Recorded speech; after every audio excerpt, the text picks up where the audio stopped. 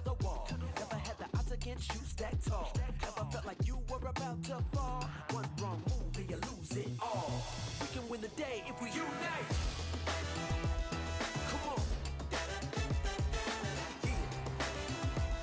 Hey, we can win the What day. just happened? Aegis Flames is what happened! Oh my gosh! Oh my goodness, the steal! News is single-handedly shutting down Zeta Division. Oh my God! One of the best to ever do it, Luminosity Gaming. It's a turn. It's a turn. Peru Unite are your world champions. Hey, we can win the day if we unite.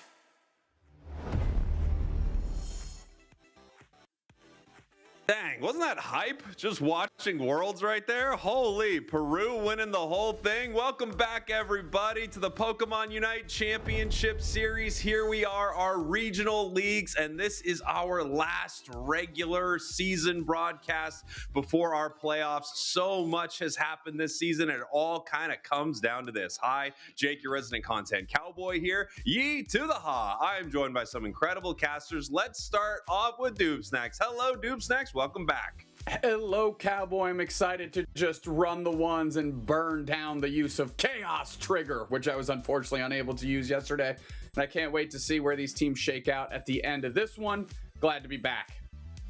I want to point out, you and I were texting last night about Chaos Triggers, and then today we were talking before broadcast about a cool moment that might happen, and you were like, oh, this is a Chaos Trigger. We all went, exactly. This is why we've been freaking out. Zoinks, how you doing, my dude? I'm doing fantastic. Love the amount of Chaos Triggers. I'm starting the barometer off at 100 today because it was already such an incredible Saturday. I guarantee this Sunday will be the same, and I'm really excited for these playoffs, but there's still some things to shake around about where these teams are going to end up in that playoff picture. So I'm excited to finally get the end results. These regional leagues have been so fun, so let's end this off with a bang.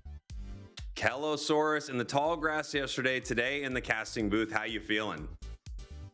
I'm doing great, had a great sleep. We are here on time, and you know what? I'm feeling fabulous and excited to see how these Chaos Triggers end up planning out today, because I feel like there's, well, still a lot riding on the line, especially for the NA region. Yeah, no question about it. I mean, so many crazy moments could still happen even today. LATAM has some wild possibilities. Chef, I know you're going to be watching a lot of the off-stream stuff and bringing us some interviews today from the tall grass. Tell me about it.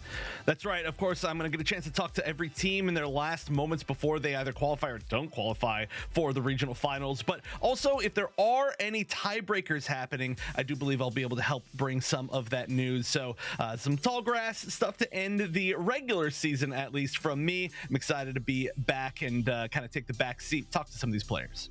Now, obviously, this is our second day here of the weekend. We had a ton of matches yesterday. We're going to start off with a little bit of a recap for EU. Zoinks, how about you break this down for me a little bit? We had some really exciting matches out of Europe. Yeah, Europe was really fun. This was a cool match to watch. BH3 Esports, this undefeated titan in the European region, going up against Volticons Unite, kind of a mid-table team, but by the eye test, it's really hard to call this squad that. They've had a great season and had a great EUIC as well, a team to be watching into the playoffs. But with this victory, BH3 locking up that #1 spot in the playoffs, aka a ticket to San Francisco, and the World Championships already guaranteed. So becoming the second European team to be representing this region at Worlds alongside Team Peps, who of course qualified via the EUIC Championship.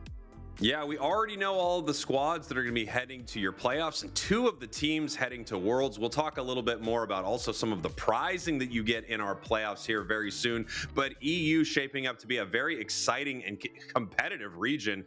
However, the most competitive region is the one we're going to be talking about next here. Chef, let's talk about LATAM. Yeah, I don't even think that's a question. It's the most competitive at the moment because it's the only region that still has 3 teams trying to fight for a spot in those, I guess, final 2 spots of the top 5. Here we had a chance to see CACM and Infamous yesterday, where these both teams were fighting for the chance to continue, not a qualifying spot, but just the chance to at least fight for the qualifying spot today. And CACM did come out on top, looking very, very strong after their showing and I'd assume their practice at ACL. So Infamous, unfortunately, going down and losing their chance to qualify. However, they did actually win a match after that, which is just unfortunately a little bit too late. So a great show showing from them, but we do see CACM, Tuzi, and Dreamax all fighting for those final 2 spots to qualify. Peru as well fighting for some seeding. Only Force, who is qualified for Worlds guaranteed, and Stamina have their spots locked in. I mean, what an unbelievably stacked region. Every single team here I wish could be in the playoffs, but yes, we still have more fighting today to decide those final 2 spots in LATAM. And then in North America, Kello, we actually had kind of a crazy moment because we had a team have the opportunity to punch their ticket to Worlds. Yeah, Root Dignitas heading on into this set only needed to win 1 singular game, not even the whole match. However, Evil Geniuses, they were out for blood going on into this match. And well, even with a well-fed Mega Charizard Y, especially with Inter there providing those puffs, it just wasn't enough to stop the defenses or the attack from Zapdos with an incredible Unite move in the last 5 seconds, nullifying that goal zone and leading the victory to Evil Geniuses. Not only that, in game number 2, EG managed to win it by only a 2-point difference, meaning they managed to shut down Root Dignitas' opportunity of securing that world spot. So still a lot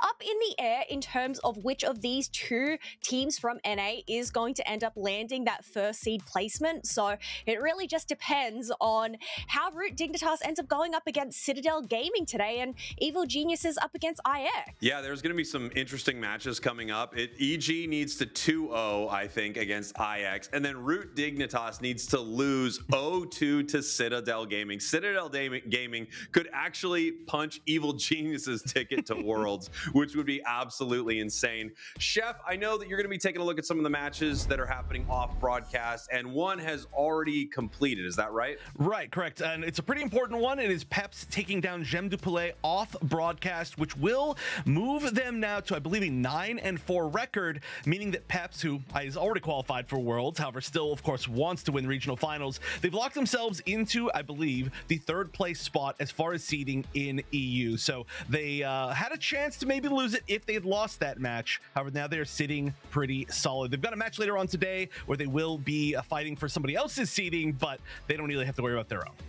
Well, let's take a look at all of our standings here, Dupes, next. We can talk a little bit also about what these players are going to be playing for. Here are our regional standings, and as we mentioned before, a lot of these teams already locked in for playoffs. Yeah, obviously Europe seems pretty well shaken out. Couple trophies there, meaning that we've had 2 Worlds qualified teams. Of course, Force Gaming from Latin America. North America, still up in air, as you all mentioned. But you might be asking yourself, hey, these teams are already qualified for Worlds. What's at stake for them in these playoffs? Well, Cowboy, it's a ton of money. So let's go ahead and throw the money that they're going to be competing for in that 5-team playoff. Of course, first place taking home $45,000, second place $35,000, curveball for you, third place $26,000 on down, which only remains with one question: is how is this playoff structure gonna look, Cowboy?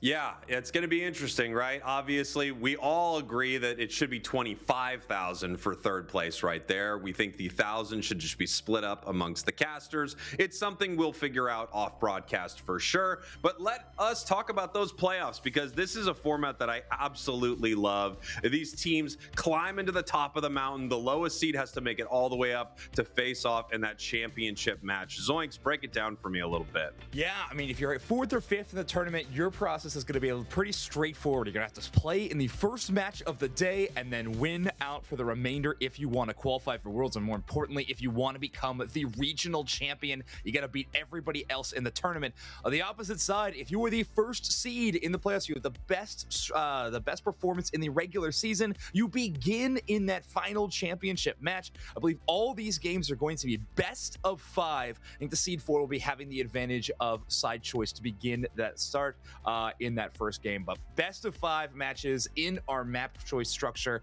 will be really interesting to see. Man, I can't wait. Playoffs are going to be so fun, and this is going to be a really exciting format.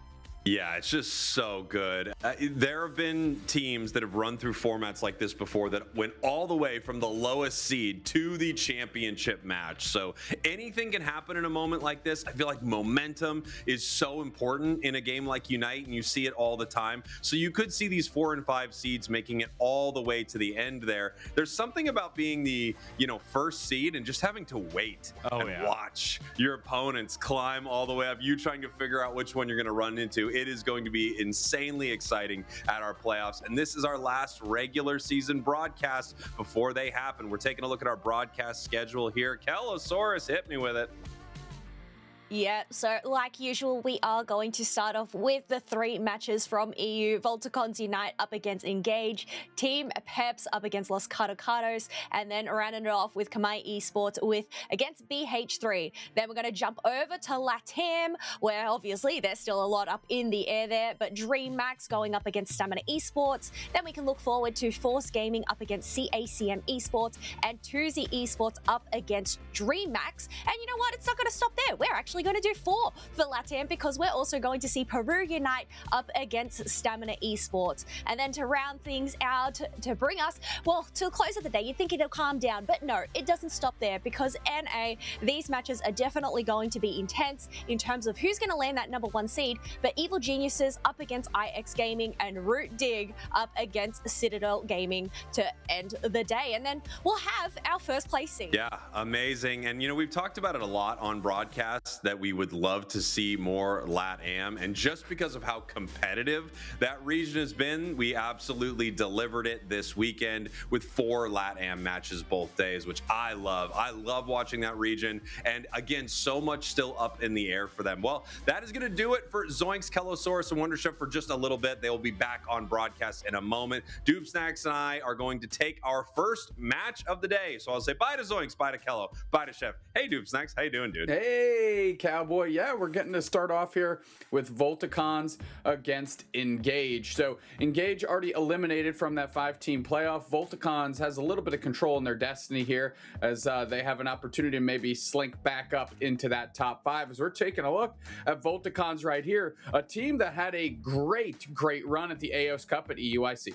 Yeah, Volticons is a team I absolutely love to watch. I was talking about them yesterday. I just think Snow is such a dynamic player. And the really interesting thing in front of them, they will lock in 4th seed here if they win this match. But, a lot of these teams that are eliminated from playoff contention, they are playing loose. They are playing well. I think with the pressure off them a bit, they're kind of playing some of the best Unite that they've played. So Volticons has a tough squad in front of them. Yeah, absolutely. At some point, if you're completely eliminated, the next best thing is to drag somebody down in the muck and mire with you and make sure that they can't take a step, kind of like a crabs in a bucket type situation. As we're taking a look at Engage here, Miffle, Volto, Aslan, Greg22, and Hiyori looking to really put the screws to Volticons today.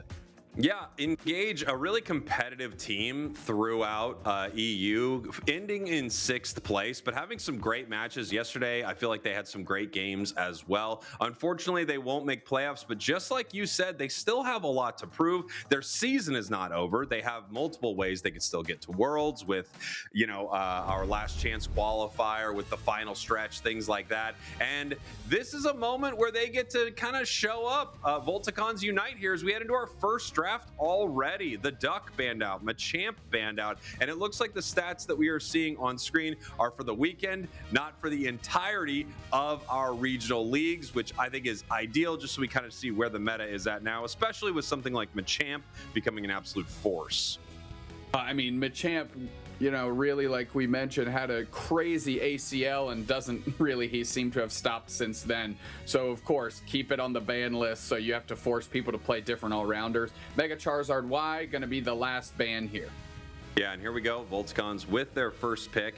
Volticons, obviously, they have their spot secured to the playoffs, but they would love to have their position cemented there in 4th place without the idea of dropping down at all. Without a doubt. Quick lock-in here of Mew. Really something that these European teams scrap over, and now NA teams scrap over. Mew getting a lot of priority as of late. We'll see how Engage reacts. Aslan hovering the Blastoise, a forever strong pick. And Greg22 a very strong Hoopa player decides that that's where they want to be for game 1. Aslan right here, the Blastoise, a 100% encounter rate, and even if this was for this season, it would almost be 100%. Blastoise has been a meta Pokemon throughout the entirety of our regional leagues. We're taking a look here. I mean, Zacian, again, a Pokemon that is really, really popular in the East. We saw it, again, in ACL have a big splash, and getting adopted here in the West through these EU teams. So unsurprising to see Zacian selected. We saw it in some of the clips that we were watching earlier in our recap as well. And Greninja is something that's really, really shown out. Yeah, Greninja has been a really interesting Pokemon. It feels like when a team kind of just needs to play their play style, they just need to get back to what they do best. They bring the frog into Thea Sky Ruins. And this has been true not only of recent with the buffs, but it's been true for a long time that you would bring out Greninja when you just want to play your old faithful. Without a doubt. Of course, Volto, Buzzwole, and then we have Snow, which is most likely going to be a Scyther there, and Fizzy grabbing the Delmise. One of my favorite Pokemon to play. It's just so much fun. Let me tell you, Dupe Snacks, if you like Delmise, yesterday and maybe even today, we saw a ton of it yesterday. We could be seeing a ton of it today. It's possible that Overlord has infected the West here with the Delmise bug, because that thing is getting picked up a lot more than it used to. I love to see it. It's, it maybe wasn't a legendary Pokemon added to the game and didn't have a crazy release in terms of power level, but it's a very fun Pokemon. I think it's incredibly well designed. So having it become in the mix and getting to show off, what a skillful individual can do with it is something I'm particularly hype about. Yeah, I mean, I totally agree. I love Delmise. I wanted it in Unite for so long. I thought the capability of the hook would be perfect. And the combination of the hook and its Unite move, I think, is excellent, right? So you hook to pull them in, or you Unite to chase them down. Really good for anything squishy on the other side. And a very dynamic Pokemon that sets up exciting fights. Without a doubt. And we saw rounding out that draft there is the Inteleon, a very versatile Pokemon, going to be able to play great at range, but of course Liquidation getting popular as well. So I didn't quite see the item loadout, not too sure which direction we can expect that Inteleon to go.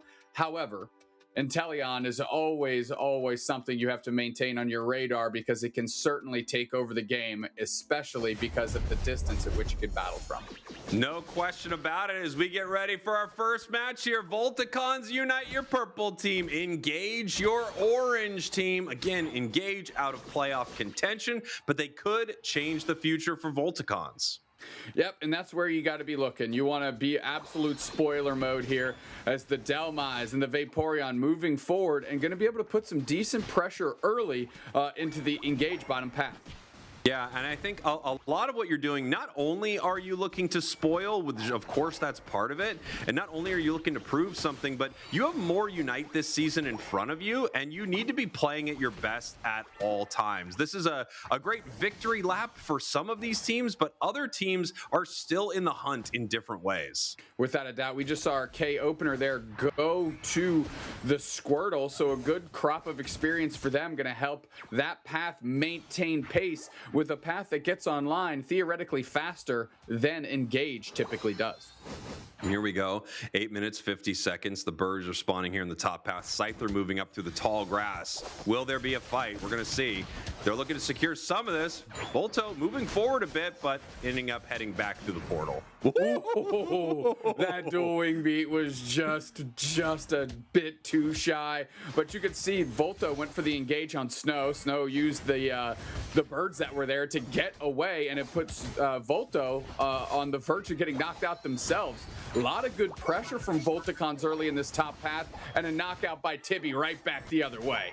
Wow, I mean, look at the pressure right there. Buzzwole in a lot of trouble in the top path. They're chasing it down. Another big-time KO. Mew picks it up down in the bottom path right here, fighting over some of this experience. They're being extremely aggressive. The side of Volticons is looking for these KOs, looking for position, looking to take away experience. And look at the level differential. 6 and 6 to 4s on the other side in the bottom path.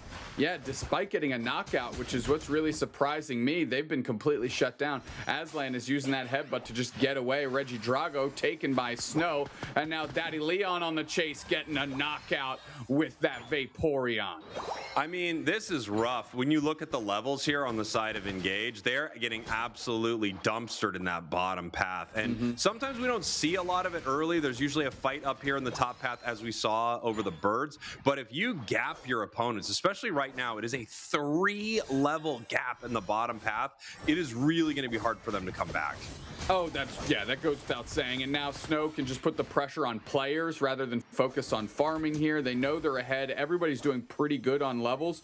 It looks like we're going to have that Aqua Ring from the Vaporeon going to be that more supportive type tank player here out of Daddy Leon. But yeah, Volticon's in complete control right now.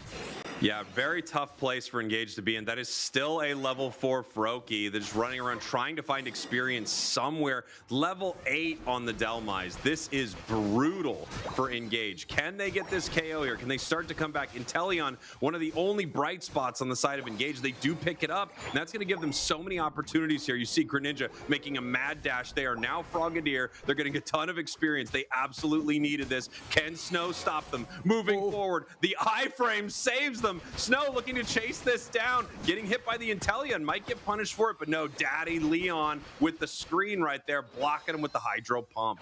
Very, very solid exchange for Volticons. They chase down the knockout, able to kind of walk the tightrope here, not get knocked out. Daddy Leon eating the liquidation, going to use the Aqua Ring to top off their own HP. Meanwhile, Registeel is getting worked on 30%. Surf in by Aslan. They get bullied out immediately. Registeel is quickly secured by Snow. Portal down attempt by Greg, but it's not going to be enough. And that's a good little Surf disengage to get reset. Here we go. Daddy Leon looking for the Aqua Ring heals, but Snow is heading back to base here. A couple of great fights from both of these squads here. Volticon's taking the objective, but Engage actually coming back in this map. The Greninja gained 4 levels in, what, 30 seconds? So that was huge. It was so far behind, like it needed anything, right? So just being able to get a couple scores in help, pulling Greg 22, big power whip swing, and that's a twofer. Yikes. Whoa. Oof. I mean, Fizzy coming right back in this. We talked about the playmaking capabilities of this Delmise, and you saw it right there. The hook bringing him in, the big time power whips and boosted attacks, taking some KOs here. While Engage is not as bad a position as they were, they're still getting beat up here by Volticons. 203.96, 10 seconds now until Regieleki. These teams are looking for it. Fizzy seeing if they can find anyone in the tall grass. Engage doing the same thing with the Hydro Pump. Yeah, a strong presence here out of Engage. They do have the hoop already poaching Miffle right there. Solar Beam isn't there. Good screen on the Surf. Everybody fades back for Volticon. Snow dunking 40 downstairs. Engage decides to work on Regieleki. A nice little pull on Greg, who dips Reduce back out. We've got Unite moves. Miffle moves in. Hydro Typhoon kicks up. We're into the smoke. Is the Mew to protect themselves. Daddy Leon popped their Unite move as well. We're moving forward. Finally, Regieleki is getting low. Golly, Volto trying to make some magic happen, but it's the Mew that steps up and secures in a big way, and Volticons, everything is going in their direction. Yeah, big stuff for Volticons right here. Not only is everything going in their direction between this fight and these two squads, I don't know if you saw that, but Inteleon hits the liquidation, and it's actually a Bunnelby that blocks about half of the damage. They don't pick up another KO in that fight. Not only was Volticons playing well, but it really just did feel like they had a bit of a horseshoe in their pocket for that one. Without a doubt, Daddy Leon there about to step up after the dual wing beat is enough to make Miffle retreat. We need this Inteleon to lead the charge here. It is the only thing within sniffing distance of being able to fight whatever Volticons has put together, as now they're rotating to the bottom objective here. They're feeding a lot of experience over to that Buzzwole. Huge breakpoint for Buzzwole is going to be 11. Huge breakpoint for Inteleon is going to be 13. By the end of this match, essentially by the 2-minute mark is what I'm saying for the final fight, they should both be able to be at those breakpoints. But level-wise, across the board, they are far behind Volticons. Yeah, I mean, Volto really needs to, you know, hit level 11 already, as you mentioned, but now needs to really start working in tandem with Hiyori so they can get some good knockouts. Popping a Scyther Unite, Hydro Typhoon again on pad. Here comes Volto, Greg, and Hiyori. Getting a knockout on anybody here would be worthwhile. Greninja backdoor Miffle, nice Unite move. Standing on just 1 HP is Tibby, and Snow is on the verge of making it out. I cannot believe they were able to escape. Holy. Yeah. Great stuff there from Volticons. I like the engage from engage right there. I'm actually surprised that Greninja didn't dive for it. I know that they might have gone down. I'd say it was likely they were going down if they kept diving, but they're so far behind. And if they could have picked up one of those high-level KOs, it could have swung the match in such an extreme way that I think it might have been beneficial just to roll the dice a little bit there. You're gambling a little bit. I think you got the straight draw, you got the flush draw. You just got to keep putting chips in the middle there. I agree completely, especially because they would have been back on their respawn timer for the final objective anyways, Groudon. So I agree with you completely. Nice anchor shot there. Has to have Hiyori retreat. Here we go. It looks like they found this Greninja here, sneaking around. Will Snow be able to pick up this KO? They do, which is going to put it on an 18-second timer. This means Volticons wants this fight, Dubsnax, and they're getting aggressive immediately. Yeah, I mean, nobody from Engage is there. Moving forward is Volto. They're going to get an anchor shotted here. Counter, Unite move. We're moving forward. Big power whip. And it's the Mew that secures again. That's just the value of Mew. Volto finally pops their Unite move, but it's a day late, dollar short, my friend. This is Volticons bell to bell. Wow, I mean, amazing stuff from Volticons right there. I absolutely love. One of my favorite things in Unite, I feel like I do talk about this a little too much, is when a team has their win condition and they just put the pedal to the floor. They do not stop. They recognize as soon as Greninja's down, they're taking a 4v5. They go for Groudon. They use the Delmise to sort of engage outside the pit and put it, engage in a position where they can't even get back into the fight. Volticons played that perfectly, in my opinion. Yeah, I agree. You got the catch, right? Miffle went down, and after that, it's like, okay, what's their next large source of damage? It's Inteleon. We've got Snow that can chase. We got Tibby that can chase. I mean, even Daddy Leon was screening around, and of course, they have the Mew to secure, which we watched them do over and over in just this 10-minute game right here. So Volticons really, really taking agency and trying to control their future here in the league. Engage, 40 seconds left. Not impossible, but Volticons would really have to throw this one away right now. 5 members of Engage moving towards the tier 1. Here's Volticons for the defense. They could just let some points go in here. Yeah, I mean, don't overextend onto that tier 1 pad. Greg goes rings unbound. They're looking for the next opportunity here. Nice little liquidation. Bang, another Delmise Unite move. They're going to go with that Seaweed Snare a long way down. And we are really just sinking Engage with that anchor. And what a great pick it's looked like in this one.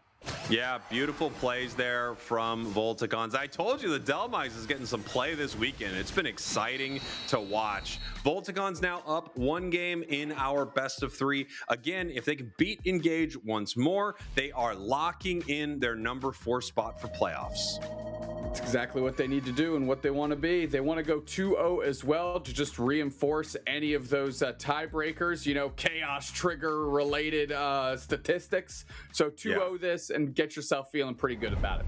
Yep, no question about it. They played fantastic through a lot of this game. I think, we're going to see some highlights here throughout this match. And there were some great moments from Volticons. We did have a couple signs of life from Engage, but we're watching these replays from the 4-minute mark. I got to tell you, those first 2.5, maybe 3 minutes where Volticons absolutely dominated them, especially in the bottom path, set this match up from the beginning. They they beat them about as bad as you can in their laning phase in this game. And it just made it so they could never really get a footing in this match. No, exactly right. I mean, when you're rocking it with 2 stage 2s and you've got a Scyther that's online in about 11 seconds, just able to go to every path and be an impact, you get results like you looked at right there. Snow, 6 knockouts, 5 assists, 61k damage, boatload of points. And of course, Snow, electric player. You talked about them at the start of this one, and this game being no exception. Yeah, I mean, incredible stuff, not falling a single time. Snow doesn't fall here, not at all. Instead, they are bringing the avalanche with the KOs. Incredible stuff, 61,000 damage. I mean, they're putting damage numbers that are multiple carries on the other side combined. Really impressive. I'm looking down and you can just see how efficient Volticons was in their fights. So while they certainly had decent damage numbers comparatively to the other team, nothing egregiously high like some matches that we've seen between two teams that are constantly fighting over and over again that have multiple tanks, for example.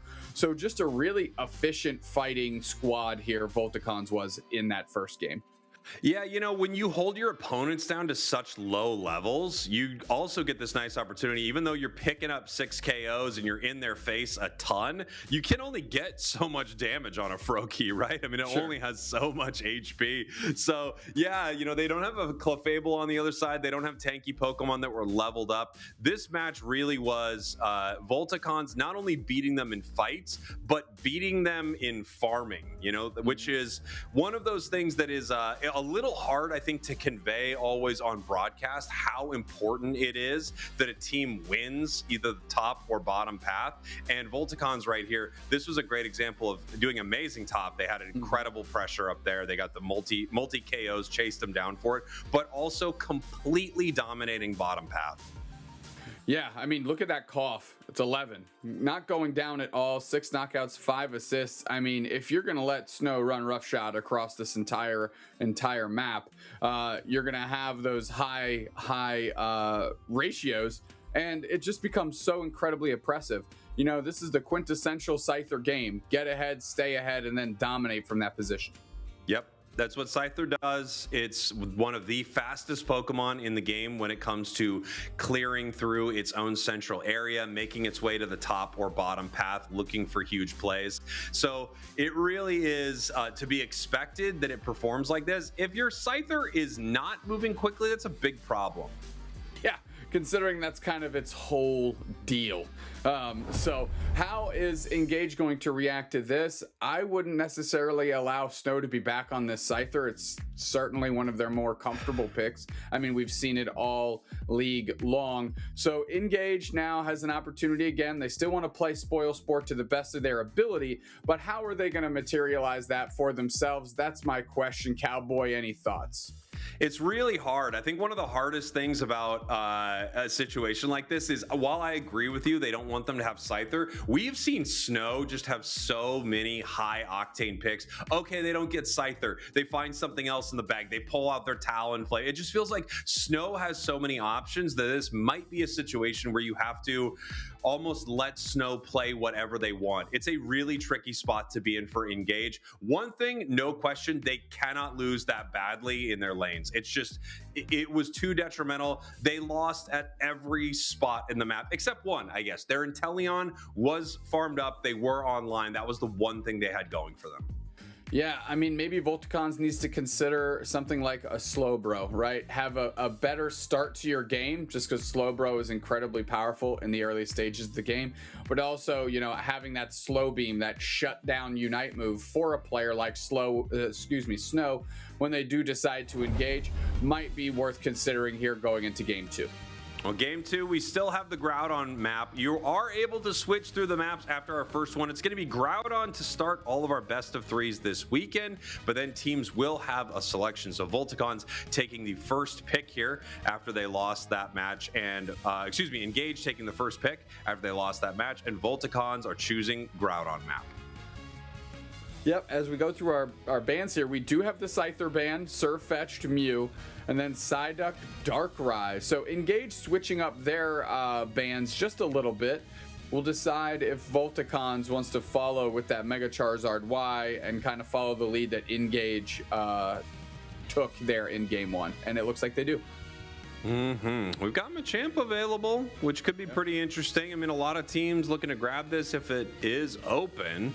Engage could, yes, they do. Volto on Machamp. This is a pick that we've seen a lot from Engage. Volto, Machamp seems pretty reasonable, and this Pokemon is just it's such a stellar priority after ACL. Look at that encounter rate, 97%. You're seeing it in every game.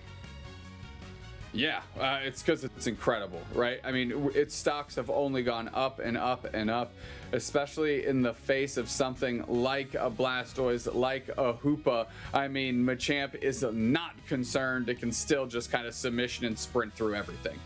Yeah, it is so good into Blastoise. It's just, I mean, the amount of, displacement that you get from Blasty Boy is incredible with Hydro Pump, Surf, even its Unite move. It's just so annoying. Its boosted attack even is just very frustrating to deal with. But Machamp doesn't care about any of that. Submission making them unstoppable, sets up huge, huge plays. Looks like we're jumping back to us here. We're going to have to remake that lobby really quick. But it was nice to see Tibby not grabbing the Zacian, but going into the anchor. Chaos triggered. Boom, boom, boom, boom, boom, boom, boom, boom, boom.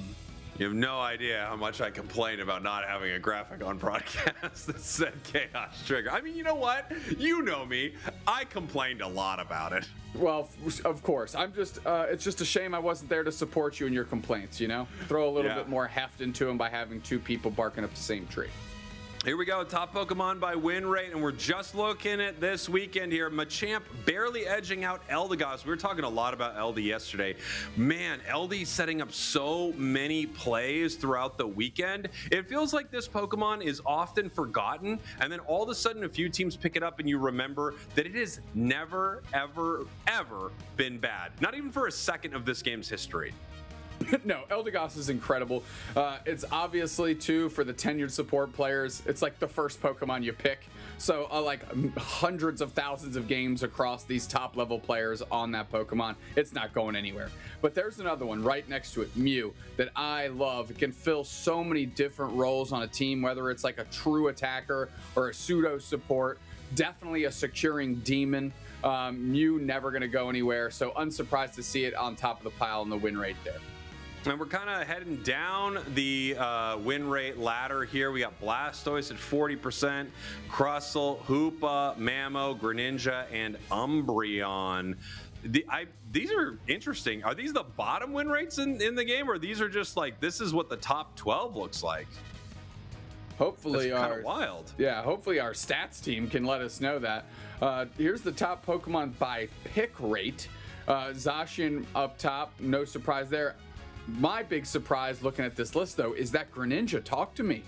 Well, I think the thing is you'd never ban it. So if you'd never ban it, it can sneak through, right? A lot of these Pokemon are, really buoyed here by the fact that you wouldn't ban them. The one I'm surprised with is Zacian, because we saw how dominant that was at ACL, and it still feels like some Western teams are a little slow to notice that this is one of the best top path Pokemon in the game. But with so many power picks, it can be hard to get it banned out. You've got Machamp that's getting a ton of priority, Charizard Y getting a lot of priority as well. So it may just be that it doesn't make the ban sheet. Yeah, we're in a unique spot in this game, Cowboy, where there is so many powerful things and we have so many strong players on their personal picks that eventually just some of this stuff has to get through, right? Some of it just has to. What I love to see, though, is the Duck finally sitting on top of the pile of this ban rate. That Pokemon is an absolute unit and is never, never, never a threat when it's on the map. Yeah, it's just so good. We saw so many huge plays from yesterday. If it ever made it into a match, you were thinking, why on earth did we let this team have this? Of course, Blastoise still being frustrating here. Machamp jumping up to this ban rate here, number 3 now. Surfetch still catching a lot of bans, as well as Umbreon, and of course, Mega Charizard Y. Not to be forgotten, it's still an incredibly powerful Mega. Yeah, it is incredibly powerful, but it does seem like people have adjusted into how to combat it, earning less bans now. Right on down the list here, surprised to see Dragonite catching some bans on that flow chart. But just more of kind of those natural picks as you see, the couple all-rounders and Zacian, Mega Lucario there. Hoopa and Blissey getting bans feels incredibly targeted in my opinion, because I don't think there's a real world where those are the most important things to get rid of. And Mew catching bans across when you see a certain player on the other side. Yeah, there you go. I mean, it must be a very specific person that you are looking to shut down there. Now we have our encounter rate Blastoise, Psyduck, and almost Machamp seen in every game one way or another, whether picked or banned. Umbreon very high on that list, as well as Sirfetch'd and Mew. I mean, you talked about it. I think the thing with Mew is it's extremely hard to balance a Pokemon that is so high skill, right? I mean, if you play this at a high level, you are performing multiple roles. You have so many different tools in your toolkit. You could be, attacking at extreme long range with Solar Beam. You could be displacing your opponents with Surf. You could be coaching your allies. You could be looking for secures with Electro Ball, all the while having one of the slipperiest Unite moves in the game. Mew is just one of those perfect Pokemon for high skill players. Yeah, and really it has become the hallmark of certain individuals around the world. You just go, well, here's just another S-tier Mew player, gotta get rid of it because they just cause too many problems with all of the different things it can do. Going back through here, our encounter rates, Zacian incredibly high, like you said, kind of everybody waking up to the strength of it. Mega Charizard Y as well, completely unsurprised. Hoopa forever with Eldegoss remains just an incredibly strong constant in that support role, whether you're going Trick Phantom Force or Portal Phantom Force. Just so many utility options out of Hoopa, and it does so many unique things. Completely unsurprised to see it having a nice little resurgence. Yeah, I totally agree. Yeah, Hoopa is another one of those Pokemon. The second it was brought into the game, you knew that this would be meta forever. As we're heading back into our draft phase right here, we need to do a quick remake, and our teams are ready to go. We'll see if they have the same bans as we head through. Scyther, you talked about it, Dupes Next. They went for the targeted ban. Yeah, I kind of like that, right? If you've got a different strategy in mind, you're like, you know what, let's just take this off the table. The diminishing returns of, Snow's next pick is much, much different, so let's force them on something like that. The bans did remain the same, so we'll see how the draft shakes out. Volto's still going with Machamp first pick. Volticon's getting the reactionary selection, and I believe last time they went Blastoise, Hoopa, and this time they're going to Umbreon, Blissey. So I think we found where the problem was. Yeah, clearly something big happened on the side of Volticons right there. That's a 2-player switch up, which is confusing to me, but sure, fair enough. Heading on over to the side of Engage, their next couple of Pokemon, it looks like they might be, no? Thought for a second there they were going to be taking the Inteleon early. No, they are. So we've got Greg on the Eldegoss, and we have Miffle on the Inteleon. So now Hoopa not even in the mix as Tibby reacts with the Garchomp. Last time Tibby had selected the Delmise. Jellyman, that's throwing me for a loop. Mega Mewtwo Y selected there, and we'll see how Engage rounds out their draft. Yeah, Jellyman, from what we saw earlier, is a sub for Volticon, so that's why we might not know the name as well as the rest of the players on their squad. Next couple of picks over here to Engage. We're going to see if they would like to steal something that they think our opponent might pick in that final spot, or no. We've got Greninja, we've got Snorlax, and now Snow with their final pick. What do they want to carry with? Hovering Zacian, that plays a little differently than Scyther from what we saw before, but we mentioned how strong it still is. So Snow does elect to go with Zacian. We'll see if we start switching stuff up a little bit. Tibby playing the Zacian last time. Now, my thing that I'm looking at here, Cowboy, is Engage. Having a much stronger early game opportunity between your Eldegoss, your Snorlax, and even that Inteleon. Yeah, the only thing that could be tough is if they get this, Greninja shut down once again, they keep it a Froakie. Mm-hmm. It doesn't look like our players are bouncing things around at all, so Snow is going to be taking the Zacian. You could see a reality where they send Garchomp center, but Zacian clears it just a little bit faster. Yep. I'm taking a look here with Engage. I would love to see Miffle actually go into that bottom path and have Hiyori do the rotations in the center. Really make sure that Greninja gets up online. We know Inteleon, especially like in that Drizzile stage, can fight very well early through the water gun. It's just a great secure tool. So let's try and bring some balance to our early stages of the game. Let's get Miffle into that bottom path, and let's let Hiyori level up this Greninja and come online as early as possible. And then after that, if you feel comfortable, you can put your Inteleon back in that center. Yeah, it's definitely a very possible strategy, right? It's interesting because both Greninja and Inteleon want a lot of experience to get online, but no question Water Gun is a much stronger secure tool than Greninja's auto attacks or Bubble.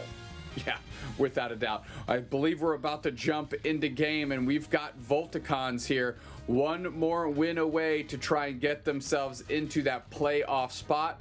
But in front of them is Engage, and they are looking to play spoil sport, be those crabs in the bucket, make sure nobody else is leaving the bottom three with them, keeping as much of the people down as possible within their league.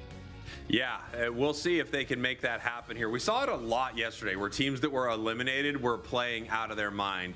This first match, though, did not look like that from Engage. Let's be honest. I mean, Volticons really dominated them. It was pretty impressive. So we're going to have to see how they look here in game number 2. Volticons has had a weird season because they do feel like one of the top teams in EU. However, they're sitting in the number 4 spot. Yeah, especially after we saw how they performed at EUIC, right? Winning their group, doing great in that LAN setting. They have plenty of experienced players that are great on stage. If only they could leverage that LAN buff sitting at home. They need to figure out a way to get themselves that opportunity and be able to turn it on. You know, you see a team like BH3 who is crushing it in their league, and you look back across the way, and all of a sudden Volticons can play on LAN and BH3 struggles. Let's talk about this graphic, though. Yeah, average damage dealt here in EU. You're seeing Klaus and Zante from Peps, followed by, I mean, I guess it would be a shocker given their record, right? Oni and Joxu from Avalanche. Yeah, I mean, high damage number, 77,000 average here as we're in the game. Here we go. Engage your purple team. Volticons unite your orange team. They are looking to lock in that number 4 slot in the playoffs with a bullet if they can take down Engage here. I love seeing that Froakie in the central area as Snow's going to go for a quick clear. Miffle is there. We're going to try and get some good secures. A lot of pressure with that Swift on that Sobble. Aslan needs to be turtling up and making sure that they are protected there as Fizzy grabbing a berry and just getting away from them. Kind of having complete control here. Yeah, and here we're going to see if they can secure this. Aslan looking for it. Snorlax, such a monster early. And you know, that's exactly what you called for, Dupes. Next, we got the Inteleon down here. We've got the Snorlax down here. Greninja moving through the center. Engage looking like a different team, at least a different strategy. Yeah, Snow, no fear there. I believe it's a Metal Claws Ashes we're going to be doing today. Quickly bops in and immediately runs away. Good amount of dunks going in the top path here is Hiyori doing much better in game 2. Wow, this is huge for Engage. This is, I mean, night and day from game 1. We still have Volticons putting a ton of pressure on the bottom path here, but Snorlax not going down just yet. Back on the goal zone right here. Froakie is able to run back and make it away. Aslan does go down, but not too bad from Engage. And their top path, they absolutely dominated them. Here we have the Gibble on a little bit of an invade mission. Yeah, good coverage through the Snarl foul play from Fizzy. Just enough to push off Sobble, and Tibby now is fighting their way to try to evolve. I can't believe Greg got that. I mean, Greg out securing the invade there from Volticons. You love to see it as we have Mewtwo online here. The Psy Strike doing some work. Safeguard on the Blissey. Very smart play when you're running into this Machamp. Yeah, still was down though. Now Snow very low, does get the counter knockout. Greg is trying to A-press and get the knockout. What was Snow thinking? This is Eldegoss. Eldegoss is so insanely good. It never stops as it takes down the KO, gets the Zacian. Maybe they thought the next safeguard would be up in time, you know? They were playing on a razor's edge against the Machamp already, so maybe they thought they could limit test a little bit against the side of Engage right there, but Greg said no. Yeah, Greg on this Eldegoss said no. The Eldeglock, as it was called back in the day, for its A-pressability and just the disruptive moves it has. And we are playing with the puff there, which you can see how disrupting that is right there in combination. Now Hiyori's putting the pressure on, tons of damage, serving up pizzas with those shurikens. Nice little top off by Greg, and Hiyori's going to close this goal zone +9. Yeah, pretty aggressive goal zone break right there. You're not getting a ton of points there with the overdunk, but you are getting incredible position, and you're sending a Reggie Alecki their way here in just a moment. Look how quickly they're able to work through that between the Machamp and the Greninja. Meanwhile, downstairs, Volticons, that's where they're saying our bread is buttered. They want to stick in that bottom path. Aslan taking a ton of damage, throwing up a block as the Mega Mewtwo Y finally goes back into base model mode, and they're still trying to chase down this Snorlax. Ooh, interesting. We're seeing the snipe shot. This is not what I would have expected out of Inteleon. We've been seeing liquidation all weekend, basically. But here we've got the snipe shot back. Of course, incredibly powerful. And given that their Blissey is going safeguard, they don't have the soft boil to heal off these snipe shots as easily. So this could be a great strategy for Engage. They can certainly put a lot of pressure around objectives with a snipe shot in Inteleon, and that's something that Volticons is going to have to be ready for, especially when you can go into submission Machamp mode and just sprint at whatever target was just hit with that snipe shot and close the deal on that knockout. Snow, tons of pressure on Greg, still mad from before it looks like, as Greg gets a foul play snarl combination. Now Fizzy is forced to retreat. Yeah, here we go. Aslan getting some vision for the team. Nice big heavy slam, throwing up the block right there. But this is just one of those moments where Snorlax is kind of telling everyone from Engage exactly what Volticons is up to as we are looking for the next fights to pop up. This is a moment where you don't always see a ton of brawling between these two teams, but with tier 1s up in the bottom path for both sides, we could see these teams continue to go back and forth. No, that's a very good call. I mean, the score line here is very close. The levels are looking pretty darn decent too. Volticons actually maybe a hair behind. So Engage really turning it around here in game 2, and a great first 5 minutes from them. Yeah, and here we go. Greg seeing what they can start here. The snipe shot goes a little wide, but they were thinking they might pop out of that bush there. Almost like anticipating your opponents a little too much with that snipe shot as they are ripping through Reg Ice. Who will get the secure? Heavy slam there in the back door. Infinite Cyburn out of the Mewtwo. Greninja's already down. Block is there. Power Nap in the middle. But well spaced out and bullied out is most of Engage as Volticon secures, and now they're absolutely folding Engage like lawn chairs. Yeah, that was really beautiful. A very patient fight there from Volticons, it felt like, using their Unite moves with like expert timing throughout the entire thing. That way they were able to get the most value possible and then get the secure. I thought that was really impressive from Volticons, because that did feel like a moment where, especially in a game, you know, that you and I might be playing, we're just going rip, rip, rip, rip, rip, rip, rip, rip, rip. But they actually were ready to go with perfect secures, perfect plays. Yeah, and good communication on Volticons, right? I mean, that Mewtwo was in the top path, but that Infinite Cyburn is what they used to kick off their fight. So they made a call, they used the Infinite Cyburn, Volticons delivered in a good team fight downstairs, they got a good amount of points in upstairs, and after everything shook out, get the objective, get another goal zone closed out, and have that nice score lead. And here we have Volticons moving up towards this top path. The snipe shots making this a little frustrating for them. Oh my gosh, and they are landing them here too. Reggie Alecki getting hit a little bit, but Umbreon moving in, creating some spacing here for Volticons. Wow, just like an eject button Dragon Rush into that Garchomp Unite move, knocks out the Inteleon, and you don't have to worry about snipe shots if they're not in the map to sling them at you. Nice back-to-back knockouts here for Volticons. They're seeing what they need to do. Good submission on Tibby. Dragon Rush back away, gets covered by the safeguard, enough HP gets back after that, and now a block on the retreat as Engage is seeing this nice thing they built the first 5 minutes wither away. Yeah, I mean, that was an interesting fight there from Engage. The Greninja absolutely surfing through them with a few of those moments here. You know, picking up some big-time boosted KOs against their opponents, but they did eventually go down, and because Inteleon wasn't there to continue to put the damage on, it was a fight that Volticons could eventually win even after not getting the objective. Registeel now should be mostly free. However, Machamp is considering trying to take this here, or at least get some vision for Inteleon. Body blocked. Yeah, great job body blocking for that Inteleon. You know, that snipe shot isn't like the Spirit Shackle from Decidueye. It doesn't go through those targets, so you really need a clear line of sight. Volticons, of course, knows that. Good adjustment. Yeah, and here we go. 10 seconds until Groudon. This match just kind of felt like non-stop fighting. I can't believe we're already at Groudon. It's because we didn't sort of have that calm in the middle of the match around the 5-minute mark. They just kept brawling in the bottom path. 89-160. The snipe shots are going to continue to chip at them right here, but Volticons might just start this fight already. Groudon almost at half. Doob Snacks. Yeah, they've barely had to do anything to get that HP down. Aslan going for a flank here. Groudon putting a little bit of damage themselves onto Volticons here. Snipe shot hits Daddy Leon, but we're still playing it slow.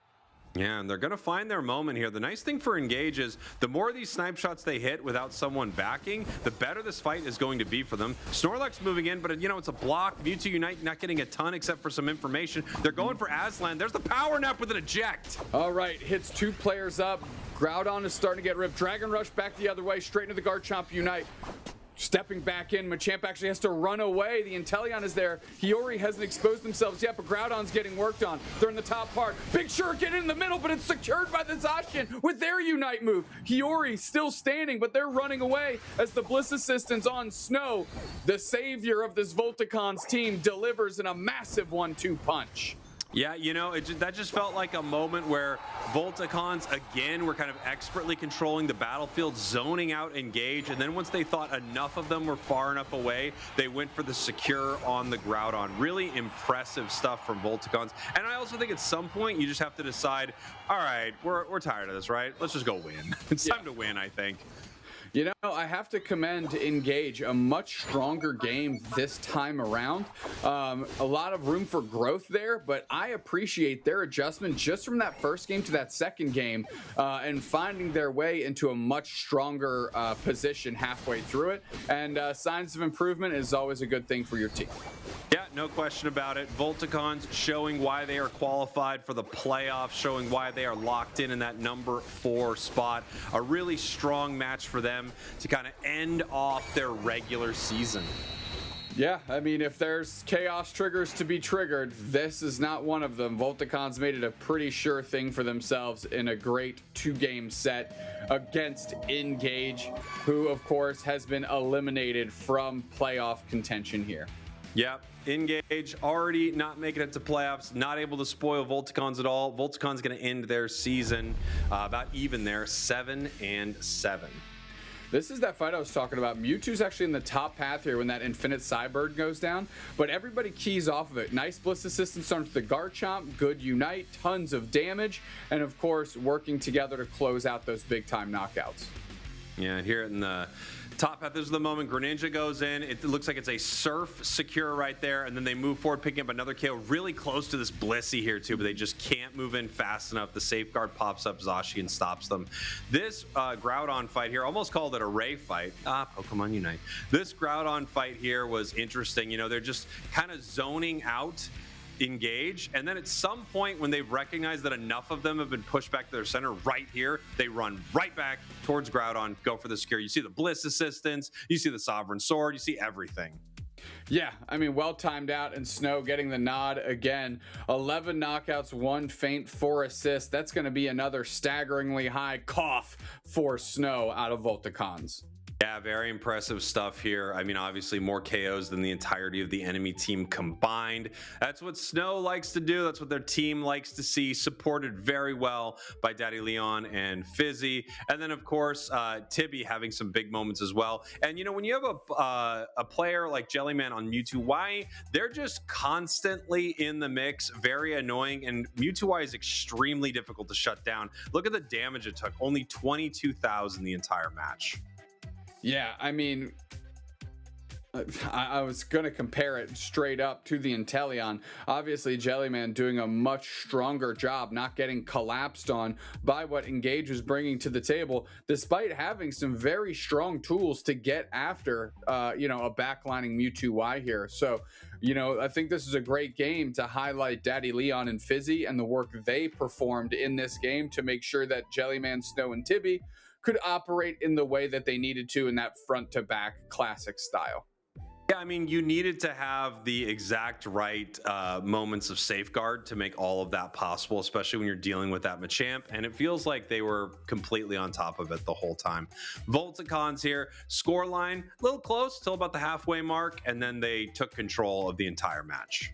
Yep. I mean, you can kind of see by the heat map here, pretty much everywhere on the map, right? They were just kind of chasing it down, using that Zacian, maybe not as fast as the Scyther, but certainly doing their best impression, moving all around the Thea Sky Ruins. And as I mentioned, a huge cough of 15 there for Snow. Yeah, really impressive stuff.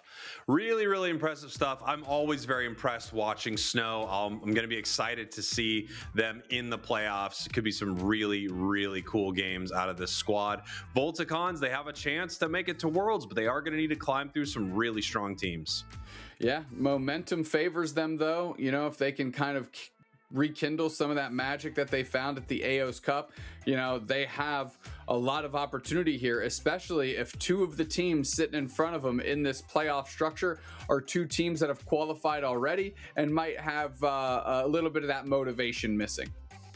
Yeah, interesting, like some stats on the screen here. We have at what point they hit level 15, 9 minutes, 28 seconds. We also have first score, 9 minutes, 27 seconds. I think those are reverse, or maybe they're not. Maybe the Zacian just never ended up scoring throughout the entire match. That could be the case. Zacian rarely scores. That would actually be very funny if they also almost never scored, and then the second they did, they hit level 15. Yeah. Sometimes we even see that number right at the 8-minute mark, right? And that's when you know something's going incredibly correct. But for this particular game, you didn't need to jump the gun too much here. Another solid game back to back in this set for Volticons, and now finding themselves again. I'm pretty sure solidified their spot in that top 5 here. So no chaos triggers for Volticons anymore. That's right. They were fighting over whether or not they would solidify their 4th place spot in playoffs, and that's what they were able to do. We've got a couple of interviews from the tall grass with Chef. We're going to take a look at those, and then we will be back with more Pokemon Unite. The last day of our regular season is here, and it's happening now. It's now. And it's now. Enjoy the interviews. Yeah. Hey everybody, we are here with Bruv from Peps, who have just guaranteed themselves 3rd place in the EU region. And I do have a match coming up, but still have some questions for you, Bruv. First of all, how you feeling today? I'm doing quite well. I've been playing some Pokemon champions as well as Unite today. It's just, getting in the mood. That's a good way to practice. So, of course, you are a team. You were the first team, I think, qualified for Worlds, and you were not quite first place in your actual league, but you've been fighting up so strongly after that qualification. Do you feel like, again, you're still on an up and up as a team? Do you feel like you still have was in the team that qualified you for Worlds at UIC? Yeah, I think obviously we know we did well at UIC. We weren't expecting to as well. We definitely took some things from that which we know we're good at, and we're trying to spend some more time on the things we're less good at to see if we can have other ways of applying ourselves through the year basically. So yeah, it may look a bit rough at times, but we're testing things. All right, well, you've earned the time to test, certainly. But your next kind of big objective here is going to be regional finals. Now that you only have 2 teams that are going to be placing above you, have you been practicing for the most? Obviously, you kind of know who's going to be your opponents, at least potentially in the future for regional finals. How do you feel about the teams that you're going up against? Is there anybody that you've been focusing on specifically to try to become the regional champions? We're just trying to scrim whoever wants to scrim us. It's really up to other teams. If they don't want to scrim us, they're not scrimming us. So we're playing who we can, and we're just playing the game. That's pretty much it. All right. Well, it seems like a pretty lax kind of headspace y'all are in over there, which is good. Of course, obviously, we all want to see you do really well, especially after that showing at UIC, and of course, just being able to watch you throughout the rest of the season. So I'll wish you good luck in the regional finals, which is going to be happening in just 2 weeks. And of course, good luck in your next match. However, not going to quite matter for your seeding. You might be able to play a little bit of a spoiler, but we'll see how that goes. So I'll see you in just a few minutes in the match. Okay, we'll see you there. Hey everybody, we're back here with Nihat once again representing Los Caducados, who are playing their final match of the regular season right after this. And first I gotta ask, why does your camera look a little bit better than yesterday? I feel like you gotta make it keep looking worse. What actually is your camera? Why is this a legendary? Okay, so to be honest, my laptop is not the best. Okay, it's very old laptop, and on Discord my camera looks pretty okay. Just on this website here, it's really bad. I've seen it on stream. I was like, that is kind of ridiculous. Yeah, you know what? It's a good luck charm now. You went up against a team that had one of the best cameras that we've ever seen, and you beat them. So maybe the key is you got to keep going with the laptop camera. But it doesn't matter. Your laptop camera is not your skill indicative of a player. And of course, you've qualified now for regional finals, guaranteed off of the matches yesterday. So congratulations. And now you're basically guaranteed one of the 4th or 5th place spots going up against Volticons. So I do have to ask you, obviously you have a match today that could potentially change your seeding just slightly, but are you focusing really heavily on fighting against Peps right now because you will have to fight them later in the regional finals, or are you really heavily focusing on your first matchups at regional finals? Like, what are you just as a team most focused on right now? I think the more focus relies on the game against Volticons that we have anyways. The Peps game is gonna be cool to beat them because they're UIC champs and stuff. It would be kind of funny to beat them, of course. And their substitute is one of my best friends, so I could meme on him a bit. It would be kind of funny. But we don't really mind if we win or lose here. So we're mainly focusing on the Volticons game. Okay, yeah, that makes a lot of sense. You against Volticons it's going to be a very, very cool set. I mean, honestly, all of EU is so close. Everybody that's qualified now for regional finals. Yeah. So we'll wish you good luck, and good luck in the Peps game. Have a lot of fun with that. At least show us something really fun. That's my request. And then, of course, focus in because you've got 2 weeks to go. So good luck, and we'll see you soon. Thank you so much.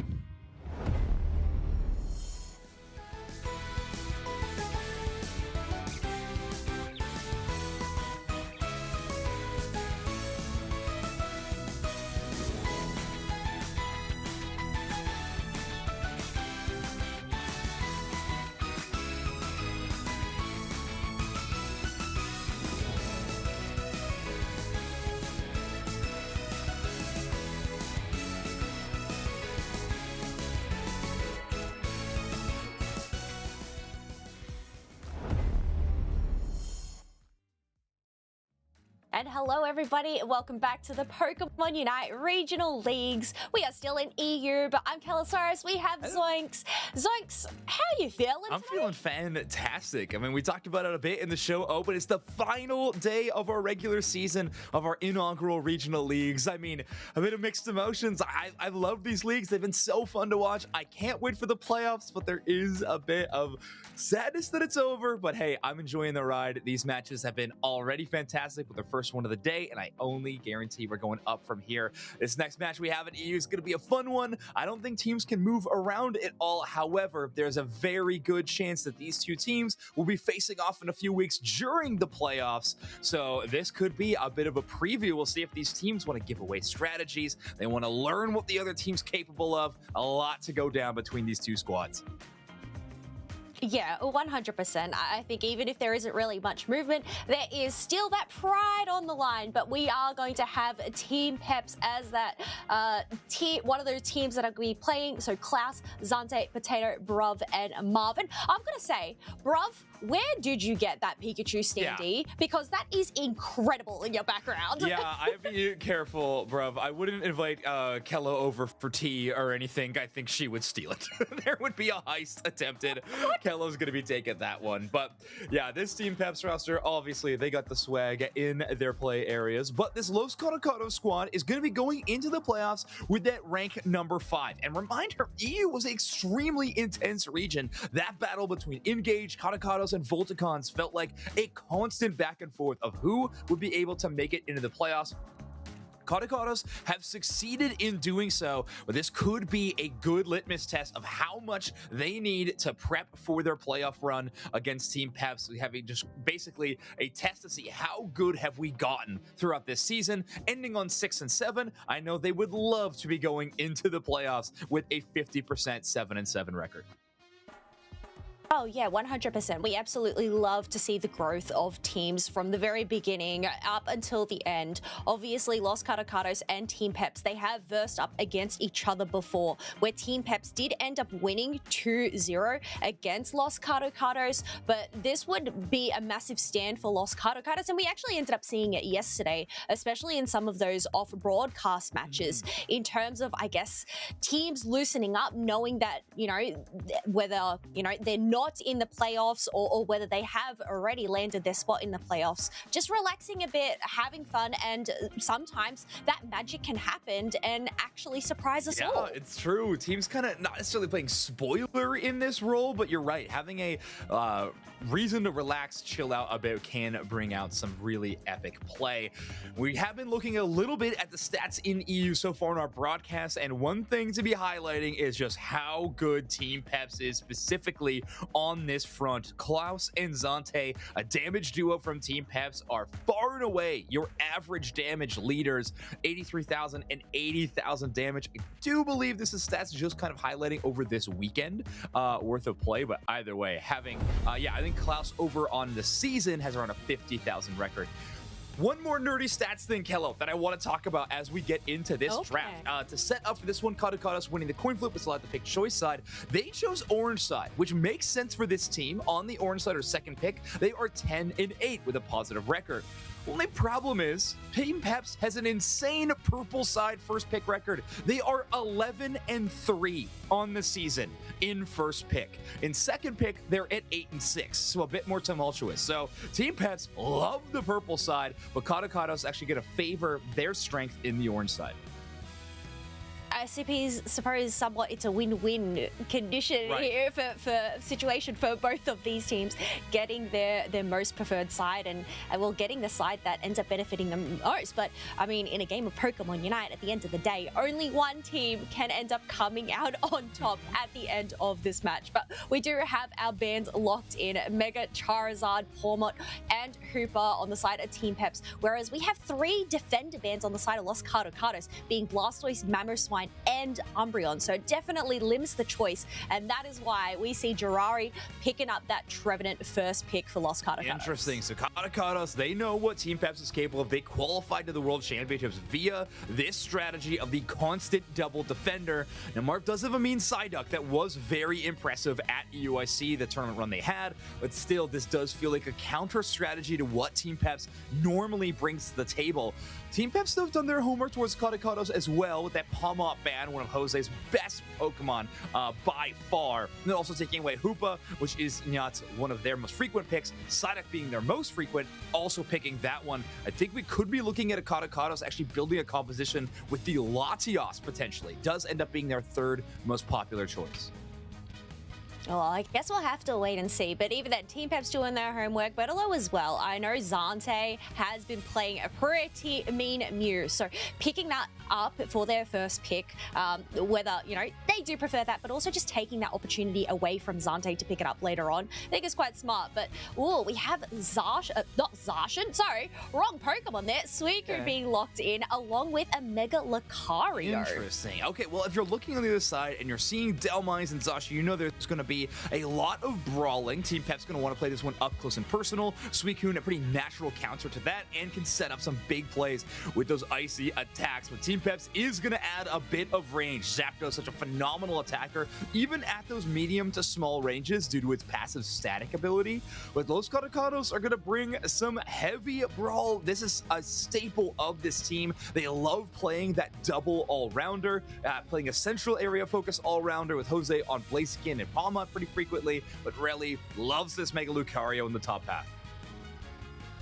How did you feel after yesterday in terms of seeing the Zapdoses out? I know it has a lot of potential, and we witnessed that in NA, being able to nullify those goal zones, but how do you feel it fares up in terms of those team fights? Because I didn't get a chance to really see much of it yesterday. I mean, it's hard to turn away from the damage numbers this Pokemon can put out for sure. Its encounter rate so far in our weekend of competition is only at about 30%.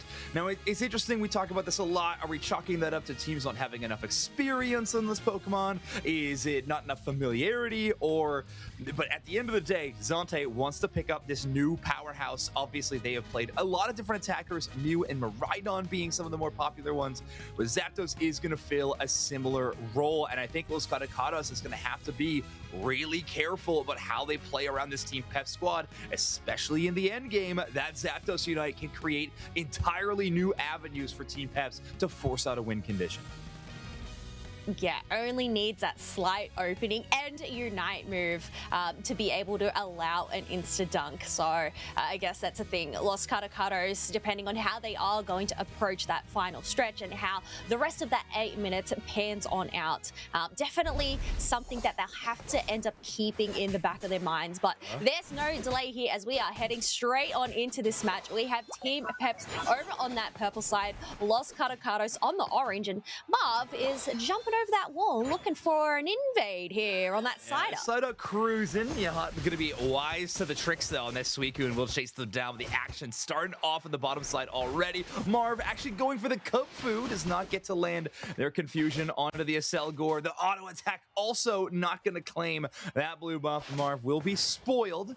Yeah, and Jose going to be doing a great job of locking down their own central, forcing away the invade. Marv, not too worried about this. They don't have the XP share for the bonus move speed, but they are running Potion, so it allows them to be a bit more aggressive with the ability to restore their own HP. Yeah, definitely have to give it to Nayat to have that awareness, especially because, well, Kupfu isn't exactly the greatest at the beginning until it actually gets that level 5. So making sure to be up on those extra defenses. Otherwise, we do have Jose picking up that water bear there and heading up into the top area. So it's going to be a 3v3 up. Yeah, so far Potato not able to be as aggressive with that level 5 Urshifu on the other side. Great coverage by Nayat with that avalanche into the tall grass, making sure if anybody on Team Peps wanted to over-aggress, they would be dealing with that freeze effect very hard, and you don't want to give up early KOs to the Urshifu Lucario. Urshifu obviously having that Accel Bracer, so having that KO stacking item is really scary. You don't want to give up that early stat advantage. No, definitely do not want to do that. However, I guess because they didn't really get to find that opening, Rayleigh on the Mega Lucario isn't able to get any stacks for their attack weight there.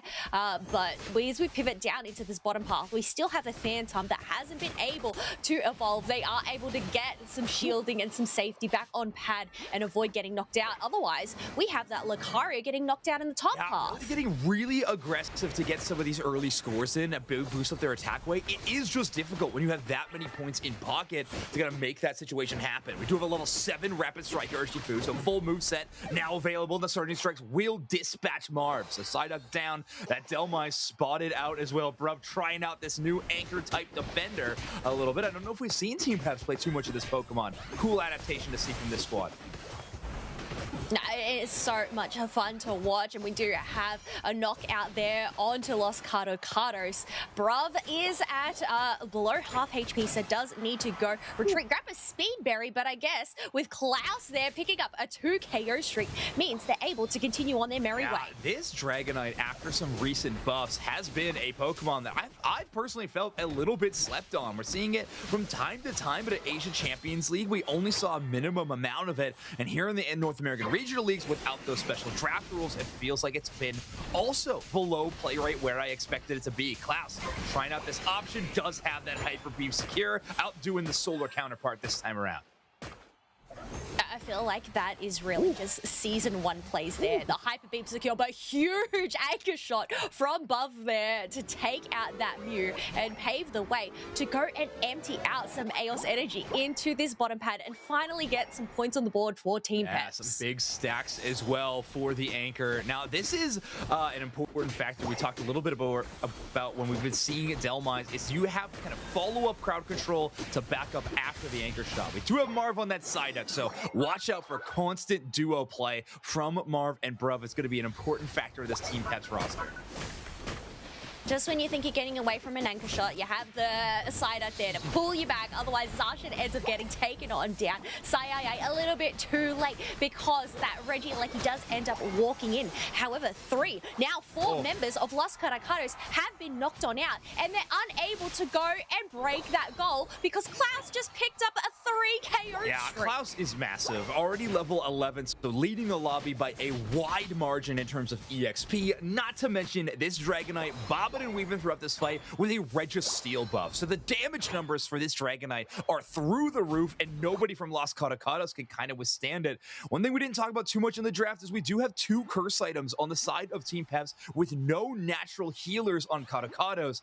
With Jirawi on this Trevenant, their favorite Pokemon, they are playing some big root healing options, but still, with all this cursed items, it is going to lower that value of the Trevenant by quite a bit. Yeah, 100%. Otherwise, another huge anchor shot from Bruv. They did manage to trigger Jirari's passive there, so is still left standing in that tall grass. But there we go, another anchor shot onto the Lucario, who is quick to retreat. So no backup there from the other members of Team Peps to actually land themselves some KOs. Yeah, this is going to be a pretty easy clear for Potato. No one there to contest on the Regice on the bottom side. Caducados does know someone's down there doing damage, but it's Klaus taking the first KO. So in a 4v5 situation, Delmai's Unite moving all the way to the back line, and Naya just has to run, barely dodges that anchor shot, as this Delmai's has put up a KO streak of 2. Bro, feeling it right now in the big anchor. Oh, 100%. These anchor shots are absolutely wild. Just the skill to be able to land that is insane. And I mean, I guess it's like similar to Inteleon snipe shot, right? I always admire players that are able to play Pokemon like that. And Bruv definitely showcasing the potential that it has. It's a cool combination of mechanical skill to actually land the shots, but also just map awareness and intuition to be constantly checking the tall grass. And it feels like Bruv got a pretty good hit rate of knowing where enemy Pokemon are. Like, take a look at that! I mean, it just barely missed, but I know Bruv, wise to Jirawi's tricks, knows they're hanging out in that top tall grass, whether that's because they saw them roam there, or they just understand that this is a very likely spot for an opposing defender to be. Bruv just has the hard read. Especially just imagine lurking in the tall grass and suddenly an anchor is just an inch away from your face. Definitely a scary sight. Otherwise, we do have Reggie Drago spawning in that central area, while we do have a little backcap from that Zarshan downstairs, meaning that Los Caducados is able to go and capitalize and secure that one. However, they're quite low on HP as Team Peps really brawling it out. Wow, okay, so nice play by Relly and Jose to kind of combine for a KO onto the Zapdos. Zante does fall. Let's see if Caducados can get anything more. They've lost 3 of their members. Only Jirawi on this Trevenant left standing alongside that Urshifu, who did get the chance to recall. So they save a little bit of their EXP. Everybody else from Peps very okay with sacrificing 1 to get a ton of KOs. And well, that's just a bit of insult to injury. I think the Urshifu still did get the last hit on the Altaria, but Bruv's Delmais has been a thorn in Caducados' side. Honestly, maybe the more unspoken thorn, though, Kello, has been this Zarshan. Potato has been soloing, playing a solo RPG for a lot of this map. He's been taking objectives, getting huge backcap scores as well. Since Caducados is so underleveled, they were having to play grouped up together and force kind of uneven team fights. That allowed Potato just to run all over the map wherever they please. And I feel like this leaves Team Peps in quite a comfortable position heading into the final stretch with quite a lead in points, meaning they don't really need to rely on a Zapdos Unite move to go and infiltrate their bases. Instead, they can actually go and utilize that for whatever upcoming team fight is to come. Yeah, it's going to be a big resource. You could just use it for damage. You could also use it for that siege. We'll see. But, ooh, Jirawi does pick away the Trevenant. So, Bruv in a dangerous spot. And they're the first ones to fall. Solar Beam will get some good poke damage on a Potato, who's real thankful for that Regirock buff right about now. Damage does land into the Dragonite, so Marvel Skill gonna be gone. Urshifu into the backline. They're trying to chase down the Zarshan. They'll fall a little bit short, but that is Marv down, so Team Peps gathering themselves, but they've lost their support core. Yeah, this is actually huge for Los Caducados to go and flip the table, secure the Groudon, as no one from Team Peps is in sight because of a great defense from that Trevenant to push them out. However, Team Peps, they still have 3 Unite moves on hand. Los Caducados, they have these buffs, but they don't have any resources. They do end up getting some dunks, but they're still 20 points shy of taking the lead. Interesting question of what they want to do now. They're retreating quite far. They might actually try to form up some Unite moves if they can. They do have a tier 1 that can try to push onto, which will be a little bit quicker and obviously allows you to split push if you want to try to get some multiple scores in. Team Peps' defense will be divided. And again, they haven't had a chance to steal a single buff as of yet. Caducados gets that overdunk on tier 1, and they also hold on to these Groudon buffs. But they're playing defensively. They do not have the opportunity to wait on their heels. They have to make this push, and there's that vision. Rings caught out a little bit here. They are going to get pulled in. Delmai's going all the way. They're going all the way into the deep end as they have that backup from that Hyper Beam Dragonite to go and use that in. We have Lucario being able to go and knock out 2 other members, and now Dragonite is caught between Ice and a Punch and ends up getting wiped out. But once again, Los Caducados, 18 seconds left on the clock. They need to get 1 dunk in. I feel like Naya would be their best bet with less points on their pockets, and they're able to go and do it. Side up. The side up. Look at the side up. Hundo Burger from Bertlio is going to shut this down. Caducados just spreading out, split push, and they shut down Team Peps. I feel like there were a lot of dunks that ended up going in. We had the top, we had the bottom, we also had the Mega Lucario dunk into the top. So, you know what? Even with Team Peps' effort, Marv on the Psyduck to try and make the difference, the 60 points just wasn't enough to stop the scores from Los Caducados and take the win. So once again, we're proving how things just flip the tables in the second part of the regional leagues, because Los Caducados, they lost 2-0 to Team Peps in their first engagement. Yeah, Caducados having a bit of a bounce back, already a better record like you're mentioning. And yeah, I mean, some really interesting things, right? Caducados plays the long game. They lose so much of the early and mid game portions of this. They force some kind of advantageous team fights while Potatoes away, while Clouds is away on the Dragonite. They try to force some disadvantaged spots, and they get just a little bit of experience here and there, enough to get Relly and Jose to level 13 by this end fight, and they can shut down this Delmais. I mean, how many times has Gerard just made Los Caducados into a better squad on this Trevenant? Feel like there were some great setup plays there to pull the Delmais, and obviously the fight from that point was on. I mean, you lose your tank, you lose your support, and Team Peps just kind of sent back to rally, and Caducados gets the Groudon buffs, but also plays the end game quite safe. I mean, they don't lose anybody along the way in that initial push. Eventually, the Zapdos and Lucario able to steal 1, but in the end, Caducados very comfortable with the win. Really going to be your player of the game on the Mega Lucario. Yes, with a 5-5-4 KFA there, taking quite a lot of damage that round with 51k. But I guess, you know, that goes to show in terms of the recovery, especially from that close combat when you are in that mega form, just being able to sustain those fights a little bit more and take a little bit more damage. Absolutely. Now, obviously, damage numbers aren't going to be phenomenal on the side of your Victors and Caducados, but neither on Team Peps. A pretty passive game between these two. We didn't see constant fighting. That early invade was kind of quelled quite quickly, and after that, it felt like just a lot of objective battles between these two teams, kind of a tactical matchup between these two EU squads. And again, I talked about the importance of getting a little bit of information about the current state of both of these teams before the playoffs. If Caducados wants to make a run to the grand finals, they will have to make their way through multiple teams, but Team Peps included in that list.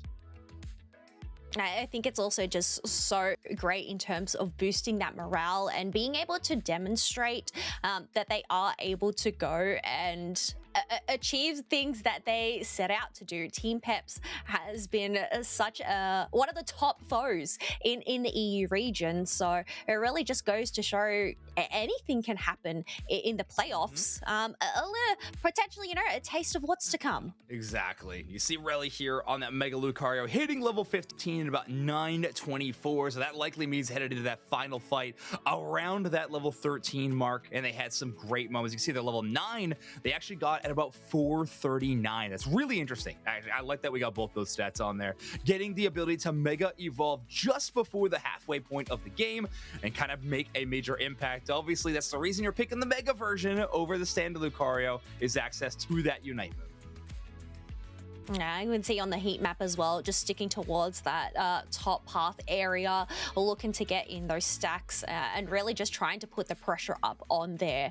And even then, it's leading more towards the scoring. They're the ones that ended up getting, I believe, the most dunks in, especially towards the end there. Exactly. Yeah, so some interesting stuff for this Mega Lucario and Los Caducados with a real big comeback win. And we are going to be changing things up a little bit going into this next game, Kello. The map will be shifting. So Groudon was obviously the selection for these teams because it is the #1 map for the entirety of this weekend in any region. However, the choice was to pivot to Kyogre via Team Peps, wanting to play the little more tank-favored map in this one. However, Los Caducados are going to go back into that second pick position by far and away, statistic-wise, their best spot in some of these major matches.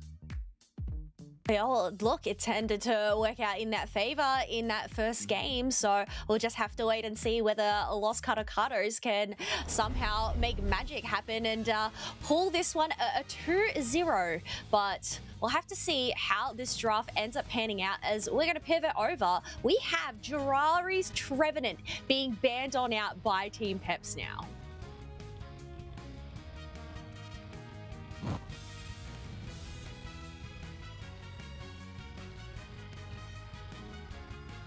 Included. Looks like we will get the repeat, but last time it was triple defender ban and first pick defender on their side, so really isolating completely towards that role. Team Peps with a bit more straightforward bans in the Palma and the Mega Charizard Y.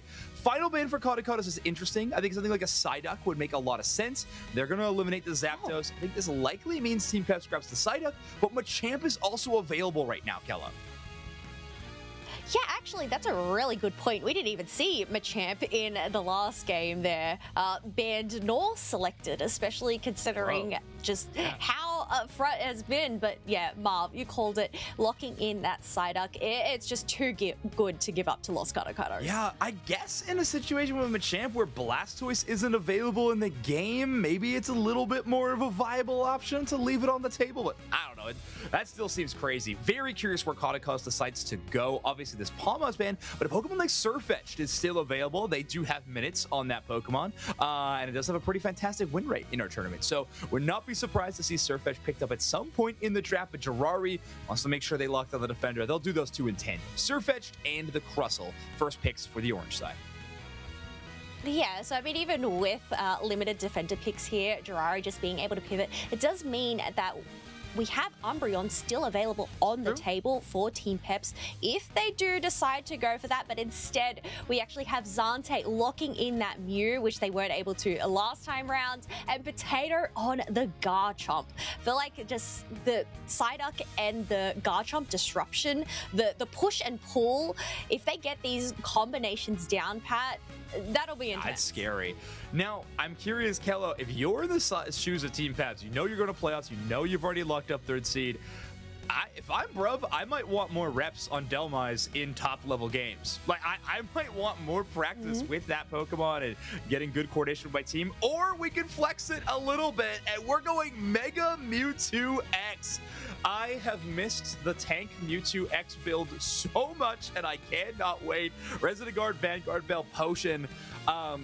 In games of this genre, there is a very popular brawlers that operate very similar to Mewtwo X, and we'd love to see that. That pull with Future Sight ends up being a real fun defender option.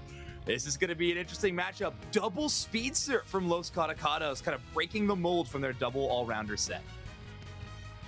I feel like it's been a couple of weeks, well, really a couple of months since we actually saw the Mewtwo X come on out. But one Pokemon I absolutely have enjoyed watching is this Rapidash. Just the ability to run in, get a Dazzling Gleam, run on out, and just really cause some chaos.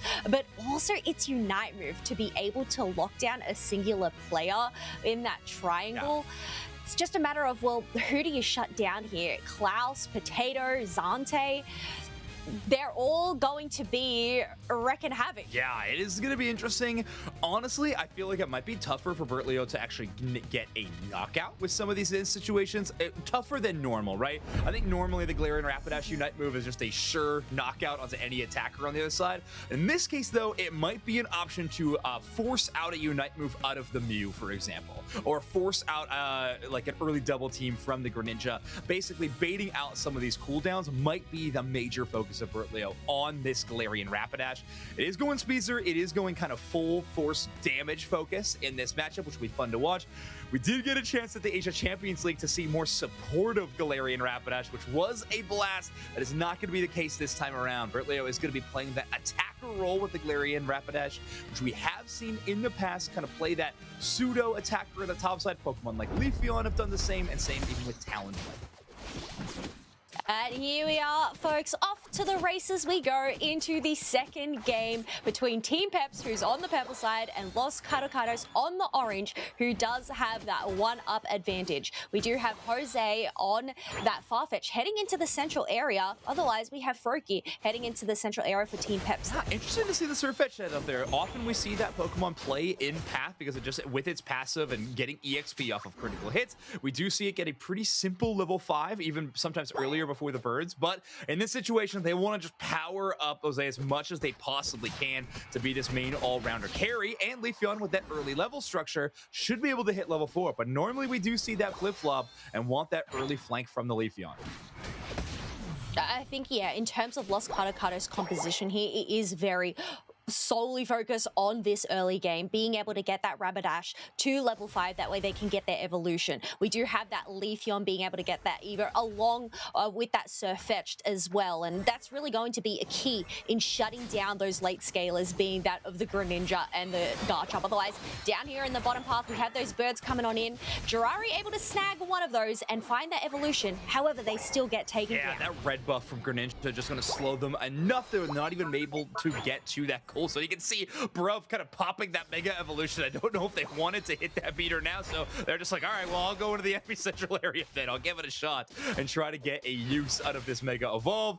Bruv doing a great job so far in this Mega Mewtwo X, a Pokemon that we just really don't get to see anymore. So I am pretty pumped to see the Defender style build of this Pokemon, running that Resonant Guard and Potion and trying to support the team in that way.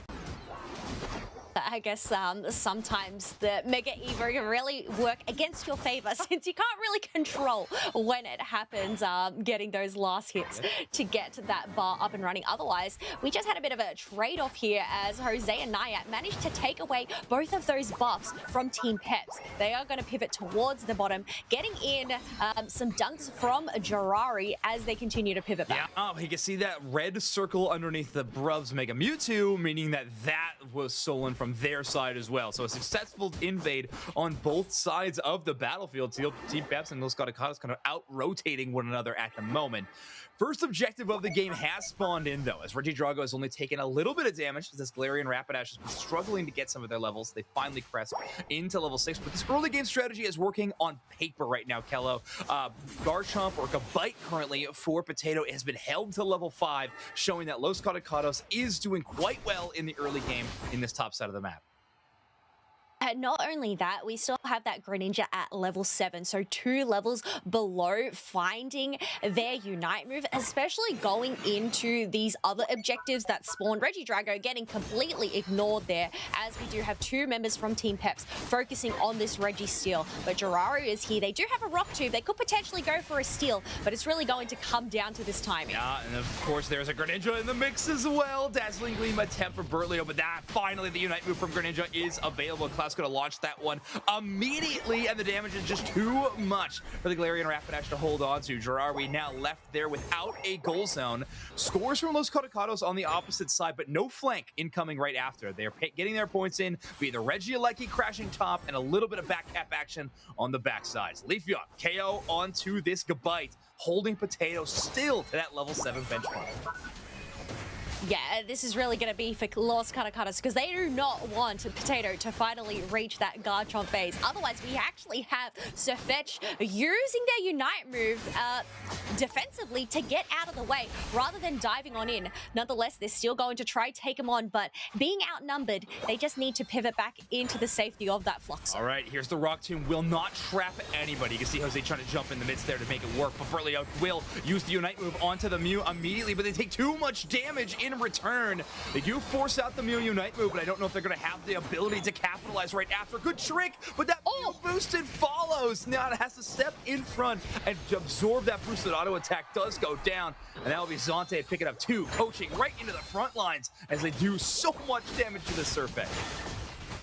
Yeah, switching over to the Electro Ball to make sure they get those sure hit moves. However, even with that light screen or agility, they're just not able to make an escape. So Team Peps are going to have to pivot away from that T2. However, meanwhile, we actually have Potato being able to reach that level 9 and finally find that Garchomp phase. Dragon Rush looking to interrupt that Galarian Rapidash, but they still end up getting the 20 points. Otherwise, we have more action happening in the top path with Leafeon getting taken down. Yeah, with a nice future sight that time around. It will be a Hoopa Unite move to try to defend this goal zone, but not many players from Team Peps actually trying to crash this one. Instead, immediately backing off, seeing that Hoopa Unite move, and just deciding to wait out that Unbound form and buy a little bit more time. So Caducados might be kicking themselves for an early use of that Unite.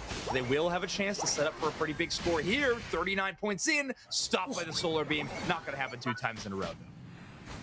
But that is a pretty hefty overcap with 33 points, and now they do have that space to go and secure this Regieleki. Looks like they're just going to leave Rally to go and lock that one in by themselves as the rest of them head into the central area and are looking to take on a Mew who's forced out their Unite move. And great adaptation by Caducados again, by the way. Just they are always rotating to try to stop these Potato backcaps in any situation, and it's actually going to set them up for a nice little KO. This double speedster combo really working out in their favor. They can be at any point on the map wherever they'd like to.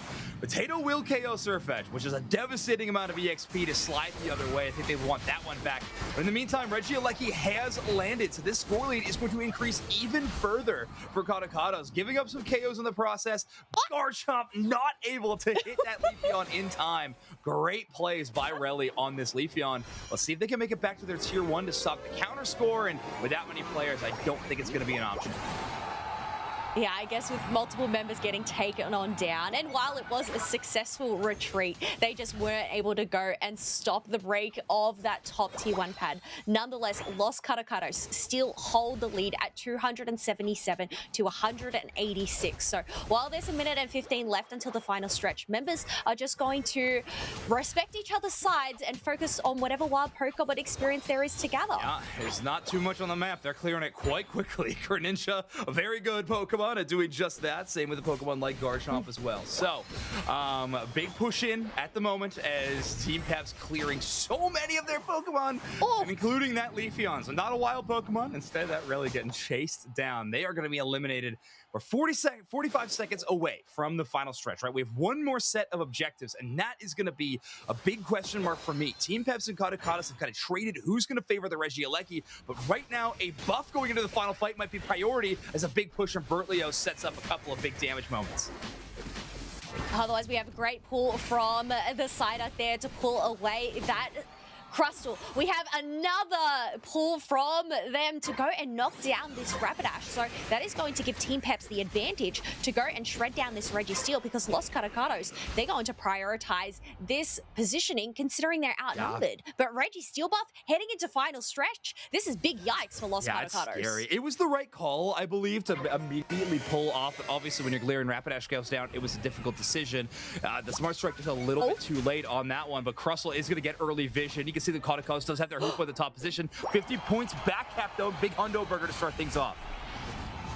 Yeah, but Mewtwo ended up already utilizing their Unite move to go and reveal the positioning. Hooper able to go and bring in these members. Nova League Lunging Blast coming on in, pushing them out. And we have 2 members of Team Peps now down. We still have Potato left standing. They're going in with an outrage, trying to take down Dararu, who ends up missing their X-Scissor and get taken down. With 2 members down on either side, it's just up to Los Caducados on whether they can hold this lead. But Team Peps, it looks like they're shredding down this Kyogre quickly. Wow, yeah, I mean, Caducados not really trying to jump into the fray. Can't believe Relly didn't go for a last hit attempt, trying to trust in this score lead, I guess, that they've gained so far. I believe that is 4 out of 5 members with Kyogre buffs. I don't know if Psyduck was spawned in on time or if Marth was just jump pad sitting to try to get a defense going. Either way, these ghoul zones will be debuffed for about 20 more seconds via the Kyogre. Let's see if Bertleon wants to attempt to stop anybody. The first one will not. Hundoburger in. This is still a Caducados lead, but Leafeon has been stopped short by the Psyduck, and they might even go down. Yeah, they're really low HP. We do have Crustle here to be able to set up these walls, but Team Peps are going to pivot, pick up some wild Pokemon along the way as they head towards that tier 2. Still behind in the lead, but now the jump pad is going to allow Los Caducados to come on in. But multiple members are getting taken down. A Mewtwo Unite move to go and get the stun. And now Team Peps have been able to go and get enough points They in. have. Now the question is, can Galarian Rapidash make it to the other side, I guess? 50 points attempt has still been stopped. 10 more. I don't know. Galarian Rapidash has taken their time on this route. I guess try to make it towards that tier 1. No speed berries in this situation. No ground on map. And they're not going to make it in time. So with that, I don't even know if, 52 points or whatever it would be enough in that situation. We'll have to check, but seconds determining between the two. Plus Mew was on jump pad. So I think either way, well, the 52 would have done it, but that is Team Peps forcing this one to go to a game number 3. Rapidash looking like it ran out of steam towards the end of the race. They're not able to go across the finish line. A tough situation there at the final moments. But either way, this was one of the most impactful moments. Thank you so much, Bob, for a great replay package there. That Smart Strike landing on the Garchomp, it was just a moment after the animation for Dragon Rush had begun. When Garchomp is in that state, they do gain Unstoppable, so they are not being, they can't be pushed by that Smart Strike. I believe it's Unstoppable, it might be hindrance. Either way, they are ignoring that crowd control, and so that pull happens. Galarian Rapidash goes down early. Los Caducados have to forego a Registeel buff in favor of positioning, and they still make this fight pretty close. They get the early KOs, but I think Zante protecting Klaus and Potato with that Mew Unite move was so good. Yeah, and this is why I think Los Caducados ended up picking up that Mew in that first pick position in the last round, because Zante on the Mew is an absolute beast. But you know who else is a beast? Bruv on the Mewtwo X. Okay, somehow we have a Mega Mewtwo X player of the game for Bruv. 4 KOs, they go down 3 times, but they give up 5 assists. Reminder, this Future Sight recover build with the Bell, with the Guard, Bruv is playing the main tank defender role. Doing a pretty good job of recovery as well, 24,000 damage for this Pokemon, and doing a great job of supporting the team. Zante handles the KOs, Bruv teeing them up with this Mega Mewtwo.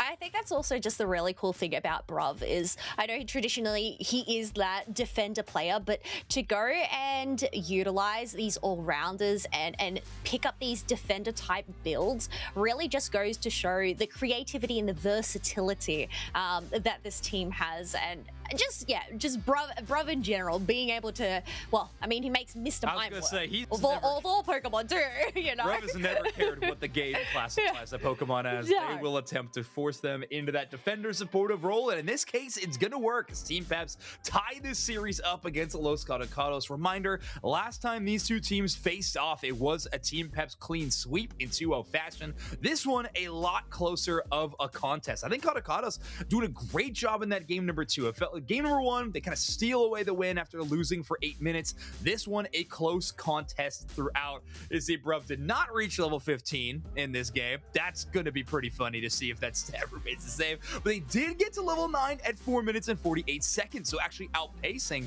than what we saw last time in that situation from a Central Area carry.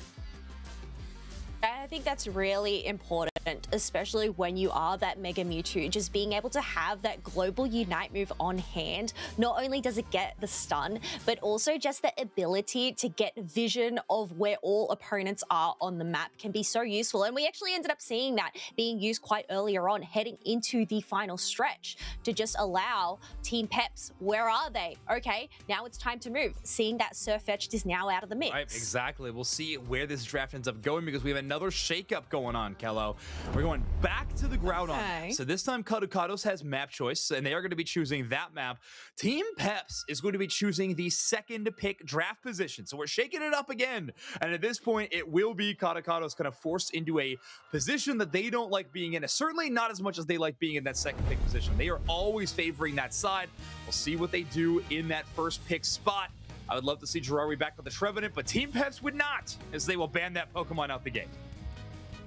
Look, sometimes you've got to keep your opponents on your toes, keep us casters on our toes in terms of what these teams are going to end up selecting here. Otherwise, 3 defended bans right out of the bat there. Blastoise, Mamoswine along with that Trevenant. And once again, no Mega Charizard. Why? Oh, Mega Charizard, why? Would not be surprised to, man, I keep saying would not be surprised to see a Psyduck ban in this position, but Caducados very okay with seeing it on the other side. Apparently, Team Peps, though, they want to ban it out. Now, you have some interesting options. We've seen Mew be that contested first pick in this draft, Kello. I would not be surprised to see that one show up again. But obviously, I keep saying the Machamp, but we've not seen it at all. Yeah, let's go with the Mew. Okay, locking away that Mew. As I said, Zante was an absolute beast on that Mew, so it makes sense to lock that in for Los Caducados there. Wonder what Team Peps are going to end up pivoting here. We can see Marv is hovering over that Umbreon, considering it isn't actually banned on out this time round. And, ooh, we get to see Potato on the Surfetch this time. Interesting. Okay, yeah, Surfetch making it into quite a few games so far. Reminder, that 82% encounter rate that's been having this weekend is a lot to do with the ban phase.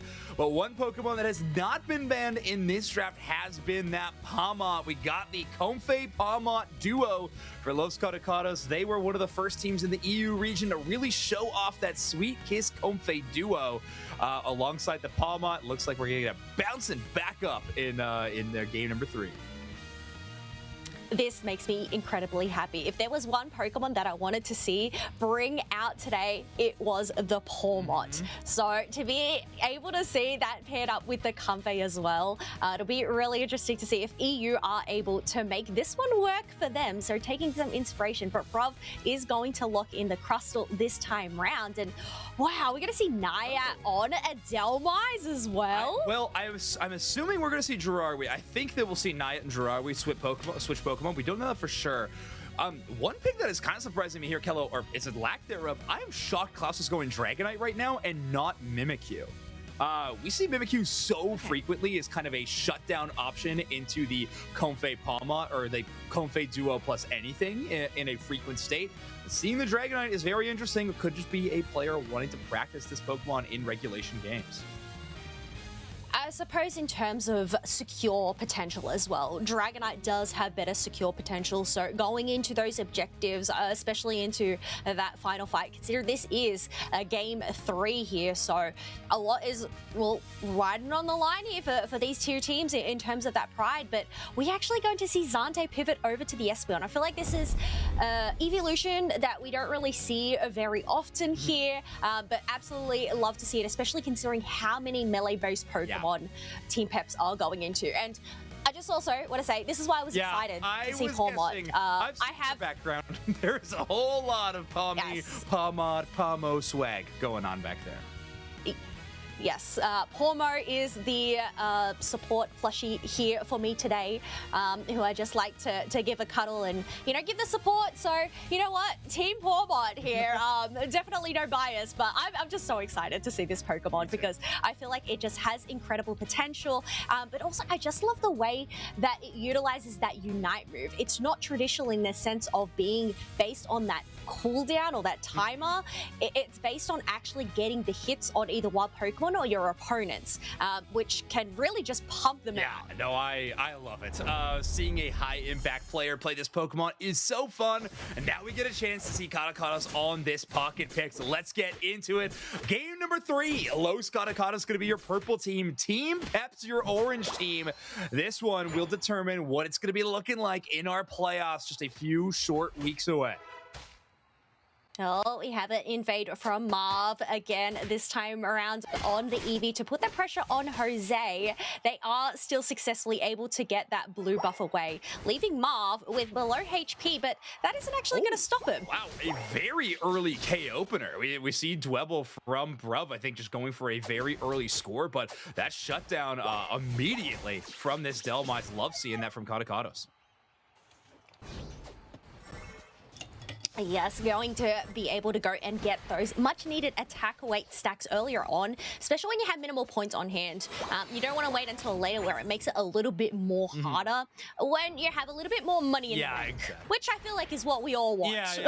Good problem to have for sure, but in the case of Pokemon Unite, you'd really love to get some of those early scores. Now, we can see here, Marv's Umbreon has not quite evolved yet. One of the tougher evolution stages in the game, and Nayat gonna go down. So I was predicting a swap, by the way. I thought Nayat was gonna be on that Comfey. It is not the case. Nayat, maybe the Delmise player for this team. Team Peps getting the better of that exchange this time around. But one thing is Potato has struggled to get that level 5 early games, and guess what?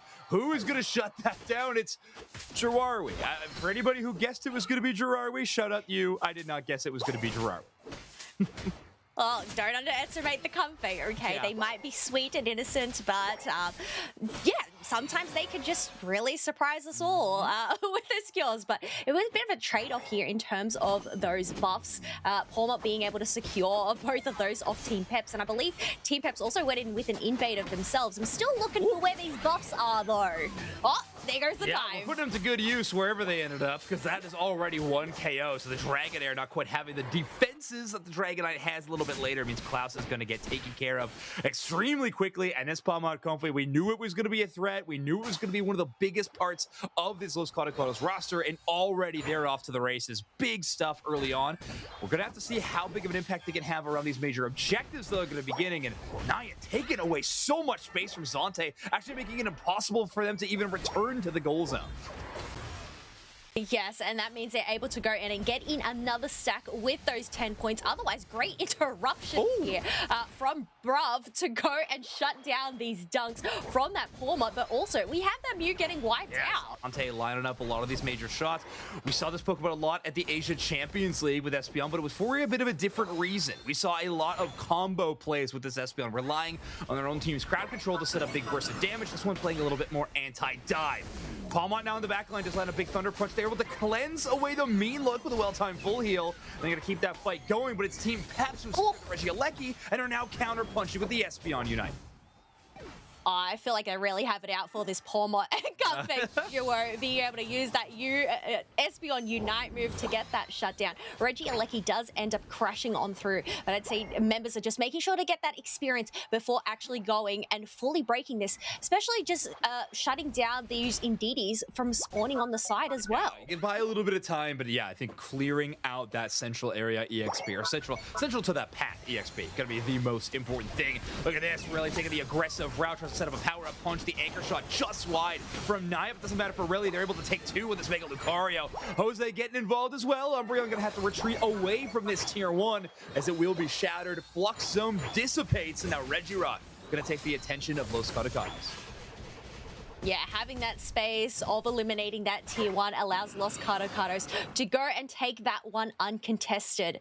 While we do have the other members pivoting towards that central area, Marv has decided to pop that X speed to make a quick retreat because they do not want to get caught out. How different has this game number 3 been compared to game number 1, right? Where both these teams were trying to out-rotate, almost stay out of each other's way, take an objective the other team was ignoring at any given moment, and now these teams want to constantly fight. It makes sense for Caducados. They got these brawlers who have gotten some very early levels, outpacing the Dragonite and even the Surfetch on the other side. They want to force some of these fights, but now it's going to get a little interesting to see how these teams strategically pivot, with Team Peps getting some of their major scalers online.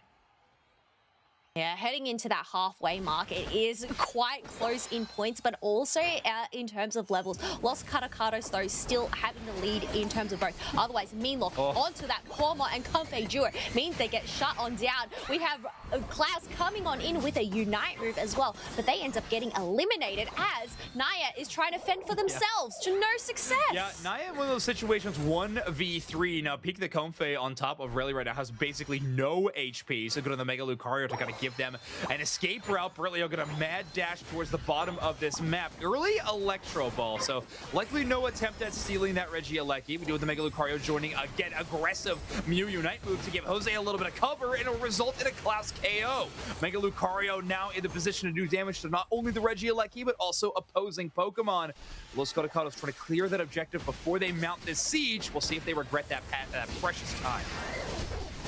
Yeah, but this Surfetch has come on in to join the party, coming on in with their Unite move of their own. Crustle is quite low, ends up getting eliminated there, and these beams are just chunking so much damage away from Team Peps. Yeah, I mean, that Pokemon has a Komai pocket, giving them some shields, and it doesn't even matter. Klaus carving through multiple of these targets. Hyper Beam doing a ridiculous amount of damage to opposing Pokemon. I think that nerf to Hyper Beam only hitting them when they're hitting wild Pokemon, so certainly feeling great about how much of an impact they are going to have on these opposing players. As Dragonite has quickly become one of the biggest threats in the lobby, obviously at level 11, where both Potato and Zante are, but still, this Dragonite has been the biggest threat in team fights, in my opinion. Los Caducados gotta find a way to shut down this big dragon if they want to get the revenge against Team Peps. Yeah, you got to shut down that secure, especially considering there is a Registeel on the line, and we have Nayat on that as we have them uniting on that Dragonite, but they end up utilizing their Unite move of their own to get out. Nonetheless, we have Zante being able to lock in that Registeel for Team Peps. Huge Komai Sweet Kiss, bringing in 3 targets at once, but it's actually the Surfetch taking down the Mega Lucario. Palma gonna have to run for the hills. They're at full HP, but they know they got a bit of time. 44 points in, attempting to be scored on the bottom side of the map. 17 in for the Palma, and I do believe the Komai will get their points. Of course, my mini-map combining how much they have together, so good split score. Komai Unite move to try to get them away, but I think the Hyper Beam gonna shut that down. It's okay though, Caducados getting value elsewhere. They get the Regidrago, and it looks like Naya will go to get the back cap, but will mean they are late to the rotation towards this bottom objective. Now, sometimes you just got to int for those back caps, just trying to create that buffer before heading into that final stretch, knowing that if they do end up getting taken on down, at least they are going to spawn back in time. But yeah, as you mentioned, this does free up for Team Peps to go and secure this Regieleki, but Los Caducados, they still have that tier 2 buffer available to them. Yeah, it'll be a nice defensive option for them to retreat to if they want to, as well as Team Peps having a tougher time moving around the map without gaining or giving over some vision to Los Caducados. Team Peps does have incredible secure, though, in Hyper Beam from Dragonite and, of course, everything that Espeon has available. So this could be a situation where Team Peps wants to force the Groudon. They are behind, after all. That Mew boosted going to land into the Surfetched.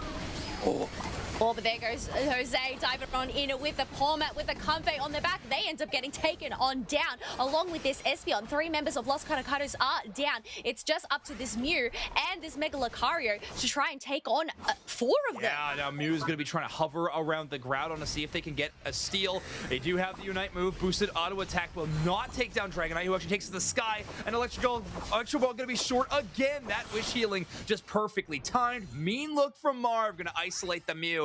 And that means nobody from Los Caducados could threaten the out secure. Now, Team Peps could try to rally. They have the Groudon buffs. They need some scores as well. 281 will give them the lead. Scary spot to be in, though. Caducados could try to take one of these buffs.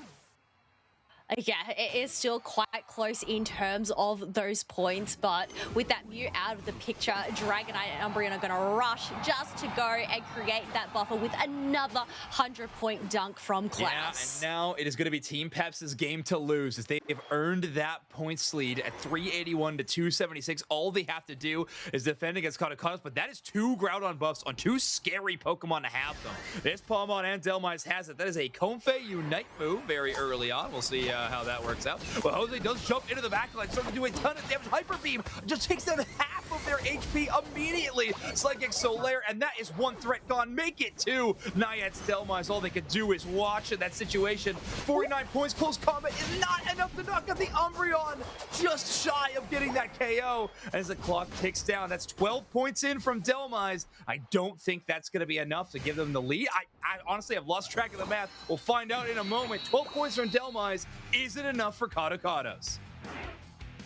Definitely got to say, a valiant effort from Los Caducados to be able to lock in some buffs of their own and make an attempt to push onto that tier 2. As we see the scoreboard rise on and up, Team Peps are still able to hold their lead at 381 to 308. Yeah, and that makes sense. I thought it was way closer. I've lost track of the numbers, but either way, good. You're the math guy. Yeah. What is this? Can't be the vibes guy and the math guy. Got too many guy roles to be. This is stressful. But either way, I am pretty excited about the end result of that match. Team Peps showcasing that they could have some really interesting draft strategies and try out something new that we haven't seen from this team very often.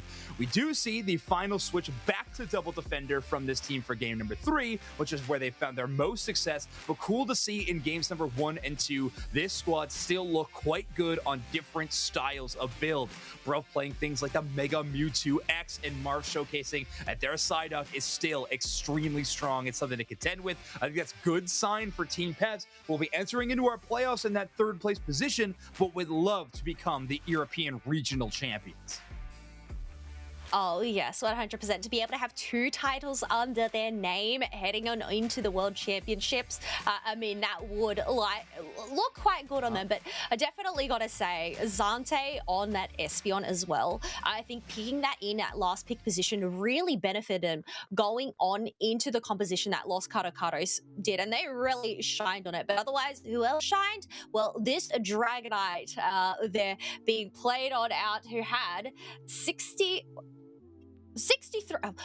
I'm not numbers, I couldn't even read that number, 63,000, 63k damage dealt there. Yeah, it was a phenomenal game from Klaus. I think this Dragonite game looked a lot better than their first Dragonite game, and I thought both Dragonite games looked really solid. So yeah, Klaus obviously a master of many Pokemon on the roster, but cool to see this all-rounder kind of having that bounce back with that 63,000 damage, actually out-damaging that Pomfont, who had a Comfey alongside of them basically the entire battle. So statistically, Team Peps looking good. I talked a lot about why I think this match means a lot for them going into the playoffs in terms of momentum, but Caducados has got to feel pretty good about the situation too. You feel a lot better with a win, but with this situation, you lost 2-0 to Team Peps last time. You kind of got stomped. In this one, you played one of the best teams in your region, extremely close and way more competitive. That is a great sign headed into some of your most important matches in just a few short weeks. So you love to see, at least you know you're getting better internally. You can feel it in practice, you can feel it in preparation, but to see it on paper in an actual match result,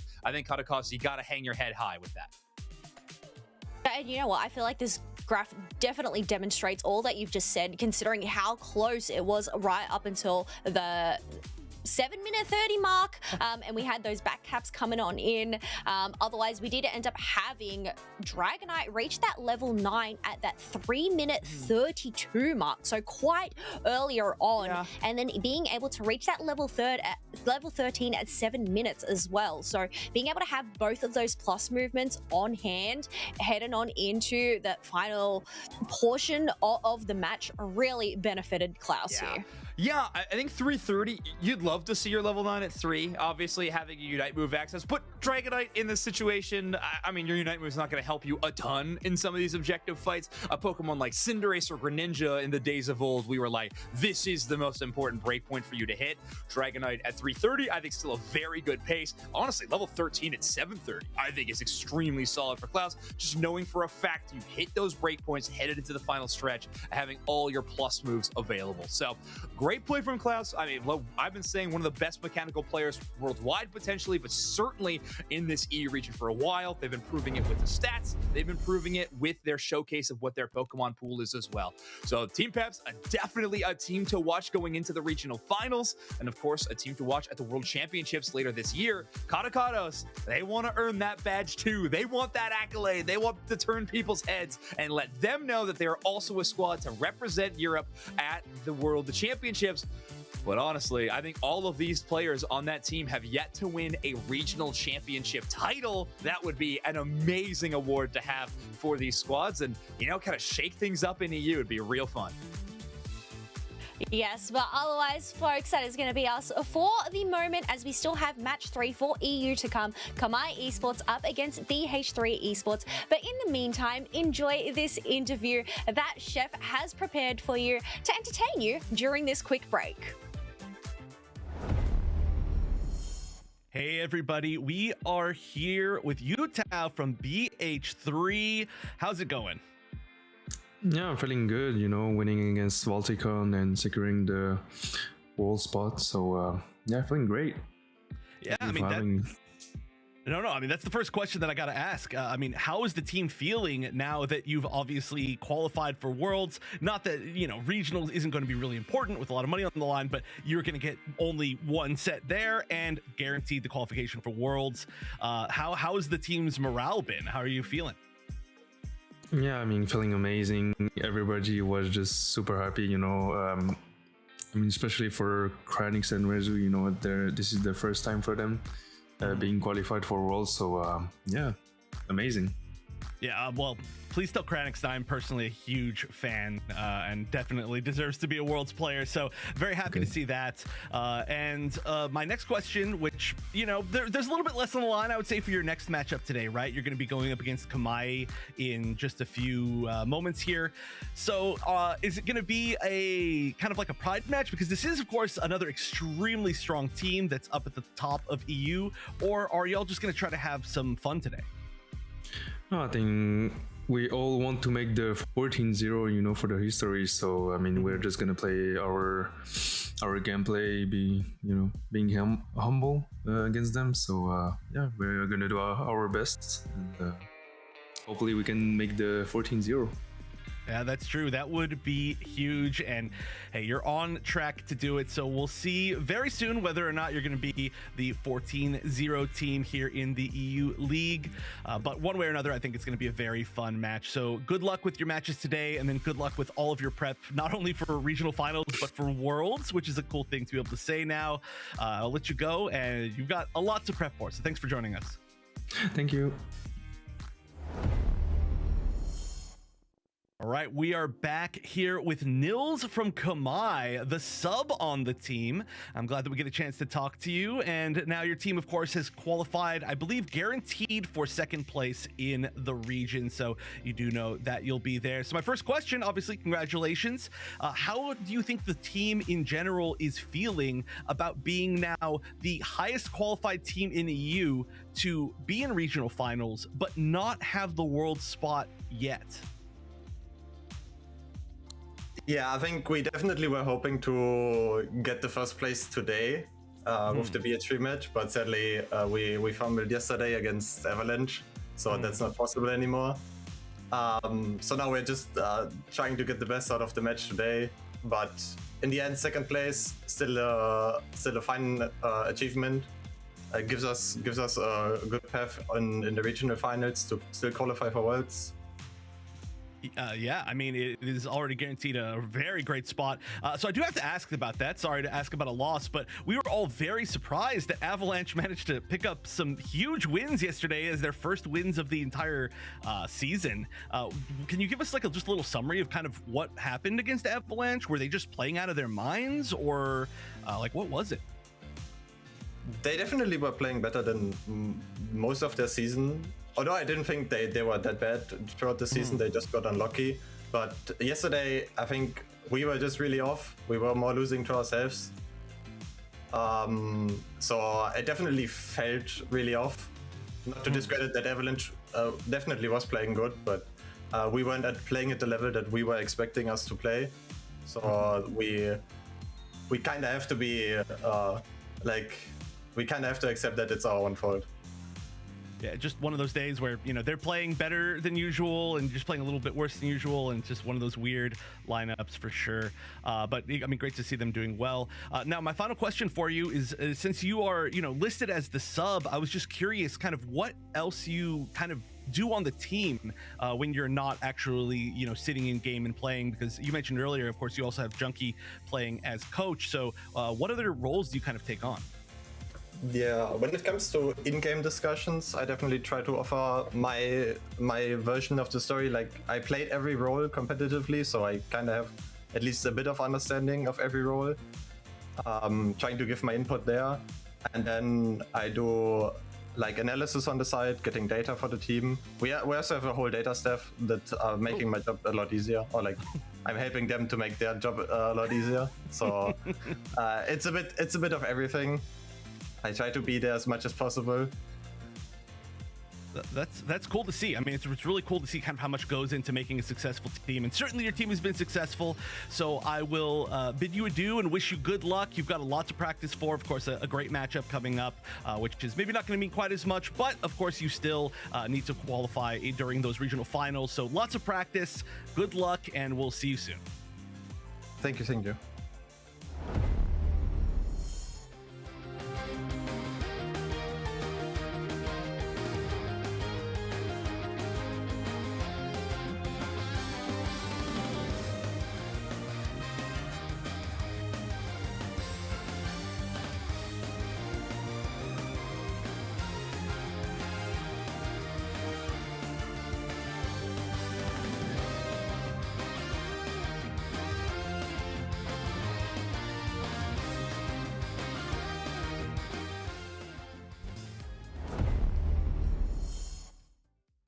What is up, everybody? Welcome back to the Pokemon Unite Championship Series. Here we are, our final day of our normal broadcast before we head into our playoffs. So many exciting matches ahead of us, and this one could be a preview of your grand finals in EU, Doopsnacks.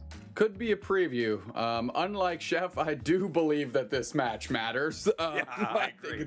There is something going on here. Of course, BH3 has the opportunity to maintain the absolute flawless run that they are on through here. Komai, on the other hand, would love to be the first team to put a 1 in that L column for them, as we're taking a look at them here. Gatlu, Toast, Gek, Narami, and Adesu, of an incredibly strong squad in the EU region that is really trying to make sure they're living up to their own standards. I gotta say, I mean, I'm a big fan of a lot of Komai. I mean, I'm not gonna hide it. I love me some Gatlu. Gek is a legend. Adesu, I mean, from year one, the Dragonite, and it never quits. And of course, Toast and Narami playing fantastic. Only really dropping on broadcast, at least, of course, to Komai. We didn't get to see their match off stream that they ended up losing. Of course, had this match been for that, you know, #1 spot, that would have been insanely hype. But unlike Chef, I also think this is a good match.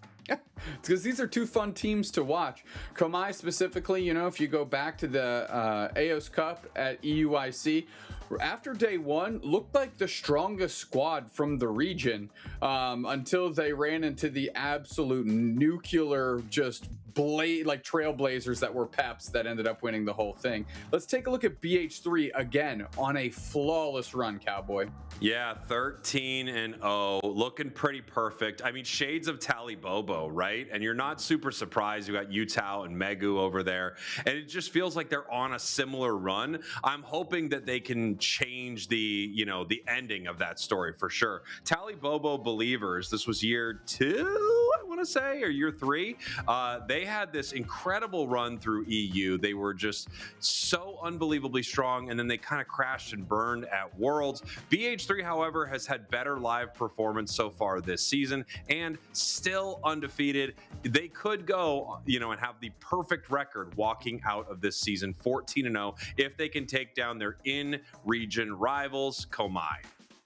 And one thing I have to mention, Kranix, the way he's holding the Tinkaton sends me every single time. Just, it is quite good. Just mallet forward, love that. Yeah, BH3, again, on a flawless run, ending 14-0 would be just an absolute like benchmark to set for the region and for these leagues moving forward. But BH3 needs to figure out through a test like a team Komai how to transcend these online matches to these in-person matches when it really counts. You know, something Zoinks brought up yesterday that I thought was pretty interesting. It might have been the first interesting thing he said. I'll have to go back and check. But that is a chaos trigger. Whoa. I kind of don't want to take shots at him. Love him so much. But he said something really interesting, as he often does, let's be fair. He mentioned that maybe it's not even that they don't show up live, it's just that they're so dang good into their own region that they're really practiced and prepped for and have a harder time running into other regions when they get to these live events. I thought that could also be a really, a really interesting look at sort of this like phenomenal team in our regional league that shows up and has good but not great results in our live events. Yeah, we're looking at average assists here, and something that BH3 is doing incredibly well is, of course, supporting those big knockout machines that they have on their squad, both Sazero and Kranix in the mix. Kranix oftentimes leading the charge in those knockouts himself, but if he's not going to be getting credit for the KO, he's certainly going to notch an assist on their belt. And as we've been going through our stats right here, obviously you can see that BH3 finds a lot of these top spots throughout the region in EU. And you wouldn't be that shocked with some of them, right? You know, highest scoring in the region. Well, they've won every single game. They better be scoring the most. I don't even know how it could happen any other way, right?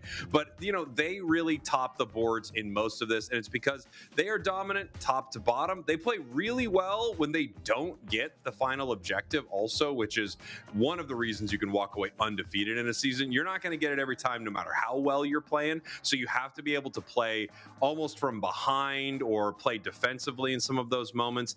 BH3 looking to finish out the season flawless right now, running into Komai that had a weird yesterday, losing to Avalanche. Very odd way for their season to kind of end. Yeah, and now they've got a chance to right that ship and right that wrong and make sure that they're putting the challenge here to BH3 and not letting them easily march into an undefeated record. Machamp and Sableye, the first two Pokemon catching bans. I'm so disappointed that they banned Sableye, because clearly there was something happening from Komai that I would have really wanted to see. So at this point, I am now rooting for Komai. I'm mad at BH3. Stay mad, says BH3. Mega Charizard Y banned. I just got a text from them. It says, stay mad, nerd. Stay mad, nerd. Servets rounding out the bans. So Komai, they're on the button. They get the first pick. We'll see how they're going to lead this charge. Yeah, what do you want to take in this first spot? Obviously, this is a great time to get a power pick, but also if you get a power pick and a steal at the same time, that is incredible. They lock in the Mew, and now we have Zashi and Blastoise right back the other way. Almost rapid fire. Boom, boom, locked in. Oh, yeah, there was no question on the side of BH3 where they were going to go, and they got two great Pokemon there. Gek has been playing a lot of Umbreon in this league setting. Narami grabbing Blissey, of course, their Sableye banned out. So a really robust support core out of Komai. Yeah, I mean, this leads me to believe that they are looking to fight a bit. However, if you are playing Umbreon and you're running Mean Look, you could be setting up some, big-time artillery combinations with things like Mew and another strong attacker on the side of Komai. We'll have to see what these final two spots are. Gotlu hopefully trying to bring a little chaos out here. I always love it when he is a bit of a chaos trigger for Komai, and he is the three-headed bird. Chaos trigger activated.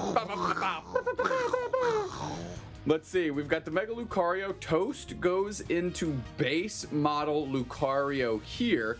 But Gatlu has been playing, of course, plays these harassing speedsters very well, but has been playing a lot of top path for this team. So we'll see if Toast and Gatlu end up switching their characters here.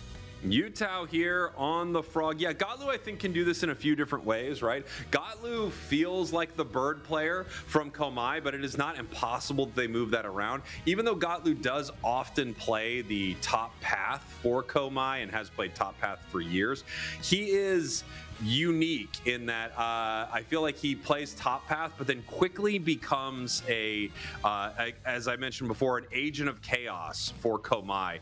They like to move Gotlu around a lot, and I think any team that Gotlu is on that allows him to sort of play his own game, that is when those teams are doing the best. He is really difficult to deal with. It's so frustrating how much pressure he will put on the opponents, and Dodrio is perfectly set up to do something like that, so I would not be surprised if that's what we see Gotlu planning on doing, winning top path a little bit and then making a lot of problems for the side of BH3. Yeah, I mean, and even if they were to switch Pokemon here, Gotlu is incredibly skilled at the more, we'll say, traditional selections. You know, base model Lucario has been around forever. And Toast specifically has been gangbusters on these speedsters, you know, whether it's Talonflame or potentially in this scenario, the Dodrio. I just think Komai can give another team a lot of really solid looks, and keeping your other team guessing is always important here. Well, here we go. Komai, your purple team. BH3, your orange team. BH3 undefeated in our EU Regional League, and they're looking to keep it that way. They've already got their world spot locked in. Now they're just playing for some accolades. Yeah, and what a statement it would be, like I mentioned, to end this league run 14-0. I mean, that is just a gargantuan mountain that they will have climbed if they can close the door on it now. Gotlu in his own central area, dealing, of course, with this Hoopa, one of the best invaders in the game. Gonna try to get this experience, and they are able to get it. They were able to get the red buff, and they were able to secure that, and now we have multiple members of Komai coming in to help. We could be looking at a KO right here, especially if they catch him in a mean look, and they do. Sazero should be going down. Utah considering jumping in there with Greninja, or should I say Frogadier at this point, but no, they end up peeling back. Yeah, I think that's a great call. Gek, however, no fear. They're actually on the chase to see if maybe they can scare Utah out and back into the central area, getting more space here. Reisu, nice little pressure here by the three players from Komai. Gek with a quick rotation back into path. Mean Look is down on the Hoopa. Sazero steps up, goes for a stun there. Portal is down. And of course, nobody from Komai can take that, despite the fact that they'd really like to. Yeah, and here we have Gek just continuing to put pressure towards this Zacian, Frogadier, and Dodrio back towards their central area. But no, Rezu looking for the KO right here. Can Gek make it back to the pad? Blissey helping right there. Caught back into a mean look. Very aggressive here from Komai. That was very scary, but they do get the KO. What a wild exchange.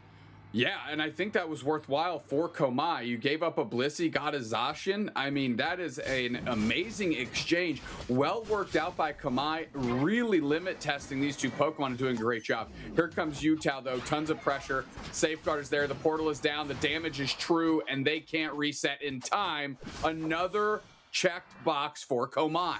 You know, I was wondering what the artillery damage would be if they were running Mean Look. Of course, they do have the Mew, but it just looks like we are lining up tri-attacks into jump kicks here. Gotlu spending all their time in center, not playing any of the top path at all, and so far running the match a little bit here. With the amount of pacing that Dodrio provides, might as well make yourself an impact, right? That central area is clear. Keep getting those levels, and get those levels by catching bodies. Got to be careful now. Quick little move in by Utah. Mean Look hasn't trapped anybody yet.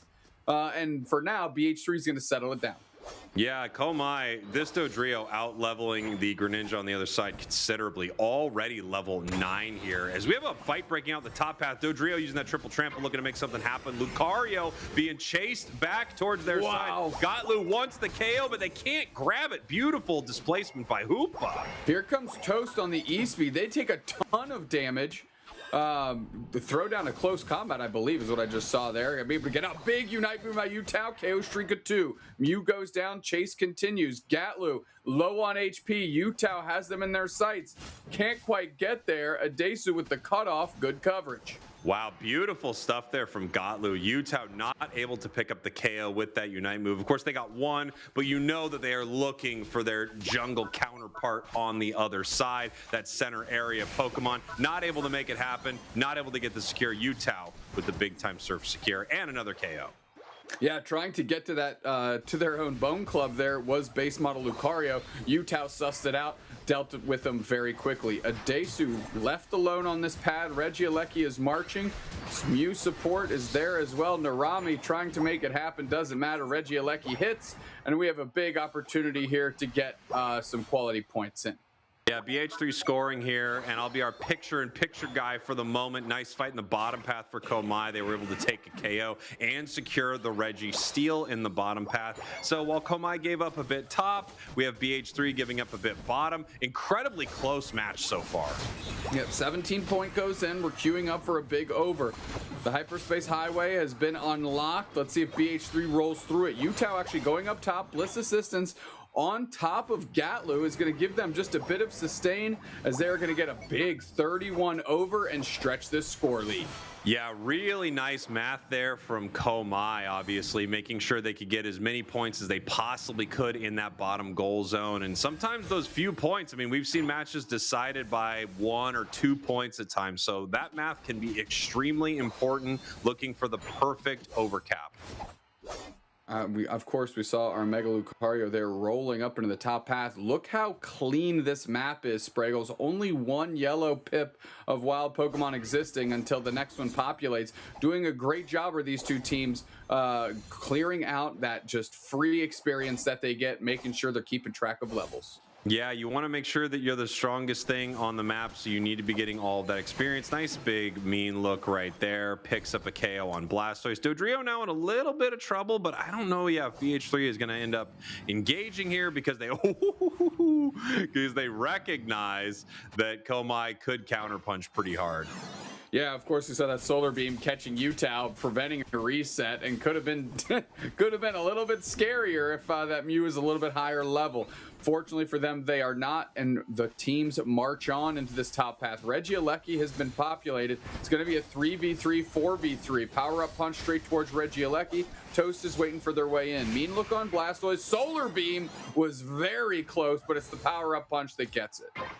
Wow, in the picture-in-picture down here, we have Gotlu looking for a sneaky score in the bottom path, but absolutely shut down by BH3. You had a bit of a back-and-forth fight there with the Greninja. It doesn't end up being Greninja, who really is the big difference maker. Multiple members of BH3 coming down to help in that moment, but stopping a big-time sneaky score was a great play, as we have BH3 trying to fight at this goal zone. Huge Unite move from Gek, able to steal some shields here, and they're actually going to be pushing forward right here. This is such an aggressive Umbreon for how supportive of a kit it's playing.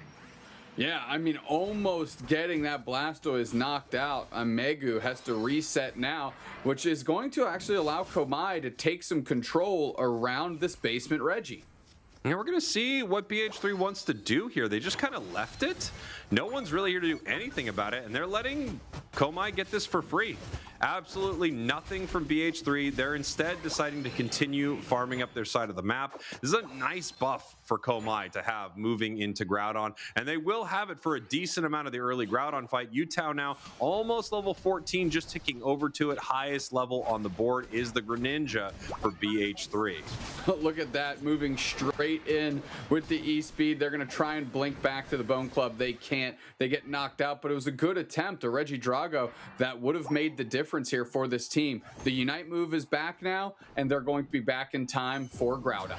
They catch Blastoise here with the mean look, but a really nice immediate portal there from BH3, saving Blastoise. Utah in a lot of trouble right now. Gonna need to back up. Gotlu now moving in with the Unite move. This could be our Groudon fight, Doob Snacks. Oh, nice portal down. Kranix is low. They're gonna try and convert, forcing out the Mega Lucario into the reset. Isn't that bad? Grabbing a bunch of resources here. Gek is on the chase. Reisu is in that bush. They know. Spinning to win is the Blastoise. They're moving forward. A couple pumps on Gek. Tons of damage, forcing out the Moonlight Prance.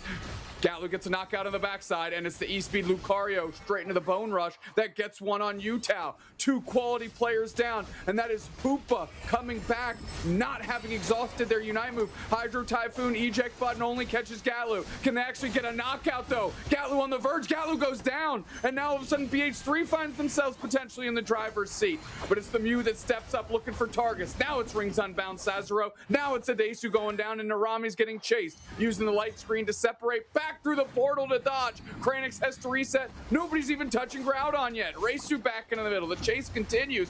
Gek and Narami, the support core, are getting low, and Mew is gone. And it's just Gek in the face of this Groudon, and BH3 looking to take game 1, and they're in complete control.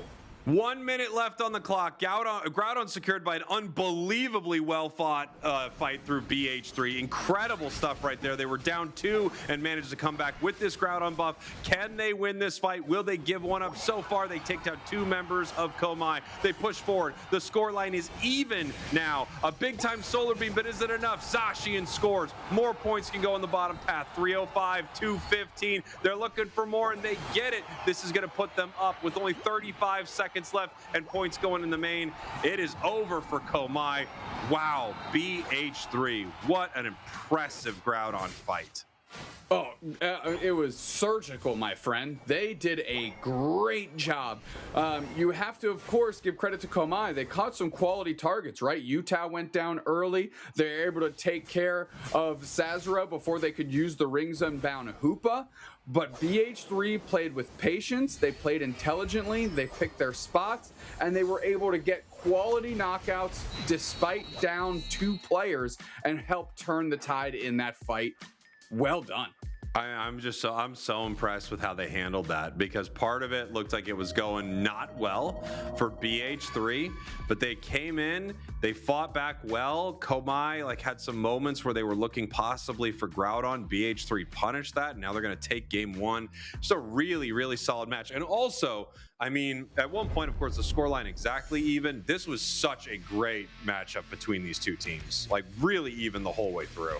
Yeah, it really showcases the strength of not only these squads, but just EU as a region, how they've been able to really rally back as a region that a lot, including myself at points, would have thought was one of the more weaker regions that we have on the globe.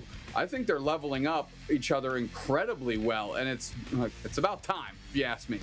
Wow, I mean, look at this here. They get Greninja and Hoopa before it unites. So good. Just so unbelievably good for Komai, but they can't capitalize on it. A beautiful Blastoise unite, and then Blastoise moving in to deal some damage here. They try to take it down, but it's such a tanky Pokemon. It takes them a while, and then Hoopa's back. They got it before using its unite move, so it's this weird thing, right? If it uses its unite move and you KO it, the next time it comes back, it's way less useful. However, if you pick it off before it uses its unite and it somehow manages to come back and the fight is not done, it has a huge advantage. And BH3 was able to take advantage of that as soon as Sazero got back. Player of the game is going to be Utah. No surprise to see them as the MVP. 6 knockouts, going down 3 times. I mean, and having 5 assists. Very similar stats to the Dodrio on the other side. Yeah, unfortunately for Komai, Gatlu went down late in the game, and Utah went down really early in the game when Gatlu was jumping into that bottom path and making their presence felt. I mean, Gatlu getting caught in that Hydro Typhoon straight into the spin pump. I mean, that was just critical amounts of damage. I think you can make an argument, why was Gatlu even there to get caught at that point? You had already picked up 2 players. But incredibly well fought by BH3. I think they had a rough start in this game in terms of maintaining levels and just trying to catch up, but they bounced back incredibly well, and they got some key catches again on Gatlu in the back half of that game. Yeah, really well played by BH3. You know, after 2 go down at Groudon and you have the members of Komai relatively healthy, it feels like it's going to be a scary one. We're getting ready for our next map here. It is going to be Groudon once again, with Komai getting the first pick. So pretty much the same setup as what we had going into game number 1 here. Pretty low cough given the circumstances, but hey, sometimes you can have a light cough and still get through it here. Well done by BH3. Let's talk about Komai though. Cowboy, what adjustments in their roster, if anything, could they switch up to try and have a little bit more of an impactful game 2 here? This is one of the tough moments, right? Because the match was so close, and I feel like they played their comp really well. The only Pokemon that maybe could have had a bigger impact would be the Lucario, but they even had huge moments on that base model Lucario, or Lucario Classic, as you could call it, right? Obviously, the Mega on the other side has some huge opportunities that this, older Lucario doesn't, but it still played well. You saw a lot of great fights with it. It stole that Drago. This is a tough one if I'm Komai, because I kind of like how that match went. Yeah, it's just kind of tightening up the execution, right? You brought the right tools to the job, just making sure you're using them all to maximum efficiency here. Narami Sableye completely getting targeted out here. That thing must be no joke, because BH3 wants no part of it. I'm so sad to see these bans. I mean, put me on Citadel, because I am so sad, Jake, right now, watching once again Rapidash and Sableye get banned out. It's terrible. You know what? I'm with you. Not a fan. Let's see Komai win this thing and bounce back here. Komai again with the first pick. Last time they went with Mew. Was it a difference maker? I don't think it looked bad.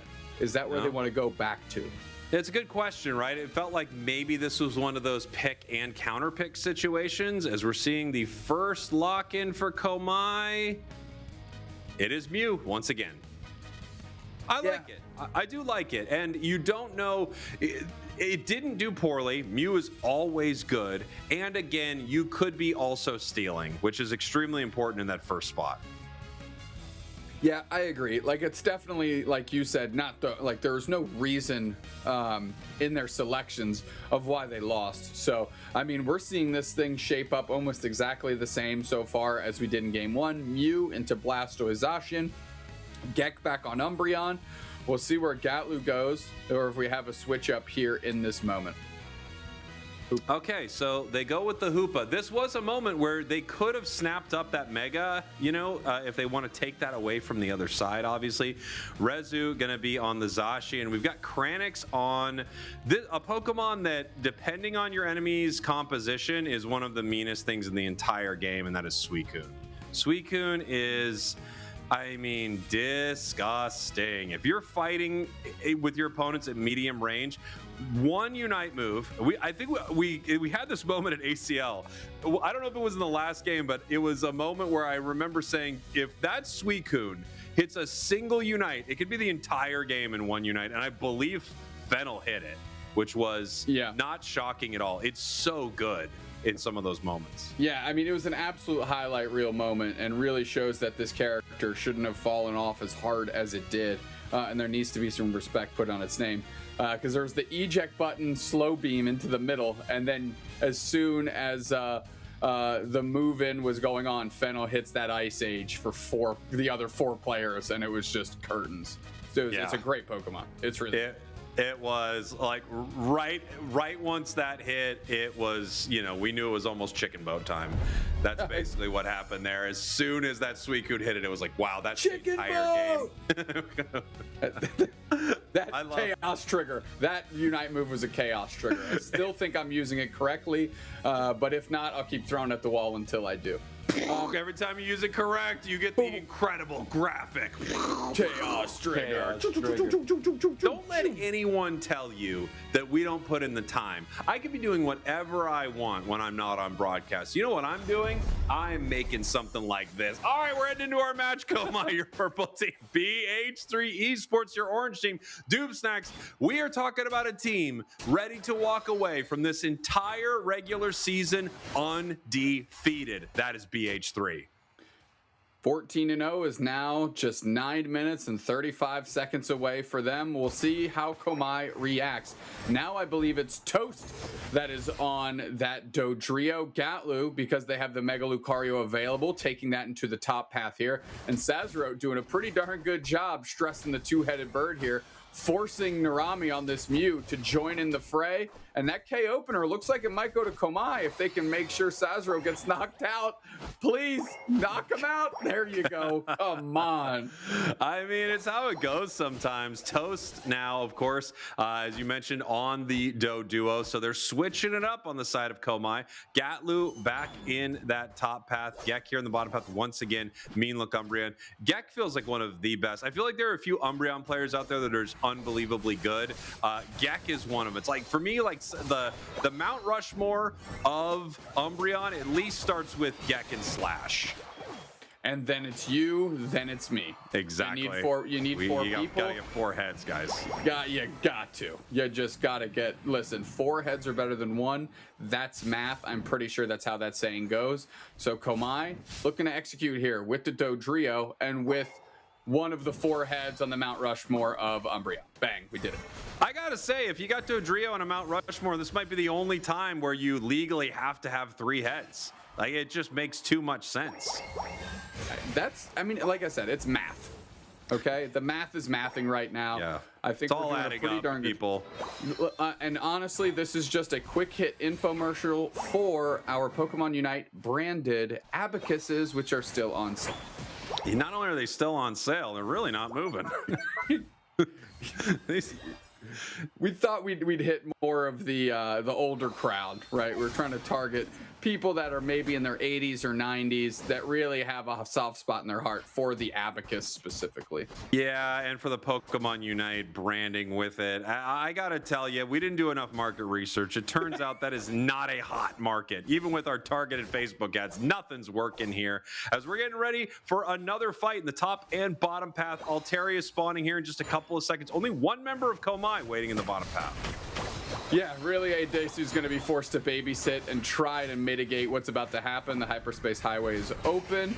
Here comes the squad. Now we've got everybody pushing back. It's BH3 getting caught with their pants down here a little bit as they're able to take care of the Suicune. Now Komai in a big control. Nice little portal for a 3-player reset. Meanwhile, Gatlu's going to start hitting this Regirock. Everybody else is rolling through. We're Magicianing a berry. Back and getting away from there is Reisu. Nice little flank by Toast. Tons of damage on Utah. Popping their Unite move. There's one, but they get knocked out back the other way. Here comes the rest of Komai. Nice mean look. Allows them to cash in on the Zacian. Sitting on this pad is the Suicune. Megu's just going to try and cut off Komai a little bit, but it doesn't seem to be enough. Eldegoss caught in the trap that is the mean look, and they are finally dispatched up with the help of the Mew. Rolling back through, though, is Utah. Running away is Megu. The pressure continues. Look how far Gek is, dude.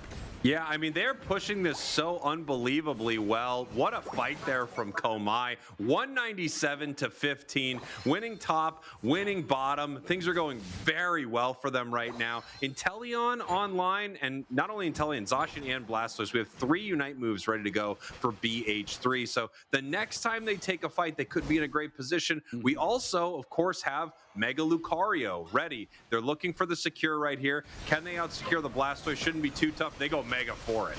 Oh, they get stunned immediately. Nice freeze by the Suicune liquidation, and now Gatlu has to close combat to get some of this HP back. Kranix taking a ton of damage. Blastoise finally going down. Now Regieleki is marching. We've got Komai with 4 players looking to put the pressure on. Nobody's frozen yet, but oh, there's Gek gets stunned just in time. Dodrio does get 2 back the other way. Regieleki hits, so that sacrifice of the Mount Rushmore Umbreon is going to be enough to close out the goal zone. This is unbelievable here, the start of game number 2. 322 to 15. Komai completely destroying BH3. This is one of those matches where if you pause right here, you would say, how could Komai possibly lose this? And we know Unite. It is possible. And BH3 is that good, but wow, what a start. Terrific start. Now we have a Adesu. They're sandbagging their Unite move. There's an opportunity to get clever here with the way they approach this fight. Power up punch is there, straight to the mean look, and now we're going Mega again. Metal Claw tries to go in. The Whirlpool isn't anywhere to freeze. Now we're still playing on the front line. The Ice Age doesn't catch anybody. How powerful it can be if there's actually somebody in it, but not catching a soul doesn't look good for BH3. Nice solar beam coverage, rings are unbound, and now Komai converges on the basement Reg. Yeah, and this is going to be an easy one for Komai. You've got the power-up punch in close combats from the Lucario, just able to rip this down and get great secure. In case anyone from BH3 was around, you know, they could do something here to try to stop it. We're now holding it for just a moment right there, just to, you know, make sure that they could get it with the exact timing they want. I'm not sure exactly what timing they were looking for, just maybe making sure that the next one that spawns has no way to really fight over it. That is possible. Yeah, I think that's exactly it. They just wanted to remove it from the equation going into the final 2 minutes here on Groudon map. As Komai showed up late, but was able to bully BH3 out. They are just so much bigger than this opposing team right now. BH3 is miles behind. And this is a tough moment for BH3. Komai has decided to pivot away from Regieleki. They don't need it yet, and in fact, they would rather have it walking towards their home goal zone later in the match. BH3, right now, they don't care about this Regieleki as much for securing it themselves, but they don't want it secured closer to Groudon. So now they have to put the pressure on it, force Komai to either fight or secure. Oh, looking for a big freeze, stuck on Gatlu. They're taking a ton of damage. They're trying to get back to Pad. Hydro Typhoon is going to prevent that, and they get a huge knockout. And they get the Regieleki with everybody in sight. Tons of damage off the Solar Beam. Spinning backwards there is Kranix. This Regieleki is marching. Another great freeze. Gek is gone. And now it's the Metal Claw Zacian moving forward. Narami's trying to create space. Regieleki hits, and BH3 has absolutely cut through that experience deficit. That was a great moment for BH3 in some ways, but they spent a lot of resources for it, Dube Snack. So the question is, what will they have available when Groudon hits the map? And the other unfortunate reality for them is even after a nice fight like that, they are way behind on the scoreboard after the amazing start Komai had. 20 seconds until Groudon. Komai in a commanding position heading towards it. Unite moves on every single player. Still 3 missing for BH3.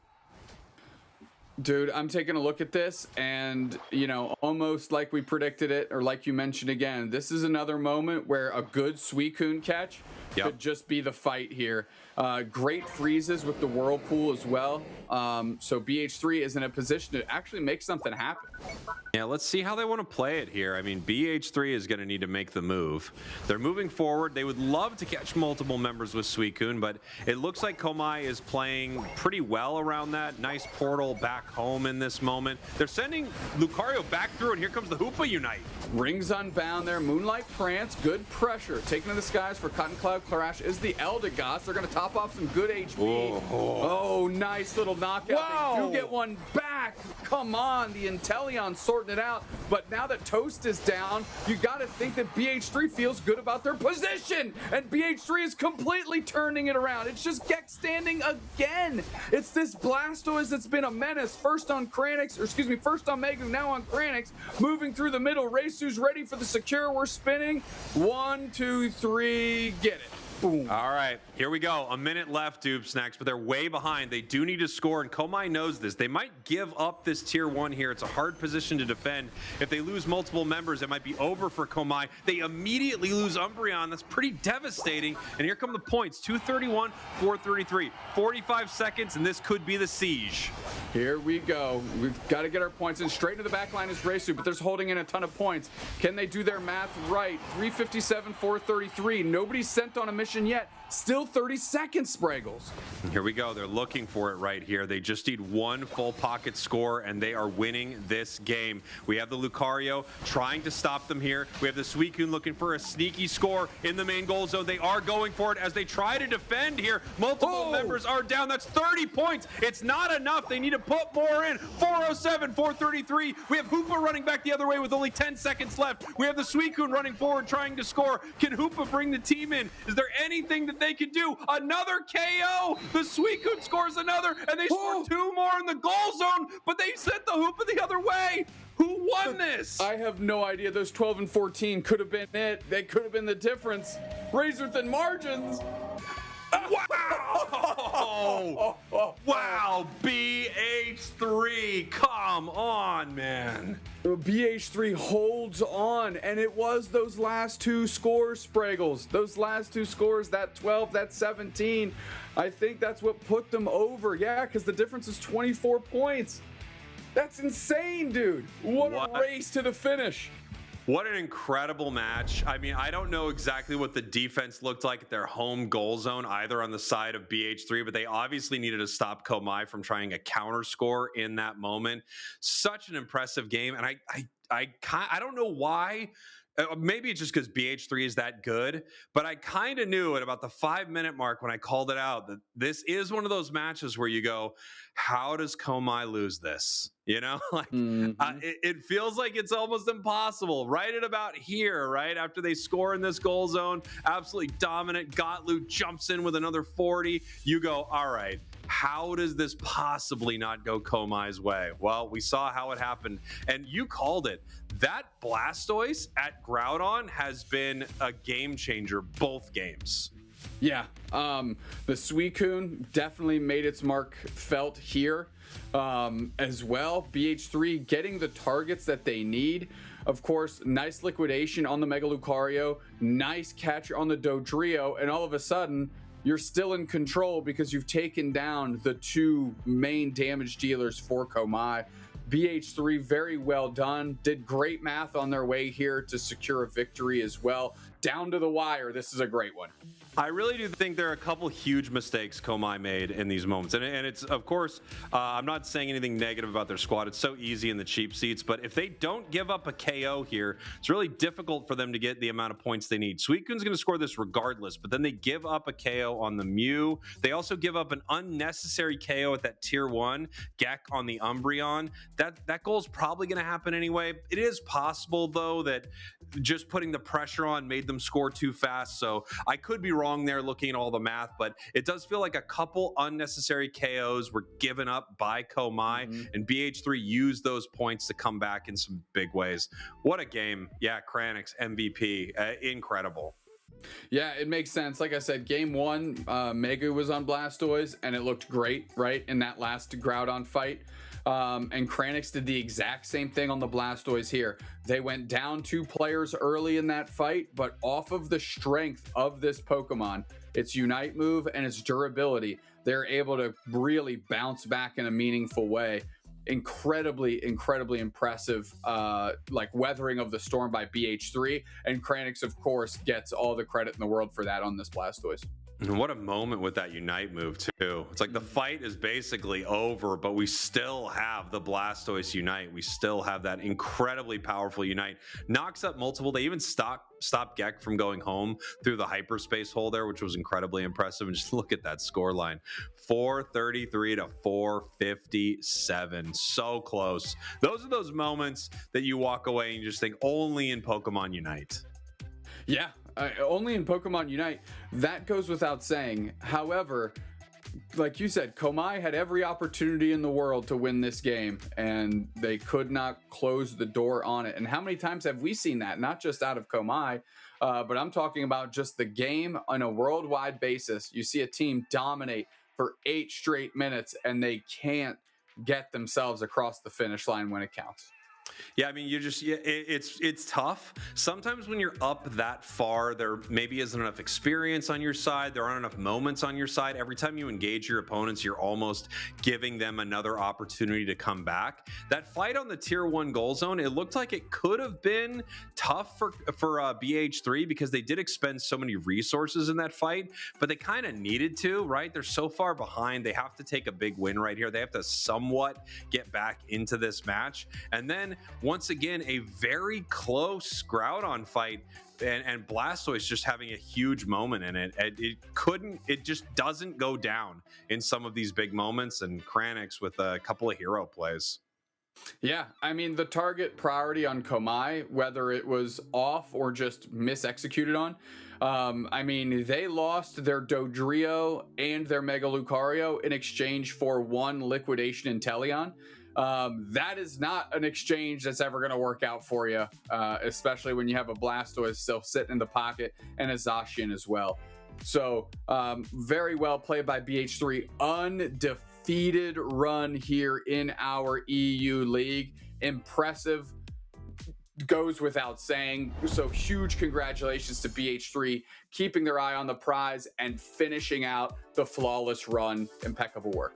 Yeah, incredible stuff. They've already got their world slot locked in, and now the next time you see them, they could be punching their ticket to Worlds as the first place team out of EU, which of course comes with an even bigger cash prize and all of the glory. We have got an interview set up here. We will throw to that in just a second, and then we will be right back with more Pokemon Unite. Again, this is the last regular day here in our regional leagues, and these matches are just heating up. Do not go anywhere.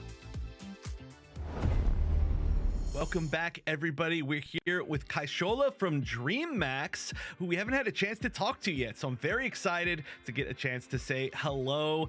How's it going? And my first question I have to ask is, now this is the first season where all of LATAM is together, right?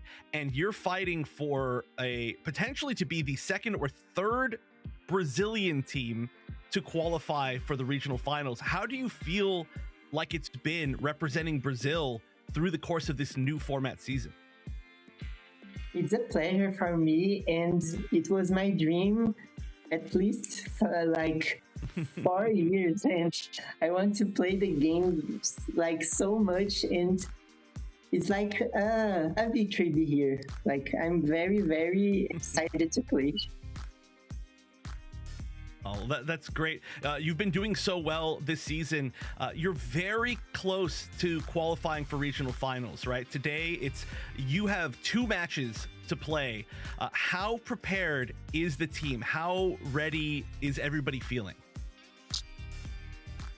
We guess we are like prepared because we study both teams, and like Tuesday we already screen, we play matches against Day, and I guess we are prepared and we want to win like 2-0 both games. Well, easy. No problem. No, not difficult at all.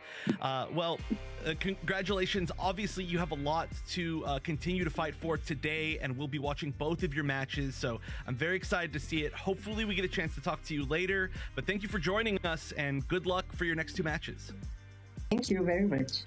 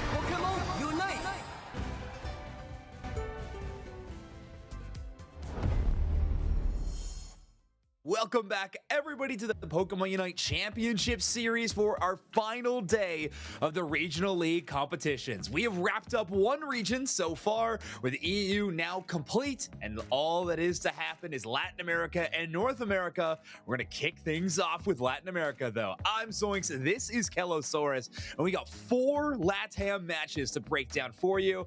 For those of you who are fans of this region, you can rejoice. Not a single match will be happening off stream for this one. We're going to get all the action right here on the main stage. Yes, and I am so excited for it because I feel like this is really where those chaos triggers really can come into play. We already have 3 teams locked in for the playoffs, being Force Gaming, Stamina Esports, and Peru Unite. But in this next match with Dreamax going up against Stamina Esports, there is a lot riding on the line in securing their position for the playoffs as well. Dreamax, 2Z, CACM, all in constant competition to make it into that playoff spot. It's going to be really interesting. Obviously, Peru Unite in kind of a unique position where they want to hold on to that 3rd spot, depending with some losses or maybe wins from other teams. I think mostly depending on if Peru can get a win going on in their next one. They could fall out of that 3rd place, I think. We'll have to see where that one actually breaks down a bit later on. Stamina Esports, who are locked into that 2nd place position, can play spoiler here for a few teams, namely their first matchup that we're going to be watching, Kello, is against Dreamax, who right now have the chance to lock in their spot in the postseason in these playoffs, get their team name highlighted with a win over Stamina Esports, which is no easy feat. No, 100%. I mean, that's the thing. It's just so close between these 2 teams. Dreamax, 2Z, and CACM. It could really be any one of those. But for those that aren't familiar with Dreamax, they are currently in that 4th position there. Caduzera, Kaiksola, Dew Games, Lucky, and Diesebom as well. With a really cute Kubfu plushie there. But they need to win this match in order to clinch that playoff spot. Yeah, I mean, such an important one right in front of you. I think there's still universes in which they make it to playoffs if they lose this one, but every single map is going to count in this next setup. Of course, going up against Stamina Esports is always a scary feat, but Dreamax has kind of been on the up. I think having a much better record in the second half of the season. However, the same could be said about Stamina Esports. They have actually, since we have gotten to the second half of this season, Kello, Stamina Esports has not dropped a single match this entire half. All they have to do is play Peru and Dreamax now, but they could have a flawless part 2 of our regional league season. I think that once again, it's just showing the evolution of these teams, just the improvement, being able to learn from those mistakes earlier on and being able to just, you know, rectify those going into that second portion. But we're headed on into that ban phase there. Hooper, Psyduck, and Umbreon have been locked out by Stamina Esports. Meanwhile, Zacian, Blastoise, and Snorlax from Dreamax. I feel like this Snorlax is definitely targeting Kira there. Yeah, a hard call out towards Stamina Esports. They love this Pokemon, by the way. I'm loving that our stats team has been crushing it recently, giving me a lot of back-end things. Stamina Esports has a 100% win rate on Snorlax as of recent competition. Oh. So, yeah, I think this ban a pretty solid choice. It doesn't have the highest pick rate for Kira. Blastoise is still going to be their most popular pick in our regional league matches, but still, yeah, that comfort pick of Snorlax getting taken off the table. Very smart decision by Dreamax. Yeah, so we do have another defender pick being picked here, the Crustal, so whether that ends up getting switched on over to Kira later on. Otherwise, I feel like we haven't really seen all that much of Machamp. Well, I mean, we didn't see it at all pretty much in that first set that we ended up watching, but Dreamax locking in Muscly Man for them, along with the Urshifu too. Oh, okay. Yeah, this Urshifu has been kind of rising in popularity a bit over the weekend. You can see it's an encounter rate of 24%, very respectable for a damage dealer slot. That's a pretty highly contested one with a lot of different Pokemon. Any sus, though, should come at no surprise that this Scyther has been selected, one of the most strongest Pokemon within this region, and it's actually the most banned Pokemon against Stamina Esports. So Dreamax going a little bit away from the norm in these regional leagues, allowing Stamina Esports to have that Scyther, a leisure they're not normally afforded. We'll see if it is a punishable thing or a good thing for them. Yeah, we'll have to wait and see. I feel like NESUS really, either on the side that Inteleon is such a beast, but I guess considering that, Dreamax, they've opted for more of a tankier composition, locking in that Vaporeon as that final pick. So having those two defenders plus the two all-rounders there, hopefully having a great front line to allow Dew Games to just chip away a lot of damage from those solar beams, from those electro balls, and protect them from, well, a Scyther diving on through.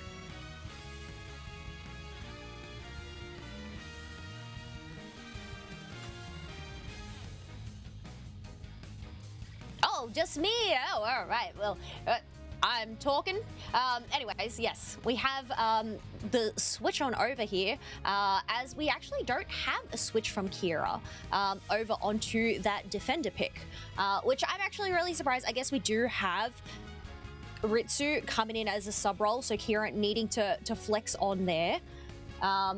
But yeah, otherwise, I guess, you know, we're talking about NESUS a lot. Scyther being quite a strong foe. Hitman, though, on this Miraidon, this is definitely going to be a Pokemon that we're going to have to keep an eye on for this match. I know we have seen a fair few Electro Drifts coming on through, but I'm wondering whether we're going to have that or the Charge Beam. But here we go, folks, heading on into game number 1 for the LATAM region.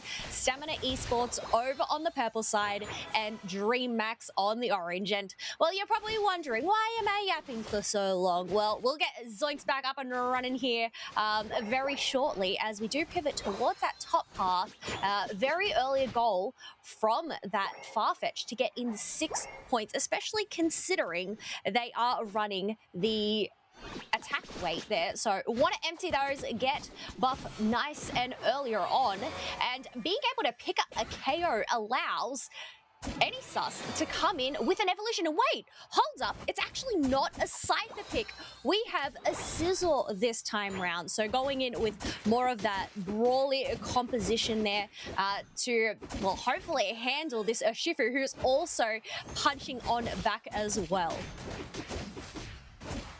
Meanwhile, we do have NESUS still left standing there, still taking the brunt of it. Unfortunately, Minato on that Blissey wasn't able to go and safeguard from 4 members there. But I feel like we can welcome back Zoinks as we have another member getting taken down from Stamina Esports. Zoinks. Max off to a solid start. Sorry about that. I don't know where I went. You know, it's one of those things where I'm a bit of a mystery. But anyway, we are back, and wow, Kello, I'm into sorry, the tall grass. I was working on getting audio back. Did you see we have a Scizor in play right now for Stamina Esports? Yeah. Okay, interesting. NESUS going with the flex. We were talking about how tanky this composition is. Well, Stamina Esports also upgrading their bulk and tank with a Scizor, Farfetch, and Crustle based composition. Yeah, I guess just realizing potentially maybe not being able to get as much burst damage on those squishies. So really just going in with that all-out raw. Otherwise, we do have that Charge Beam Miraidon to allow that backline shred towards Dreamax. Nonetheless, two members of Stamina Esports ended up getting knocked down in the top half. Now Stamina Esports again kind of reeling back after Dreamax's early aggression has been paying off, even without this full Machamp evolution, right? So Scizor throwing hands right now, doing a great job with that early damage, but will not be able to prevent that berry. NESUS feeling pretty confident they can move in and out of this battlefield with Scizor's natural defenses, not to mention the Blissey within the pocket. However, that might be too much damage to deal with as this Water Bear gets the KO. It actually sets up a KO streak of 2. Dustin looking for even more. Yeah, and this is huge there for Dreamax to go and empty out their pockets up at the top half, leaving this on 11 points. It's only a Surfetch here trying to defend, but unfortunately, I guess 3 members while the Urshifu was focusing on sucking up all those birds. There is just no stopping Dreamax momentum here. Hello, I gotta ask you, how are you feeling Caxola in this Vaporeon? It feels like Dreamax Esports, one of the only teams, potentially in any of our regional leagues, that still really like relying on this Pokemon. By far and away, Caxola's most popular selection in these draft screens. I think in terms of that sustain, the AoE of the Aqua Ring, especially considering quite the melee-based composition, this is really going to benefit them in those team fights, which we actually have seen. But even then, just in terms of that disruption that it can provide as well, I actually really like Vaporeon, but I'm also biased towards Eevee, you know. Yeah, well, I wouldn't say I feel the same about that sentiment, but about Vaporeon being a solid choice here, I can't agree with you more. I think it's some really good breakdowns, and Xsola certainly loves seeing it. Look at this, Vaporeon jumping into the midst of 4 enemy targets and able to still walk away. Granted, a Unite move is forced out and see if they can sustain this fight, as Stamina Esports finally looks like they've been able to build up the firepower to get a team fight win. It also results in a solid tier 1 break, getting them over the 100-point mark as they're sitting at 103 and a KO streak of 2 for Surfetch, matched by this Machamp though.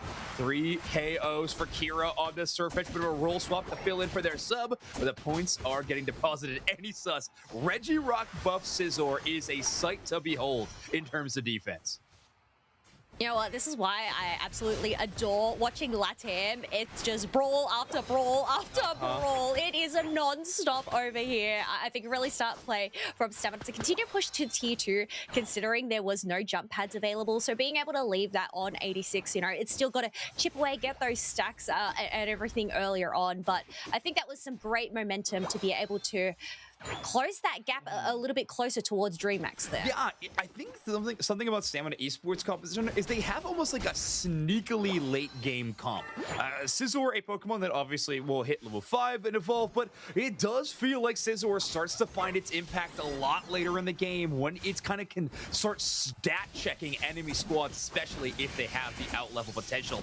Regieleki at about half HP already. Lucky getting in range. They are going to slow beam almost immediately, grabbing the Scizor, but Anisa's going to shake that one up. This board does get that KO, but the Vaporeon final instance of the Unite move does knock them in the air. I love this play, getting into a defensive spot to Hydro Pump back towards the rest of their damage dealers, but slowly but surely, Vaporeon, the last Pokemon left standing. So is Dosaborn on this Rapid Strike Urshifu, but they are in the face of 3 members of Stamina Esports. They're doing just fine though. KO streak at 2, Liquidation shielding, giving them just enough room to work. And this Rapid Strike Urshifu has already hit level 13.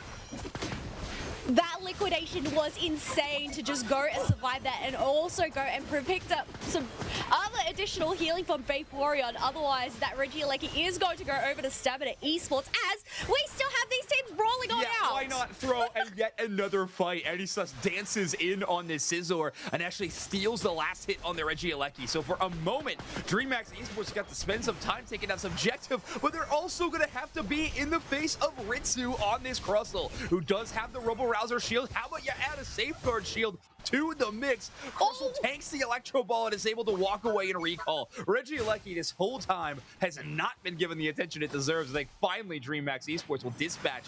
There has been a basement Reggie spawning in, but both these teams missing a lot of resources in terms of Unite moves. It looks like farming going to be the name of the game right now. And why would I even mention that? It's time for another fight. Who needs to farm up wild Pokemon? You can just farm up each other from with that experience. As we have Scizor diving on in with their Red Illusion dive. However, they aren't able to get that finalized KO. Submission Machamp's trying to make a retreat. Unfortunately, they just cannot escape, and Anisus is really just hunting them down. Yeah, having a bit of extra movement, able to dodge around their own team's rock tombs. Take a look at this. This bullet punch setting them up for a lot of major moments. That last one only hitting wild Pokemon, not getting them enough HP back the other way, so they will eventually fall. Blissey was not within range for a Bliss assistance, and honestly, with how aggressive these teams were playing, I was half expecting a 2 minutes and 40-second Unite move. Glad that Stamina Esports is showcasing more patience than I would have.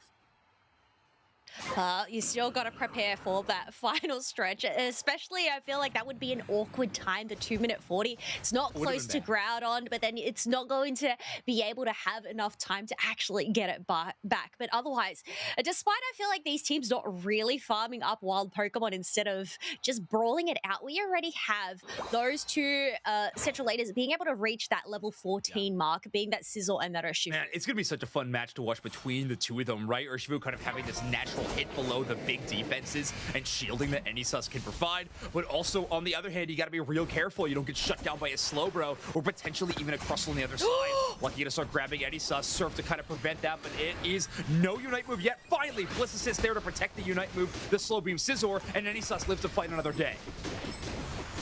they're continuing to live and fight another day, putting in those bullet punches to try and sustain this fight. Nonetheless, the bug has been smashed on down, along with the other rock bug too.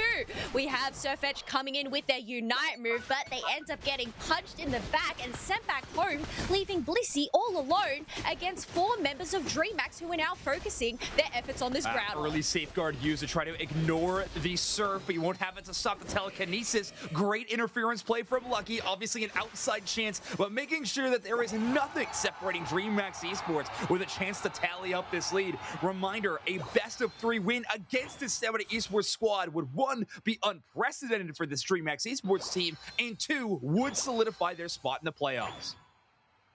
Yes, you can feel the fire in their souls and how much they actually really want to make these playoffs. They do not want to have to rely on the other team's results later on in the day, but also in terms of their results against Tuesday later. But still, nonetheless, 35 seconds left to go. It's quite a close match between these two teams, being 117 to 273 points. We do have another dunk, though, going in that bottom path from that Machamp, just to try and create that buffer. And because of that, it's just allowed Dreamax to get in some more dunks up in the top path, while Stamina Esports were distracted and making their own run for it. This was going to be a question of the clock. Only 10 seconds left. The Surfetch were the only players with actually points in their pocket. I think this is likely going to be the end result we are looking at. Dreamax Esports take the ground on, hold on to their defenses, and they will set themselves up for a 1-0 advantage in this series against Stamina Esports. And truly one of the most important matches of Dreamax Esports this season. They want to force this season to be longer. They want to enter the playoffs, and what a great first step into doing so.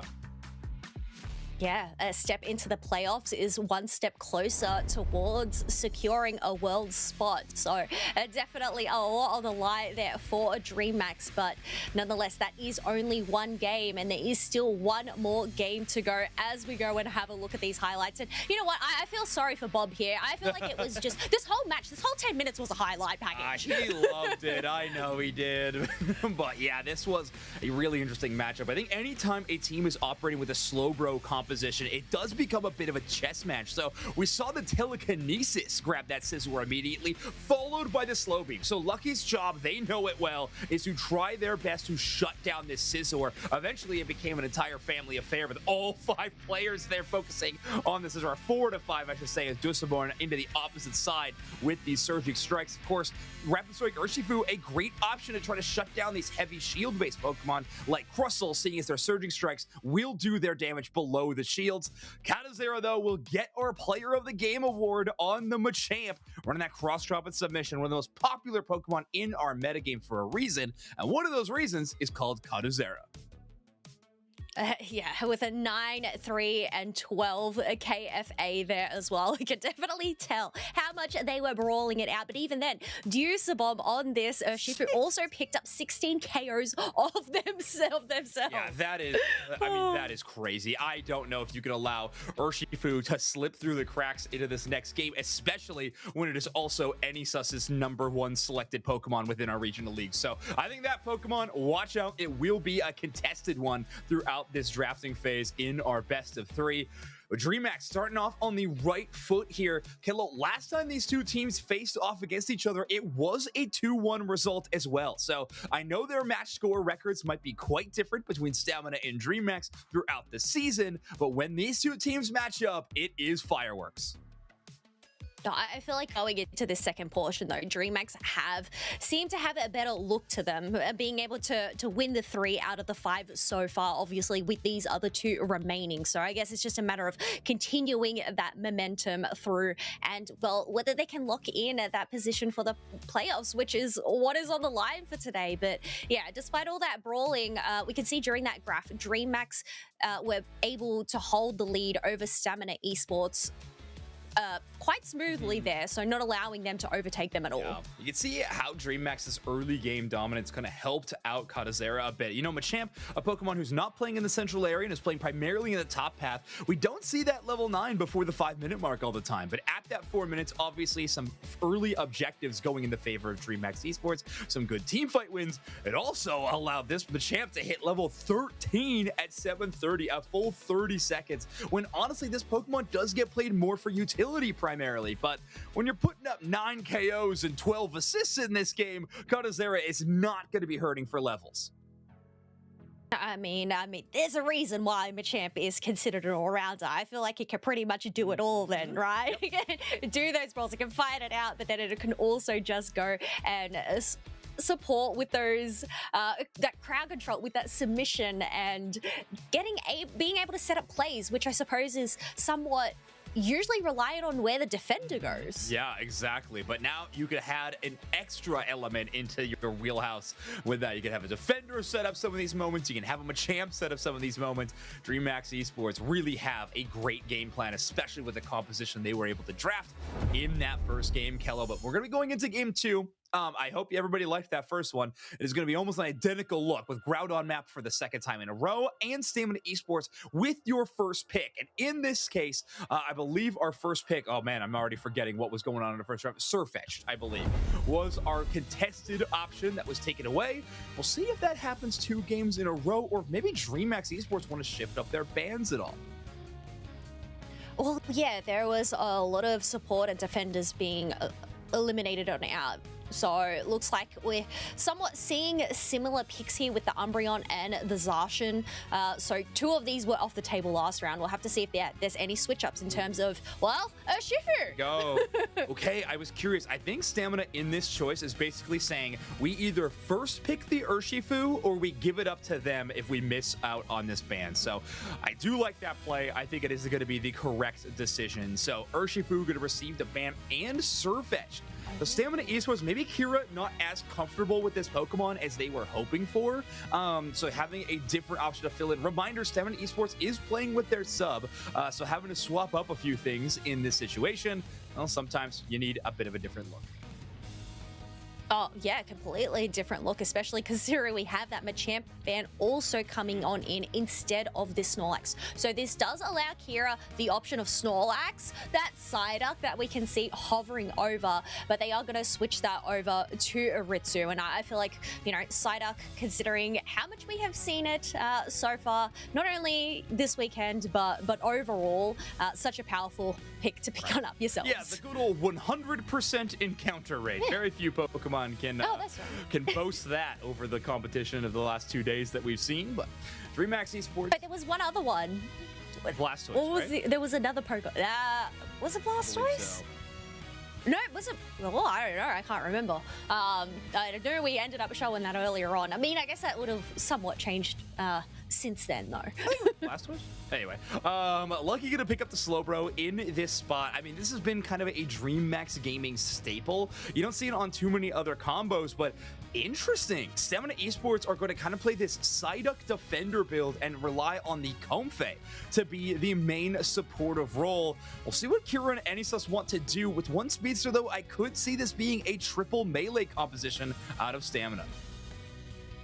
Are we going to have the Comfey Sweet Kiss combo paired up with a Rapidash Dazzling Gleam? So having both of those AoEs working in tandem, the pull in and then the burst, that would actually be quite insane. I mean, you know, pen to paper, it sounds good, but we'll have to see whether they can actually put it in action. Yeah, let's see what the breakdown is. Also, we just got clarification from our stats team. Kello, you're right. Psyduck, the only Pokemon at 100% encounter rate at this point of the tournament. Blastoise down to 97%. So pretty close, but you are right, not at 100. Only Psyduck has that award. Yeah, I mean, it was quite a powerful duck that we have seen throughout the season and ACL, and it's definitely continue on through. But, oh, we actually have a switch up here with Caducados locking on in the basic original. I like what would the word be for I think I like what this Spraggles was Lucario doing with a Lucario Classic. Oh, A Lucario Classic. Yes, I like classic that one. Lucario locked in. So Caduzero wanting to play very likely a little bit of the extreme speed Lucario. One of the major reasons you pick up this Pokemon. Also having a bit better of a force in the early game, a bit tankier. So if you want to contend against the Buzzwole and Path or even the Blaziken, you might have a few more options for Caduzero. But still, I want to say Mega Lucario already. This classic Lucario gonna be a bit of a different look for Dreamax Esports to throw out, who are going to be running that double melee, but they got that Mew backup from range, something that Stamina Esports will not have access to. You have to play a little careful when they don't have an option to kind of do poke damage back and try to avoid those solar beams and electro balls. I think considering how that last game ended up going between these two teams and seeing double all-rounders on either side, I reckon you need to buckle in, folks, because I feel like there's going to end up being another lot of brawls coming your way. Yeah, I don't know if any of us will be able to get away with as much as they were on this Buzzwole, but we'll see what goes down as we get into game number 2. Stamina Esports, your purple team. Dreamax Esports, your orange team. In this case, Stamina Esports have, after a dominant season run, locked up their spot in number 2 in the Latin America Regional League, as they have yet to lose in the latter half of the year. On the other hand, Dreamax Esports also on the up and up, but this one, if they can take down this game number 2, they will be moving on to your playoffs guaranteed. Yeah, I know that first portion that you mentioned, it ended up going to that game 3. So just being able to see that progress from Dreamax, if they can lock it into 0, then, you know, they get to at least have a breather for a bit. But otherwise, up in that top path, we do have some little dunks coming in from Cardu. But now that the Cavalry has arrived with 3 members here, they are going to ward them back over to their own side of the map. Jesselborn does not want to stop, though. That is a lot of cooldowns baited out, and that Buzzwole gets the pull. Buzzwole only having access to one of their moves, doesn't have the full combo ability, though, and Saraledge will be able to walk away. Watch out for that Bitter Blade, though. That huge cleave of damage is going to be a massive asset for Dreamax. Is going to be a 3v4 up here in this top path as we have Torch getting knocked on down. Buzzwole picking up a great hit onto that Lucario and Comfey being able to finalize that KO. Nonetheless, it just isn't able to stop the back line there with the 3 other members of Dreamax still left standing. Yeah, just a bit of a casual 3 KO streak for Vaporeon. So Caxola really showcasing why this Pokemon story is now at 4 knockouts. We do not see this with this defender support role very often at all. I mean, Dreamax Esports, we know they love to fight, but Caxola is showing that this Vaporeon should not be a slept-on Pokemon any longer. No, not at all. And especially considering from all of those KOs, there was a ton of Eos energy. A lot of stacks went towards the way of Dreamax earlier on. So that Vaporeon being able to capitalize on that special attack specs is really going to boost their healing. Absolutely. Ooh, some big bursts of damage in from this Mew. And all right, Kello, I gotta be honest, I've been having too much fun with these numbers and these stats, so I want to do it again while we have just even a moment to breathe. Interesting stat, Stamina Esports, average point differential in their matches, they are over 200 points. When Stamina Esports is winning, they are winning by a lot. Dreamax Esports is technically a negative record. However, their average score differential is -8 points. So extremely close records. Dreamax Esports always within just a nail-biter score of these matches. A frustrating spot to be, but they have been on the up. I mean, a win is a win, right? They only need 1 point in order to go and lock that down. Otherwise, up in that top path, we do have that Blaziken online. Yes, they do have the Comfey, but unfortunately, it just isn't enough to support the firepower that is coming out from Dreamax, who are able to get the KOs and go and break that tier 1, paving the way to go and secure this Regieleki, which will end up heading towards tier 2. Okay, Kello, bit of an update from our stats, or our background team, our admins. We got a Chaos Trigger interacting. Unfortunately, Chaos Trigger! There was a Chaos Trigger, which was an illusory Chaos Trigger. Dreamax Esports does not technically guarantee themselves a playoff spot with this win. However, it is extremely likely there are some outside scenarios, aka Chaos Trigger opportunities, in which that would not be the case. So keep your eyes peeled, folks. Chaos Trigger could be imminent. It could not. It's impossible to tell. Oh, wow. This really just confuses things, but you know what? One thing that isn't confusing is these 2 KOs heading towards Dreamax as Stamina Esports is really putting the aggression on, knowing there's no jump heads available. Vaporeon dives underwater, being able to get a stun or a cannon comes on out from this Lucario as well. And 4 members of Stamina Esports have now been wiped on out. Dreamax being able to put up the defense for that team. Man, that is the second Dreamax Esports clever little KO string put together. This time by Caducados on the Lucario. KO streak of 4, who is going Power Up Punch, by the way, I believe. It is a Power Up Punch Bone Rush build. Oh, interesting. Okay. Can you explain why they would go with that combo instead of the traditional Bone Rush E-Speed? So there are a few options. Unfortunately, one of them is a misinput at the start of the game before they logged into the lobby. That is obviously not. However, the Power Up Punch Bone Rush was a moveset played a little bit. I know Celestial in North America did like this build for a while. You do reset the cooldown the same way you would with Extreme Speed on Bone Rush, I believe, later on in the match, right? So you do have some setups where you could have multiple power-up punches, kind of crushing it through the enemy squadron. And Lucario so far has been making it work. Sarah Ledge getting some damage done. Another string of KOs for Dreamax Esports. KO streak of 3 this time around. And Caducados going to deposit a clean 40 into the bottom side. They will be the first team to that 200-point benchmark. Yeah, Dreamax definitely crushing it in that team fight, being able to just clear some space of all this Reggie Alecki, but Stamina Esports, they're spawned back in 3 members and now continuing to fight on back. Mew is going to pop the Unite move, trying to protect themselves and their team, and now we have Rapidash and Comfy being wiped on down to 2 games, picking up a 2 KO streak on the Mew. Ooh, okay, Mew, a bit of a bounce back there. I mean, Dreamax Esports, just so many of their players are capable of huge amounts of offense, and Stamina Esports so far just relying on this Comfey for support, and kind of the backup with the Psyduck has been falling a little short. I mean, they've been doing a great job in keeping up in the points, but the damage numbers just have not been there, and you can see that in the evidence of the levels. Lucario, Sarah Ledge, both at level 12, Mew at 11 as well, and Stamina Esports just playing catch-up at the moment. Yeah, we do have a Reggie spawning here already at that halfway mark. Psyduck is just circling around, but they do end up getting fished on out by that Slowbro, so unable to try and make an attempt at a steal. But with the prize in hand, Dreamax are looking to pivot back, but Rapidash says, no way, you're not getting out of here, locking down that Mew and sending him back to home base. No Unite move means Mew is not going to be able to withstand the Bermuda Triangle of Galarian Rapidash. They are shut down. Nice dodge by Dusamor, dodging into the Phantom Zone to escape that overheat. Buzzwole once more, though. And he's actually using the Unite move to chase down the Slowbro. And now that Grass Knot is going to tie up Vaporeon. That's a KO streak for 2 for Anysus. They want a bit of the spotlight as Dreamax Esports has been stealing all of it so far in this matchup. But now the respawns are here. Dreamax able to defend their tier 2. Yeah, definitely a risky position for Stamina Esports to be in.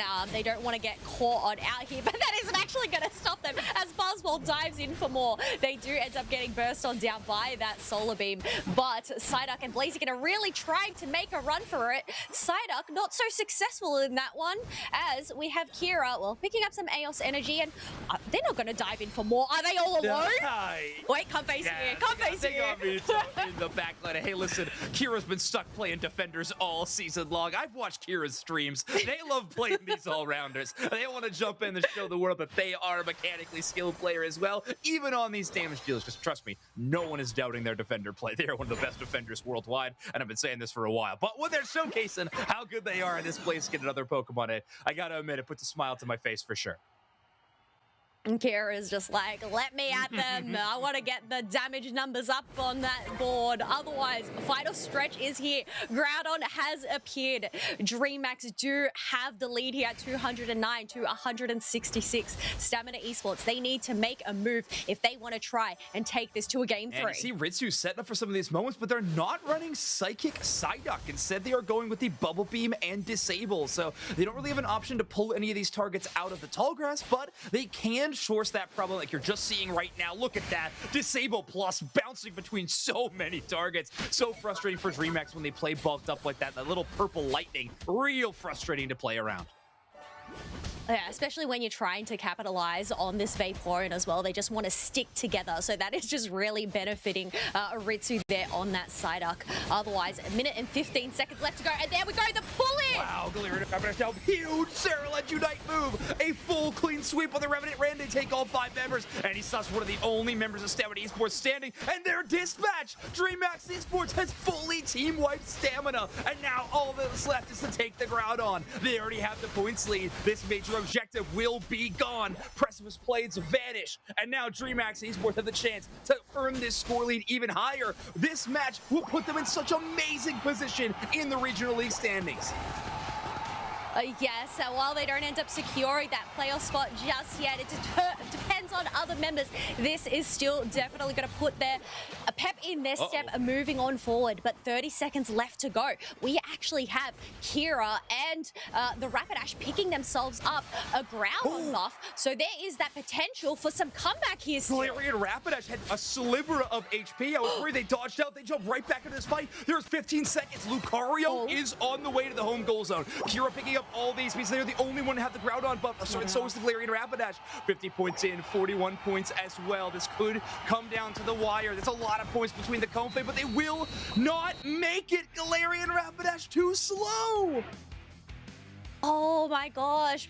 Yeah, unable to go and make it towards that goal because we actually had Lucky being lucky and stalling out so much time for the chase of them. And that means they ended up just not having enough time to dunk in their AOS energy in that home base. But after all of that, Dreamax Esports being able to secure that second victory against Stamina Esports and a one step closer towards landing their playoff spot. Dreamax Esports invoking a Chaos Trigger in a 2-0 victory over Stamina. What a win for them. Not only is that going to give them momentum, they're the only team so far in the latter half of the season who's been able to best Stamina Esports. Even Force Gaming has not been able to accomplish that in the Latin America Regional League. Dreamax Esports, I mean, what a time of the year to start peaking it. Oh my word. Look at that. Revenant Ren covering everybody but the Buzzwole, and it doesn't even matter. They made Orion Unite move clear in space and making it impossible for any sus to rejoin that fight in any meaningful way. Huge work from Dreamax Esports, really relying on their team fighting and coordination to pull off a great win. And wow, threading the needle on this Galarian Rapidash in a lot of ways with Stamina Esports, but it didn't matter. Dreamax get the shutdown. I think even then, Caducados being able to go in and getting another 80 points just to try and create that buffer and secure Dreamax safety there if things were to go topsy-turvy. But after all of that, classic Lucario, Caducados being able to go and pick up player of the game this match with 10 knockouts, 2 feints, and 9 assists. Back-to-back player of the game awards for Caducados. And I'm going to go ahead and say it. I don't think this was a misinput of moves. This power-up punch was a major focus for Caducados, lining up great last hit scenarios. And the fact that Bone Rush Plus can immediately finish off that cooldown for power-up punch, we are seeing some really cool strings of mechanical play from Lucario. Caducados are doing a great job. I think the KOF or the KFA here with 10 knockouts and 9 assists and only going down twice. So impressive. When you got players like Hitman and Anisus and even a swapped role Kira, that is a very difficult thing to do, to kind of play your life the way they did. Caducados doing a great job. Yeah, once again, we have the graph here representing Dreamax being able to hold that lead over Stamina Esports. While it was close towards that halfway mark, I think just being able to lead Stamina Esports into the palm of their hands with a great slow beam from Lucky to get the ball rolling really worked out in their favor. Yeah, you can see here Caducados hitting level 13 maybe a little bit later than you would expect, but the KO numbers gotta speak for themselves. And that graph that you see beside our mini map, kind of distributing where they were impacting the game the most, KOs and scoring, I think, are the two parts of the game that were highlighted for Caducados. Their first score happening within 40 seconds, so Lucario getting a good amount of attack weight stacks in early and often, not to mention a game-winning home goal score on just a journey that they had to go across the map. Great play from Caducados. And yeah, it thanks a lot into them, but honestly, their team play, Dreamax Esports have put themselves in the best possible position they could for them to make the playoffs. Yeah, I feel like in that early game, they really played that top path so well. They were able to not only get in those attack weight stacks of their own, but being able to pick up those early KOs allowed Vaporeon to also go and get those in. And definitely the healing, 61k healing from that Vaporeon. Like, it's hard to take it on down considering how much sustain they have. Yeah, that's true. Now, we will find out a little bit later if Dreamax Esports have in fact solidified it as these match results come in. But Dreamax Esports, they honestly can't worry too much about that given moment. They've done as best they can in this match, but their matches are not over. In a couple later, they're going to be playing 2Z Esports, who are a very close rival with them in this race for the playoffs right now. This Brazil versus Brazil matchup is going to be intense and a really interesting one to watch. But before we get to that, we're going to have Force Gaming and CACM Esports. This match is so important for CACM, and they're going up against the regional leaders in Force Gaming. It was going to be intense. Let's see how CACM's handling the pressure, though, as Wonder Chef had a chance to interview one of those players. Hey everybody, we are here with Bernie from CACM, who are fighting right now for their qualifying spot. How is it going? And my first question I have to ask, how much did the team get to practice and improve at ACL? It's a little bit difficult to practice because we have some change on the roles, but we have to do our best this couple of days because the travel, well, you know, it's heavy, a lot of hours. Yeah, no, it's really tough traveling international, but the team CACM, I mean, just in general, you've all traveled a lot. Do you feel like you are better as a team offline than online? Yeah, we are better in the presential because we have some internet issues sometimes, but we have to do better in person. Gotcha. Yeah, your in-person record is extremely good. And then now, of course, I got to ask my final question. How confident is the team going into today fighting for your qualification spot?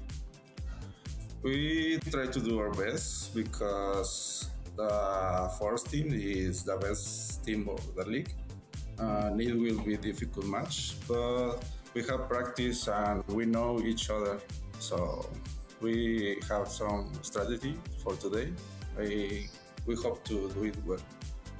All right, well, it's going to be tough, but I believe in CACM, so good luck, and I mean, we'll see you on stream very soon. Thank you. Thank you. Thank you.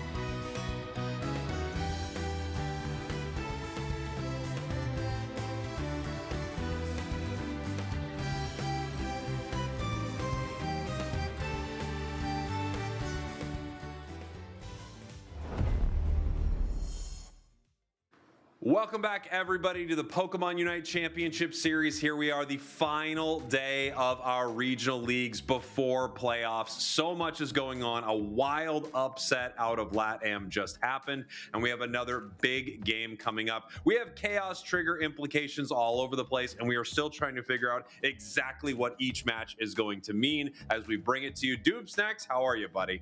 Doing great. Right ahead of us, we've got Force Gaming and we got CACM. Of course, CACM with a Chaos Trigger. Who knows what they need to do here? I'm pretty sure if they win, they'll put themselves in a very, very high probability spot to be in the top 5 here. But across from them is the team that's already locked down the region, Force. Yeah, Force Gaming, unbelievable. And we are getting word this is win or they are done for CACM. They will have no shot of heading to the playoffs if they can't beat Force. And you know, Force, Doobstacks, I don't know. They're pretty dang good. They're 12-1 in our league, almost undefeated, leading the entire league in score, KOs, assists, damage, and recovery. Those are almost all the stats. They're all the stats. Might as well just make up the rest of them and say that they're on top of the league in those as well. CACM, Texas, one of my favorite support players to watch, potentially one of the best Ducks in the world, fighting with their back against the wall here, Bernie, Frank, Reggie, and Ranma, to stay in it. Keep their league alive. This is big for CACM. We are getting word that they not only need to win this, but Tuesday would need to lose their next game. So the Chaos Triggers are triggering today. They have been triggering yesterday. This is one of the most exciting things you could have happen in a league. Some of it is up to how well you play. Some of it is up to how well your opponents in other matches are going to play. And it's crazy for CACM to be in this position because they really are in an in-person tournament, one of the best in the world. However, in our league, they have a negative record. Yeah, without a doubt. I mean, obviously they need Tuesday to lose, as was mentioned as we were catching you up on that information. However, CACM has their control. They have partial control of their destiny here, and they need to beat Force. That's where this thing begins for them, and that's where their focus should be. And here we have our bans. We've got the Umbreon, Blastoise on the side of CACM. Final ban here, as on the other side, they want the Slowbro shut down. Zapdos, they know that this is something that they've been picking up and do not want to see it. It's been a difference maker in some of these games, especially with EG and Dig yesterday. Yeah, of course, using that Unite move to siege the goal zone, making it temporarily disabled so you can get an instant score there, and a Greninja catching a ban just at a lowly 5%. But Force Gaming is onto something because these are low banned out Pokemon but seem incredibly targeted. Yeah, and then there's the interesting question. I mean, you have CACM, and we are not seeing a very specific ban towards them. They grab the Surfetched early. Force on the other side with the Hoopa and Mew. Reggie gonna go ahead with the Zacian, and then we have Texas on the Duck. I mean, what a draft so far for CACM. I know. Force Gaming still has technically the opportunity to grab Machamp, which has also been incredibly strong lately. Of course, we've got Blastoise still, or excuse me, Blastoise is banned, but Machamp is where my eyes go to personally. So we'll see if Force Gaming wants to lock it in, and Kai Luke does. Yeah, they do. Final couple of picks over here to CACM. And it looks like we're going to be locking in our attacker and some more defense, a little bit of a front line in the Snorlax here. I'm curious. I mean, how many teams would not be seeing a ban or a pick for Gengar in this moment? Yeah, I mean, Gengar is certainly in the mix without a doubt. I mean, Mega Charizard Y, quietly absent from everything as well. And Falb goes for a Talonflame. It's a new day, my friend. I want to take a look. We've got some dossiers. Yeah, you got it. Dorsaros on some of these squads here, and it looks like Gengar is banned against CACM more than any other Pokemon. And in this game, not only was it not banned, it was also not picked. Wild stuff. Yeah, it could just be now that these teams have been around the block against each other for quite some time, and of course you get to know these players as individuals. It just doesn't have maybe the same impact as it did before, or these tools that they have available to them are just so strong that it outpaces the strength of Reggie on a Gengar, for example. And I'm getting word that multiple dossiers are do-si-dos. Interesting. Do-si-dos. So I always thought that do-si-dos was not only like a children's game, but also I'm pretty sure a like convenience store confectionery. Nope, just multiple documents. I see where you're going, but do-si-dos. No, they're Girl Scout cookies. That's what they are. Oh, maybe you're right. As we're getting ready for this one, a big one for CACM. Not only do they need to win, but we are in chaos trigger territory, meaning they would need another team to lose. You're rooting for yourself. You're also rooting for someone else to fail. It's exciting times here at the end of our league. Yeah. Rather than everyone just rooting for Aftermath to fail, now you're rooting for other specific teams to fail, as CACM is your purple team and Force Gaming your orange team. Oh, that was a chaos trigger. Chaos triggers. Let's go.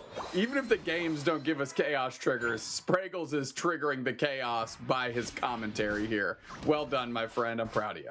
Hey, thank you so much. All I'm doing is calling it as I see it. We had hate watchers for a few weeks. That is a very true statement. Here we go. We've got good pressure up front here by CACM using the far-fetched here. Pulling a Magician does Lel, grabbing the berry, and they're trying to get all this experience out from under Force Gaming, but Kyluk actually doing a decent job. Here comes Fob, Reggie as well. Nice rotation by CACM. Yeah, Reggie here in the top path, ready to fight. It looks like Talonflame moving down to the bottom path here, getting some of the experience in the center. Reggie deciding that they want to be here on the top path, getting this ready for the Surfetch, and of course the Psyduck. Psyduck hitting 4 is nice. They would love for Surfetch to be online, but not quite yet. Not quite yet, indeed. As we take a look downstairs, we do have the 3v2 materializing. Frank is there, decent secure, tons of damage on Fob. Bernie caught against the wall, but I think they're going to be able to walk back just barely. And here we go. In the center now, we have Zacian deciding whether or not they want to move possibly towards the side of Force, but it looks like they are not. In the bottom path here, Angel trying to pick up a KO. Frank, so incredibly low, but they make it out.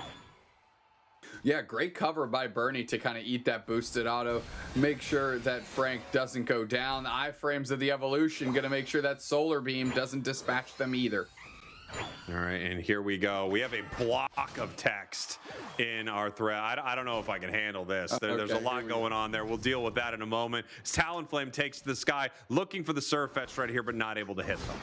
All right, CACM wins. They are clinched. No chaos. CACM loses and Tuzi beats Dreamax.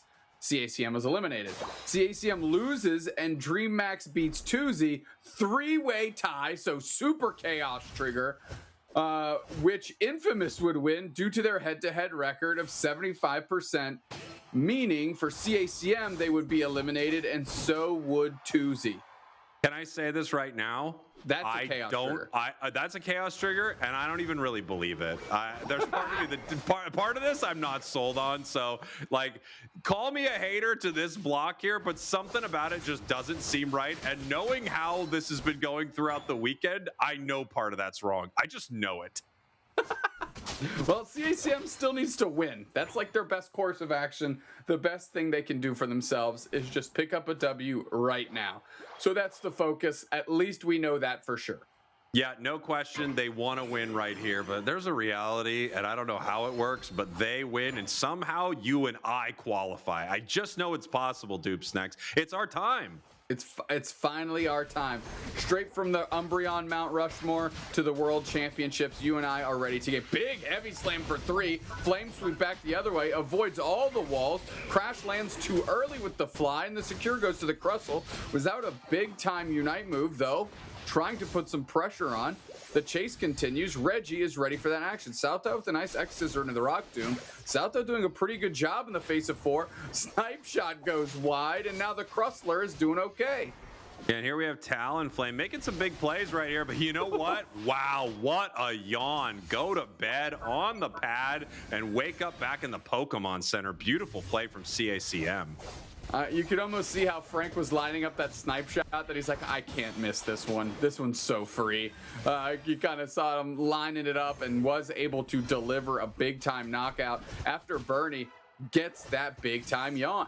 Yeah, that's a really fun play from CACM. You know, every time Talon wants to make something happen, if Bernie can land those yawns, they can take it down quick. You know, Talon, it needs to get in and out of these fights. If it has to stand there for even a moment, that could be an easy KO for CACM.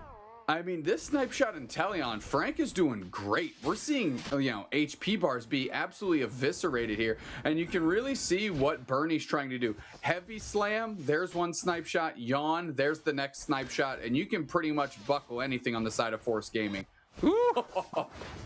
So much pressure, dude. Look at these. I love it. I love to see it. Oh, Talonflame Unite move, huh? To kind of get out of there. Do they make it? Oh, Falb does make it out. Okay, I'll give it to you. Yeah, fair they enough, needed Falb. They did, absolutely. Yeah, that Zacian could chase him down for sure. Looks like a play rough Zacian, if I saw that right. Some teams have been running, yeah, that is play rough. Some teams have been running agility. But we got play rough right here, which is also quite strong. It's just another dash move for Zacian. Trying to close the gap. Tons of damage on Kyluk, now running away. Nice submission onto Reggie. Reggie still trying to make it back to pad. The E-ball boosted auto takes care of them. Kyluk picking up the berry on the backside, and this is Surf Edge. It's going to get the quick hand knockout. Into the super spy mode is Frank. Snipe shot misses. The chase continues. Texas is there. They're still sandbagging. We have 3 Unite moves here, and this is an opportunity to push the pad if they want to. Let's see if that's what they decide to do. Solar Beam is there. We're Dipsker doing. We've got a little trick Phantom Force Upa action out of Force Gaming. Here we go. Reggie Alecki getting chipped up right now. Solar Beam not really finding much here. The snipe shot ready to go along with the Surf Edge. Yes, they secure it. All right, we just had Texas use their Unite move trying to score. Solar Beam, Bubble Beam knocked out, but so is the goal zone. It is gone, and it really looked like that was the goal that they were trying to accomplish. Yeah, for sure. Get rid of that. Get some positional advantage right here. Be done fighting in this top pass. The Force Gaming is now going to take this opportunity to get a big time score in the top path. 40 goes in. They could try to put points in with Hoopa, but yes, they would much rather have one of these smaller caps first, like Soto on that Crustle. In our picture-in-picture, we did see Falb get a quality knockout on Reggie, the Zacian, to really help them keep pace in this level. Right now, it's Surf-Etched and it's Talonflame, the Birds, getting it done for either squad, sitting at level 12. All right, here we go down to our bottom path here. Of course, this Snorlax ready to set up some big plays for the side of CACM. Really close game so far, only 3 minutes left. Nice Drago for some team-wide XP on the side of Force. So we'll see if they want to do anything with that Drago buff, which does allow you to score pretty dang fast. We'll see. I mean, they're collapsing on the goal zone, so this might be the moment you were talking about. Oh, they didn't let Lel score. They missed an opportunity for a little bit stronger of an over. Meanwhile, I think we just saw the power nap out of Snorlax downstairs. No, it's still sitting in their pocket as we went into our picture-in-picture. So good counter scores here and a great scoring parity until this moment right now.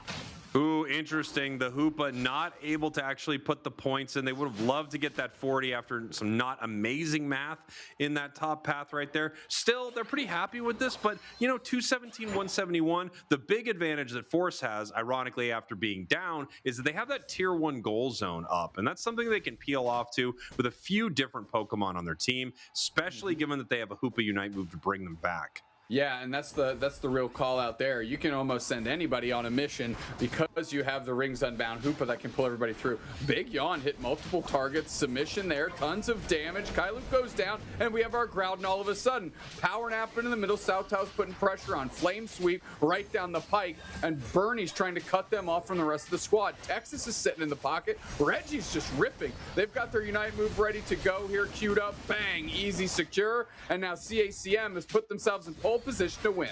Wow, CACM, I mean, they really just went for that, huh? They were ahead after taking Machamp down. They sent Zacian to immediately start ripping, fighting a little bit with Talonflame, pushing him out of that situation so they didn't have as strong of a secure. Even with the Hoopa Unite move, they weren't able to make it happen. They are up 217, 171, and they have a lot of glowing red circles around them. That is the Groudon buff, giving them some extra damage and crazy scoring speed.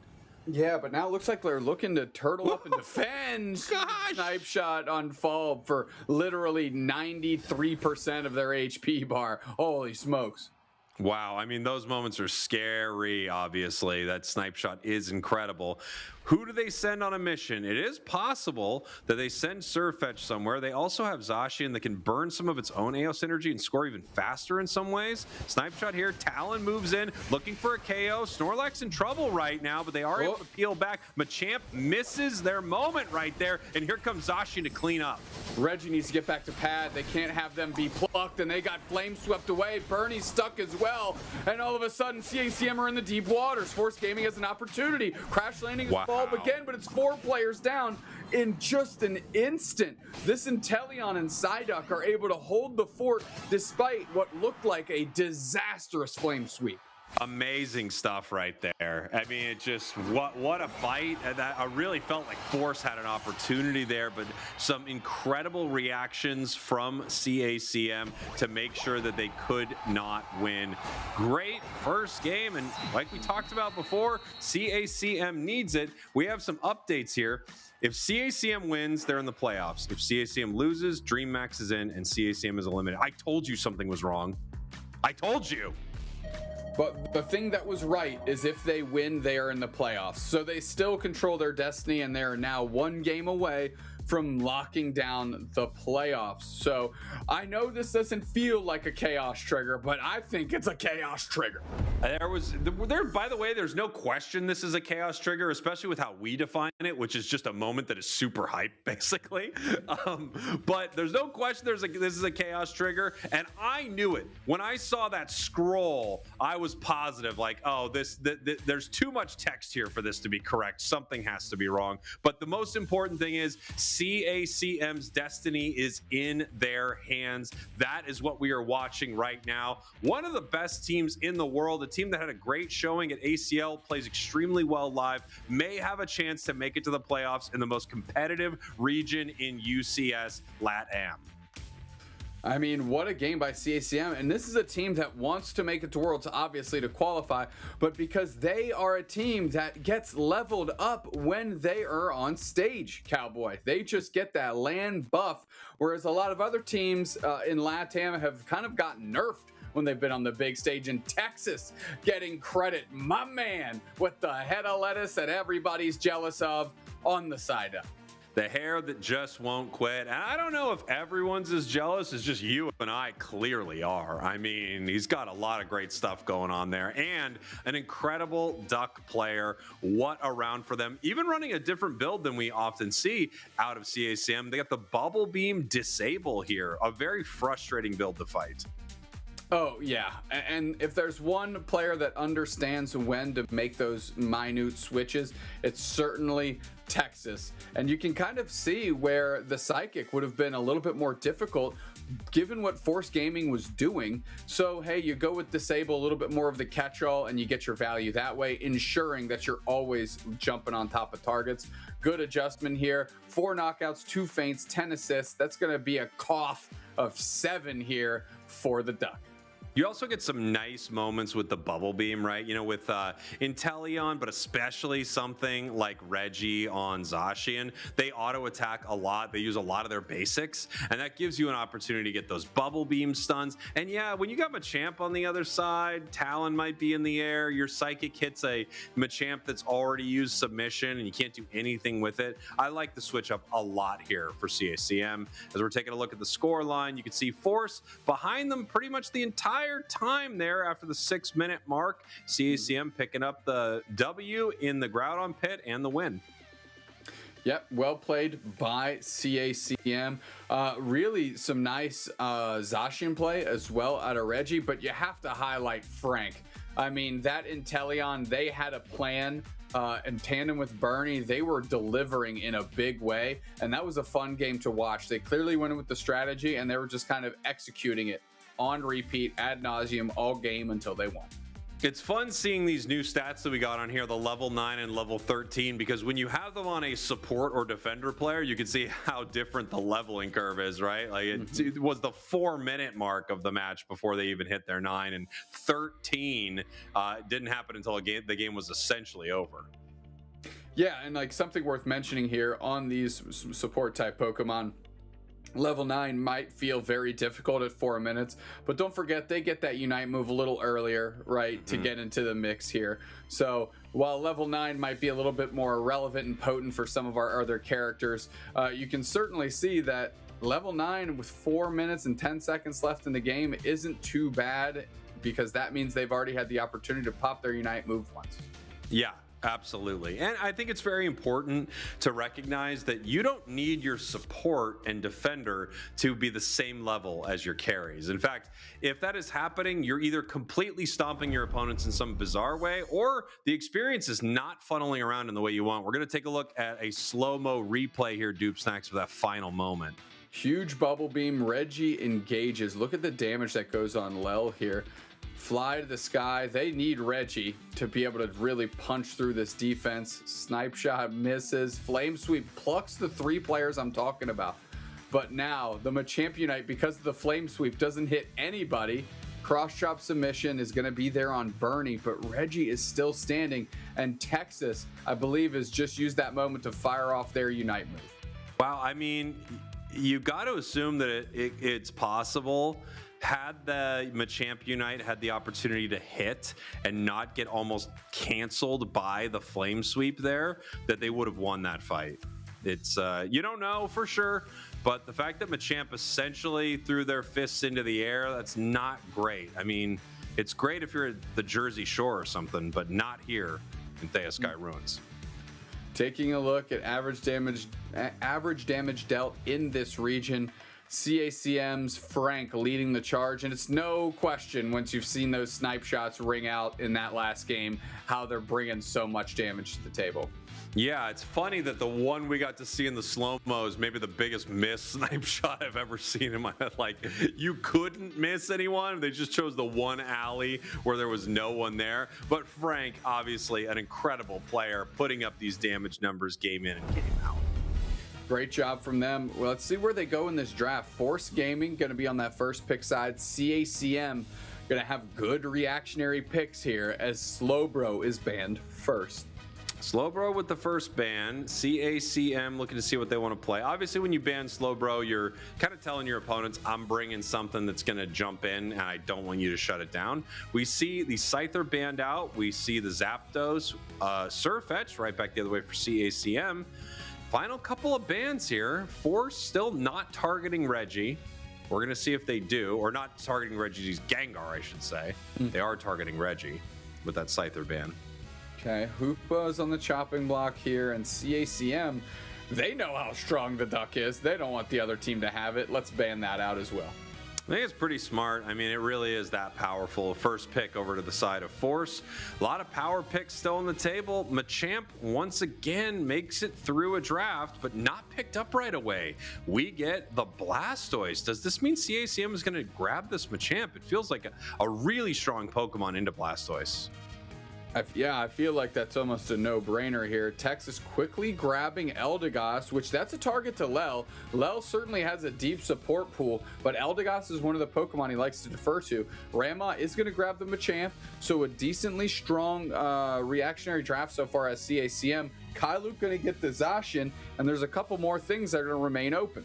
Lel on the Alchemy. I love Alchemy, so I'm excited to see it here in this match. Over to CACM. Next couple of picks here. We still have a possibility of seeing a Gengar. It plays really well into Alchemy. I mean, like a Sludge Bomb Hex Gengar is incredibly mean, but they have not revealed whether or not they're going to be running it yet. We do have the Umbreon and a Mew on the side of CACM. Final 2 picks to Force. Darkrai, and is it a Cinder?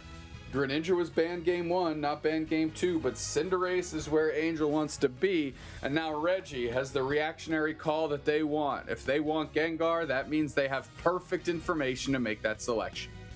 Oh, the only thing I don't like if I'm Gengar is the Darkrai. I don't like it just because it hides from what I'm trying to do. And there's Reggie bringing in the Greninja. Yeah, I mean, there are a few targets I really love on the other side for Gengar, but I understand why we're bringing the Frog into this. Not only that, Greninja is just so incredibly strong right now. No surprise here. Yeah, and especially in a mechanically gifted individual like Reggie, we're about to see some pretty neat things out of that water starter there with the Greninja. So, just based on the draft screen, Spraggles, what did you like to see, or what would you expect to see based on just the draft screen here? Well, I mean, they've got some interesting stuff going on, right? You've got this Darkrai that's going to be hiding the entire time. That's going to be difficult to deal with. You've got Cinderace, which has had some great tournament matches. We saw it played yesterday by EG. So I think this is one of those Pokemon, along with Greninja, that has been brought into the meta through the long-range tactics patches. I love CACM's draft. I mean, Force is Force. They're this good for a reason. I personally really like what CACM is bringing. This feels like a winning draft for me, but we will have to see. Of course, it's all going to come down to how things are played out inside the match. Yeah, I think it's going to be a very big execution-based game. You know, sometimes we say it, hey, you just lost in the draft screen. I don't think that's necessarily the case in this game. I think both teams have a lot of quality Pokemon they're bringing to the table. So I think we're kind of at parity based on the draft screen, in my opinion. I do think Machamp versus Blastoise is a key matchup, and Greninja and Darkrai is as well. Well, here we go. Force Gaming, your purple team. CACM, your orange team. The one thing we know for sure in this crazy world full of chaos triggers is CACM needs to win so that they have a chance at the playoffs. And if they do, they can take that bottom spot. Great pressure early on Kyluke. Now they engage, and Texas takes a ton of damage as they're just trying to survive on their side of the map. Lel still a Milcery, but they're going to move back and try to get evolved as quickly as possible. We're seeing the Frogadier already make it to the top path extremely fast. Reggie looking for a KO here. The red buff slowing them down, but can they get it? No, they make it back to their goal zone.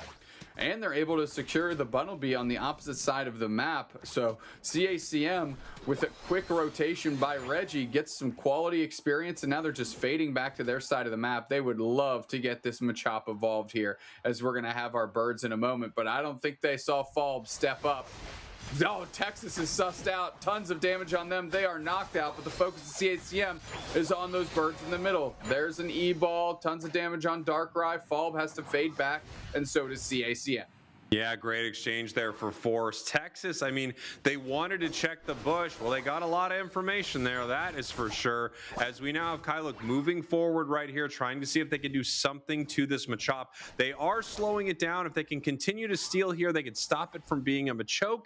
It is not yet online still. Yeah, it's struggling. They're going to have to get this next best secure here. It doesn't look like they're going to go towards the Natu. Texas is going to step up, see if they can make a cheeky play, but no, they're unsuccessful.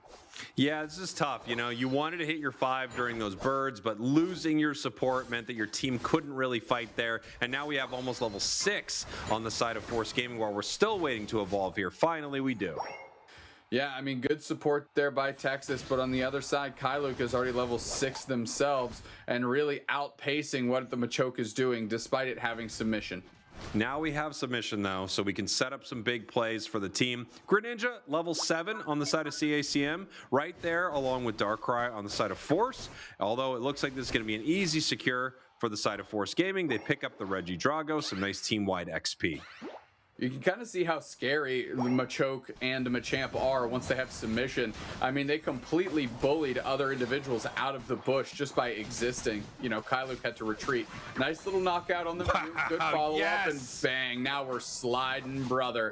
Here comes Reggie. KO streak of 2, make it 3 on the nose. This was so impressive. They saw Cinder was low enough for a Surf reset, so they go in for it. They Surf reset through and then use Surf again on the wild Pokemon to continue to get a reset into Darkrai. Then they continue to push towards Darkrai, grab another KO. That's classic Greninja right there. This is why people play it in solo queue, is so they can have moments like this. Frank, stop scoring for a minute there. That was a very odd decision by Frank, but okay. Yeah, I would have liked to. Oh, nice Unite move. Pops 2 instantly, and Reggie is a monster. Now we have the mean look Umbreon that gives them another KO streak of 3. It's a 3-for-3 package deal here for Reggie as they're trying to get this 40 banger in the backside. No, the mean look is there. KO streak of 4. Give him 5. Wow. Baby. Oh, Mew, Frank. You absolute scuffer. What'd you do? It could have been a Greninja Penta. Frank with the troll of the century here, but of course you don't genuinely care as a team. No. You're very happy that you are crushing it right now as a level 11 Greninja, also with a couple of small scores right there and wild Pokemon able to pick up. They could have their Unite move back in a flash, and it looks like they are going to. Wow, this is like fully dominant Greninja play here in game 2. Incredible. And we are just kind of sitting on Greninja right now, but I'm not shocked. It is the Greninja show. In the picture-in-picture, we've got Greninja back at the top path with the Unite move. Here in the bottom path, we just have this Darkrai not able to get a ton done. In fact, I mean, kind of nothing. Oh. Well, I guess maybe getting KO'd. And then Muse in the mist. Bernie gets out of the nightmare. Falb is low. Bang, another knockout. I mean, this is all CACM all the time. What a game 2. This is so impressive. Greninja is level 12 at the before the 5-minute mark. This Greninja is level 12. I think they've thrown 19 Unite moves already. They're heading down to the bottom path right now. They helped get their Machamp 2 levels up in the top path. The right side team has a huge lead is an understatement. Pokemon Unite. It's 0 to 261. That is the lowest amount you can have in this game. Force Gaming is 0 points. CACM, on the other hand, doing a great job in the first 5 minutes. Nice rotation here, secured by Mew, right in the face of every... Bang! Here comes Greninja, looking for more. Bang! Another Moonlight Prance, another knockout. 2 players down. Bang! There's your third one. CACM is sliding right now, brother. This is one of those games. I mean, you're just in heaven right now if you're CACM. You are dominating your opponents. They don't even have a tier 2 goal zone right here. It's already gone. You peel away from the Blastoise Unite move. You can decide whether or not you want to fight or just walk away from this. This Greninja at any moment could turn around and try to make something happen. Big time Solar Beam, but what a start for CACM. I mean, geez, an incredible match. I talked about how their draft felt good, but no draft feels this good. Yeah, I mean, this is what it boiled down to, right? We didn't think there was a crazy difference between them, but it's just an execution thing, and CACM is executing right now, and executing in the big way, because we lopping off the heads of Force Gaming. This team is in complete control. Yeah, and here we go.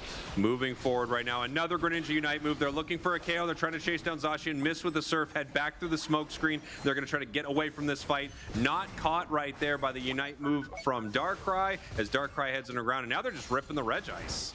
I mean, Texas and Bernie, you got to give them credit. They have covered every single time Reggie has gone in and not gotten a knockout. They've been able to get them out of there unscathed. So if Reggie can keep composure, keep control, I mean, they're going to keep taking over this game. It's not impossible for Force to come back here. Their levels aren't, you know, abysmal. They're picking up a KO right here, but boy, this is going to be tough. Greninja is now level 14 with still a minute left to go before we see Groudon. This is just a really rough spot for Force to be in. Yeah, finally sieging a goal zone might be an opportunity to get their first points into the game, dodge the Surf, and now get a knockout on Falb. I mean, CACM is being absolutely relentless right now.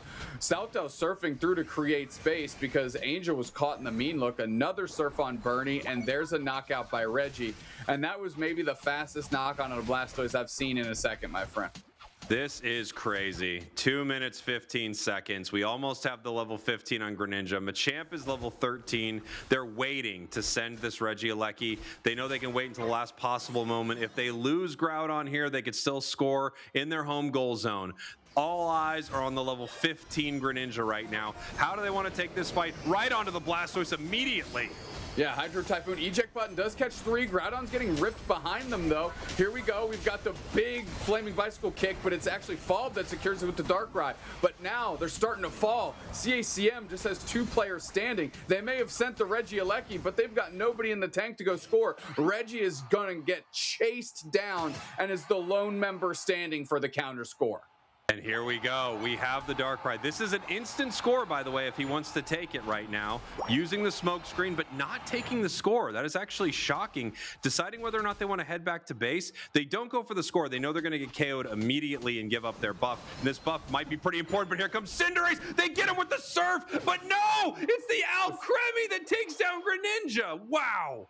Yeah, I mean, the Alcremie with those burn ticks, I mean, dealt just enough damage. 356, 190. Force Gaming, though, still has some buffs to work with, and they've got a goal zone to collapse on. I do believe they have enough money in the pockets, so this is all going to be about the defense. Straight into it. Dark Rise there. It's predictable where they're going to be. Solar Beam down, trying to score the Hundo Burger, but it doesn't go in. Crash landing on top of their heads, but it's 3 players down. Force Gaming putting the screws to them now. 290, 356, 40 seconds left, and they're pushing this home goal pad. It's just the Mew standing strong here. Salto's going to get their 100 points in, and now the lead officially begons to Force Gaming. Here comes Reggie, going to try and get knockouts, going to try and take some buff back.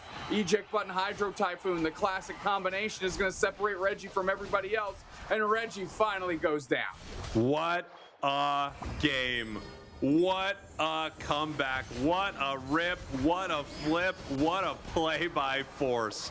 They had 0 points throughout the majority of the game. They were getting dominated in every single fight. But they stay in the match. They stay in the pocket. They get ready. They look for their moment. And they take down Force in one of the craziest upsets I've seen. Well, this is like the second match today that's been like this, by the way. Absolutely crazy. The fact that we are going to get another one of these, I couldn't be happier. Force Gaming, again, just playing for the love of the game. CACM playing for their league life right now. If they win, they are into the playoffs. If they lose, they are gone. I mean, what a match, what a start, what so many incredible plays here from CACM. I guess the one big mistake they made is even engaging at all with Force around the objective. They have a Reggie Alecki walking. They lost the objective and they lost all their members. Had they simply walked to the goal zone, and of course, hindsight's 2020. It's so easy over here, right? But had they simply walked to the goal zone, they could have put points in the main goal and then defended as a full unit. Yep, and at that point in time, you know, they had a ton of money to work with. They would have been able to stretch that lead to that like 700, 600, 700 mark, and really made Force Gaming's life difficult, trying to get all their points in and then having to pick up more AOS energy and scoring again. The crazy thing here is there is a reality they don't even fully defend this goal zone. They just force them to score the 100. But however, if you give them the opportunity for good math, it doesn't really work out that way. Still, what a game. Player of the game, they're giving it to Soto with 2 knockouts. I mean, I would say if I'm looking at the MVP, it's the entirety of Force, not giving up, continuing to look for their win, because they were just getting beat the whole match. Yeah, exactly right. Went for that rip flip. I think Falv is the one that secured. We had the Blazing Bicycle kick out of Angel. It was just a bit too early.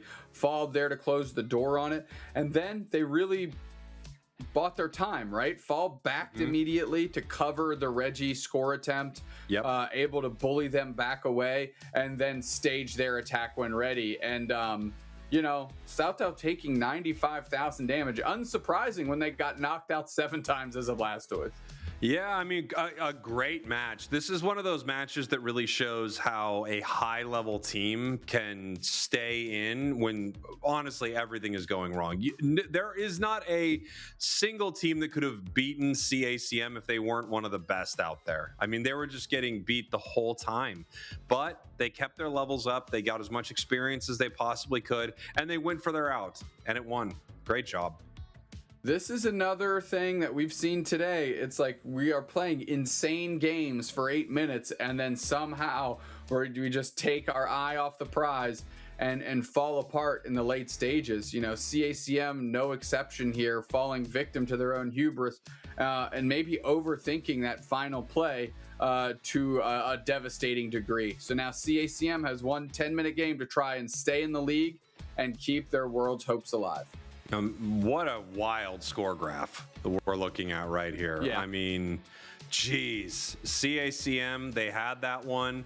Of course, you know, again, hindsight being 2020, I think they just run to the enemy goal zone at that point, because the only thing they could get out of going to the center is, well, there are a few options, right? They go to the center and they win Groudon. They win the game. They go to the center and they lose Groudon, but they get a couple of KOs. They probably still win the game. However, the reality that unfolded in front of them was going to center, losing almost every member of their team, and not getting Groudon. It's like the worst possible scenario. And I wonder if it would have just been easier for them to score and try to defend. Not an easy job either, I have to say, with 5, you know, Groudon buffs on the other side. But you would have also run up the score a little bit, and it could have put you in a better position. I would have to see how many points they had in pocket to know whether or not that would have been the right call. Yeah, that would be nice to see if we had that opportunity. We don't have to watch a whole clip, but just however many points that CACM had at that point in time. Yeah. Because even through knockouts, they had a player with 50, a player with 45, and a player with 21. And that was after the knockouts were going on. So after change had fallen out of pockets. So, I mean, I think they could have well eclipsed 700 points, and then you make it very difficult. So this is an interesting moment right here. The moment we're looking for, this was such a great play hitting with Sweet Says. The moment we're looking for production is before Groudon. So like right before Groudon, before the Groudon fight. I want to see if we can take, right here, if we can take a look at, we went this is a little too far back. Too far back. Like 2 minutes, 5 seconds. Yeah. That's where we just want to see how many. Okay, yeah, pause right here. So we've got Reggie with 50, 14, 10. Maybe a lot of what they were thinking is we just don't have that many points. Like we have a 100-pointer with Reggie, but then after that, there's a 20, you know, there's a 28. Go forward a little bit. We could see what else they have on their side. We got a 40 and a 16. So maybe they just thought we don't have enough points to make this play, or they just thought, hey, we're over leveled. We're going to win this thing. Yeah, unfortunately, like you said, it didn't cut either way. It didn't cut, you know, in getting knockouts, and it didn't cut in securing, and it didn't cut in scoring. Like you said, they literally kind of hit the perfect seam to not check any boxes, unfortunately. Yeah. And I think there are a ton of realities. They go into that pit and just win the fight. So I get why they're doing it. They've been winning fights all game. Not shocking that they might want to go for it. But with Reggie Alecki walking, I think there's an argument there that the play they made puts them in the diciest situation. But we'll see. I mean, they played a great game. Those final moments are always very tough. Force now tying up this series. Again, CACM needs to win here to stay in this tournament, to move forward to the playoffs. There's very little we know when it comes to Chaos Triggers. It's chaos after all. But It looks like one thing that we do know is if CACM wins this, they are alive and they are heading to your playoffs. If they lose to Force, the almost undefeated team, they are done. And they just had 2 back-to-back games, right? 2 minutes of those 20 are essentially what cost them that game too. So refocus, play another strong game, another first pick serve fetched here out of CACM. Force Gaming has an opportunity to take the duck out from Texas, and they do immediately. We have Lel, Kyluk grabbing Psyduck and Zashi in here. Very strong picks. They do get the first pick for Surfetched over here. We're going to see how they want to fill out their composition, grabbing the Hoopa and possibly grabbing the Snorlax right here. Hoopa being a very powerful pick from any team. Machamp is available. Falb hovering. Yeah. I mean, it's almost free for them now because of the first pick, Surfetched. So Falb going to grab the Machamp very quickly. And now with Bernie on this on the Snorlax, no way to trap with the Umbreon because Salto just picked it. So Frank quickly goes to the Inteleon, which we loved in game 1. And Reggie has the opportunity to choose their impact Pokemon. Yeah, this is their moment, right? What do they bring out? Their tournament, their season, so many things on the line in these final moments. And they grab the Leafeon, 7% encounter rate, and they're bringing out a power Pokemon that gets online fast. Scyther taken away from them, so they go with Leafeon. Now Angel providing themselves as a great target for the Leafeon. We'll see how it actually shakes out. They're going to be able to trap some characters here with this Umbreon as well, right? If especially in the hands of Lel, it's most likely going to be Mean Look Wish, which is a great sustaining option as Salto has to play the frontliner with the Duck. Yeah, this is going to be very interesting. So when you're looking at CACM's comp, there are some things that do well late game, and Leafeon is not terrible at all. However, if Leafeon doesn't take over a lot of the early game, I think you're very stressed out as this team. You're expecting this Leafeon to give you an early enough advantage, an early enough lead that you could slow down some of the later scaling Pokemon, specifically Cinderace, over on the other side. Yeah, so it's a lot of pressure on Reggie's shoulders early in the start of this one to make sure that they can deliver the early game that the team needs when you make a choice like Leafeon. What they really need to depend on, to me, though, is Frank's ability to have a good presence in the Pavig phase, the very beginning as well, and see if they can get this Inteleon going despite the resources kind of flooding into Reggie to really set themselves up for that mid-game. Yeah, you're right. I mean, Inteleon does need a ton of resources as well, a lot of XP, so we'll have to see what that looks like as we get ready for our next match here. Everything on the line for CACM. The final day of our regular season here, and there couldn't be more at stake for this crew. CACM, your purple team. Force Gaming, your orange team. This is a win or go home, and it's not just one tournament. This is the biggest moment of the season for CACM.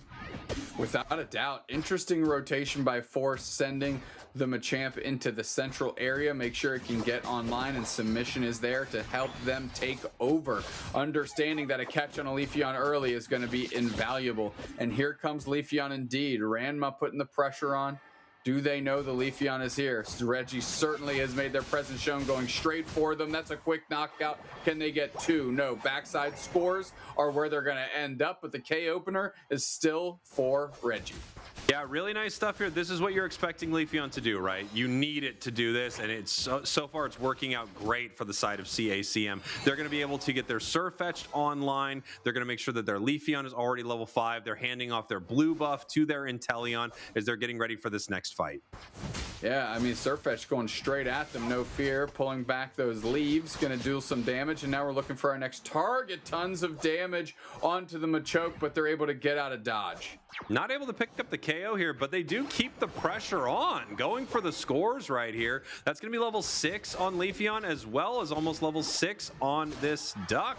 Really great stuff, and CACM starting the match strong. Double KO on the bottom path. Yeah, I mean, I wanted to see Frank take over in the early game. It's a little bit tougher when you have the Reggie resources situation going on. But getting a KO Shrika 2 is huge. And now CACM is kind of running back their amazing start to game number 2. Can they keep their eye on the prize, Cowboy? That's my question.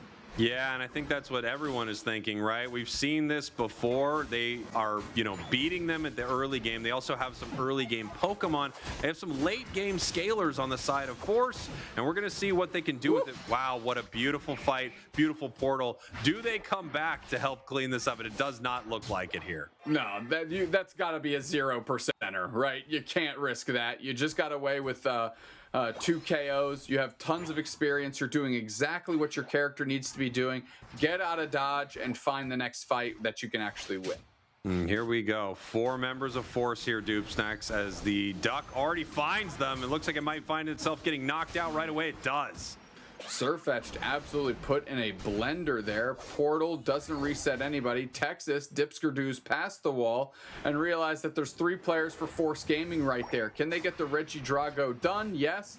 And dodges the submission somehow. Heavy slam there. Fall taking a ton of damage now. And here we go.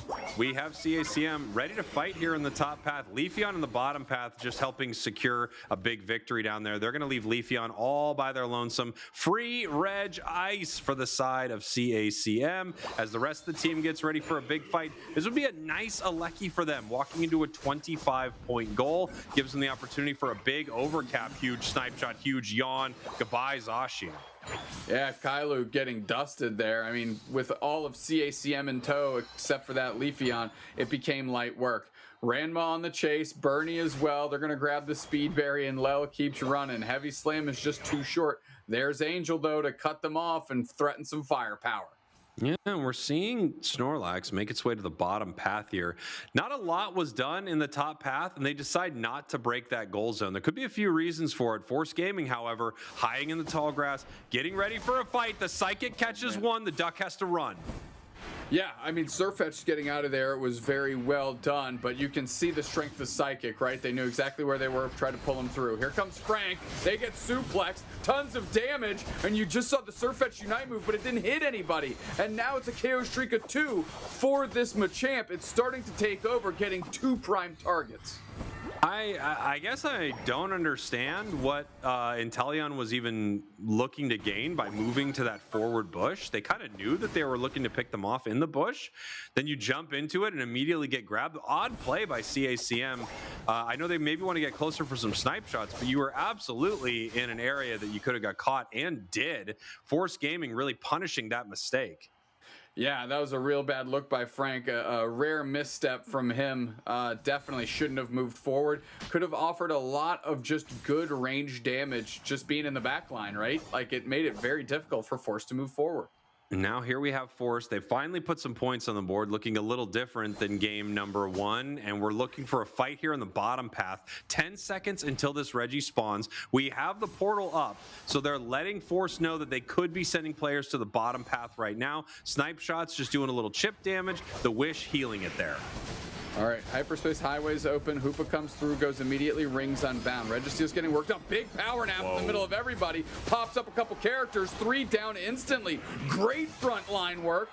Well done by Reggie to close it out, and all of Force Gaming is getting absolutely eviscerated. Trying to close the gap on Lel, of course, is Ranma and Frank, and they're going to get that KO as well. Good fight, good night. Wow, CACM with a beautiful fight in the bottom path. The Leafeon Unite move ripping through them right there. You called it out, that power nap, so disruptive. Great stuff from CACM. They are still ahead here, able to take the objective, and really, they don't give up anything. I'll tell you what, I've been very impressed with Bernie these 3 games. I think their Snorlaxes look great, but they're just their tank play in general, their frontlining for the team has been very, very good. And it's allowing CACM to get some breathing room for Frank, get some breathing room for Reggie and for Ranma, and really put the pressure on. But now it's Fall putting the pressure to Bernie, who is a little bit too far ahead there. Oh, here we go. Machamp looking once again for this Inteleon. Inteleon trying to get away. We have Leafeon on the other side looking for these KOs. They grab Duck, Cinderace, Unite move, but no, instead of go for the KOs, they're going to go for 50 points, and there is no one on Force that can do anything about it. Bernie going to go for the heavy slam, going to disrupt a little bit, maintain that goal zone, and we are going Yawn. Nice cutoff though by Fall. Big Unite move, putting the Inteleon in a blender, and Bernie is gone too. What an exchange, and what a catch by Fall. They are coming alive on this Machamp, and each one of those mitts is snatching souls from CACM. And here we have them trying to score an extra 50 in the top path for CACM, not able to make it happen. Psyduck stopping them long enough for Cinderace to make it there. Still ahead, however, but in that dangerous zone. 284, 188, less than 100 points separating these teams, means that someone can peel off from a fight, get one full pocket back cap, and they are ahead. A scary place to be in even when you're up. Bernie in the mean look, so they know where Lel is, and of course they can see Kailu working on Regice. Frank is in tow. Big snipe shot is enough to bully. A good yawn on Lel. They have to retreat. Regice is now CACM's. They're in the driver's seat. 20 seconds until our boss objective here. Machamp is positioned extremely aggressive here. They're looking for Inteleon, and it looks like, no, they grab Snorlax first. We could see a power nap right here, but they might not need to throw it. No, they're just going to head back through the portal. This could be ripped at any moment, and we have Inteleon Unite move already, so I think CACM is going to want to fight. Yeah, heavy slam in, going straight for that action. Surfetch doesn't catch their target. We are going rings unbound. Bernie's going to catch a reset. Groudon getting hit. Straight into the back line. Tons of pressure on Psyduck. Reggie's there. That's a knockout. Angel getting flanked there, stunned. Bernie steps in. Ranma uses their Unite move, but they get caught in the mean look. They're blended by the Machamp. Fist back. Ranma's running away. Big snipe shot tried to give cover, but they close, and the suplex is there to close it out. Doesn't catch the reset there. Everybody's running away. 2 players down for CACM, and Bernie's in a mean look now. Straight into the middle is Fall. They're putting pressure on the Groudon. Coming back into the action is Birdie and Reggie. And can the E's get it done? Frank finds a target. That's a knockout. Groudon's low. Reggie's into the middle, but their snipe shot's too early. Big secure out of the Zacian. Force Gaming in the driver's seat. Force Gaming looking to score right here. If they do, they should be winning this thing. A minute left on the clock. Can the Ducks stop it? They're fighting here. Machamp moves in for the KO. Snorlax with a heavy slam. Can they stop any of the points from going in? Massive yawn, but it's not enough. 288, 284, scoring in the home goal zone. And Doobsnacks, even though we have 45 seconds left on the clock, unless a miracle play happens for CACM, it looks like they are out here, eliminated by Force Gaming. What an absolute heartbreaker here for CACM. They played a great series. Just a few moments where they didn't make full contact, just foul tipped the ball off, and that was enough for Force Gaming to get a strikeout there in game 2 and get another big one here in game 3. CACM is a team that I would love to see at the World Championships, and now they have to do it the hard way in some of these last chance qualifiers. That's right. Clearly a team that could be there. Clearly a team I would love to see there. I think they're just such an amazing squad, but you went up against the almost undefeated Force Gaming out of LATAM, and they showed you why that was. Even when they have a bad game, they win. That's Force Gaming. Force Gaming just... I mean, just iron resolution into this game, just could not be shaken. CACM, so sad, too bad. They are eliminated from the league playoffs. Yeah. Great fights, great matches, such a strong, start of their games, especially. You expect it with the Leafeon, but so many impressive plays here as we're kind of coming to the end. And really that final fight had so many moments in it, a lot of texture. They spent a ton of resources to get the Psyduck from Force Gaming. They were able to pick up the KO here. There's the Hoopa Unite move, catches the Umbreon, and then they move towards the Psyduck. Psyduck goes down, Soto gone. We could see Cinderace getting pretty low right here, but not a lot of value out of our Surfetched, unfortunately. They try to run away, but they're not able to get away. Might have gotten more value out of just trying to detect the hit right there and hopefully get the shield. Snipe shot does hit Zacian. Next one would have been body blocked regardless. Groudon secure. Amazing fight from Force. Yeah, I mean, in that final fight, we actually saw that Angel got yawned and tons of damage was put on, right? And as soon as Ranma went for that big Surfetched Unite move, Lel with the mean look of the century, stunning them, locking them down, and lining them up for Fob on this Machamp to pop that Unite move and throw those thousands of fists right into that bird's face. Yeah, Machamp, just such a power Pokemon. So many huge plays that we've seen in UCS as well, of course, as at ACL just recently. This is one of the top Pokemon in the game right now in these coordinated matches because of how amazing submission is, the plays it sets up, and how little you are punished while using it. Yeah, unfortunately for CACM, they wasted, I don't want to say wasted, but they used their first pick on this Surfetched, and I don't think it had first pick impact, Cowboy. So something CACM is going to have to think about for quite some time now. Yeah, tough one for sure. That is a hard one. And they also went with the Leafeon that I think had some really strong early game presence, but does fall off in some of those later fights. It doesn't have the same punch as it did when it was over leveled early on. Yep, without a doubt. However, Fall definitely an all-star in this one, especially, like nabbing Inteleon a couple times with that submission cross chop. That's not an easy thing to do, but Fall getting some quality KOs on Frank is really worth its weight in gold when you're looking at how these fights were going down in the first and part of that second game here. So big tip of the cap to Fall. Of course, using Machamp. We know Machamp is great, but they played it great and made it look solid. Unsurprising that they're here as our most valuable player. Yeah, huge moments. They had a few huge catches on the other side, which is what you need. What you need that submission to land, and you need your Unite move to be a big difference maker, and it was. Great stuff from Fall. Incredible stuff from Force. They did eliminate CACM. But if any team was going to do it, it would be the almost undefeated squad out of Brazil. Yeah, I'm just constantly impressed by Force, despite being in that top spot and kind of being locked down based on how the rest of LATAM has gone. Really haven't taken their foot off the gas, right? They're there to game and they're there to win, and that's exactly what they did. Unfortunately, it's at the expense of CACM's league run here.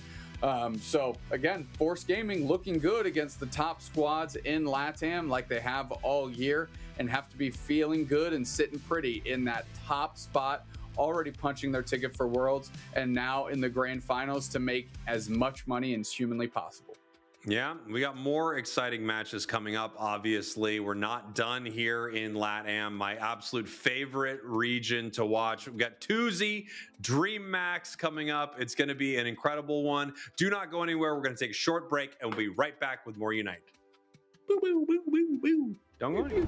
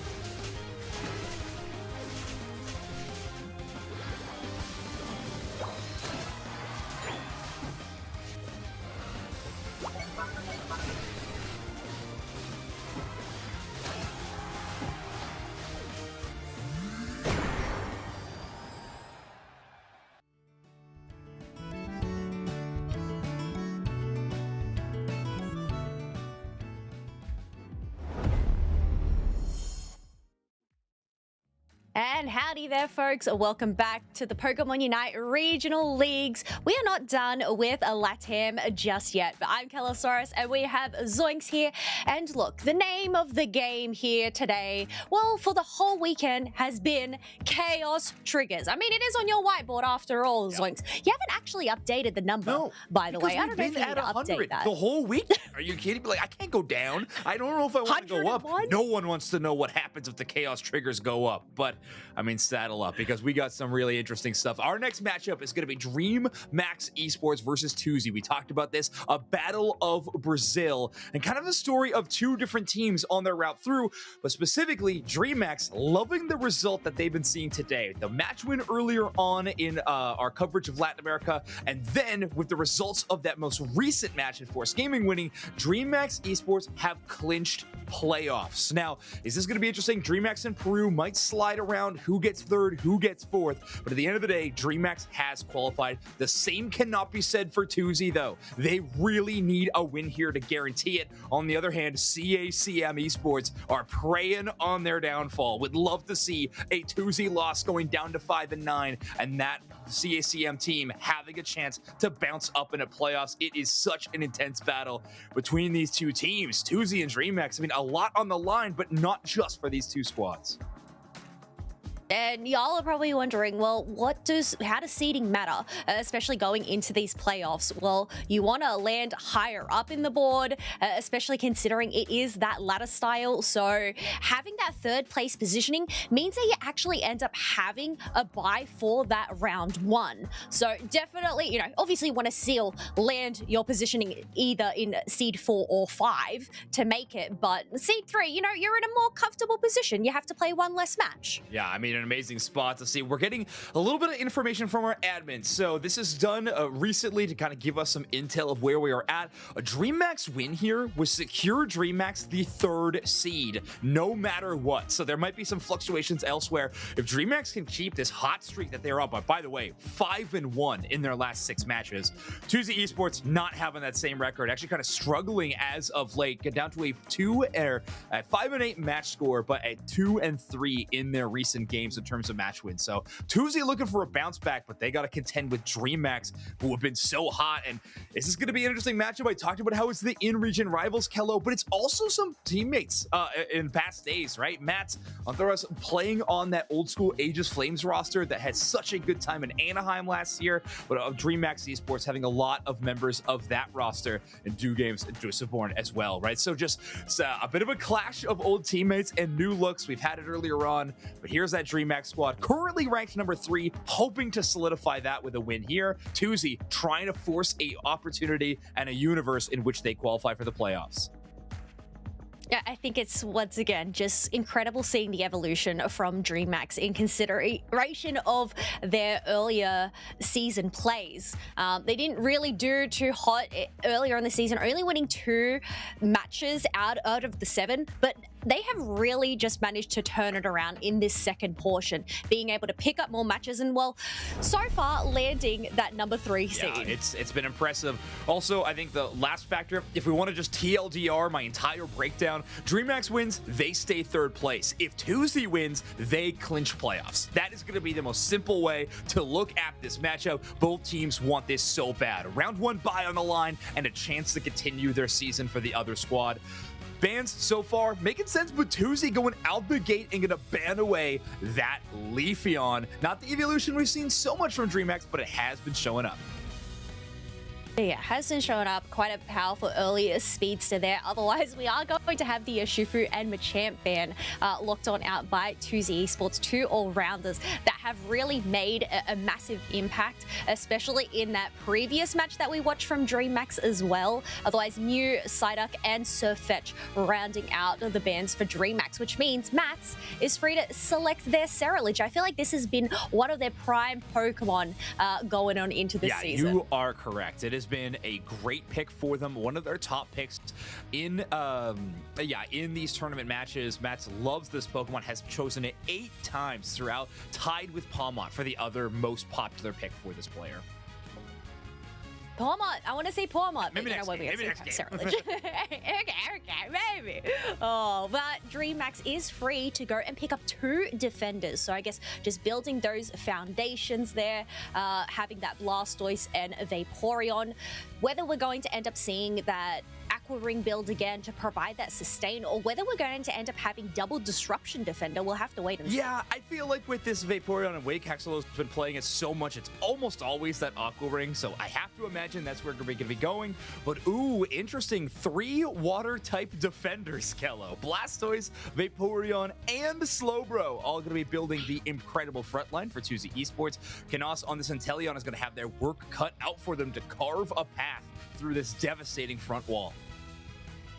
Yeah, I think it's really interesting that they ended up going and still selecting this Inteleon, knowing that there are 3 defenders over on that other side. So just being able to take those snipe shots. So really going to have to thread the needle if they want to try get towards these birds, because we have a double bird comp, Talonflame and Cramorant locked in for Dreamax. Interesting. Okay, so the Cramorant being selected is going to be a very interesting wild card. Obviously, it does provide that mid-range attacker level stuff with a lot of defense shredding abilities on this Cramorant, but it also has so much mobility with that dive moveset. I have to imagine that's going to be the option we're looking at 2 games locking in for this one. This is going to be a fun one. 2Z Esports with that first pick position, locking in a Ceruledge. We very rarely see that role picked up so early in our drafts. Dreamax responding with a lot of defenders and crowd control ability to try to respond to that Ceruledge. I did want to talk about picks and things like that, with 2Z being the team to select which side they wanted to play on. 2Z has a 9-6 record on the first pick position. For a team with a match score, you know, in a state that they don't love seeing it in, it's honestly pretty shocking that they have a winning side there. It's because their second pick position, they are 4-13. They do not like that orange side of the battlefield. So if Dreamax wants to go anywhere else forward in this draft screen, I think you probably want to start forcing 2Z over into second pick. But for now, 2Z in the driver's seat.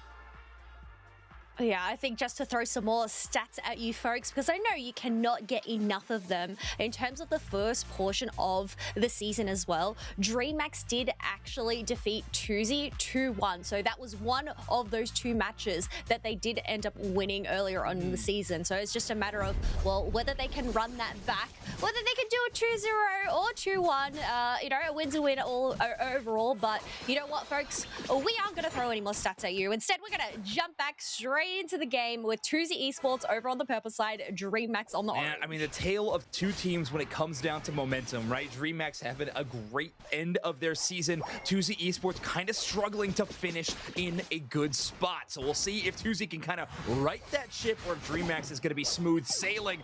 And right now, Baby Mazo wanted to start strong. Big first K opener. I feel like those lines were intentional, having this pirate Zacian with the Holloway on the field, wasn't it? A nautical theme for this cast, I think. That's what we should do, Kello. We should start doing themed casts for each of our games. I'm sure the viewers would absolutely love it. Yarg! Yarg, you mean like some, what was it, ice fishing? Yeah, maybe what voice you'd end up doing for that. Maybe I have been doing themes this whole time and just haven't even realized it. You have. All right, fair enough. Oh, well, there we go. We realized it. But otherwise, while we are talking about all things nautical and fancy there, we are going to go in with a pause. You know, one thing they are missing from this nautical theme is going to be that Delmise. We don't actually have an anchor down to weigh down the ship. That's there. True. I mean, they're not fitting the exact bill, but we do have a lot of water types in this matchup. I don't see Pokemon. I think 4 to 5 Pokemon on the side of Dreamax are going to be water type. So it's pretty incredible. We don't have a Terra mechanic in Pokemon Unite at this point, but it would be fun if the Talonflame was a Terra type water. I'm going to choose to believe that for my mono water type composition dreams to come true.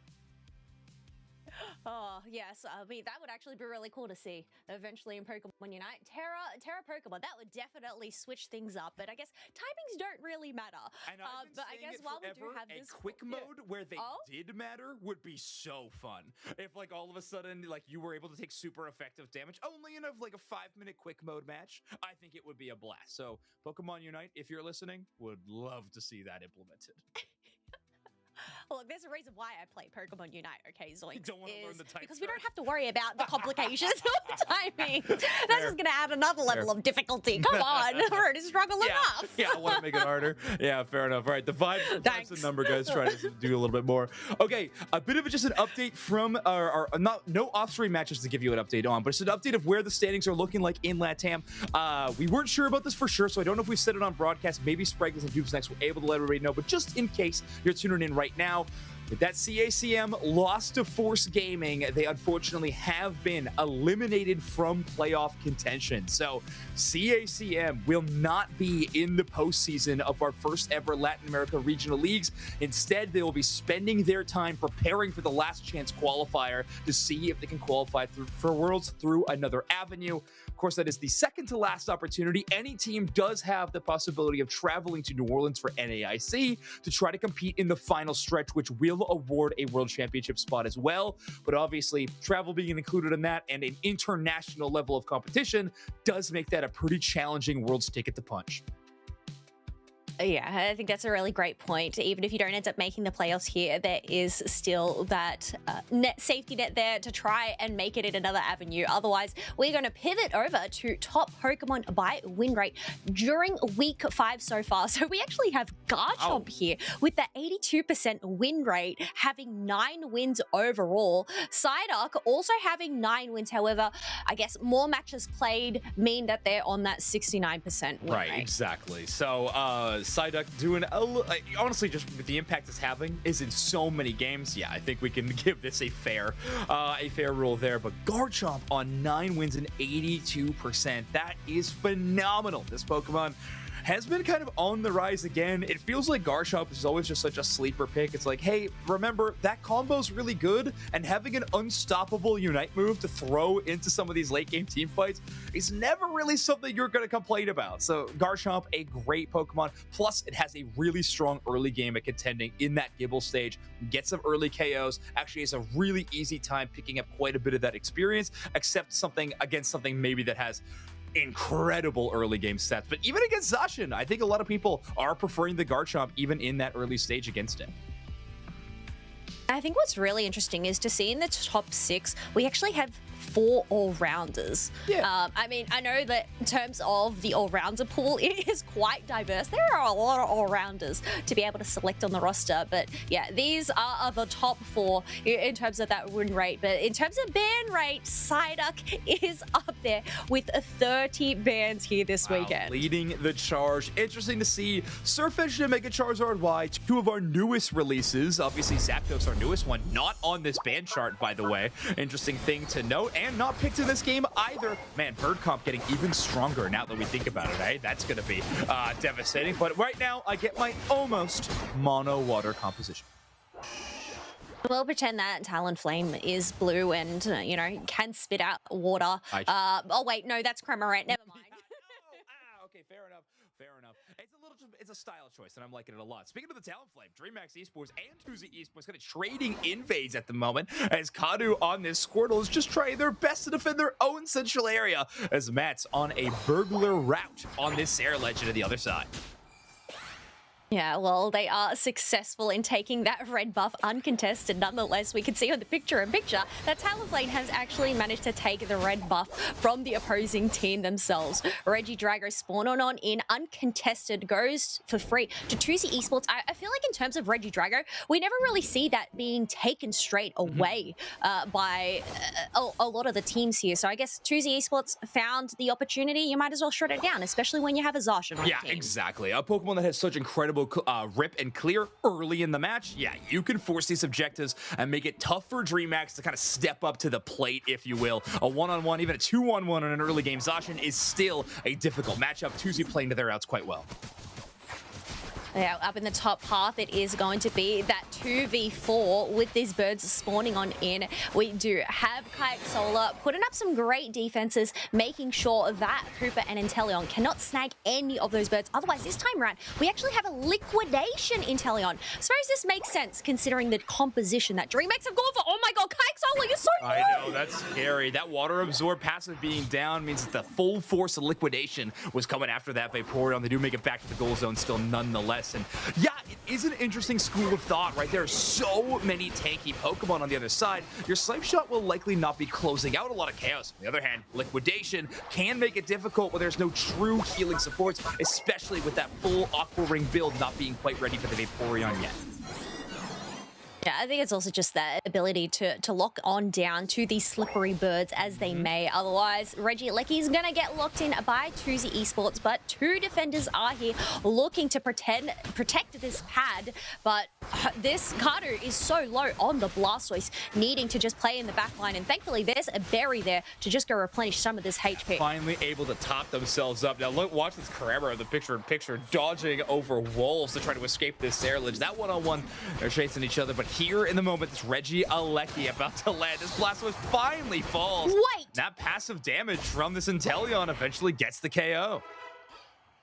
Oh, and look at this, realizing that Leozin has 11 points, able to go and leave that goal at the perfect one. So setting up for some major overdunks later on in the game. Otherwise, down in this picture-in-picture, we actually have a siege down in the bottom half as well. Oh no, Dreamax are going to back away instead. Just a couple of small scores off the Slowbro, I think, but Talonflame doing they have 40 points in pocket, probably going to be too difficult to get a huge score like that. So as we are getting set up for the second set of Regis to spawn into this matchup, we got a lot of Unite moves up and available for both these teams. I think Dreamax kind of knocking on the door. Vaporeon only needs one more level. Slowbro and Blastoise the same way.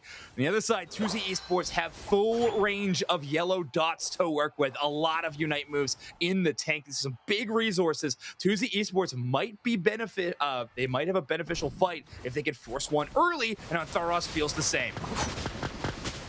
Yeah, picking up that Slowbro. They are able to make it back, but they're not able to go and escape that Revenant Ren. Liquidation locked on in as Zacian is coming in with the sword to try and slash them down. Dreamax putting up a great defense, but their HP bars are quite low. They need to make a quick escape. I mean, without the support of the Vaporeon to heal them up, even these defenders will start to get their HP bars shrunk. They do get the Mamoswine KO, though, and Antharos falls. That means Dreamax Esports is going to take a little bit of space, but not in time. Maso able to solo down that Registeel, maybe with a little bit of help from the Inteleon. And when they push through, they're going to have a huge damage buff to work with, and Regieleki is still on the field.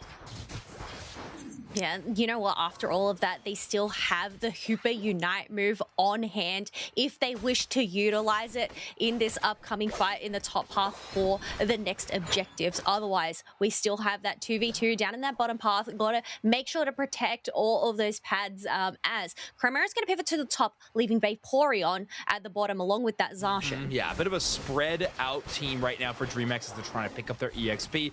Now Regieleki's about half HP. 2Z Esports do have a chance to challenge, and they're going to take it. Hoopa with the Unbound form attempts to stun to the Hyperspace Fury, but they're going to translate it into a team fight win. That Talonflame fly secures the Regieleki, but that might be the only prize they're going to walk away with here on the top side. As the Sarilege damage over time taken, the liquidation damage will be enough to take down the Blastoise. 2Z Esports with a full team wipe, and they'll stop Regieleki on the doorstep.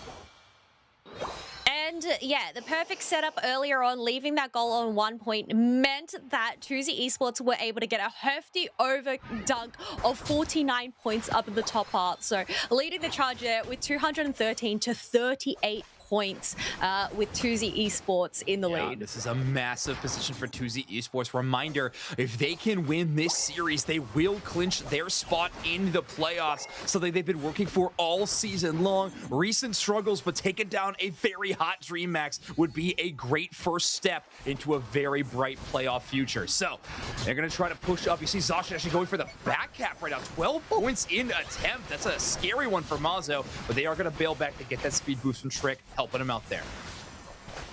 Yeah, unable to get that dunk and create some space down in this bottom path, especially considering we have another final objective before the final stretch. A great telekinesis to go and shut down that Mamoswine, which means that front line has been eliminated for 2Z Esports, and Dreamax able to go shred down this Registeel. Yeah, no Mamoswine to kind of kick off this team fight. We've seen those Earthquake Ice Fang combos be pretty solid from Antharos in this game. That means 2Z Esports cannot contend around that Registeel, instead, or just trying to back off, but they do have to fight over some of this EXP.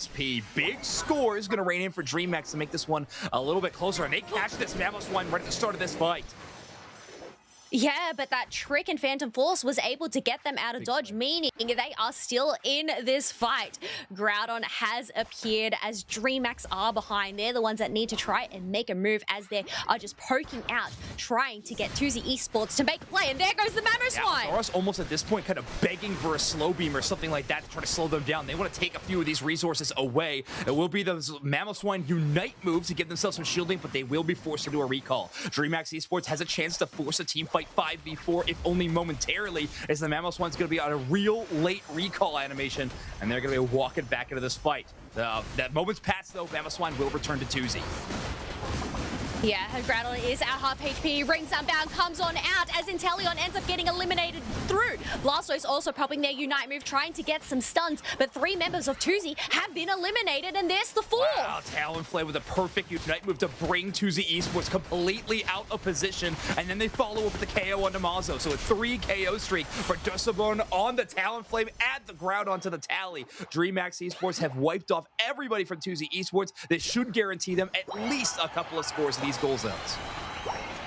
Yeah, they are now able to take that lead with 430 points to 213, but they can't get too comfortable just yet, considering there's still 35 seconds left on the clock. Instead, they're going to send multiple members to go back and retreat, and sending 2 of these defenders to see if they can just create more of a points buffer. Great final team fight from Dreamax Esports, set up this position in the first place, but you're right, they're going for that buffer right now, Kello, and how about 2 back-to-back Hundo Burgers to do just that, 630 to 261. 2Z Esports don't even have enough money in their pockets to change the scenario. Talonflame Unite move, it sure lands in a wall, but with good purpose, getting those players off of that tier number 2 goal zone. Dreamax defense holds strong. They're going to start our series 1-0 over 2Z Esports.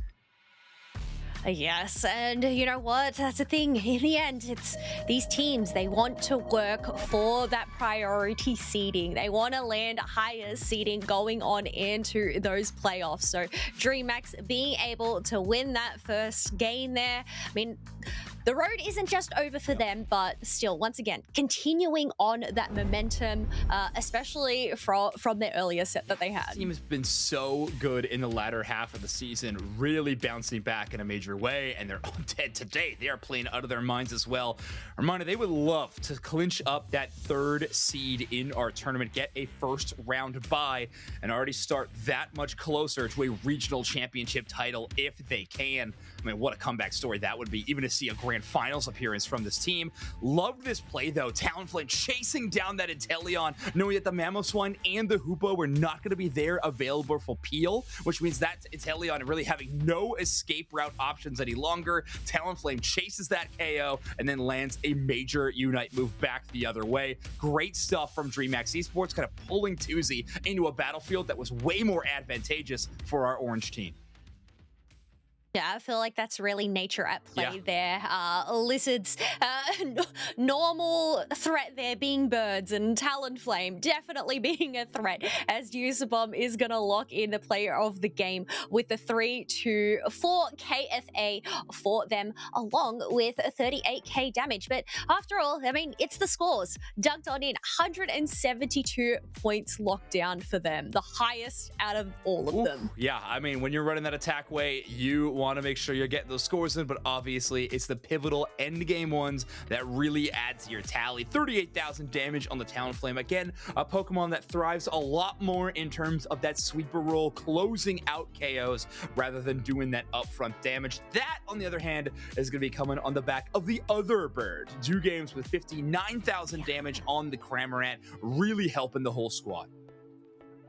Yeah, I think in terms of that damage as well, having the 3 defenders there to just go and tank a lot of that damage allowed Dew Games to just sit there and spit fish at 2Z Esports and rack up those damage numbers. Yeah. I mean, there's nothing more mono water type composition than spit and fish, I'll tell you that much. So I think, yeah, Dreamax. And a Pikachu every now and then. Yeah, that's a real toss-up. I love when that happens. So Dreamax really having, being in a great position and holding onto it in this game. They go into this final stretch, you see with a deficit as 2Z Esports was leading by quite a bit of points, but Dreamax just playing that final fight so well. Anthara's trying to do everything they could to bait out resources from Dreamax with this Mamoswine, getting in the face of Slowbro, getting in the face of Blastoise, trying to bait out these major Unite moves a little bit early. Dreamax does not take that bait, another fishing reference, and instead are able to swim away to victory.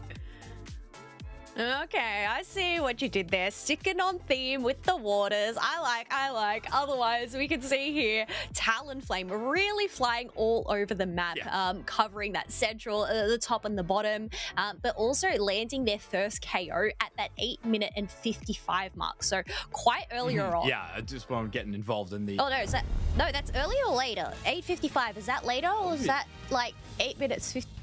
No, that's late. I'm like trying to think of the time switch. It would be late. Yeah, okay. daylight saving times hitting Kalo 2 times in a row this weekend. That's crazy. Let's get to this next draft. Again, 2Z Esports are almost always going to be choosing this first pick side according to their data in the regional league so far. So that's where they return to, and Dreamax opting for the Groudon map 2 times in a row. Loving those damage numbers, and when they're playing these heavy base defenders, they want to make sure they up front and tanking that 2Z damage. Oh, interesting to see that 2Z have actually decided to ban the Leafeon this time round against Dreamax. I feel like in terms of Dreamax most played Pokemon, Leafeon doesn't even really appear here. So I'm wondering why this was the play. Otherwise, I mean, it makes sense. Too. Having that Cerulege, banned on out along with that Slowbro, definitely a great composition. But to round it out, Mew, Psyduck, and Umbreon have been banned on out by Dreamax. So we have Marzo first picking Machamp. Okay, I like this from Mazo. Obviously, I'm a huge fan of their Zacian. I think that is incredible. But I think picking the Machamp is going to be really important. That's Cerulege first pick last time from 2Z Esports. While I do think Cerulege is kind of a cornerstone piece of their composition quite a bit of the time, still, I'm not loving that first pick priority being given up to that Pokemon. So I do like the switch over to Machamp. That is a big win, I think, for 2Z Esports already. They're going to have the support core and the Machamp all ready to go. Yeah, well, definitely that with the Snorlax and Hooper being picked up once again. It'll be interesting to see what they end up actually rounding out this composition, leaving Mats in that final pick position instead of the first this time round. But Vaporeon is coming out to play once again, and this Urshifu. So we could actually get a different variation of Water Comp once again. That's true. All right, Surfetch, put on the rain hat hollow air and I'll count it. We'll see if they do it. Matt is going to lock in that Palmot, though, so Kello, you get your wish this time around. Yeah, we're going to get a Water Cup with 2 birds yet again. That is kind of crazy. Dreamax really has a staple theme going on. But anyway, we get the Palmot this time with no Comfey, though. I feel like primarily we have seen that duo being played, especially ever since Asia Champions League. Yeah, actually, I'm wondering how this is going to pair well with this Hooper. I know having that Sweet Kiss to just draw in the opposing team while Pawmot is just throwing those punches. I mean, I guess if Pawmot does find themselves in a bit of danger, a Trick Phantom Force combo could end up getting them out. But I'm just excited that we get to see Pawmot, and they actually have, looking at their builds, they have that Muscle Band weakness along with this. What's the root called again? I feel like I barely see it. It's the big root. What? Is that what it's called? I promise. That's not what it's called. Is that what it's actually called? I promise. How have I forgotten this? Yeah, it's big, it's a root, and that's what Max has got equipped to their Palmot right now. Obviously going to be helping them with the HP recovery part of Palmot's kit, which is already pretty exemplary. So sort of doubling down a bit of a win more strategy on this Palmot. They will be paired alongside that Hoopa, which we talked about the Comfey, the Sweet Kiss combination. That Trick Phantom Force Hoopa did look pretty solid in game number 1. So now having a Pokemon that can maybe better utilize it in the Palmot, who obviously has a great engage tool with that Supercell Slam, might be a great combo that 2Z could try to unlock another tier to their gameplay in game number 2. Oh, look, I know there's already 2 tier goals. Do we want to add another tier onto this one? That might make things a bit complicated, but... So...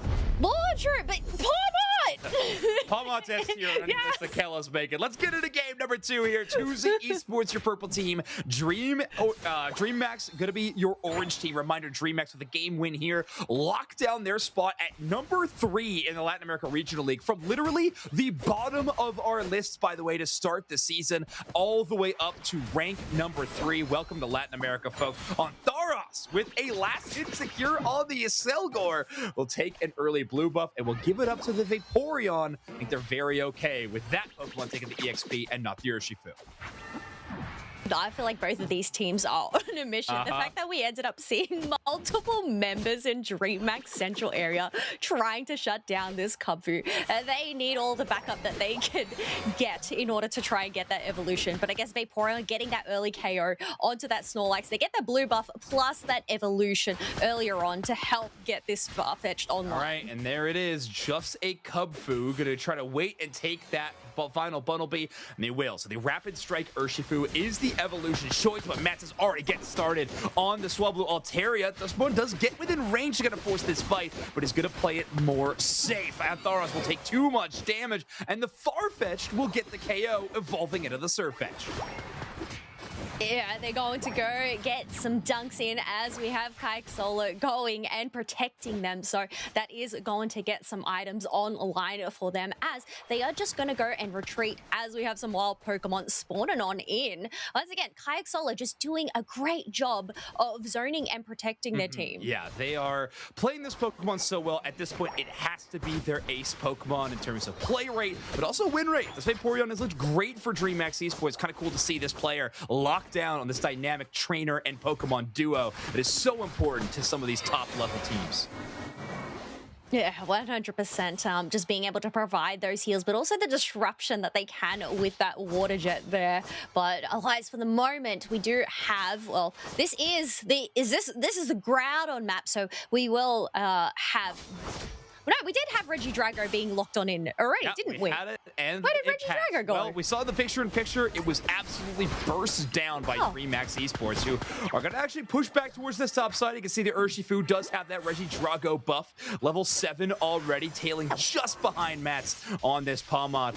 See if they want to take this fight a bit earlier or not. That is EXP over to Canos, who gets the evolution. Major moment for them. 4-on-4 fight. Trick going to be granted to the Palmont, but does not have the cooldown. So Vaporeon tanking that snipe shot, exactly the Pokemon you want to be jumping into the freighted body block. Yeah, interesting that we're actually going with the snipe shot build this time around instead of that liquidation. I guess considering there isn't a Talonflame to try and lock down or chase. Surfetch is a bird, but I guess they cannot fly, instead needing to use their legs. So might be an easier target to hit with those snipes. A flightless bird, but they also have a big leak, so there's a lot of things to consider when you're ranking this bird. Registeel is going to be on the map. It is already half HP. Dreamax Esports in a dangerous spot, though, is the snipe shot plus Palmont combination. One of my favorites, a real classic. Starts getting to work. These snipe shots landing. Now the Cramorite is going to have to run away from this battle as Kinos lining up some huge plays. That'll be the Registeel secure, and Tuesday Esports off to a much better start. Only problem is they have yet to force their way onto a goal zone and get any of these early game scores. Yeah, they're playing for that late game, especially considering the only person that is stacking on their side is going to be Marzo, so they don't have any points to their attack weight just yet. But holding on until that last minute, maybe Regieleki could help weave that path for them. Exactly, could be a big asset towards the team, and if they could secure this one in the face of Dreamax would be awesome, but it is going to be a tight contest as Dreamax has rotated 4 members towards the top side of the map. Tuesday doing exactly the same. The defenders going to be hanging out on the bottom side of the battlefield. Submission plus snipe shot is an easy one to line up. Call it T-ball as Kinos takes one down. Oh, what was that game? Sorry? Oh, I've never heard of that one before. T-ball! Who made me cast with the Australian? Oh, yes, I am I am familiar with T-ball, okay? Got T-ball down under? All right, good to hear. We do have that down under. Otherwise, down under goes the Pokémon as they're diving on in with their Unite move. Shifu dives too far in the backline and ends up getting brawled on down, allowing 2Z Esports to continue shredding this Reggie Alecki. Was there a chance of Vaporeon? It was really close, but still, it ends up being Kennis to lock that in for 2Z. And once again, paving the way for them to finally get some points on the board. I think this is actually pretty concerning for Dreamax Esports right now. Kello, obviously Machamp is going to get fully stacked up with this Reggie Alecki debuff in the goal zone, but more importantly, I think we're starting to see a bit of a picture of what these big team fights are going to look like between these two teams. 2Z Esports Unite moves just feel a bit more impactful than what Dreamax has access to. Obviously, they didn't use one of the greatest weapons in the Hydro Typhoon or the Blastoise. I don't think it was available quite yet, but still, these final team fights for 2Z are going to be extremely strong. A lot of big team fight dominating ones. And here we go. Another Regirock has spawned down in that bottom path as we have these defenders trying to scope on out. We have that trick going on to that Snorlax, but that bubble has been burst as they go and interrupt Lucky. Here come the other members from 2Z Esports along with Dreamax soaking up these birds before focusing on this Regirock. Jeez, this snipe shot has been really tough for Dreamax to play around. Even with the supportive healing for the Aqua Ring and Vaporeon, sometimes it is just not enough to counterbalance. Big engage from Antharos trying to pin Palisola up towards the wall, but that is a gulping Gatling missile from a very safe tall grass position. Even with the Palmette diving onto them, they're able to outlast and withstand it. Palmette does go down. Regirock secures there. Machamp takes it. Baby Basso comes through the portal and hits him with the left-right 1-2-4. Holy macaroni, that was insane combos from Marzo to come through the rings unbound, pair up their barrage blow instantly and be able to get the steal, knocking out multiple members, allowing 2Z Esports to go and get in a hefty overdunk in that bottom half. Insane plays. I love it. Love the coordination from 2Z there. I mean, Marzo looking at where that portal is, knowing they'll pop up in a relatively safe position, not to mention a Unite move that will clear away enemies as well as doing enough damage to secure that objective. So just cool play, and another reason, chalk up another one, Kello, of why we are seeing Machamp truly be one of the best Pokemon in Pokemon Unite right now. Yeah, there's a reason why it has been one of the most popular Pokemon pick this weekend. I mean, banned multiple times as well, but another Reggie Alecki goes to 2Z Esports there. But Dreamax do have some members there if they do want to shred it out, but this does provide the space for 2Z Esports to just go soak up whatever wild Pokemon is available. They still have that lead at 238 to 85 points. 30 seconds left until the final stretch. Yeah, in these moments, I always find it really interesting to watch the supports and where they're roaming. They tend to be the type of Pokemon or players that are leaving experience on the field. They don't need it as much unless they're trying to farm up their Unite move. So instead, they'll play for positioning or sometimes information. Isai Leozen actually doing a really safe rotation, just making sure no one was in kind of that center line of the map, and instead ensure that 2Z Esports would have a safe approach, not going as far to flank into the opposite side, which sometimes we see from some of the North American support players like Roland or Ender. Oh, but look at this. 2Z Esports trying to gain that positioning and keep Dreamax out of the Groudon pit. However, they're going to make a play for this bottom path. They do end up getting shut down, not able to get in some dunks, and that means they pay the price with Cramorant getting knocked on out. Risk from Dreamax Esports, especially being the team without the Hoopa, and now with the Snorlax actually pushing this squad out. They're going to set up the Vaporeon for a dangerous spot. That is going to be the eject button utilized, so one resource out for Dreamax, but they do hold on to the Vaporeon Unite move. A full lineup of Unites from both sides. Both these teams trying to play it as patient as they can, but the clock is ticking, and Dreamax Esports is tailing by a lot of points. Well, you can see a Dew Games there on the Cramorant is going to take that red buff, just trying to look for that level 13 benchmark, but also just to go and give them a bit of a buffer. We have Dreamax scattered about across the map.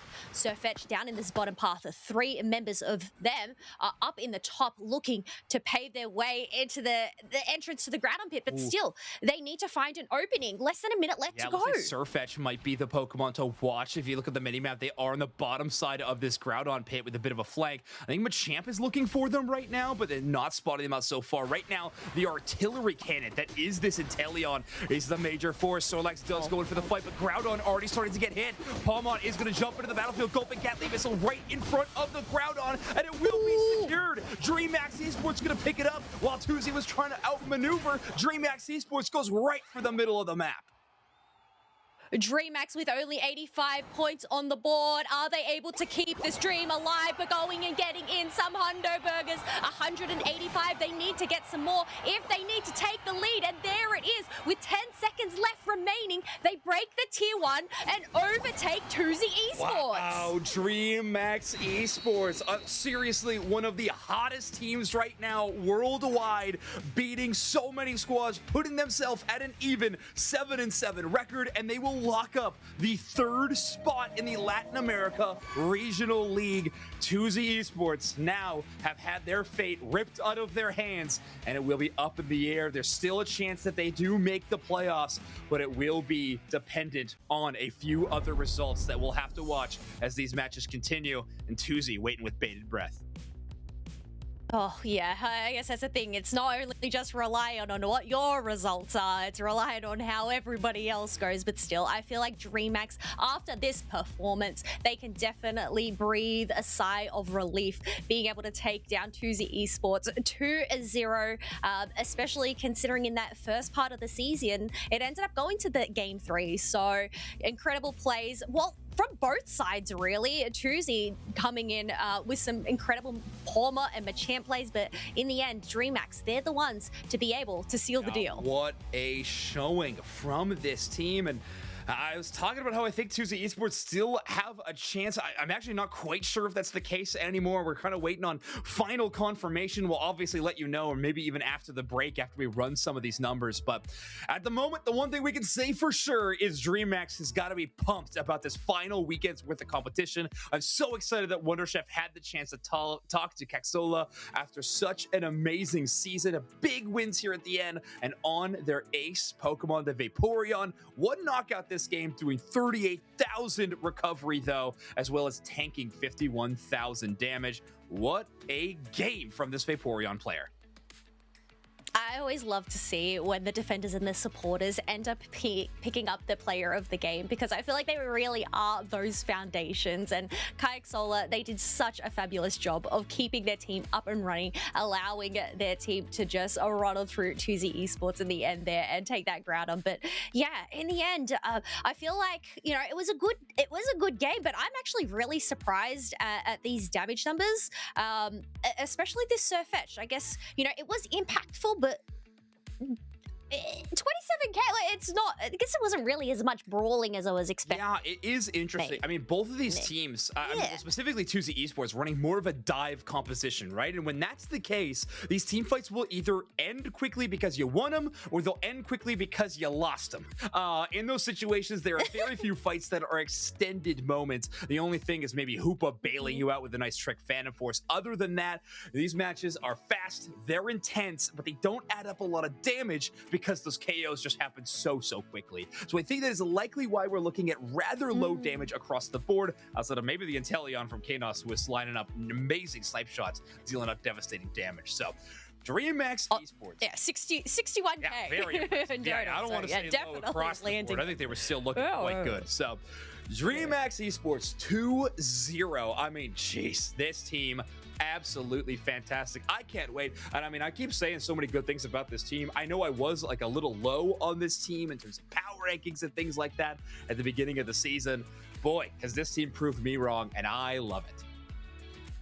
Yeah, I know. You ended up rubbing off the Vive-based power rankings in support of the Chaos triggers instead. Gosh, and Dreamax Gaming loves a Chaos trigger, and I absolutely adore that. This Vaporeon absolutely crushed it, not hitting level 13 even throughout the remainder of that match, which is kind of interesting. But they do get level 9 around 6 minutes. Obviously, with Vaporeon, it's a little bit of a different element that our stats will just automatically pick up, seeing as they're get Unite move at level 8, but still, at 6 minutes getting into that Vaporeon stage of the game.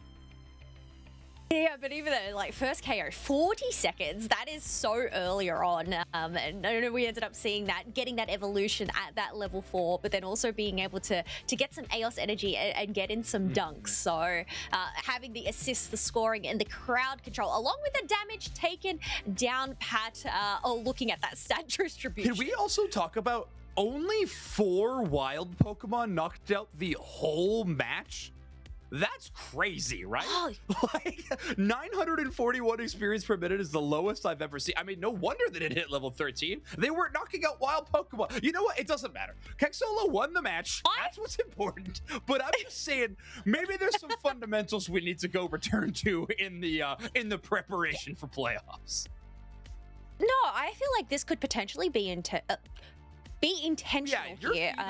Your Considering with the experience, you hit the Pokemon and then allow the last hit to go to your carries there. You still get that 65% experience share, even if you aren't running the experience share item.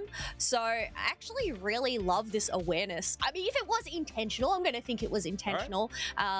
To leave those wild Pokemon hits to charge up those Unite moves. It is interesting. I think that would be the play, right?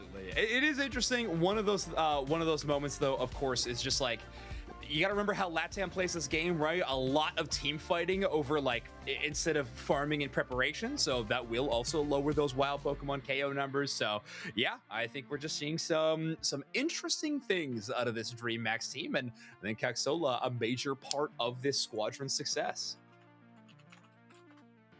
Oh, but you know what? It has been such an exciting day. So many chaos triggers in terms of that LATAM region. And, well, yeah, I know it's still at 100. I feel like you really do need to add another point onto there, Zoinks. 101 seems more reasonable. You know what? Add another 0 onto there. I feel like we need 1,000. Okay, yeah, it's a bit of a Pandora's box here, Kello.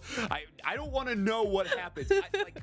The ancient texts have talked about chaos triggers in the 200 range, 4-digit chaos triggers. I don't want to know what's going to happen. The world could crumble around us as we speak. Something that would make me very sad. What has not been making me sad, though, is the amount of epic games we've had. The results have been so fun. I have been loving casting any of these regional leagues. Obviously, we now know what it's looking like in the EU region in terms of playoff picture. Latin America, we're slowly getting those final results, but we're getting some, we might have those clarified, we might not, but still, it is really interesting. And here we go. We have our regional standings. So reminder, Europe will be done and dusted. That is locked up. That is the final spot for them to be. BH3, Komai, Team Peps, Volticons, and Los Caducados.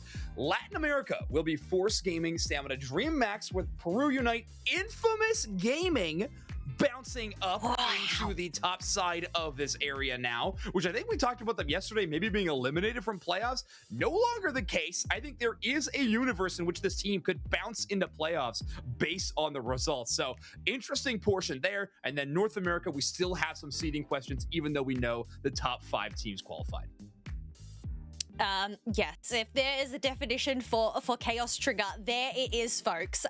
Infamous Gaming, 2Z Esports, CACM. The fact that they are all on 5 wins, 9 losses, and Infamous Gaming being able to bounce up there, and depending, on the results of moving forward, whether they're actually going to clinch this spot, we'll have to wait and see. I just, what even? My brain. I know. My brain. I feel like there are a few more matches that'll determine a little bit of swap ups, but either way, it has been an absolute blast trying to track these, trying to get the numbers, but with the chaos triggers happening everywhere, it is truly an impossible task. So thank you, everybody, for bearing with us as we've been watching these amazing matches, and of course, setting up for even more incredible ones in the future. Up next, we're going to be watching Peru Unite and Stamina Esports. You can see here on the screen now. We're going to have even more epic games. So with Peru Unite staged and ready to go, we're going to throw to an interview that Wonder Chef was able to have with one of those players, and a quick break right after that.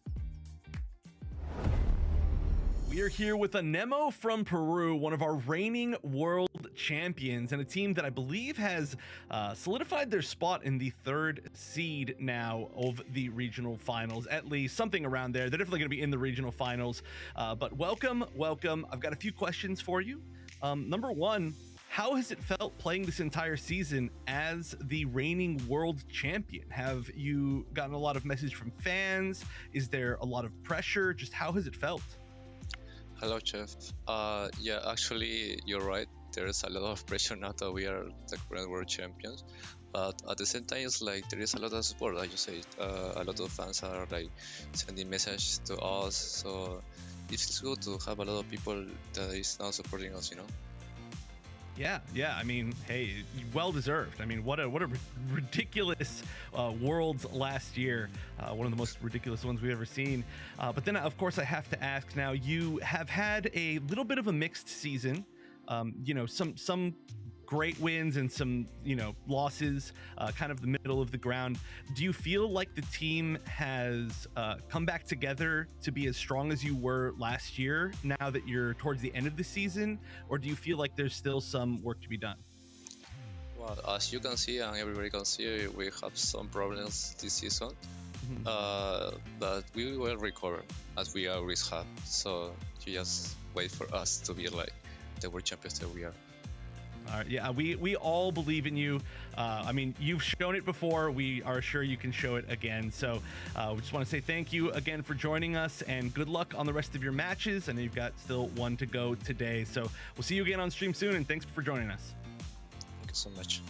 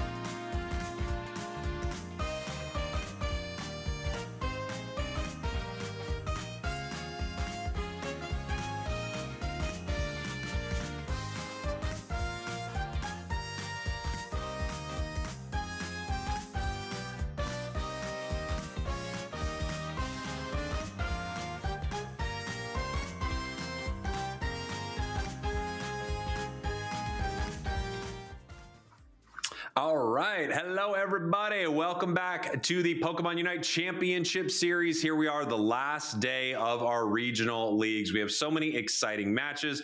That was crazy. And because of that last match, we actually know what LATAM is going to look like now in the playoffs. I'm not sure if we have our graphics updated, but we have our teams and seedings. First, Force Gaming, Stamina Esports. Oh, here we go. Force Gaming in that #1 spot, already qualified for Worlds. Stamina Esports, #2, Dreamax, Peru, and Infamous. We also have 4 casters here, all hanging out for this next game. It's going to be a fun one, but this next game has no stakes to it at all. It's just good old-fashioned Pokemon Unite for sake of Pokemon Unite. So we're going to hang out and cast it all together. Ain't that right, Dupesnacks? Yeah, we're going to hang out and we're going to do this watch party action. Keep it chill because the match is chill and there's no impact to the 5 teams that have qualified.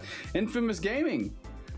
Talk about your Chaos Trigger. I thought they were out yesterday. Turns out they're so back. Yeah, so Zoinks, I don't know the Chaos Trigger and all the situation, but didn't we officially say they were done? What is this, like the literal Doctor Strange one finger in the air, the only possibility that somehow Infamous is in this tournament? What happened? Yeah, nobody saw it except the eye of Agamotto that Infamous Gaming would be able to qualify in this situation, and somehow, yeah, they are your 5th seed. And we talked about these are the 5 teams qualified for the playoffs. It's also this order, so like they are locked into this position. Same with Europe. So the first round matchup in EU will be Volticons versus Los Caducados, and the first round in Latin America will be Peru Unite versus Infamous Gaming, a LATAM South duel to continue on in that ladder bracket. It's gonna be nuts. We were just watching the interview between Chef and, was it Anemo, right, from Peru?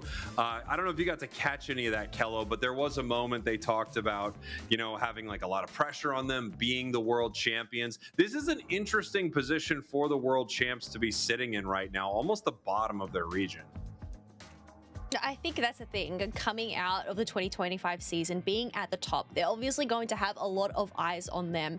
You know, being one of the top contenders that you have to take down in LATAM, I'd say a lot of these teams would have definitely done some very well-researched homework on them. But yeah, I guess in the end, they are still managing to make the playoffs there. So definitely a sigh of relief from them, and still showing, well, you know what? They might not be the best, but they have still got it in. Yeah, and of course, as we said before, we already know what Europe's going to look like. BH3 sitting in that top spot. Komai right below them. We're going to see who can win in Europe. BH3 already has their Worlds invite. So does Team Peps. So that region's got it pretty locked up. We'll find out more about North America a little later today. Almost had Root Dignitas in that top spot, and they still could be there depending on how a few things shake out.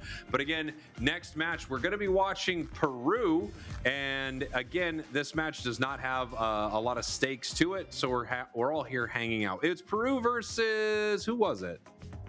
Stamina, right? Yeah. Yeah, Peru versus Stamina. So it should be a pretty good one, Dupesnacks. Yeah, or it won't be, you know. Stakes are low. We're here to party. Okay. These players are great. You know, I'm just borrowing Chef's big energy from the beginning of the broadcast when he's like, yeah, it should be a game that we watch. It's true. That couldn't have been a more chef-coded response to something. It's like, should be a good game, right? And it's like, you know, you never know with some of these, man. Listen, if there is a team that is fun to watch, it is Peru Unite. They like to battle. They like to scrap. This is a team I also imagine will throw a bunch of goofy stuff at the wall or play a little bit unhinged because there isn't, you know, anything necessarily hanging in the balance. So they might just, you know, treat their opposing team like a bunch of 7-year-old children like they did at the AOS Cup and try and win by 2,000. Yeah, totally possible. Stamina, on the other hand, they had that run in earlier with Dreamax. I'm kind of surprised the way that went, honestly. I thought they might have a better showing against them. They had a Scizor play, which I thought, is this intentional? Is this a misclick? There have definitely been a few And it's weird to call it a misclick, Zoinks, because it's I guess it's a non-selection of moves. Is this happening more and more? It feels like it. Yeah, I don't know. There are a few times that we've called into question. I think you and I were casting an Electro Drift from Maridon when we both felt that maybe we shouldn't have been. So there are some tricky spots to be, but I guess y'all will find out now how much practice these teams want against top-level teams, or if they're gonna have some fun playing some interesting compositions, right? I mean, Peru Unite and Stamina Esports, these are two teams that you could see becoming regional finalists or regional champions very easily at the playoffs in a couple of weeks, and this might be good practice to try out some compositions or, play your game. I have a question. Okay, if we are to go in with some fun comps, weird and wacky, what is one Pokemon each of you would like to see? Zoinks? Chandelure. I miss Chandelure. I would love to see Zainu's Chandelure again. It's been too long. It's a great call, too. Dude, what about you? Because, just real quick, the only reason I would say it's a great call, it got buffed recently. So not only is it something that they have played before competitively, it also really never found its way into comp teams after the buffs. But yeah, go ahead, Dupesnacks. Yeah, I think the easy call here is Sableye. I don't think either of these teams actually play one, so I'll go with Goodra. Ooh. Oh, Goodra, alright. That would be fun to see Goodra. I feel like it's a defender we don't really see very often there. What about you, Spriggles? Well, I mean, given how this draft is shaking out with a first pick Machamp, Mew, Blissey on the other side, I don't know if anyone's playing around right now, but if they are, it could be cool to see something like Aegislash pop back up into the meta. That might be kind of fun, and I think there are a lot of top players that can outplay their opponents with that one. That being said, it looks like these teams are trying, honestly, as opposed to our cast. Yeah, honestly, at this could be like gotta pick. I'd love to see them gotta pick surprises. Like, it feels like these teams don't have that much prep or practice on this Pokemon at the time. I can't think of much better situation to get some minutes on a new Pokemon that's available in the roster. Kello, did you say one that you were looking to see? I've already had Palmot here today. I mean, if anything, Azumarill. Give me Azumarill. Oh, you know what? Phalanx. Let's bring some Phalanx to the table. Oh gosh, I feel like we don't see that one. But you know what? I don't get Azu, but I do get Palmot. So how about Palmot Comfey? Is that fun? I think so. Yeah. I think it's fun. It is fun, and certain teams ran into it at ACL, and it looked like the most broken thing in the entire game. Like, the Supercell Slam Sweet Kiss combination looked absolutely insane. You got Garchomp on Stamina Esports rounding up their roster. I mean, one of the best, I think the best win rate Pokemon currently over just this weekend's level of stats so far. So always going to be a great option, especially into some of these early game moments. I think against Tempo, Mufasa's going to have a really good shot with this early game Gible. What do we think about Urshifu, just in general? Either style. For a long time, have been a bit of a hater on this thing. However, yesterday, Water Bear had a really great showing, and then it feels like when teams build around Dark Bear, they actually have had some really nice moments. But yeah, for whatever reason, I'm just not super impressed by it. I feel like it needs to win early, and if it doesn't win early, it's like having a really, really bad time. I feel like you're a hater of a lot of Pokemon out there. Especially Scyther. I remember you being, I was a Scyther hater at one point. Thank you. I am an Urshifu hater. You've been reformed? You're no longer a Scyther hater? No, I think Scyther is actually incredibly good. But I don't pull my punches, Kello. I'm not going to lie about a Pokemon out here. I'm sorry. If I don't think they're very good, I'm going to say it. Yeah, what? No, Peru Unite, your purple team. Stamina Esports, your orange team. Here we go. But I have the transparency. Kello, that was a little sample of what he does to me all the time. Yeah, Dupesnacks, I felt that yesterday too. It was I'm calling your mom. Yeah. You're calling his mom? Calling your mom, Spraggles. I'm gonna go complain. Everybody likes when I do that. To me. This is a great bit that I've somehow wandered into unintentionally. I had no interest in doing this all the time, and now it's what I do. Yeah. Can we also talk about at ACL? Obviously, Palmot Sweet Kiss Comfey looked like the greatest thing ever. So did Machamp Sweet Kiss Comfey, and they've got just both. Yeah, that's so scary, actually. That double tandem duo. I think we've seen a lot of great combos with Machamp. Obviously, playing off submission is such a strong move, but it almost looks like the best thing in the game when they have one extra piece of crowd control to follow up with it. Right this time around, we might get Draken Telekinesis. We've been seeing a lot of telekinesis today. Watching both the top and bottom fights right here. It's interesting that you loved it. I didn't like it, but I saw what they were going for. But I was like, I want more information. So, okay. Interesting. We got a lot of information Yes. there. I feel like that was all the information, and you still want more? Yeah, kind of, actually. I want more information around the fight that has more Pokemon around it. Although I did think it was kind of neat. Yeah. Breaking news, Spraggles hates something. Oh, I'm not surprised. No, sorry, I like a good show. I apologize. I know that's hard with this crew to want a good show. Right now. No. This makes the show even better. All my ideas are good. Anyone else's are bad. Mewtwo had a bit of a long run there. Peru Unite gonna finally clean up that KO. Palmot almost at the final evolution. Palmot's still stuck at 6. I appreciate. Who was it, by the way, that kind of like popularized the Palmot?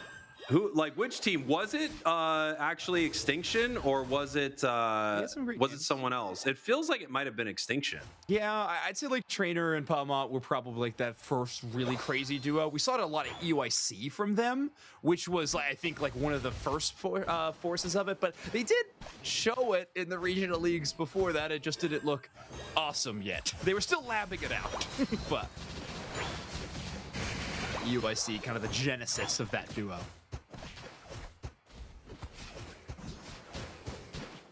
There it is, 4 of us crushing it.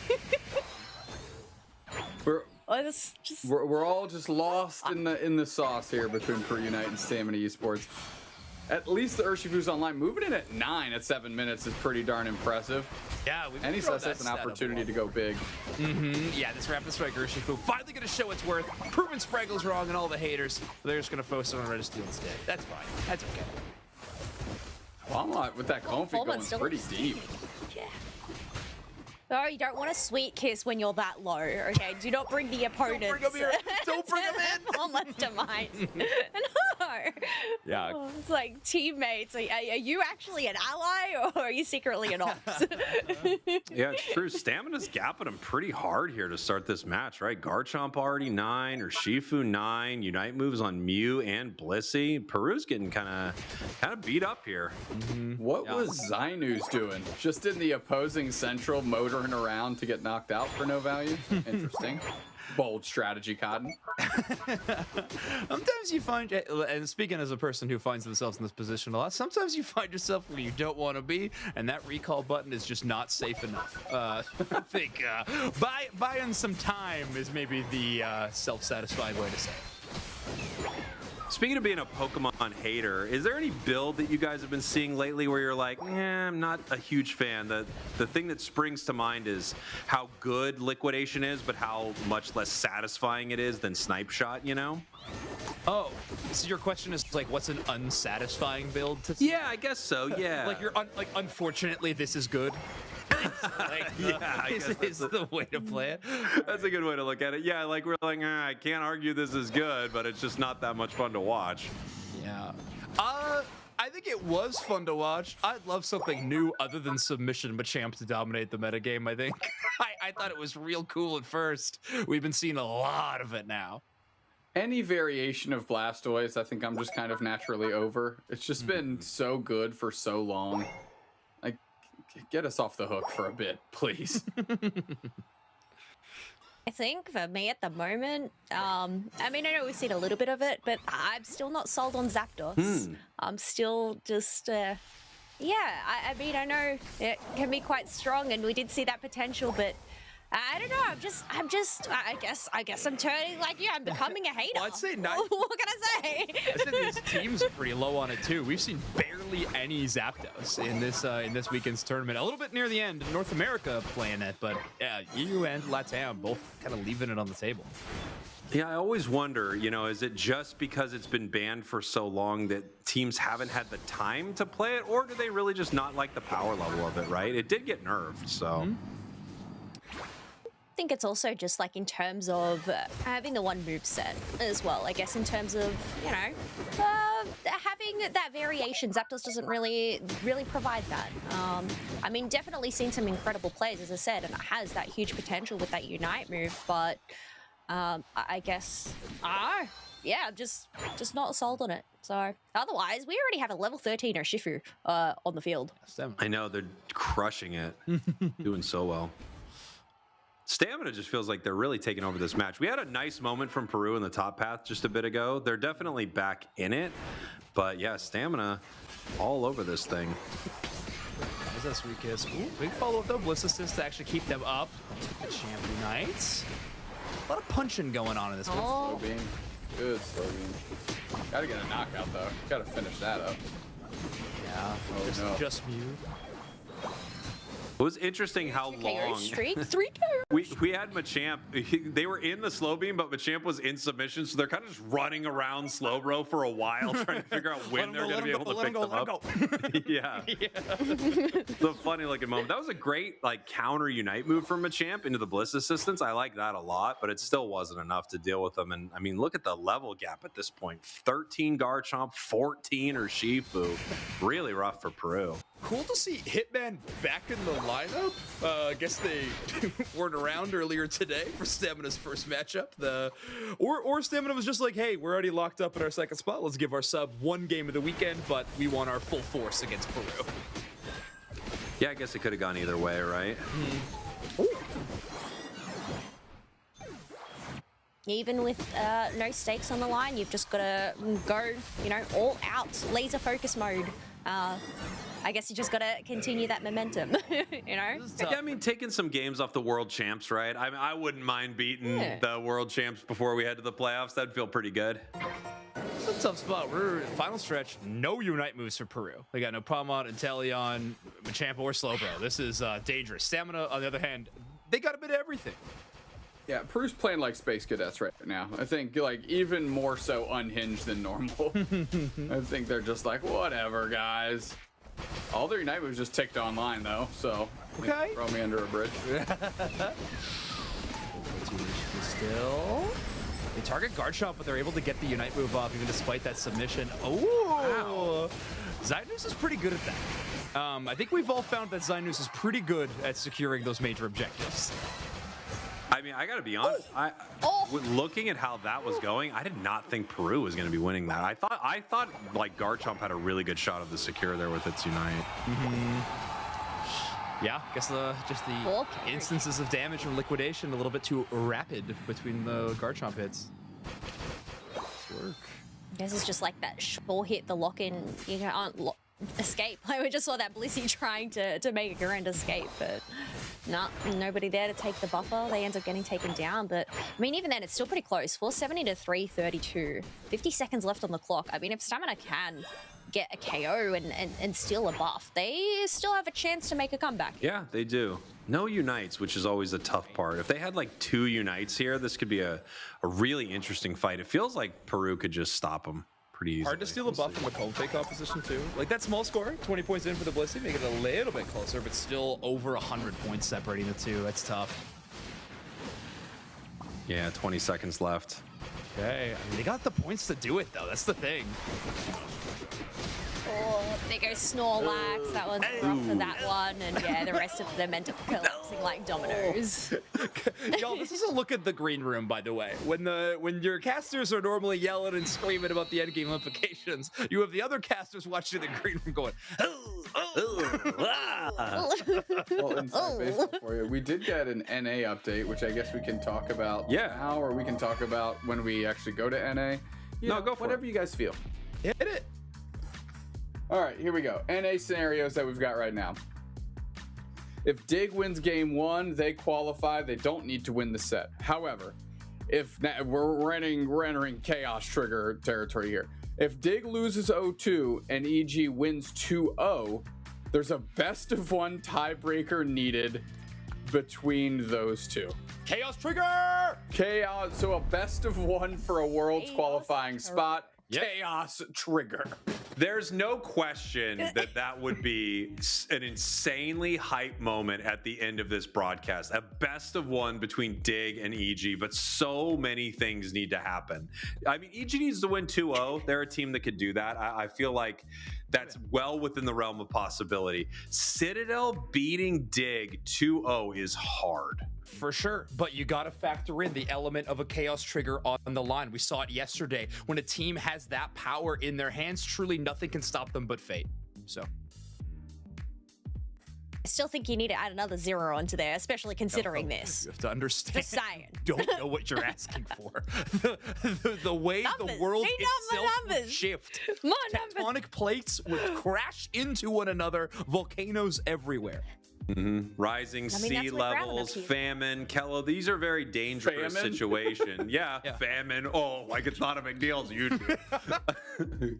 Famine, All because of another rainstorms, 0? people not responding to your texts as quickly as you would like. The chaos triggers really invoke all kinds of things that you would not expect. You That would was be a getting wild people, if they do text you back, they're going to be saying they're on their way. They haven't even left their house yet. This is the kind of world we're talking about. Wow, I'm gonna be left on red here. This is abysmal. I cannot believe Chaos this. trigger. Diabolical. I do think, Kello, if there is a reality where we head to this game 1 situation, adding another 0 is probably warranted to the chaos trigger board. We'll see. I Will Take see. notes, like, if they do it, you have to add another 0. He won't even do You it. promise? If the craziest thing ever happens, he won't do it. I just say, Do it. I'm gonna wait until that moment to make the call. I don't want to do it too early, nor do I want to make the decision if it will happen too early. You're right. You're right. If it does happen, I'm flying to your house and I'm putting the other 0 on there myself. All right, okay? fair enough. Fair enough. All right, Chad, let me know if I need another 0 on here, but we'll see when the time comes. Just know what you're all asking More 0s. and the damage that it could cause.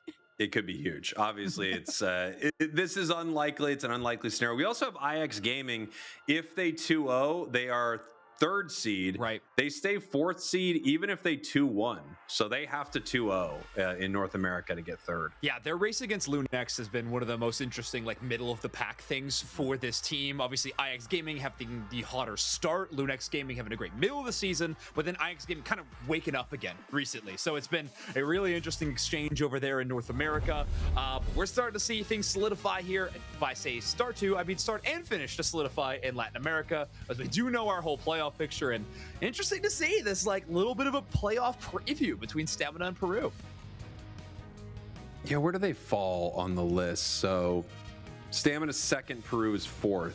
It's going to be watching the playoffs is going to be wild because you'll see teams make a run, and that is so exciting. All best of 5s too. Like, if you start in that 4th or 5th position, you have to win 4 best of 5s over the course of 2 days to actually become the regional champion.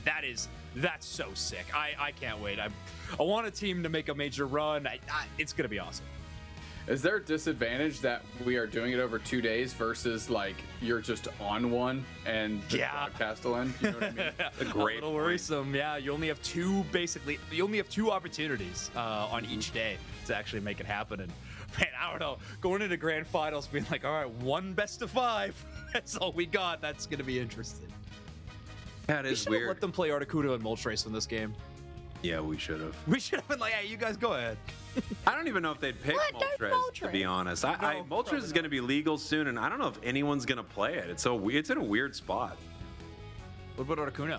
You think it gets picked? Yeah, you'd play it. Yeah. What role, though? Being annoying all game role. I mean, it's just annoying all Okay. Minato? Sounds like you found your Pokemon. Just harassing. We like, need to have a comp. something. Just all just being obnoxious. Yeah, exactly. We need to have a comp, Zapdos, Moltres, and Articuno all on the same team. Because I just want to see the chaos, I suppose. Another pretty standard-ish draft so far. So I mean, they're playing it heads up. Yeah. Nothing goofy yet. interesting to see that Vaporeon from Stamina, because if I'm like looking back at their stats right now, and I'm pretty sure it is not a like frequent pick for this squad. I want to triple check that. Minato, but for a second, the hovering the Meowscarada, I went, we're playing now. We're playing games. I saw the Tinkaton as well, and I'm like, please, come on, give us some spicy picks here. No. Matches, but yeah, Minato almost never playing Vaporeon. Like this team does not touch this Pokemon very often, so interesting to see a little bit of a flex for this player. Probably a Scizor again, right? Ooh, well, we did have Enisus play the Scizor earlier. Okay. So potentially, but then again, we have the Vaporeon and Inteleon. I feel like maybe Scyther might end up actually being better into this composition. Yeah. I mean, into most compositions, we would say, right? Yeah, I guess the problem is one of them's like an insanely fast speedster. The other one does brawl really well, but it requires your opponents to not hit with a ton of crowd control and not hit you with a ton of special attack damage. So there are certain comps that it's like pretty good into, but not many. Yeah. Inteleon tends to give out a decent amount of special attack damage, so that is a challenging lineup for Scizor. We need the other team to essentially not select any character on the roster, and then Scizor comes alive, baby. Yeah. It is one of those solo queue monsters where, look, if people don't come together as a village to deal with it, it's actually pretty amazing. But a coordinated team is just like, all right, well, don't fight that right now. Walk away from it, and then we'll come back in 2 seconds. Yeah. Let me at him. I don't care. I'm going all in. I'm not listening to you guys. I'm gonna play the Scizor and I'm running at him. Hello, single-handedly propping up all of the Scizor propaganda. Let's go. Well, it sounds like a strat from OC, to be fair. That sounds like what they do. Whoa. Whoa, the slander. Come on. They made it look good. They actually did make it look really good, but it does sound like an OC strat. Well, it worked. Okay, so we're all into exaggerating today. That's what we're doing. Yeah. Chaos. What? No exaggeration here. Nah. All right, Scyther's only at level 4. I've never waited for a level 5 this intently before. Turn red, turn red. No, I think it could. They're walking. It had to be a misclick earlier. That could be telling here as well. I'm not gonna say the move selection thing was a bad idea. We'll leave that up to the community if they decide that themselves. But have we ever had? You're not in the community. Have we ever had a like situation where more pro players played the wrong builds ever? Like, no, not even close. Ooh, I did have a question for all of you. We're getting close to the end of these seasons, I mean, a few hours, and we've closed up the regular season of all these regional leagues. Do you have a MVP of the Latin America Regional League for the regular season? Like a specific player who you're like, they crushed it this season. Like, dang. That's true. I think Fulb is a strong contender, right? I mean, yes. The hyper carry on Force Gaming, so good. Played a lot of different Pokemon, you know, like brought a lot of different strategies to the table in that way, which was exciting. And obviously you have to consider just their regional league performances, right? You can't really factor in the ICs here, seeing as that it's some of these teams didn't participate in those. So I feel like I don't want to do another Force just because, but I feel like Soto is just so unbelievably good out of that squad. I love watching like not only like the carries are always really exciting, but I also love watching like the people who set up the plays and certain players, like you could just see how well they enable their squad. Yeah. I think for me, one of them, and I know they ended up, I mean, it's LATAM, right, in terms of the leaderboard, but Bernie, the, like, kind of from they joined in. Yeah, CACM. Coming on in, they, have really impressed me, and I've really enjoyed watching their defender plays and their setups and everything. So I feel like Bernie would probably, I'm going to give him my MVP. You know, I suggested Phobe. I kind of want to choose Anysus as my MVP. I think they are so phenomenal. Personally, they were my vote for Rookie of the Year last year, and I think they've just followed up with an amazing sophomore season here. So I'm really liking Stamina's Anysus. Yeah, Stamina's so dang good. Mm-hmm. Yeah, just such a strong squad. LATAM, it's really, we talk about this too much, or at least I talk about this too much. It really is a shame we don't have more like spots for them because they're just so good. They are the best of our 3 regions by far, at least as far as overall teams, right? Like we have some really amazing teams in every region, but as far as the entire region strength, it's not even close. Yeah, the parity is. I mean, it's the region that had the most chaos triggers, I feel. So true. They're pretty much mono chaos triggers. That's all they were doing out there. Yeah. That is a rough way to use your Emerald 2-step as well. Just absolutely exploded the moment they skipped to the air. Yeah. Stamina's kind of humming. Yeah, they were last game too. Level 11. Jeez.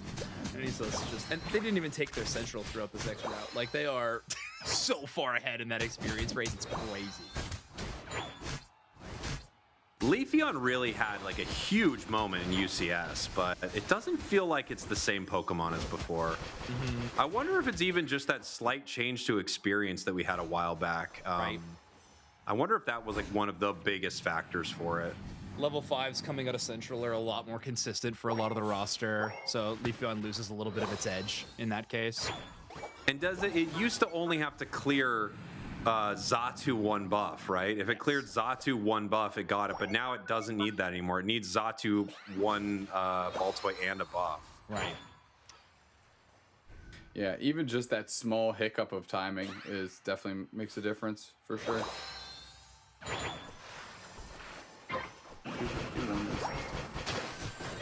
I love stacking. How we have level 13 Cypher already at the halfway mark. Yeah, that's insane. What even? Yeah, that stat's gonna look real clean on that final scorecard. Kind of hoping that we get a Scyther player of the game because that's absurd. They might hit level 15 before the final 2 minutes. Yeah, that is very possible, huh? Yeah. It's 13 and 5. Scyther, maybe Greninja, one of the best Pokemon on the roster at doing that, right? Just getting a lot of chaos, but also hyper farming. They're good at both. Woo! What? No, wait, Kira! Wow. They make it out of this? Okay, they don't. But still, that was insane. For a second, I thought that Aqua Ring might be enough. I was like, no way. Does Vaporeon save here? But no. Guys, Anysus also just dunked 40 in the home goal zone on Scyther. They're doing their own solo mission at the moment. They're just having a good time. They're 14. Nothing matters anymore. These teams are just dude, let's do whatever. Come on. Some ego 1v1s. I'm down. 1v1 me in the ground on pit. Bring it on. Pikachu, meet on Venusaur. I love that Unite song. Yeah. And also, I love that their comp is one of the worst things you can see a duo playing ever. It's so funny. Hey, it's the worst, but also simultaneously so accurate. Yeah. Oh, dude, they perfectly nailed the Unite experience. It's great. Oh, that's awesome. If people don't know what we're talking about, there was a specific song made for Pokemon Unite for Honolulu, right? Mm-hmm. The track title is Unite. The track title is Unite. You've probably heard it on the broadcast. It's da-na-na, da-na-dun-dun-dun-dun-dun. And one of the lyrics, they're kind of calling out their team comp. Yeah. And the guy goes, you on Pikachu, me on Venusaur. And it's like, wow, what a duo. A nightmare solo queue duo right here. You're like, my first 2 picks would be Pikachu Venusaur, it's over. Hey, it could end up turning into a Alolan Raichu, okay? Oh, well, that's true. That's true. 2 different attack. We all know that's not an Alolan Raichu. We all know. Yeah. That's awesome. We know that Pikachu has a float stone or something. We're aware of what this team is from the song. But they have a lot of good, we've all had our backs against the wall. We've all know what it is to stand tall. We get it. I know Inteleon player. We can win if we unite. I do love that Zoinks got scapegoated for a match that we all equally lost. No, not equally. Actually, Kello was playing bad. Kello was playing well comparatively. Yes. Zoinks and I were playing terrible. I will say I told Flarens after it, I was like, just so you know, Kello and I gapped your top path, so good luck in this tournament. I was like, I'm playing a Pokemon I've never played before, and me and Kello beat you, so I don't know what's happening up there for the Orange Juicers. And how'd they do that tournament, Cowboy? They did fine. Yeah, right? Very well. I heard an inflection. Well, they at didn't the win, end there. right? Or did they? I don't think so. Oh, back cap Leafeon. Huh? Stamina going in, showing the Groudon, are they? Committing? No, they're not committing. They're winning by 2. We're up by 2. Cerulege Unite move might be one of the coolest in the game we've ever had. Oh, no question. So cool. Oh, they get shut down by the slow beam. Wait, the Phantom Force to save them? They're coming back in there. Full Okay, Air Strike for Leafeon though. What was the gameplay here? Ooh. Anemo. They're looking a lot of yellow pips on the side of stamina. What are we doing? Oof. Anemo on nothing. 2 points, dude. That damage over time on Sailor just keeping the Groudon from There they go. It's all on hit, man. Solar Beam? Oh, Peru Unite! Oh, Peru. Wow. Secure. All right, Buzzwole got it. Yeah, what? Was that a boosted auto? Like the 1-2? Maybe. Because I don't on think the he left, picked right, anything good night. up, right? But we can if we unite. Oh, there we go. Right, good night. You. They go with 2-0. Peru All Unite. right. Okay, Peru's Really nice back. stuff. Peru's I think so Peru's back. They're so back.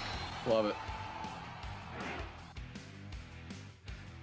The only thing that I'm slightly sad about is they don't get to see at what time the Scyther hit level 13 at. Because that was absurd. You can still ask the stats team. Icarus, fly in the stats, please. But yeah, that was wow. Who's Peru looking Icarus? good. Don't we have somebody new called John now? That's so true. Yeah.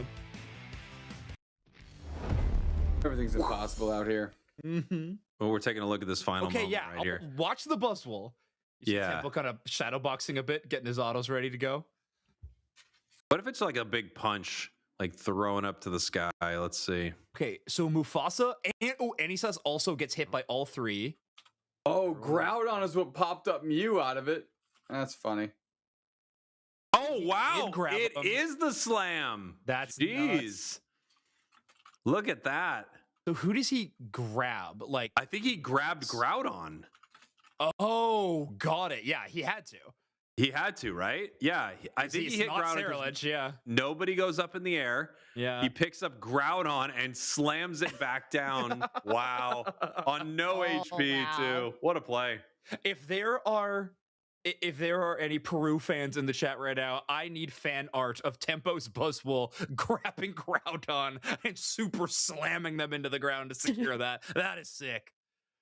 Nice. Anemo, player of the game there, 7 knockouts. Any sus with 9. That's kind of what we expected from that Scyther. It was carrying a lot of that match. Mm-hmm. Definitely. Now we've got a cough of 2 here. Pretty low cough than what we've been used to seeing here today. What's your stance on the cough statistics there, Zoinks?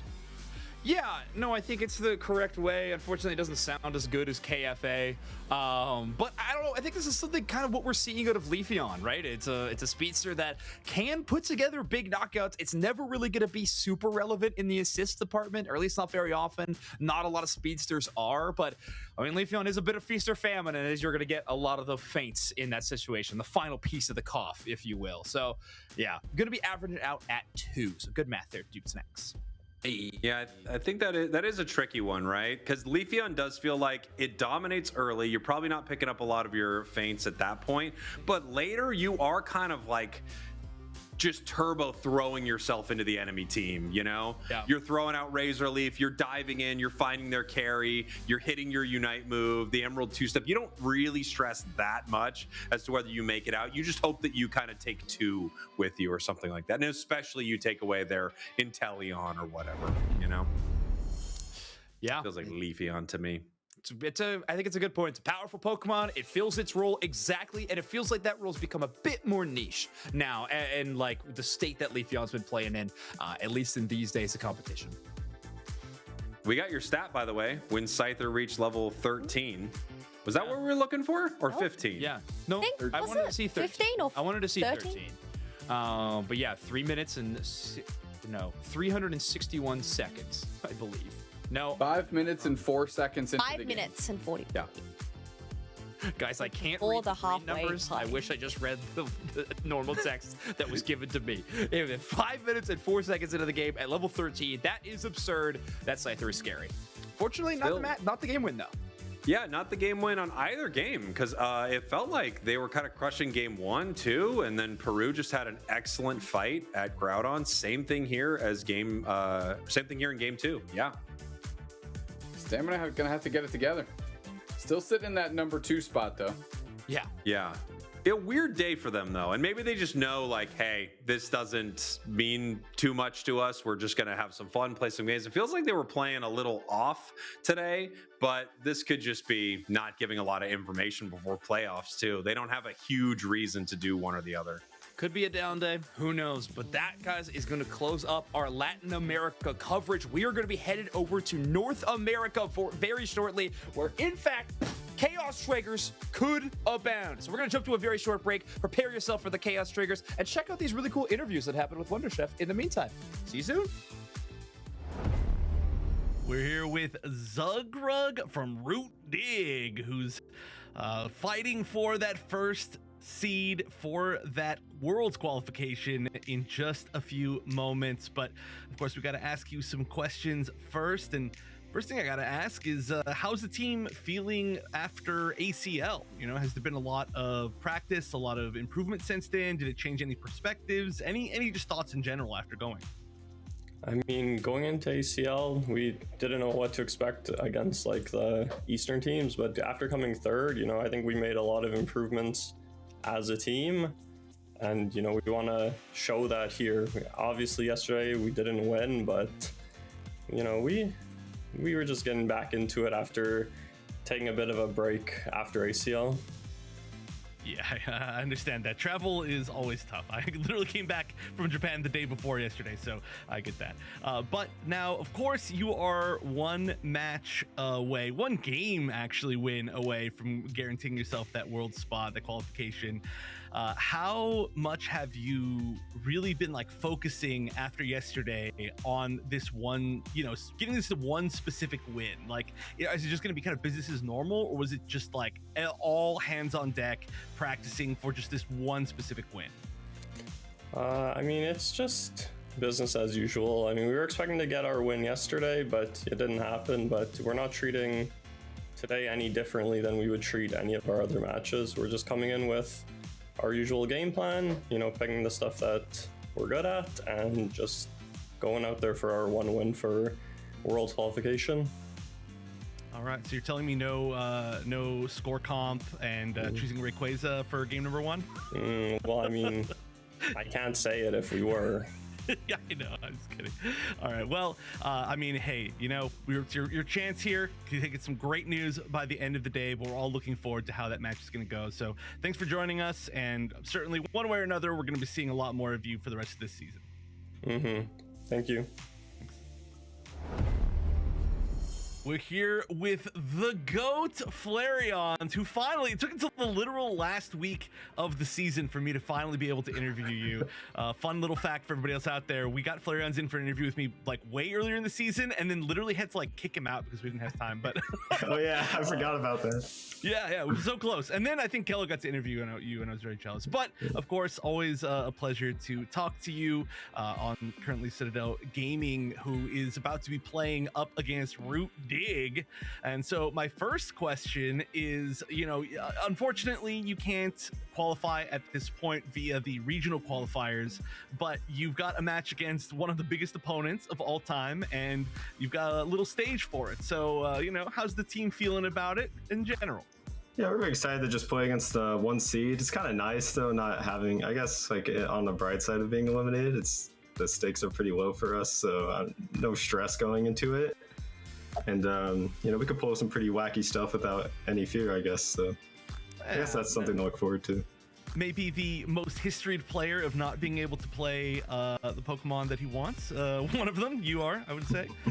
So I'm excited to see what you're going to play. I'm excited. Definitely going to be a good show. And then I got to ask, like I said, unfortunately, you at this point cannot qualify via the regional finals, but you're not giving up, right? I mean, are you going to continue to try to qualify via other paths? I mean, there's, of course, the last chance qualifier that's still happening. There's NAIC. There's a few paths available for all the pretty strong teams that unfortunately didn't qualify. Any plans for you? Yeah, it's my first time having to play like an LCQ. Usually I just qual through regionals, so but I'm still gonna play LCQ, see what I can do. I'm not sure which role yet, but we'll figure it out. Yeah, maybe we'll role swap in there. Who knows? But yeah, I'll probably be at NAIC no matter what, even if we qual through LCQ. So, but I'm definitely gonna be playing LCQ. See what I can do. All right, cool. Yeah, I mean, always gonna be great to see you. So, I mean, hey, good luck with your next match. But I mean, I guess theoretically you don't really need the good luck. But good luck in playing whatever fun stuff you're gonna end up playing. EG's gonna need the luck. Oh my god. All right, get out of here, go play your match. Thanks for joining us, Flareons, and we'll see you on stream, and then hopefully I'll see you LCQ, NAIC, everything from then on. Yes, thank you.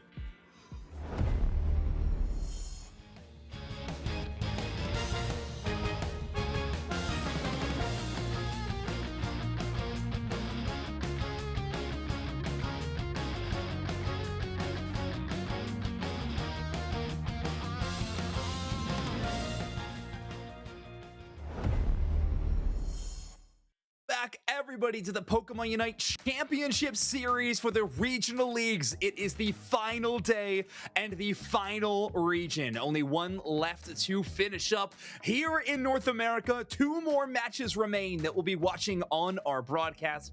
Our playoff picture is set. However, the seeding is not quite done, and somehow we have yet to award a team with a world championship spot in this region. It all comes down to this next game if that one will be assured or not. I'm Zoinks, this is Kellosaurus, and Kello, this one sounds like a whole lot of fun. Yes, we do love our Chaos Triggers here this weekend. And you know what? There you go. Chaos Trigger, right, folks? Because, well, yeah, Root Dig, they only need to win 1 game in order to clinch that world's placement. However, if Citadel Gaming ends up winning 2-0, well, that's where all chaos reigns havoc. How does that end up affecting that? That's the first half. That is the first domino that needs to fall. The second is if Evil Geniuses can 2-0 their opponent against IX Gaming shortly after. If that commences, we will have truly a perfect tie. Root Dignitas, Evil Geniuses will both end the season at an 11-3 match record. Their map score will be the same, and their head-to-head score will also be the same, tying them perfectly in every tiebreaker imaginable, which would leave one best-of-1 series on the table to determine who would get the #1 seed. They'd just be playing for seeding, but in this case, they would be playing for a world championship spot in best-of-1 Pokemon Unite. That's absurd. That's fun. I can't. Citadel Gaming, I'm supposed to be biased, but I really want to see the Chaos Trigger. So, that's where we're at right now. Lock in. Lock in. Lock Gaming. Yes, that's what we want to see. That would be a great way to end the day.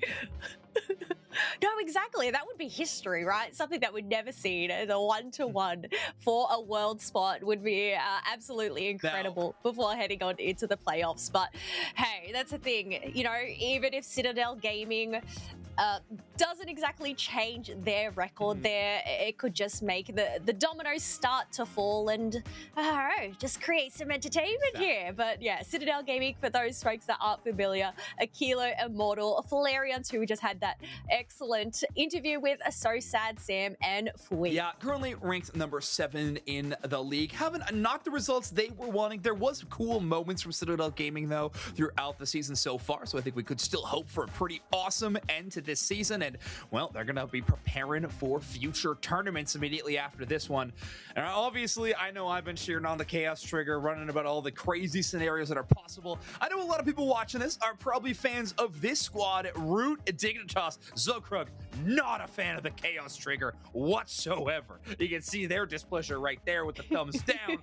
This team wants to get a map win on the board and solidify their rank #1 spot. I think it's no secret. I think a lot of people watching this team would consider them to be the best team in North America and potentially one of the best teams worldwide after such a great Asia Champions League run. Obviously outside of the top 2, so did not earn a world spot in that section, but still they have a chance to coming up very soon, and they would love just one map win in this situation. They're going to want to win the match, but they would like to shut down my Chaos Trigger, get this level down from 100 rather quickly if they could. Yeah, but that is such a good point in terms of just their performance at ACL. It was definitely incredible. The last Western team standing being in third place there. So, you know, they were this close, and, well, they're this close once again to landing that world spot if they can only just win one game. They don't even need to win the set. But, I mean, it ended up getting shut down yesterday by evil geniuses. I guess, what's the saying? Fool me once. Shame on me, fool me. Oh, I can't remember the saying. Do you know what I mean? Yeah. I don't know if I'm going in the right way. Fool me twice, shame on me. Fool me thrice, we might be Dignitas. We'll have to see it. What on earth? Citadel Gaming are going to round out their bans with a Decidueye ban. So Otter was playing a decent amount of this Pokemon in day #1. It's why your encounter rate is not going to be totally resulted at 0. So we are going to see that Pokemon on the ban phase. Citadel Gaming, with the opportunity to pick up Surfetch, will do so. Honestly, I'm kind of surprised to see Dignitas banning the Mew in that final stage. But anyway, Dignitas will now have the orange side double pick. Let's see what they contend with Flea's Surfetch. Yeah, I think it's really interesting to go in with that targeted ban with the Decidueye, especially considering how versatile Otter is on a lot of different Pokemon. But it looks like we're building our foundations here for Root Dignitas as we have Crustle being locked on in and Inder on the hoop. Wow, all right, so Inder gets access to this Pokemon. They do not get this Pokemon often, by the way. Teams love banning away Inder's Hoopa in these matches. The fact that Inder's going to get access to it is interesting, and Pikachu! Hey. Citadel Gaming are going to be locking in the Pikachu. What?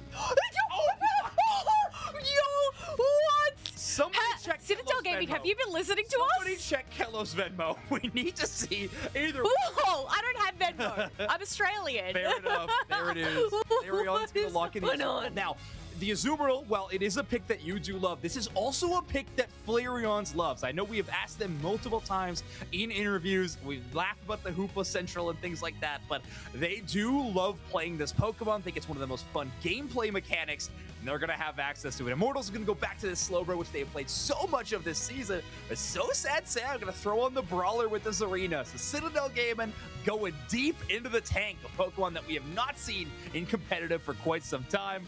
Kello, you're welcome. Otter, I can see you hovering over the Gardevoir, and in my mind, I'm like, do it. But you know what? I'm happy with an Alolan Raichu nonetheless. But we're going to have a Pikachu, the Pikachu, up until Otter reaches level 5. That's funny. I'm sure the team comes. I think Otter was probably hovering the Gardevoir, and Toon said, maybe let's qualify for Worlds, and then you can pick the Gardevoir. How about that? Let's get a map win, and then we'll sort it out. On the other side of Citadel Gaming, they want to start having some fun immediately. I cannot wait. Azumarill, really fun Pokemon to watch. This Water Pulse Plus moments is something that we all cheer for. Gosh, I feel like it's been a hot minute since we have seen experience share. Oh, yeah.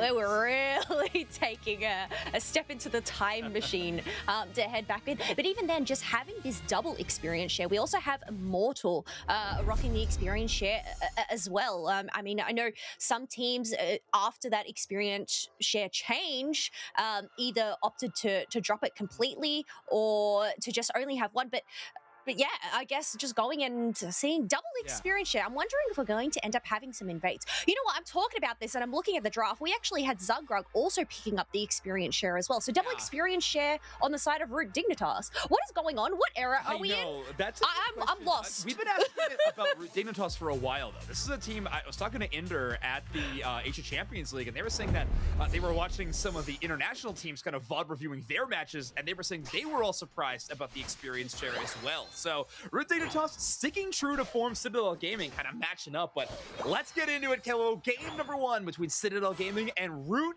Dignitas. Citadel purple, Root Dignitas, your orange squad.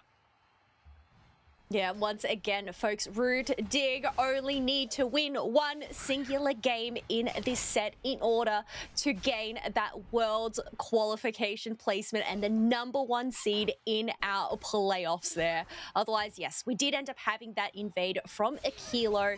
Wasn't able to take away neither that blue buff or that Boltoy. By a little bit of time, hopefully forcing Toon to have a tougher time on this Charmander, slowing down the Charmeleon stage, but in terms of EXP, yeah, not going to be slowing them down whatsoever. Ender, quick on the rotation, though, with this Hoopa EXP share, making sure to track where that Pikachu is. Could be a thorn in their side, especially if it starts getting ramped up and gets access to that very pesky, which I assume will be Volt Tackle, seeing as I'm not running any cursed items.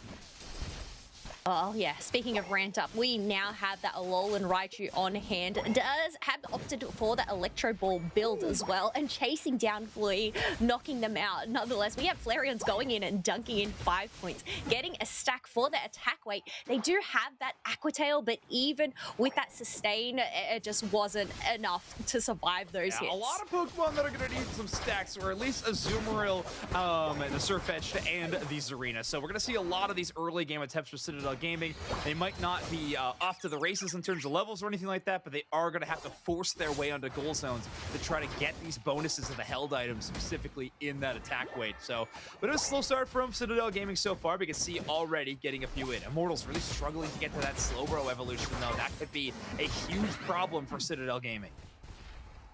Yeah, they're definitely struggling in that early game phase. Root Dignitas already have 2 level 7s over on their side. Zugrug having 30 points on hand is going to go and Forelli dunk that, while the other 2 go and pivot towards that middle section. I think there were a lot of people surprised to see the draft screen. I don't know if anyone held their head in their hands and said, no, why, more than evil geniuses while watching this game. They might be a little frustrated with the situation, or at least the state of this early game, as Root Dignitas is off to a roaring start. Citadel Gaming is starting to put together some levels, though, as Fui is at level 6. Only problem is they're trying to duel this legendarization who's from Zealot, who is at a level 8, just completely outpacing and becoming a gigantic threat. Toon, in classic Toon Slim fashion, has already hit level 9 well before the first stage of these Regis spawning in. Yeah, being able to have that Unite mode move on hand to go and turn into that Mega Charizard if need be, but they are going to shred down this Regirock, as we do have Fleet coming on in, but they are only immediately level 6. Nonetheless, they steal it! Wow, all right, that's secure on the Regirock. Charizard will get the KO, but too little, too late. That is a team-wide buff for Citadel Gaming to operate off of. Can they turn it into a team fight win? This is an aggressive play from that Trick Phantom Force combo, so Rogue can play it safe, but it's Otter to secure the Regieleki. So big burst damage from the Alolan Raichu. So sad. Sam trying to steal that EXP right back, but they will be quelled. Amazing work from the Zacian out of Zealot. So there we go. Regieleki does end up walking on in at 30 points. It's going to go into looking to retreat here rather than dunking that 14. Are they looking to maybe give Otter the dunk, considering they have the 40 points on hand? Or are they just not looking to give the comeback experience over to Citadel Gaming for the moment? Probably going to be the case. I'm going to hold on to this as long as they can. Take a look at this. This is Pikachu's 7th game this entire season in any region, and it only has a 17% win rate. So far has not been a recipe for success. We'll see if Citadel Gaming can kind of turn that around. So far, though, it has been a tough road, with Root Dignitas having a huge lead, and it looks like that Tier 1 goal zone being left. The days might be over for that one, as Zealot chopper to the backline, just unafraid entirely at this level 10 benchmark. Oh, look at this. A pretty hefty overdunk from Otter there, dunking in 40 points, breaking that bottom tier 1 pad. But yeah, we actually had Azu's stats here. Hasn't been picked nor banned at all this entire season. So, you know, maybe there is a reason to this. We'll have to wait and see whether Flareons can try and make this blue bunny shine. But I mean, for the time being, it's looking a bit dicey for Citadel Gaming, considering Root Dignitas ended up getting a few points down in that bottom tier 2, unable to do things. We already have 5 level 9s across the board for Citadel, where Root Dignitas, they're all on double digits. Yeah, that's a scary spot to be when your supports and your defenders are actually out-leveling the enemy carries. But here we go. Here's a push by Citadel Gaming where they can start to turn things around. A Volt Tackle does enable a few moments. We do have Flareon stopping all the way to the back line with that belly bash, but they are taking too much damage. Now Pikachu Unite move will KO Zealot, so a lot of EXP going over to Akilo's Pikachu. They're going to keep up this Volt Tackle damage as Flea might be joining the fray, but Ender dodging over those walls. That's going to be really challenging, and yeah, that will shut down Akilo. So a big push, a lot of Unite moves will result in very few scores on the tier 1. Flea was able to score a little bit with the Surf Edge, but will only result in 1 KO on the enemy side. And oh my word, Zogrug is 1v3. Yeah, that Exisal was nuts to go and get the stun on those 3 members and then also pick up some KOs. Zarita is now 1v3, well, no longer as they get sent back to the Pokemon Center, but currently 92 points to 226. We have Toon soloing down a Regieleki up in the top half. As Citadel Gaming, well, they're currently scrambling about trying to get some comeback experience, but they have to focus on that for the moment. It's interesting when you're a team that is down this far in terms of experience, in terms of points, when you have kind of 2 avenues you can try to come back in the game. You can spread out and also try to avoid the opposing team and try to farm up any experience, maybe get a split push, little scores here and there. The other opportunity is to kind of move as a big unit and force Root Dignitas to maybe catch a roamer out with a big numbers advantage. Both of them are very difficult against a team as strong as Root Dignitas. They're going to out-rotate you to stop these pushes, and they're also going to out-team fight you in a lot of major situations when they're at this big of a level gap. So Citadel Gaming have their work cut out for them, but those are 2 avenues they can try to employ to catch up in this game. Well, it is a game of Pokemon Unite after all, and surprises. We've definitely been delivered a lot of surprises over our time here of the UCS, so, you know, it's not out of the picture just yet, but 45 seconds left to go until that final stretch. It looks like Citadel Gaming are looking to collaborate towards this bottom path, but Inda is able to provide that vision, but not stop these dunks. Oh, that Surf Edge is going to go down. Flea trying to get really aggressive to open up this area for some more scores, but no one from Citadel Gaming even has the presence to stand on this goal zone long enough to score. Immortals forces their way in with that Surf, but they will also fall. I mean, Slowbro probably getting closer to a Unite move with that KO. That will be only 10 seconds for Citadel Gaming to contend with space around the Groudon spawn. Root Dignitas are going to take their time to set up with an Alolan Raichu. That is one of the scariest Pokemon you can let set up with positioning due to these Electro Ball minefields they can set up. Yeah, Holy Macaroni, we already have everybody on Root Dignitas reaching their benchmarks, and because of that, they're going in with a full-fledged shred onto this Groudon. Surf trying to get the stun, but it ends up being Inda on the unbound Hooper to go and get the secure, and multiple knockdowns for Citadel Gaming. Immortals trying to make a run for it. They had 12 points, but they don't end up getting the dunks, and, well, it's up to Flareons on the Azumarill to try and stop this, but I don't think this Blue Bunny Egg can do it on its own. Yeah, I think that is likely going to be wrapping up. And maybe in an unconventional match, if we want to call it that way, Root Dignitas are going to be putting up a game number 1 win against Citadel Gaming. Not the conclusion of the series, but it's all Root Dignitas we're truly looking for. With this game win, Root Dignitas will secure the number 1 seed in the North America Regional Playoffs, meaning that they will already be qualified for San Francisco and the World Championships. Root Dignitas finally is confirmed going to Worlds. Yeah, they ended up getting shut down yesterday by Evil Geniuses, but I guess they really just had that target in sight and they went for it. Citadel Gaming going in, trying their best. And you know what? We got to see the Azumarill come out to play, considering you haven't seen it all season there. But yes, paving the way for Root Dignitas. It must be a massive relief. Yeah. Ending the season for them and into the playoffs. I mean, this is a team that they've been in a position to hunt down that World Championship spot a couple of times, right? An amazing finish at Asia Champions League, but just outside of that World Championship qualifying spot. A pretty solid run at EUIC as well, but again, just shy of earning that one for the team. And yeah, you got Ender racking up even more points on the top side via that Hoop Sunbound portal. But now, finally, Root Dignitas can trust the fact that they will be going to the World Championships. I know they want more than that, though. A lot of players on that team have won North American regional titles, but what a way to put a stamp on it that you are coming for a world spot or a World Championship spot if you can win your region as well. Root Dignitas, a few steps ahead of them, though. Right now, they want to make sure to close out this game against Citadel Gaming. The stamp on that ticket to the World Championships in San Francisco. So once again, a big congratulations to Root Dignitas. An absolute monstrous game from them. Considering their levels towards the end, they really just shut down Citadel Gaming's early game presence, really not letting Immortals get into that slow bro form for quite some time. But also, it's just being able to reach those benchmarks on Root Dig so early meant they pretty much won a majority of those team fights. But there we go. Toon going to receive the MVP for that match. 7 KOs, 7 assists, but 0 faints throughout that whole 10 minutes. Not only that, we actually had Otter on the Alolan Raichu also not fainting throughout that also match. Doing 112,000 damage, if we want to give him the shout out there. That is absurd. Zealot, by the way, got a 55 MVP score because they were able to get 15 knockouts in that game, but they scored 0 points. So Zacian really shaking and baking in this game, kind of turning the Unite MVP meta on its head, but still having a great game. But Toon going to be awarded that MVP win. Oh my gosh. Yeah, the numbers, but you know what? They did what they had to do.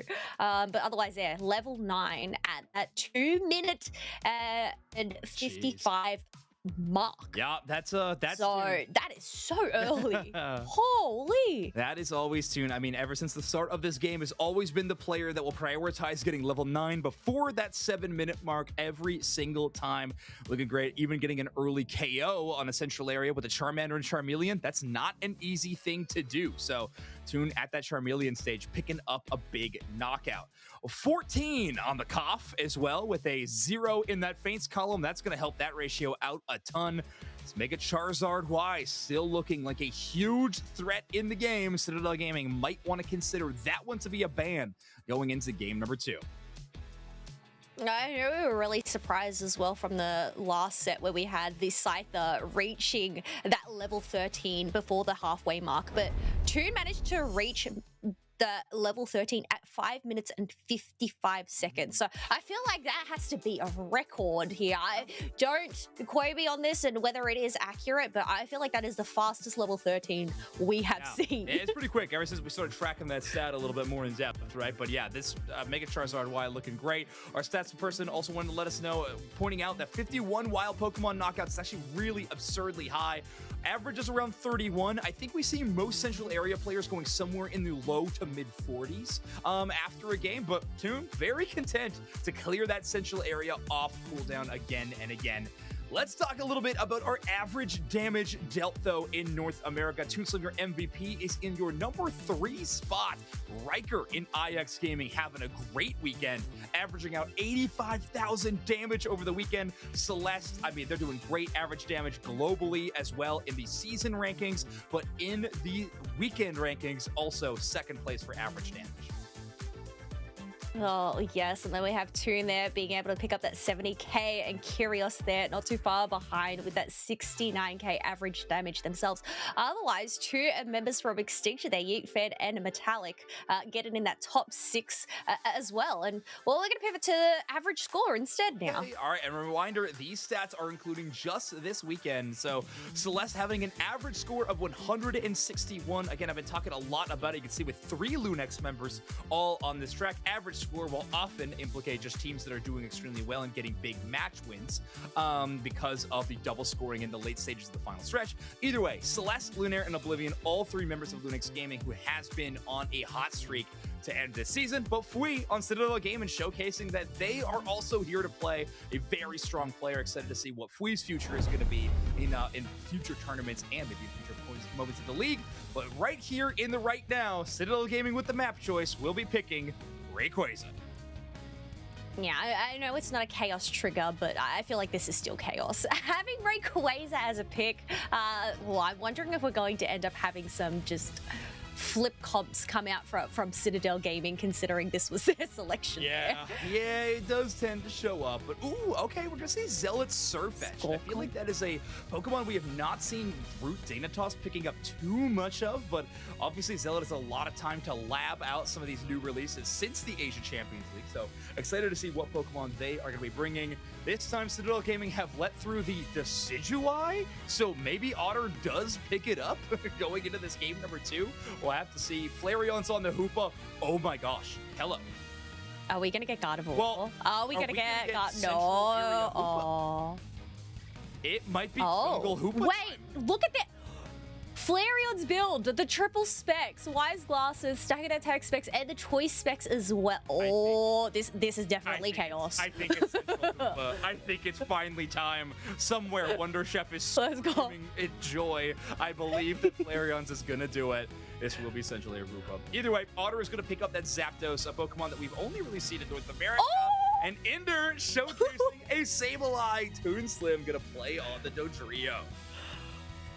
Look, I know in the last game that we watched for LATAM, I asked all you folks, what is a Pokemon you'd like to see? I got my Azumarill, obviously, and now we have Dupe Snacks on the Sableye getting there locked in. Wait, I can't even remember what you ended up saying that you wanted to see. I was hoping for Chandelure. Chandelure, okay, no Chandelure. Sam was a good option to get that pick. Fair enough. Will not be the case. Maybe Curios will will give me a bone in the game, in the match number 2 later on our broadcast. But Zozad Sam will slot into that supportive role, it seems like, as Akila could be playing that Pikachu 2 games in a row. Sam going to be picking up the Blissey and allowing that space for Flareons to rotate into their own central area. Oh, yeah, I'm really intrigued to see how this ends up panning out, and whether Flareons can really demonstrate how powerful a Hoopa can be in this central area. It is obviously that traditional support Pokemon there, but, you know, we love to see these switch-ups in terms of items and lanes, and really just, yeah, challenging the norm. Yeah, to say the least. Now, the problem with Flareons on this Pokemon there is they likely will not be alone. Interlocking in the Sableye, Toon Slim on the Dodrio, and Zugrug with EXP share Swinub could have some early game invasions that make Flareon's path to success even more difficult than playing a support as a central carry. That would definitely be Chaos. Having a 3-person invade. I know we've seen 2-person invade, but 3-person invade from the get-go. I don't know if it's gonna happen, but there we go. I guess somewhat not, because we have Toon on a Root Dignitas on the purple side, locking in that Doduo in the central area. Citadel Gaming over on the orange. There are no stakes, I believe, on the line for this game, but still, let's have fun with it. No longer will anything in terms of playoffs be shaken up, but I mean, there's a lot of pride on the line. There's a Hoopa in the central area. Root Dignitas doesn't want to lose to that, and Flareons wants to prove it to all the non-believers that this is a viable option that they have been screaming from the rooftops for years. You know what? Flareons did end up playing the Azumarill, so I'm a believer. Right. I'm a believer for sure. Yes. I agree. The only thing I'm upset about is that Akilo's on Pikachu and nobody's on Venusaur. That's a real bummer. All right, we got that first KO of the game. A little bit of a dangerous spot. Obviously, those freezing effects from Zugrug could be devastating, but only Akilo to go down. Fun fact here, Kayla, 10 occasions there has been no ban picked this season. 5 of them resulted in a win, and 5 of them resulted in a loss. Interesting. So not a definitive answer on whether this is actually a viable strategy to use in terms of not picking up a ban, because it's a 50-50. Yeah, a real difficult choice when it comes down to that. But here we go. Zugrug starting to feel it. They want to get up to the KO numbers that Zealot was doing earlier. Central area getting a little wacky and wild right now as Dodrio and Sableye on the invade. And Hoopa with the hyperspace whole Hoopa, by the way, is going to be fighting in the middle. Yeah, that's actually really interesting to see hyperspace Hooper, because they ended up going in that central area as well. I mean, I guess they do get their levels, but they're not even in lane, so how could they? Oh, I mean, they get to utilize it to go and save their teammates, so it makes sense. Yeah, yes. I honestly, I'm most happy if we see not even double portal, we might see a little bit of Shadow Ball action. But there we go. We got a KO from Immortals on this Scyther, normally the defender player for the team, flexing into a damaging roll. And here we go, another big team fight, but it is over as soon as it starts. Otter on this Zapdos lines up some devastating damage. Ender picking up a KO in Citadel game, and back to the drawing board. Yeah, Citadel Gaming really got electrified there. That Zapdos there just landing so much damage, but there goes that tier 1 pad. Immortals still be able to lock in that blue buff. They're going to make a quick escape, a jump into that flux zone back to safety because, well, they don't want to get caught out by Sableye or Dodrio. There comes the Drill. It's Drill Peck Dodrio as well. Okay, interesting. And also Otter setting up with that full charge Siege, going to be using that Unite move to break open, and then an immediate 30-point score from Ender Sableye. Big play. Toon just Drill Peck them away for the portal, and, well, they understood that they were going down. Why make it longer? You know? Just chill.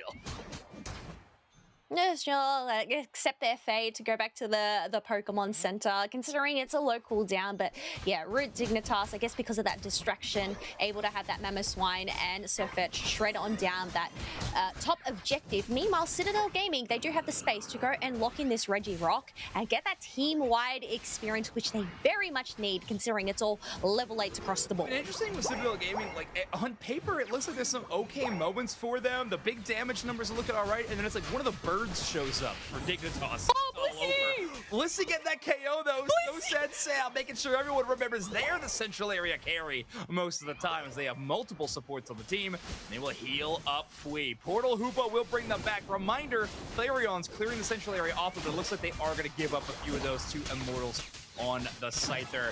This tier 2 push, what happened? The tier 1 is still up, will fall there. Yeah, definitely questioning those plays. I feel like they needed to take that win of surviving that fight, especially with such an incredible Blissey Unite move. But yeah, I guess they ended up deciding to dive for more, and well, yeah, obviously it didn't end up working in their favor because the Flux Zone is still there. Yeah, tough factor to consider when the Flux Zone is still there. Confused Ray is actually going to buy into this time they need to get out. This Gremlin, so scary to try to contend with. Ender, one of the best Sableye players worldwide as well. Drio going to be taking a whole lot of damage as Fui is able to get the X attack immediate execute. So watch out for the Zero Aura. Fui very solid on this Pokemon, is bouncing forward, and they are playing the moveset we have not seen in quite some time on this Zero Aura. Yeah, the Wild Charge. I feel like we've mainly seen that Discharge Volt switch combinations to drag in some opponents, but I guess it's just that lockdown, especially on these squishies that Dignitas have, are really making them shine. Once again, so sad Sam going in with a great Bliss assistance to go and save their teammates. And Rings Unbound also to bring the rest of the cavalry. I don't know if it's going to be enough though. Nope. Zugrug might genuinely get 4 knockouts in that exchange. They at least get 3. Sableye taking 1. Flareon's on the Hoopa, getting a KO onto the Dodrio. I know Flare has got to feel good about taking down Toon Slim. But either way, good start for them. Registeel about to go over to Root Dignitas, and with their positioning, it looks like we're looking at a top and bottom Reggie victory in the near future for Root Dignitas. X-Speed has been popped for that Blissey there, trying to make a quick escape. They do end up picking 2 points up, and they're going to head towards that bottom tier 2 pad instead to go and get those dunks. Meanwhile, Drill Peck to go and knock down that central area hooper, as we just have Chaos raining havoc from Dignitas here, from Inter on the Sableye. Otter is so scary at this stage of the game, and so is Zealot on this Surfetch. We have a power pick in their own right, both of them fill in different roles, but for the team as well. Regieleki gonna go down extremely quickly. You can see how much Zapdos damage does, but Flareon's dropping the hoops unbound. They are going to fall immediately, though. Scyther Unite moving the back line, trying to win this 1v1 against Surfetch. They will fall short as Zapdos get to work here on the back. Yeah, that is going to go over to Root Dignitas as they do end up winning that team fight. Meanwhile, we can see Scyther just trying to gain some levels with these buffs. But the thing is, there's going to be a Regieleki soon knocking on the doorstep of this tier 2 that they need to deal with. Citadel Gaming's got to spend a few resources in stopping this Regieleki. Otherwise, it's going to go in, and Root Dignitas might increase this score lead even more than they already have at 300 points before the 3-minute mark. This is a scary spot for Citadel Gaming to be in. They would love at least one game win against your locked-in #1 seeded Root Dignitas. But things are looking dicey at 312 points to 115. It isn't impossible, especially considering it is a Rayquaza map this time around. So if Citadel Gaming can somehow come in, win that final stretch, they do have that potential there, as long as they don't end up getting knocked out. But So Sad Sam taking the brunt of that Drill Peck. Nonetheless, Zero Aura looking to save the day. They don't end up finalizing that KO with that Wild Charge, though. X attack. Let's see if Ender has enough room in the tank to get away. A Wild Charge will get that KO. Sableye will not be back until the final stretch commences. So Citadel Gaming going to be taking this fight 5v4. Reminder, it is the Rayquaza, so a Rip always going to be an available option. Watch out for Flareon's Unite move. Zapdos with a huge stun to start things. Zealot from the other side with the Surfetch. Dodrio pushing him and pulling. Citadel Gaming hasn't moved on their own once in that entire team fight, and Root Dignitas has absolutely swept Citadel. I definitely saw the game plan there, but it didn't end up going in Citadel favors Citadel Gaming's favor, considering they just completely got obliterated. A team wipe over on their side, allowing Root Dignitas with those score shields to move on forth and just gain a massive advantage over Citadel Gaming. That's pretty much beyond the point of return at 812 to 201 points. I've been looking at all-time score records, so I don't know if our stats team is ready to find who scored the most amount of points in the North American Regional League in a single game ever. We'd love to learn that. Obviously, the whole team scored, not an individual player score. We might be pushing for that one. There's still a full minute left on the clock. We'll see what happens there. But Root Dignitas, after qualifying for Worlds, are doing a bit of a victory lap here in this game #2. But Kello, I loved that final team fight from Root Dig. Even 4v5, they had a great setup play. Loved how well they executed their Unite moves. Yeah, I definitely love to see that action in slow-mo. If we do end up having the chance during that highlights just to see, I believe it was Tood on the Dodrio getting an incredible Drill Peck on multiple members, or whether it was a triple trample, but I know they managed to hit multiple members up in the top of that Rayquaza pit. Yeah, that's so massive. I mean, it was like a Surfetch into triple trample, right? Like there was a lot of the sequencing that was so impressive. And then Mamoswine, even Zugrug having a really great play as well to continue that chain of crowd control. So smart from Root Dignitas. I mean, they are one of the best teams in the entire world for a reason. They will be stopping Citadel Gaming in their tracks. They will conclude their season here on the outside looking in, potentially looking forward, though, to the last chance qualifiers for North America, or potentially some of these players might be competing at the final stretch at NAIC. One place we know Root Dignitas will be competing for sure in, though, is San Francisco later this year for the World Championships.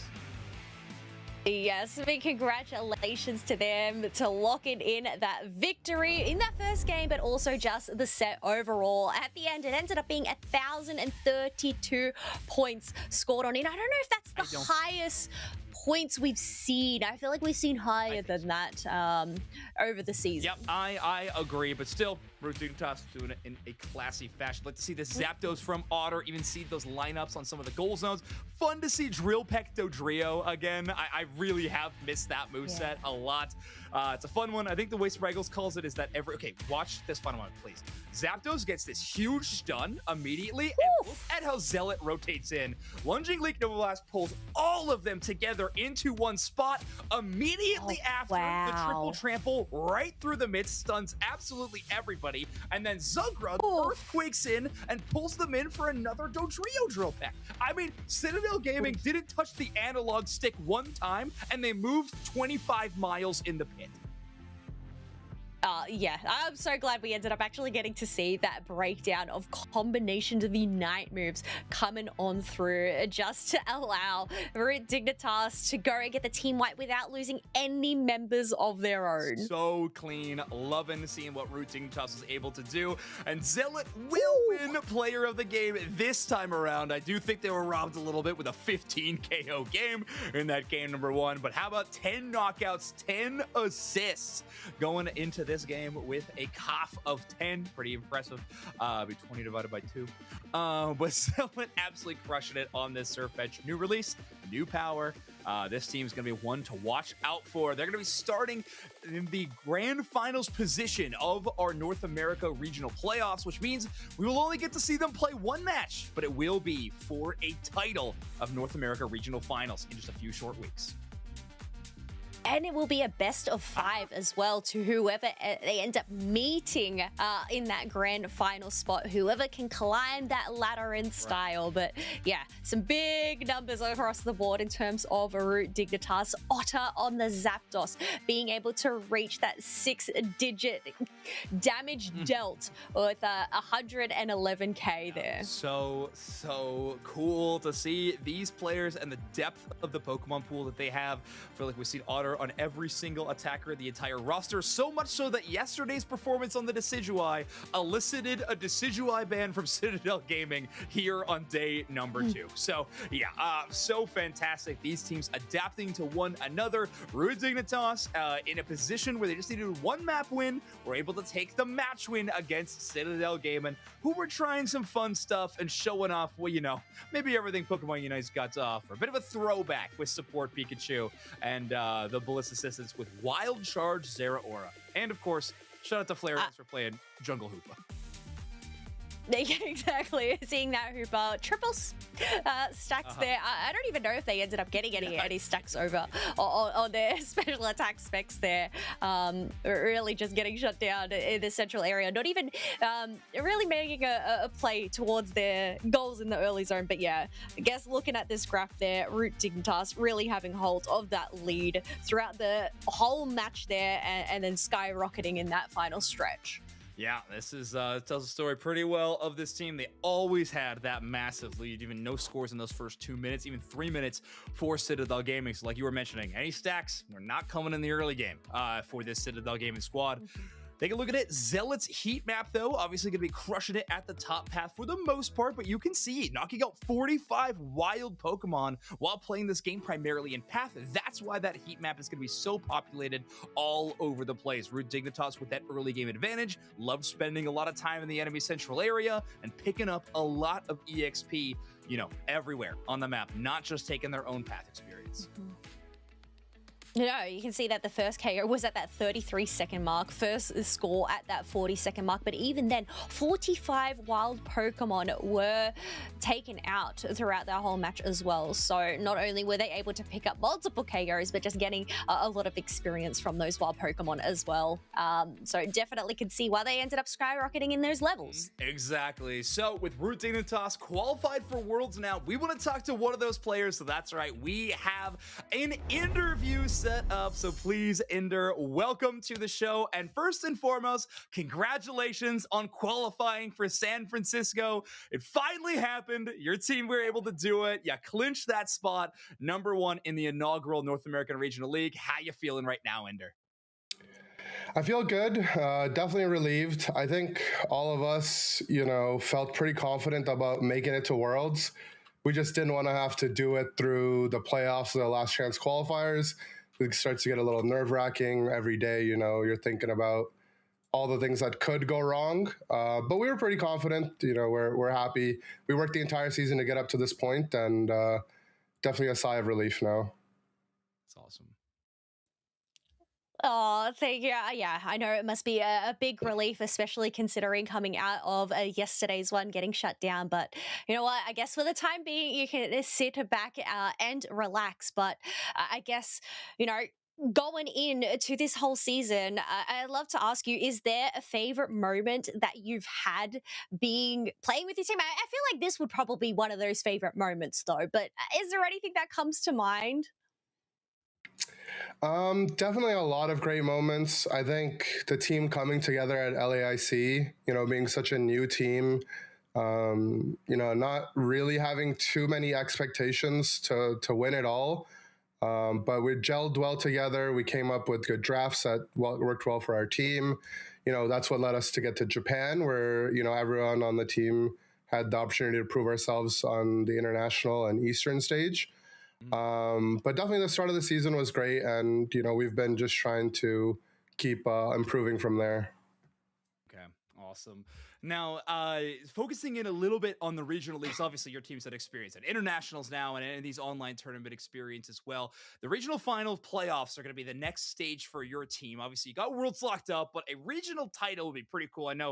I think all of you on this team have won one except for maybe Zealot at this point in terms of a regional championship, but adding more to the trophy case is never a bad thing.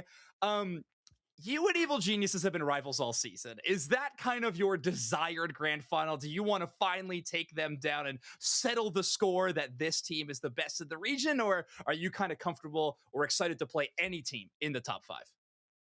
Yeah, I think NA's got a good, deep team pool. A lot of the teams are very competitive. Be happy to play EG. I'd be happy to play IX, Lunex, any of the other solid teams out there. I think EG is probably a little bit more scared of us than we are of them. You know, they got that 2-0 win yesterday. They played the game. I think we just ended up playing a lot worse than we thought we would. We also got into that game with one of our first matches into Zapdos and competitive, and we assumed we had won game 1, and then Zapdos broke our pad and scored, and we were like, oh yeah, that's a thing that can happen. We just did it. We had no idea. Like, we just didn't remember that was a thing, to be honest. All of us, you know, were jet lagged or sick from Japan. So yeah, I'm ready for the EG smoke. I'm ready for any of the other teams, but it's good knowing that we're locked up for Worlds. Love it. Love it. Well, congratulations once again, Inder. And I mean, yeah, hoping you all a speedy recovery before heading on into the playoffs there. But yeah, thank you and a massive congratulations to you and Root Dignitas for locking in that world spot. Thank you so much, guys. I think that's yeah, of course. Thank you. Thank you, Inder. We'll send you away, but this was such an amazing match. I love that we now have Root Dignitas qualified for the World Championships, and our playoff picture in North America starts to get a little more secure. Root Dig going to be your #1 seed. Evil Genius is going to be #2. We're going to have to wait for confirmation a little bit later about where these other teams fall, as IX Gaming potentially having the chance to climb up a bit further in their game against Evil Geniuses. That is going to be a fun one. Obviously, Spraggles and Dupe Snacks are going to take that one. So let's jump to a short break. We'll get them in the booth, and then you get to watch EG versus IX. Here with Ducky from EG, who's about to close out our regional league with the last match of the entire league right after this. Now, I got some questions for you, but we do have to preface this, you know, breaking the fourth wall a little bit, just by saying that this is recorded right before the previous North American match. So right before any of the North American matches happen. So I'm going to be asking you a question, obviously, about the matchup that can decide your seeding that you're not in control of, where Citadel is going to go up against Root Dig. And that's my first question. How badly do you want Citadel to win? Like, have you talked to their players? Have you encouraged them? Have you been like, you guys can do it? Like, what's the story here? Personally, I have not, but I know for sure that members of my team have reached out to specifically Flareons, because although maybe not for them, there's definitely a lot of stakes on that match for us and our potential 1 seed. So yeah.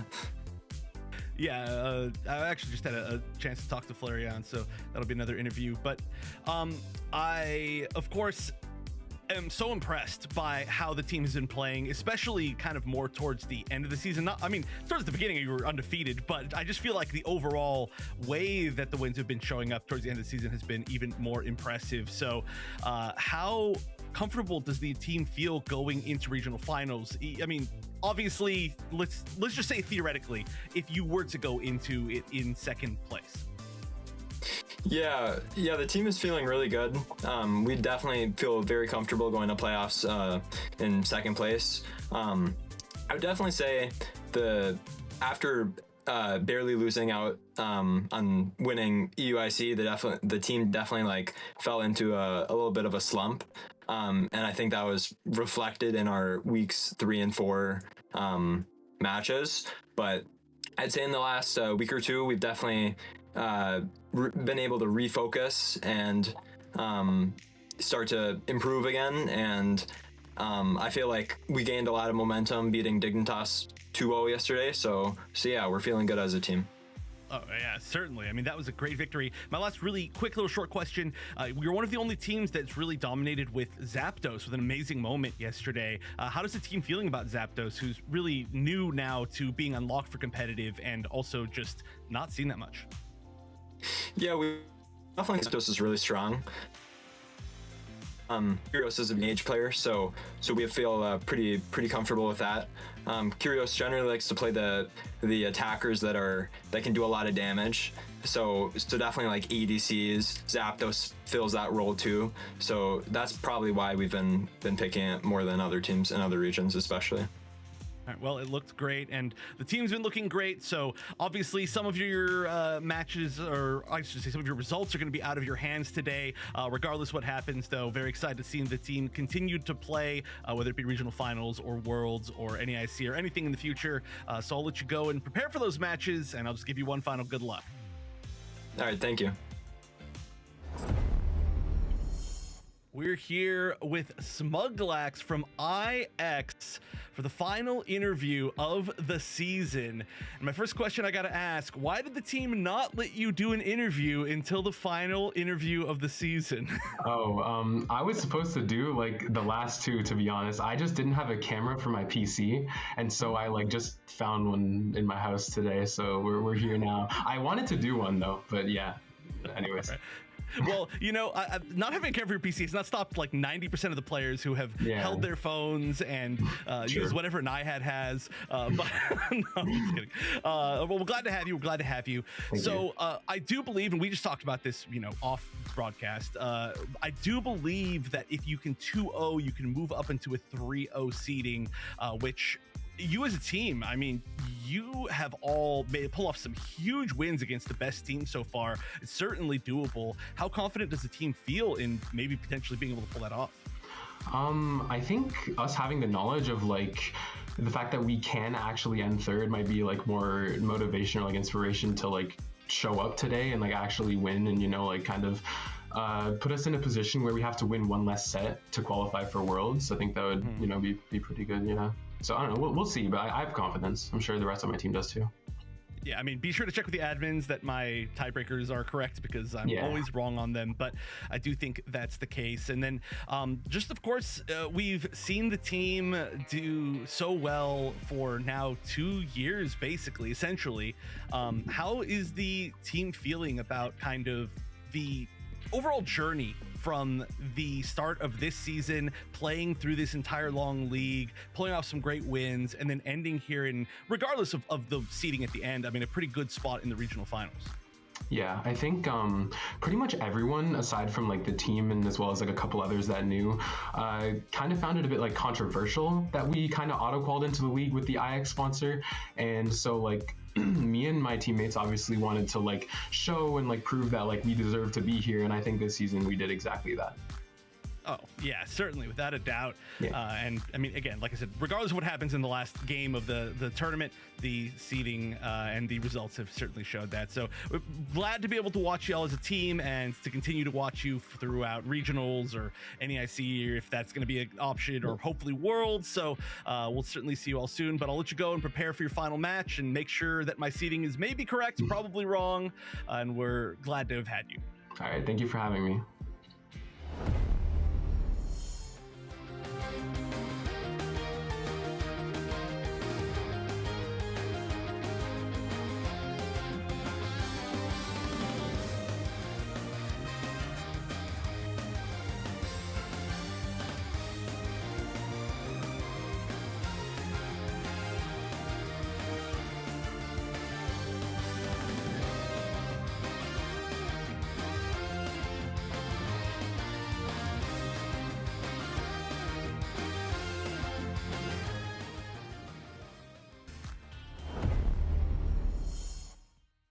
Welcome back to the Pokemon Unite Championship Series. Here we are, Doob Snacks, the last match of our regular season before playoffs, before Worlds, before all the last chance whatevers. We have one final game.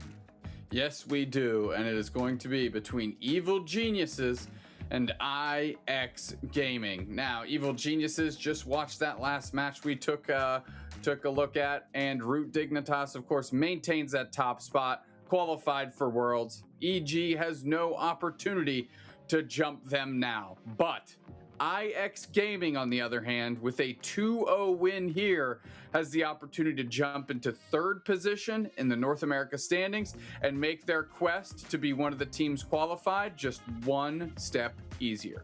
Yeah, and this actually is well within reason that IX could do this here. A very strong team, had a great showing yesterday and has a really strong showing throughout our league. Kind of an up and down season for them, but more ups than downs as they're already qualified for playoffs. They're 8-5 right now. As I mentioned before many times, a team that you just root for. You love IX Gaming, the energy, the picks, the vibes, all of it immaculate. But is that enough to take down EG? A team yesterday that beat Dignitas 2-0. I sure hope so, because that team is a lot of fun to watch. Evil Geniuses, however, they're not going to let themselves just be a bump on the road. Curious Vin, Roland, Pikadiff, Ducky, all there ready to game and make it happen here today. There is a little bit of a question as to whether or not EG is going to show up in their full form or if they're going to play and have some fun like we saw from Citadel. I mean, it doesn't hurt Evil Geniuses at all to lose these two games. Not that they would want to, but it does change up what happens in the region a bit. So I don't know, would they be more excited to see IX in that third spot? If so, I mean, maybe they're going to play kind of a wackier comp like we saw from Citadel. Time will tell. Then the other question is, even if they play that comp, would that change a lot? Yeah, I don't know how much they're doing kind of some hypothetical math, right? Who would be a tougher team if they catch fire? Would it be like Lunex? You know, if they're on a run, do they become harder to beat in this 2-3 spot? Would they rather have Lunex be a bump in the road for a team like IX and have them be a bit more cold going into their matchup? So, I mean, none of these theories are perfect by any means, but you always have a little bit of a gut check on where you think would be the ideal spot for these teams to land. So in that case, they might actually, have a little bit of control. And here we go. Evil Geniuses here. First ban towards the Galarian Rapidash. We saw so many huge plays from IX yesterday on Galarian Rapidash. A very targeted ban here. I believe it was Riker that was running this, and they had some massive moments. So I'm not surprised to see the targeted ban. To me, that says that EG is here to play. Let's see how the rest of our draft goes. Now, for IX Gaming, Doob Snacks, to move up in our playoffs to the third spot, they're going to have to beat Evil Geniuses 2-0. A tough thing to do, even to just beat them in a set, but to beat them 2-0 is very hard. Yeah, it is. I mean, nothing's free over here. Evil Geniuses, of course, has always sat on top of the pile here in NA. However, IX Gaming's growth from last year to when they qualified for Worlds to this year had a bit of a fall off in the middle of the season. Now we're surging again. you know, they aren't too far from it, and they are wanting to prove that they can be in this third position. And like I said, put themselves one step closer to qualifying for Worlds yet again. Here we go. First pick, we've got the Surfetched, obviously a very powerful choice. Let's see what IX Gaming wants to respond with here. His match is, you know, for IX, a lot is on the line. Moving up to the third place spot would be huge.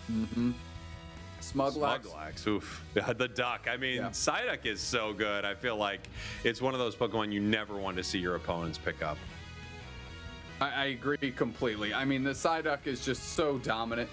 Breezy getting a bit of a tip here, grabbing Garchomp early, Vin getting that Inteleon. So we are seeing some unique, at least, prioritization between these characters that we have seen quite a bit today. And now Liko hovering the Delmise, Waylord grabbing the Clefable, and we're back into the action here. This is a tanky setup from IX Gaming. The question is, how does Evil Geniuses want to play into it? Are they going to try to play around it, or are they going to try to punch a hole right through it? Curios on the Mega Lucario. Obviously, we could see that bounce around. And Roland picking up the Comfey. What an interesting setup here for EG.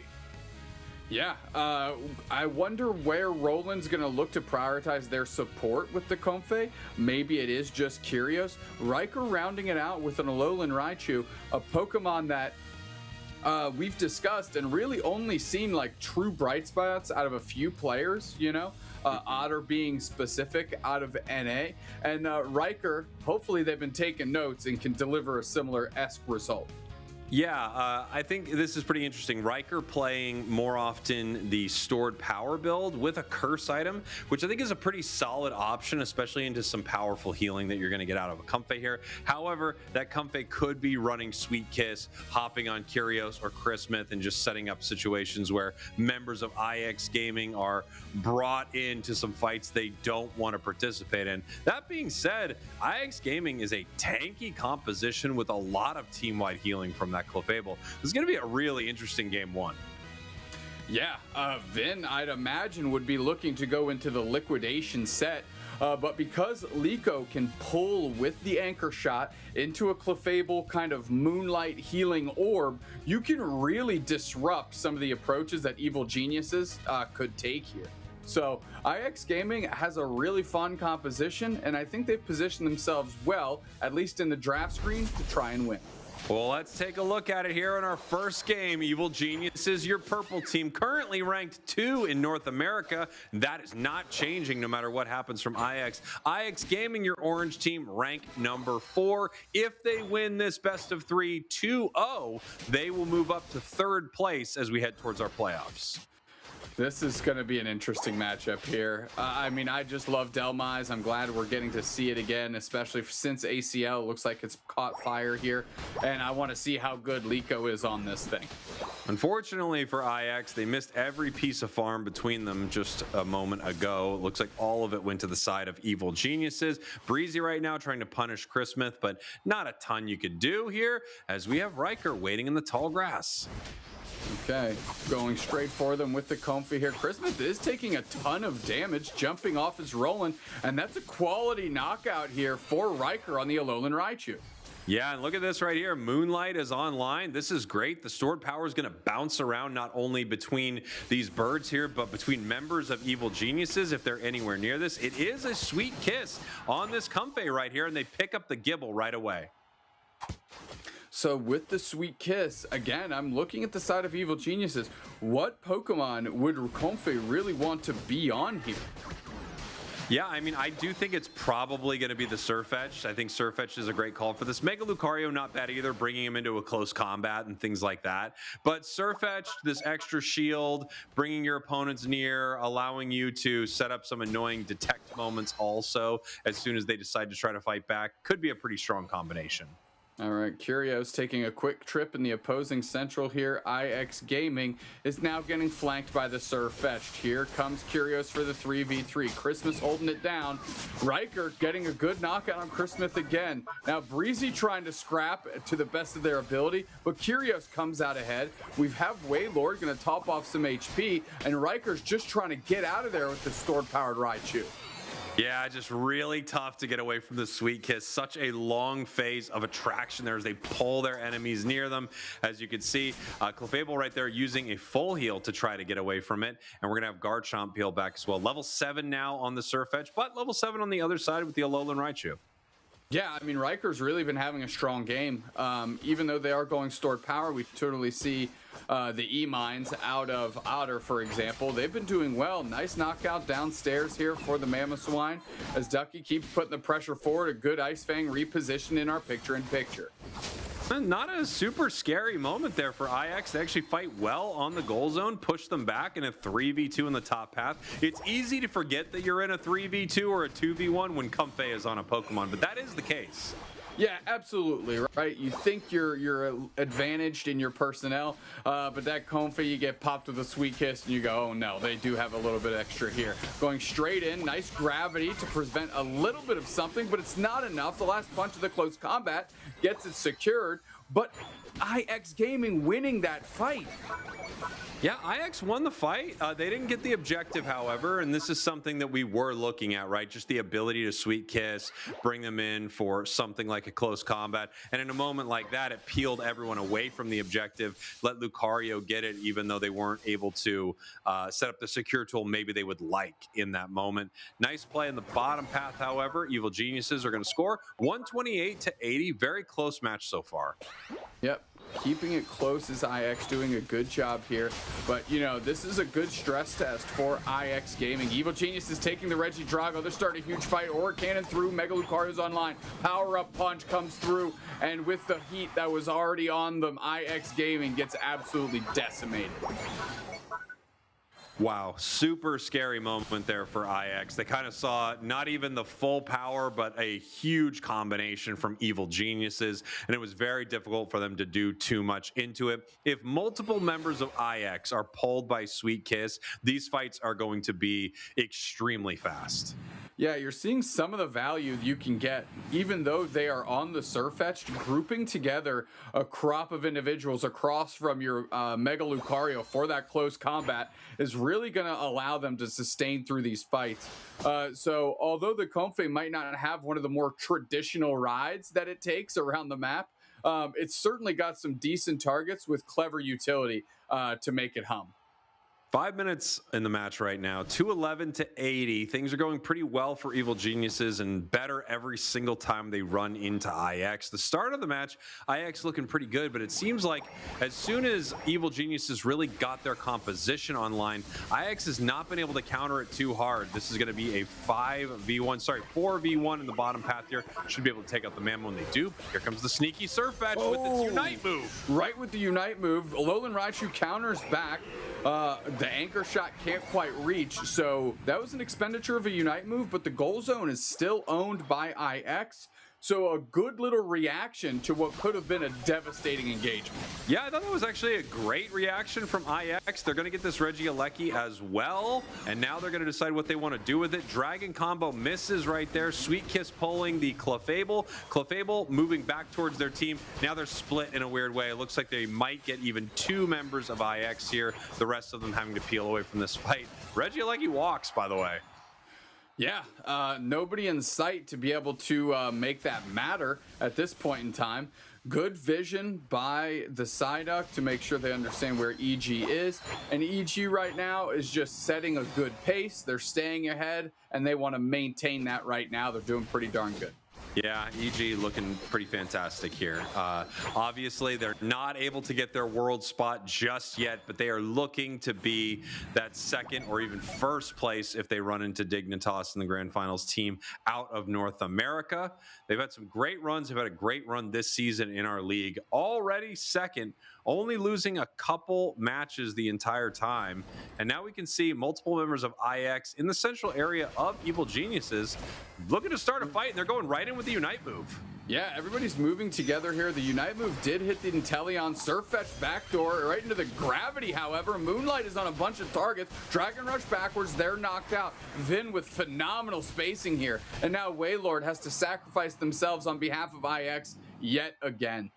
I like the attempt there from IX. Obviously, it did not work out for them. Really great defenses and ability to pivot from Evil Geniuses, moving right back to defend a huge 5-player push onto that goal zone. IX clearly had a strategy in mind. They knew they can get their Unite moves back before Groudon, so they wanted to try to take a moment to gain an advantage. Right now, 211, 193. One of the toughest things for IX is going to be this Reggie Steel buff over to the side of Evil Geniuses, especially with a Pokemon like Liquidation and Teleon.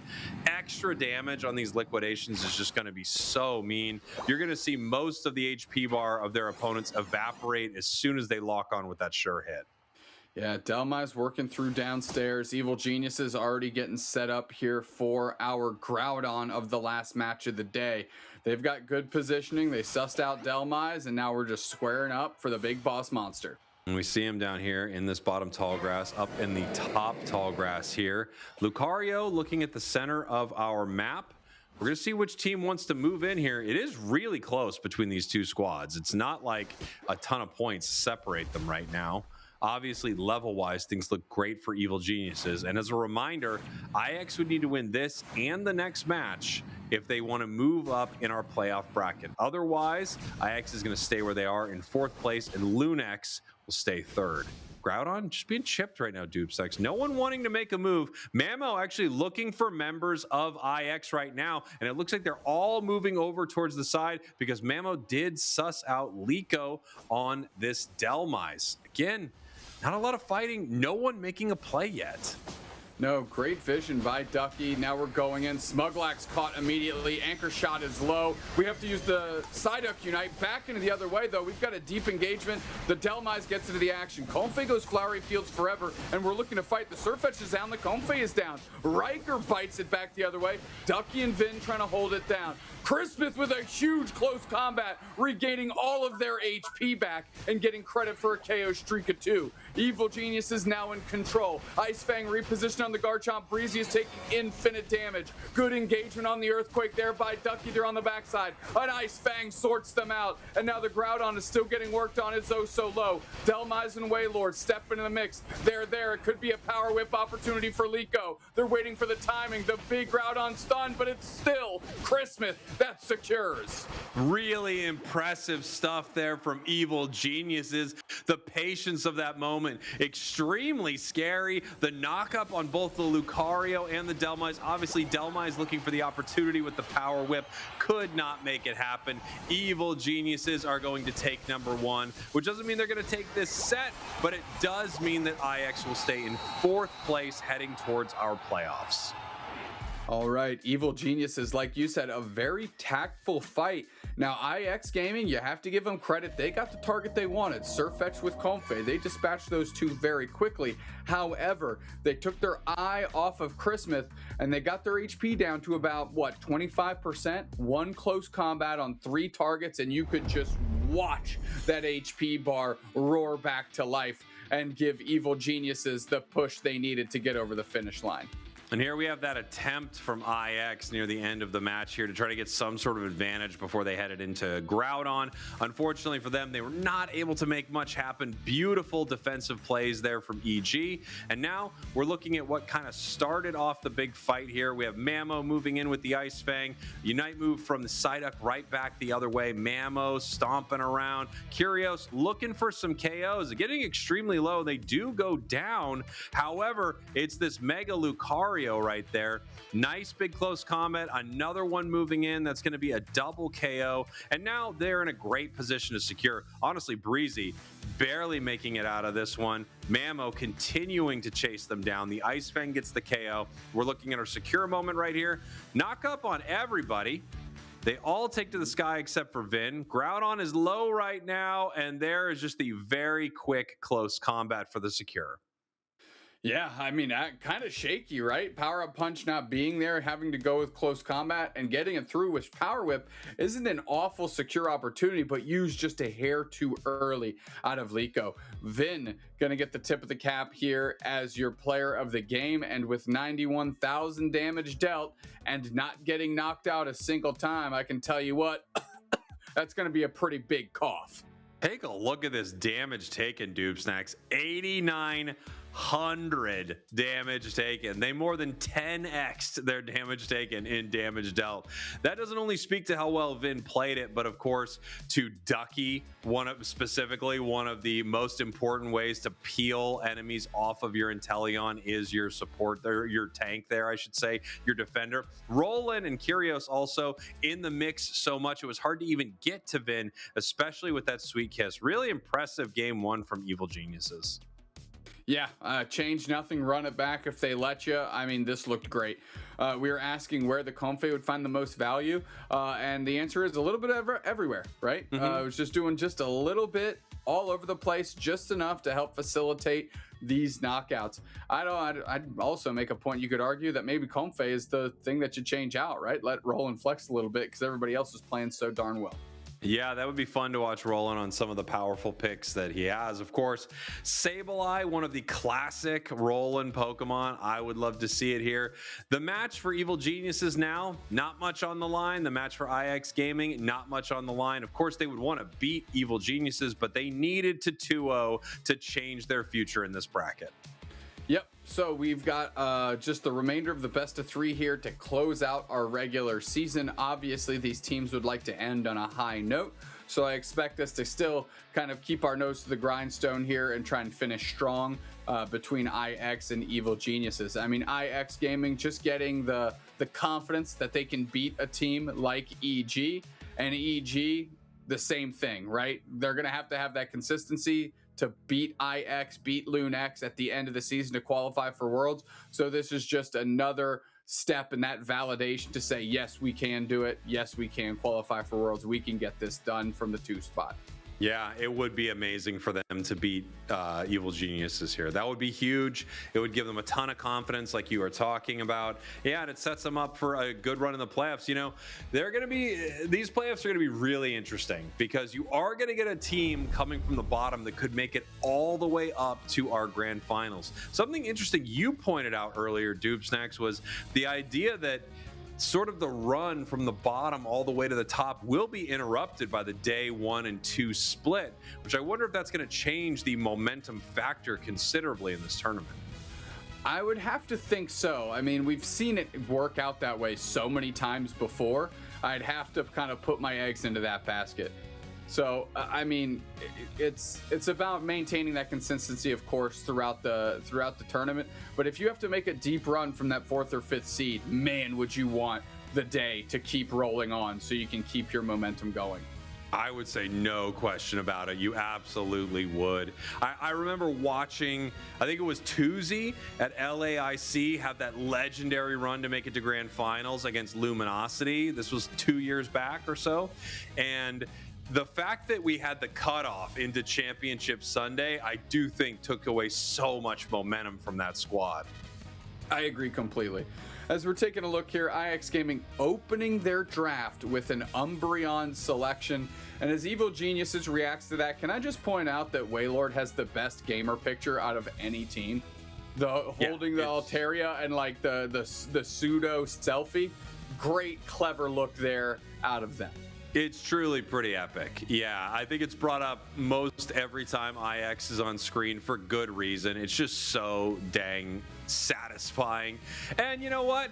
You're allowed to have some fun out here, I've found. You got to be good at the same time, you know, if you want to go deep in these tournaments, but I do think playing with a level of joy, like approaching things with this energy, is amazing. Riker now locking in the Rapidash. We saw it yesterday, looked incredible. Breezy on the Mew. Couple of picks here over to Evil Geniuses. It looks like they're taking the Clefable out for a spin.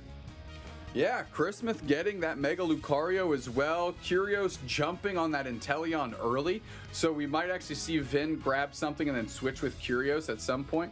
Waylord rounding this out on the Eldegoss and Liko on Mega Mewtwo X. I'll tell you what, IX Gaming looks like they're trying to have some fun.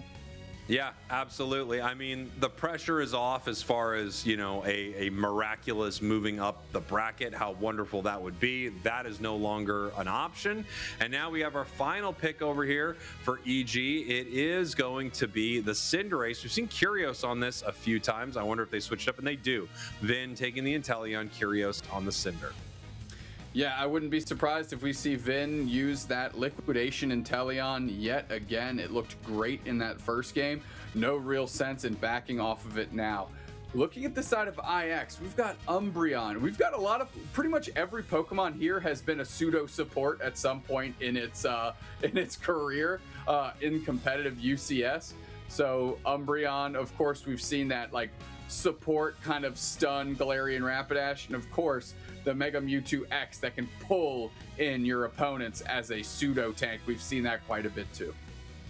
Yeah, Mega Mewtwo X is one of the more interesting ones in this entire draft. Obviously, an encounter rate of only 2%. And I think the time we saw it was Bruv on Peps running this Pokemon. It had a moment in the sun. There was this beautiful shining moment from Mewtwo X. Or if I, remember the Mewtwo meta as a horrible flashback to these terrible Mewtwo moments. Mewtwo X had this brief period of being absolutely crazy, and then it was nerfed once again. However, a few teams bringing it out this weekend. Maybe people jumped off it a little too quickly, Dupe Snacks.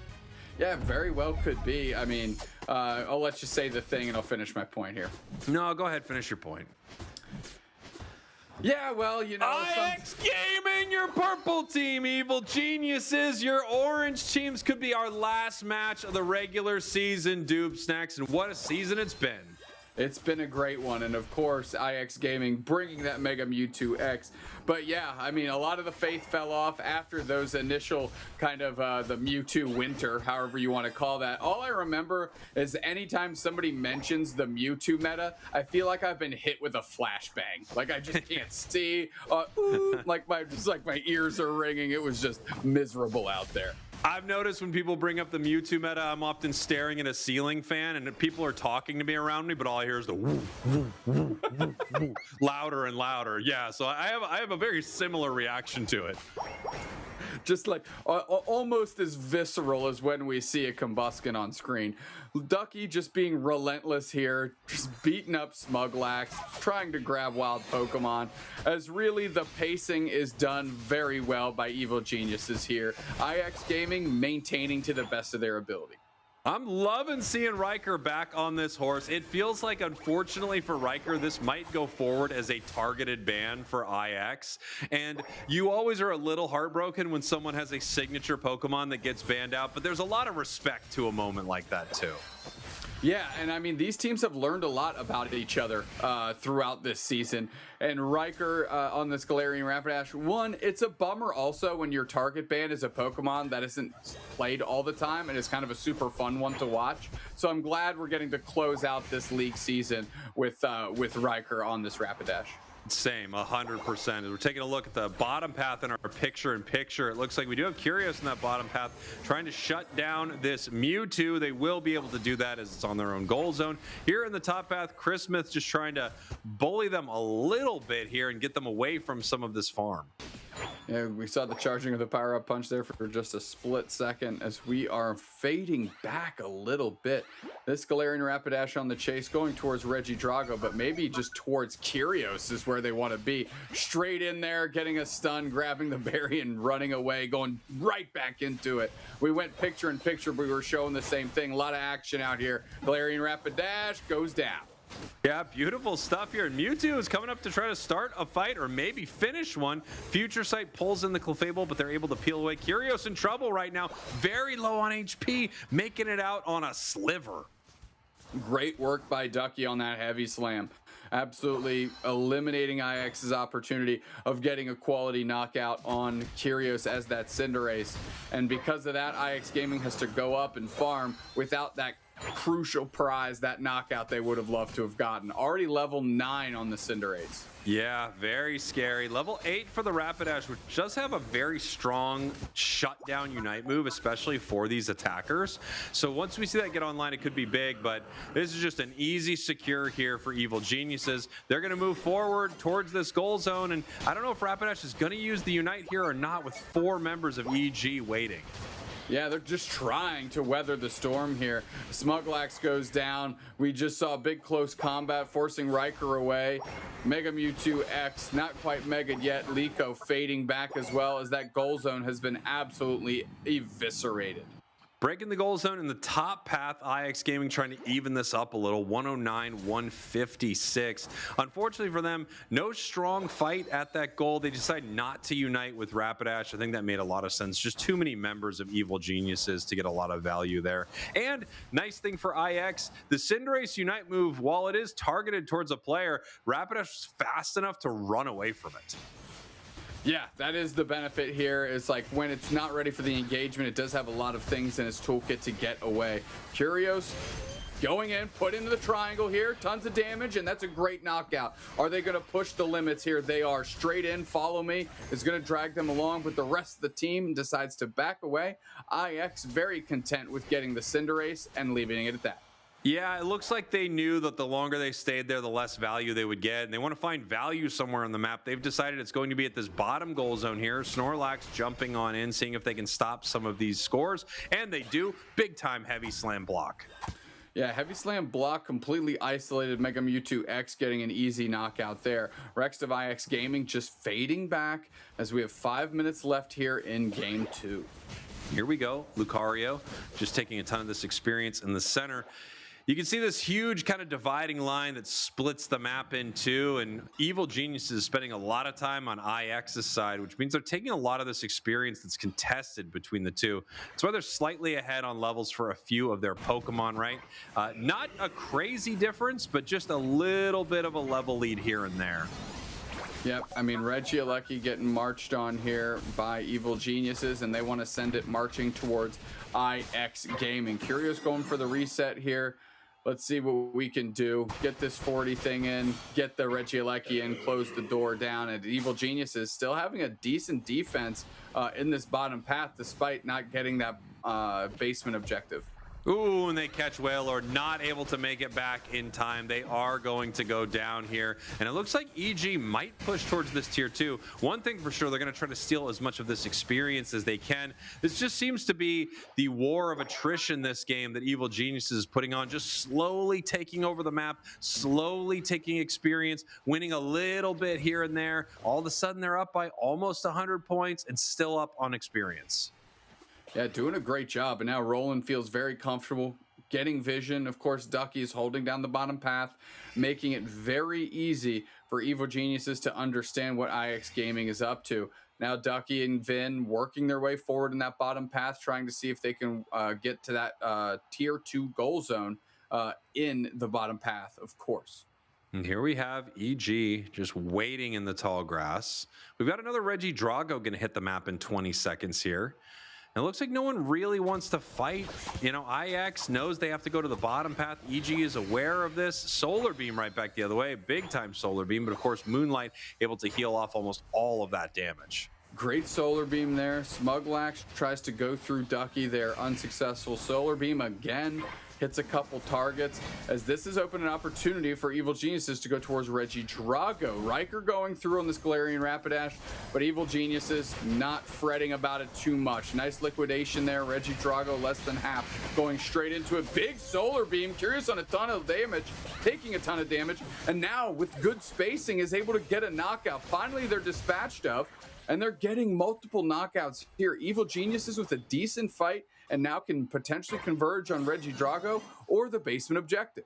Yeah, another fight that's just not a massive win for EG, but it's giving them positional advantage around this Regice. They're going to be able to take this, and again, they're just going to slightly widen that experience lead, staying up on points. A little scary with that Solar Beam, but no, it was not able to steal it away. Breezy fading back. That would have been a tough pick for IX Gaming if Evil Geniuses were able to get the Mew. 2 minutes, we've got ourselves a Groudon. Yeah, and here we go. Riker actually jumping in, trying to charge up those Dazzling Gleams and disrupt the side of EG. They're getting pretty aggressive here, Duke Snacks. Infinite Cyburn into the Galarian Rapidash Unite, or cannon back the other way. Mega Lucario's online, but Mega Mewtwo X is already gone. And now the fight is looking very good for Evil Geniuses. Smuglax is gone. They're looking for the next target. Liquidation chasing down Riker. Wailord steps into body block. Evil Geniuses looking for their next target. Breezy's in the top right-hand side of your screen here. Wailord and Riker just watching this go down. Groudon is going to be at 55% HP. They are targeting the Eldegoss. Follow me, close combat. Cuts them off. And now Groudon has reset. Evil Geniuses fights on. Another good follow me. Smuglax is there. Follow up by Christmas. Close combat doesn't hit a soul, and Breezy's now moving back up. Evil Geniuses with complete pit control. Yeah, they have control over all this. We have IX going back in. Dupes next, a Unite move, a Solar Beam, but I don't know if it is enough. As Liko is in some trouble, they mega and go down. Breezy with the Solar Beam back, Ducky with great spacing, isolating the Mew, sending them into the mist. They're going towards the middle, but Groudon is not low enough for a hero play out of Breezy. Waylord with some decent attempts here, trying to A-press down, but Ducky with immaculate spacing. Kyrios getting the knockout on Breezy, which means a secure for Evil Geniuses. The Groudon is theirs. Evil Geniuses, had Citadel been able to beat Dignitas 2-0, EG would have needed to 2-0 IX. And I guess they're proven right now that, yeah, they could have handled that if only Citadel hadn't picked the Azumarill. Very well done, Evil Geniuses. They're going to attack this home goal zone, get a bunch more points in, make sure that this lead stretches just a little bit more. Evil Geniuses, ranked number 2, will remain ranked number 2. IX Gaming, ranked number 4, will remain ranked number 4. That's right, not a huge shift here from our final match. There was a possibility that IX could change their position, change their future slightly in the playoffs. Either way, they'd have to run into Evil Geniuses again, and unfortunately for them, they just went 0-2. Yeah, IX Gaming, not how they wanted to finish out, but their season is still alive going into the playoffs. They just got a little bit longer of a road to travel here. And look at this fight that we had in the middle around this Reggie Drago. It ends up leashing and going away at the 2-minute and 30-second mark, but that was really just another page in the Evil Geniuses battle book. They looked terrific. Who'd they grab there in that trying? Oh, it's Clefable. I was wondering which one they were able to grab there with that Galarian Rapidash Unite move. Unfortunately, just not enough damage being shelled into the side of EG. Moonlight, it's one of those things where if no one goes down and Clefable is still around, you've basically lost the game. It'll top the entire team off so quickly that you have to burst something down. You need enough damage to not allow someone to be healed. And the only way you can do that is to completely split them from the team or to KO them. And Kyrios, player of the game. Player of the game, 78 damage dealt. A nice game out of this Cinderace here. 10 knockouts, 9 assists. They were everywhere. Very, very good game. And of course, the leader of EG, multi-time world champion, ends this league with a bang and the most valuable player title. Yeah, no surprise. I've been loving watching Evil Geniuses switching up some of their compositions. I feel like they're bringing a lot of really interesting things out here to Thea Sky Ruins in these last few matches. Specifically, seeing some of Vin's picks lately have been cool. And yeah, Kyrios flexing onto things like this Cinderace is pretty exciting. I don't notice a lot of teams playing in this style. No, they're switching up quite a bit. However, you know, Evil Geniuses now has a lot of data out on them. So I'd be watching. Christmas on this Mega Lucario very much so favors it. And I think that's an opportunity for teams going into playoffs to start thinking, hey, is that our path to exposing Evil Geniuses here? If yes, then how do we take the best advantage of it? And the best of 5 scenario of our playoff setup is going to be great for the teams that are doing their homework. You know, it is interesting seeing Chris Smith on Mega Lucario. We just had a conversation with Chris yesterday about whether or not they would bring out Mega Lucario. Zacian has been their top pick throughout the entire season, and we all know how powerful it is. So it seems like a lot of teams are specifically targeting Chris with that ban, even though right at the start of the season, it would have been Mega Lucario. So a nice Pokemon to be able to flex into, clearly a comfort pick and a power pick for EG. Exactly right. As we're taking a look at this score line here, the control of the game was really with Evil Geniuses. It stayed close until that final fight when EG really just blew the doors off there and did a great job in terms of being patient and their timing so that IX couldn't get a cheeky steal on the Groudon and send this thing to a game number 3. Yeah, nice stuff from Evil Geniuses. Proving a point, I would say. The point being they could have won the whole thing, beating Dignitas 2-0 yesterday.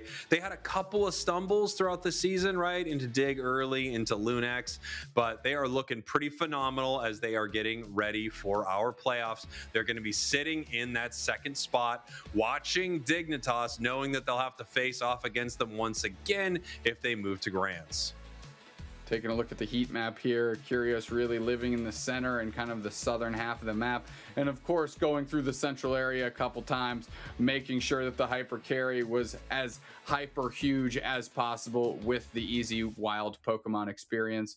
Very well done. Buckets of knockouts again. I mean, 10 knockouts, 9 assists. They were a part of every single fight this team took. And you see the level 9 there 3 minutes into the match, which means they had it right even before they were down there for that fight in the bottom path, ready to go basically as soon as that spawned. Just 9 seconds after Regieleki, I want to say it was, in the bottom path, right? Hit the map. They were able to have a Unite move for that fight if they needed it, push towards the goal zone. Impressive stuff. And yeah, as a Cinderace, as a Greninja, as Pokemon like this, you need to be online with your experience as quickly as possible. They're kind of not so good for a while until they're ready to take over the entire game. And take over the entire game, Curios did.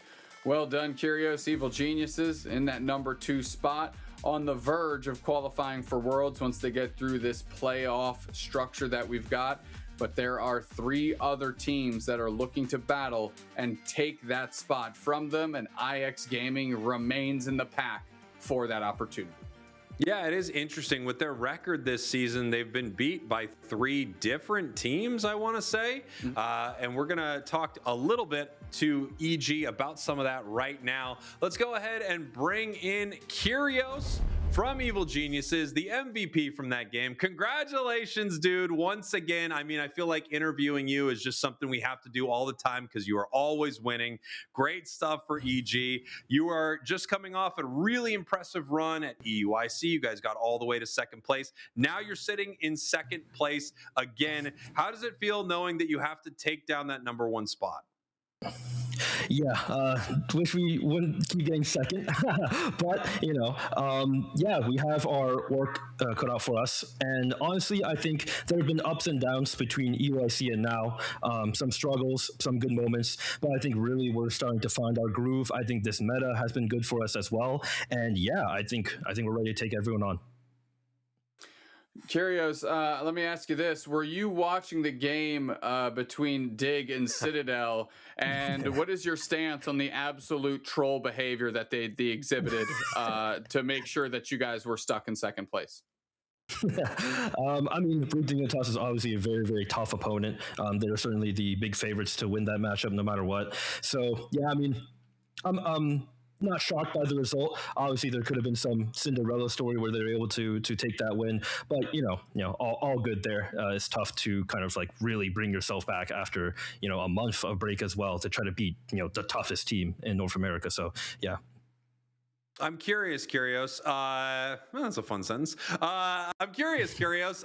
Leaving EUIC, coming in 2nd place, is this something that you feel like hurt the team for a moment, then you could build back up afterwards? Did you guys feel great about that finish? What was the kind of morale around a situation like that? I think the fact that the team was not happy, that the team wasn't satisfied with the 2nd, going to game 5, having a team fight that, looking at the stats before the game, before the fight happened, could have been an extremely close fight, all things considered. And then we lost that game. I think the fact that everybody was not satisfied with that result was a good sign. I think it shows that people are hungry. They want to do more. They want to win everything. And even if we won that tournament, I think we still would have had our work, cut out for us to become an even stronger team, to be able to, win, the North America playoffs, to be able to, maybe win NAIC, all these different tournaments. They're all going to be very difficult. They're all going to be extremely, extremely difficult. The competition is tough in North America this year. All the top teams are pretty good. And, we had some losses to a lot of the top teams in North America as well, 3 different teams, right? So, yeah, I mean, I think the fact that everybody was still very hungry after EUIC is a very good sign for this team's mental. I want to talk to you about the playoff structure a little bit. Obviously, being the rank 2 squad going in means that you need to win one match to essentially make it to those finals, right? To square up against Root Dig. What can your team, or what is your team going to do to really try and put out the flames of a team that might be just getting hot and on some sort of very strong run? Because we've seen it happen multiple times in other regions that have employed this playoff format. You know, your 5th seed team goes on a burner and ends up winning it all. So being in that 2nd spot, having to be on ice for so long, what is EG going to do to make sure that you guys don't become part of some other team's miracle story? Yeah, definitely. There's pros and cons to being low seed and high seed, right? Obviously, the 1st seed is the best, and then 2nd seed, you only have to play one set, but you are kind of cold for the whole day, not playing a competitive set the entire time.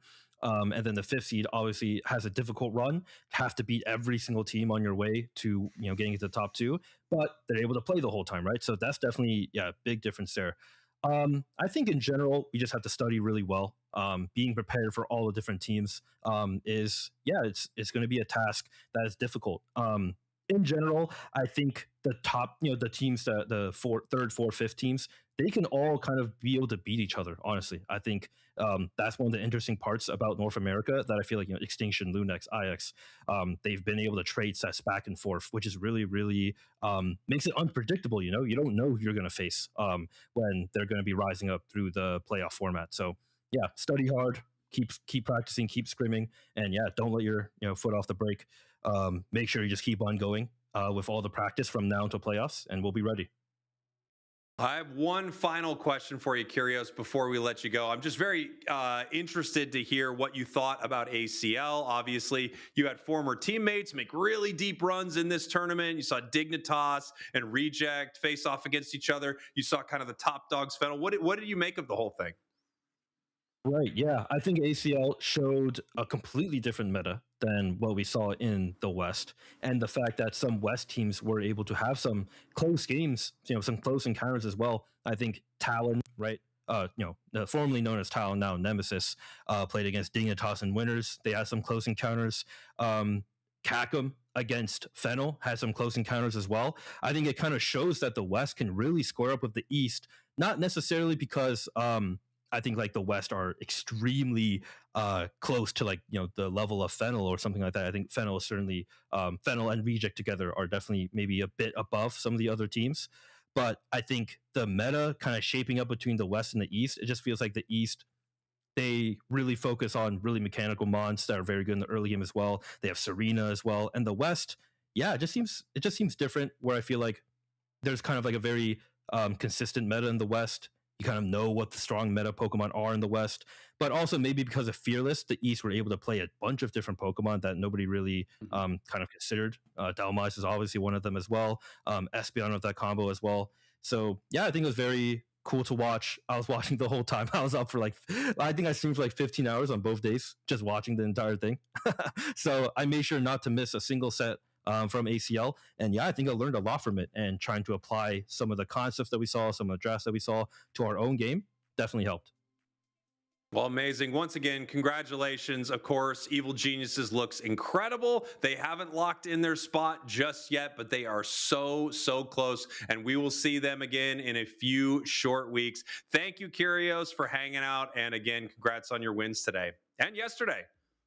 Thanks for having me. Appreciate it. All right. Amazing stuff, DubeSex. Always love getting to chat with Kyrgios, two-time world champion, one of the players who play this game at the highest level and has attained the highest award twice. You saw the 2 trophies back there. I feel like he's got a few more trophies than that, too. Yeah, he was just sandbagging us, right? Oh, there's DubeSnacks and Spraggles. I've got 2 world's trophies. It is what it is.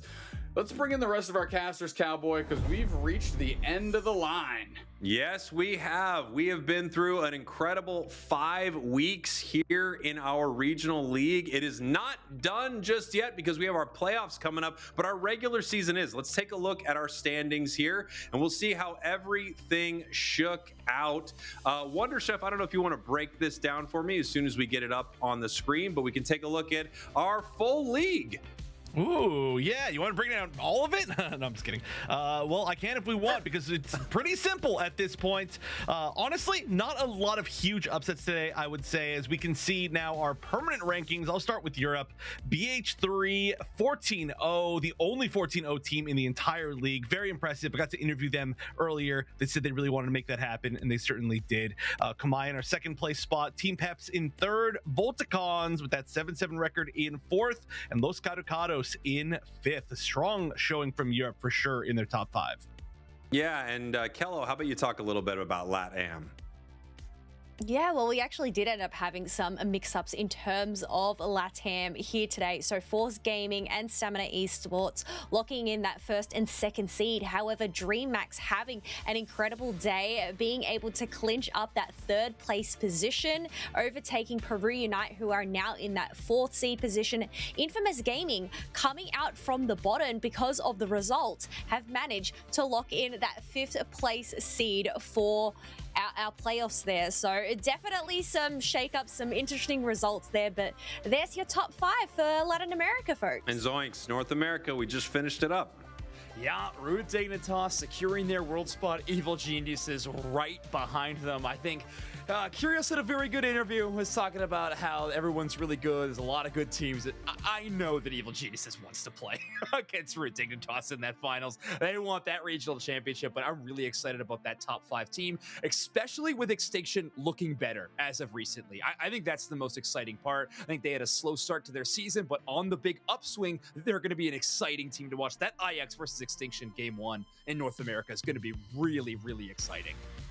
Yeah, that's going to be a very cool one. And we actually do know what our games are going to look like. You can see it here on our regional standings, but we've got these handy graphics ready to go so we can see what our playoffs look like in each one of our regions. Here we have EU. As you can see, BH3 Esport hanging out, waiting in that championship match, meaning they are already qualified for Worlds Dupe Snacks, but a bunch of teams are going to try to pull them down. Another one that already has a world slot. Yeah, exactly. So like Team Pep specifically fighting for the title and the money.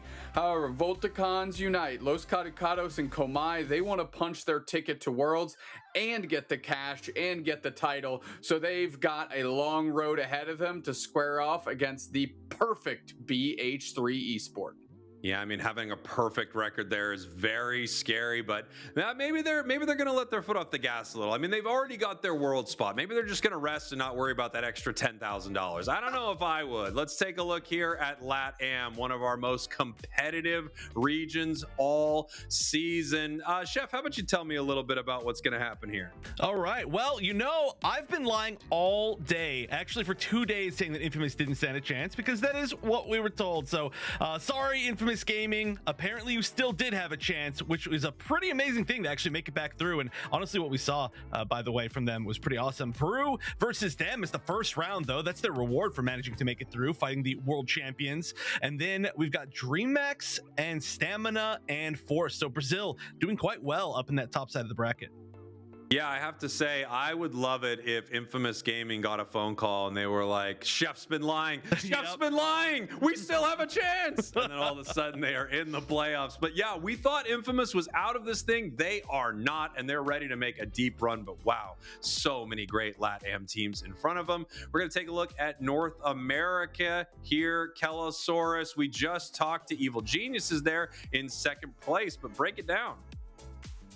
Yeah, so we have IX Gaming and Extinction starting us off with that 4th and 5th seed. Lunix Gaming being up next in the ladder. Otherwise, up next, Evil Geniuses. So they don't actually have to play during that day 1. But yeah, Root Dignitas, we mentioned, you know, do we want to actually go full in? Because, I mean, 10,000 buckaroonies, that is quite a big difference. Yes, they have that world spot, but obviously, you know, it's also the title there, being the winner of the North America playoffs, I feel like, you know, they'll be gunning for that one for sure. Yeah, no question, right? Not only do you want the bragging rights of first place, but a $10,000 difference, pretty dang considerable. We're going to bring all of our casters back here. We're going to get some final thoughts in just a moment. And I know we have our playoff coverage coming up here, Zoinks. We should have our dates on screen here very soon. Of course, you can head over to Pokemon.com/broadcast to know when we're live, but tell me more about it. Yeah, April 25th and 26th, we are going to have the playoffs covering. We are going to be watching every single best of 5 that will happen in every region. I mean, 4 for each one over the course of the weekend. I cannot wait. Best of 5 Pokemon Unite, I have been screaming from the mountaintops that it is my favorite way to watch this game every single time. The drafts get so interesting as the teams develop their own little micro meta in the course of a best of 5. It's going to be awesome, and I mean, so much on the line. World Championship spots, regional title, cash prizes as well. You don't want to miss that weekend.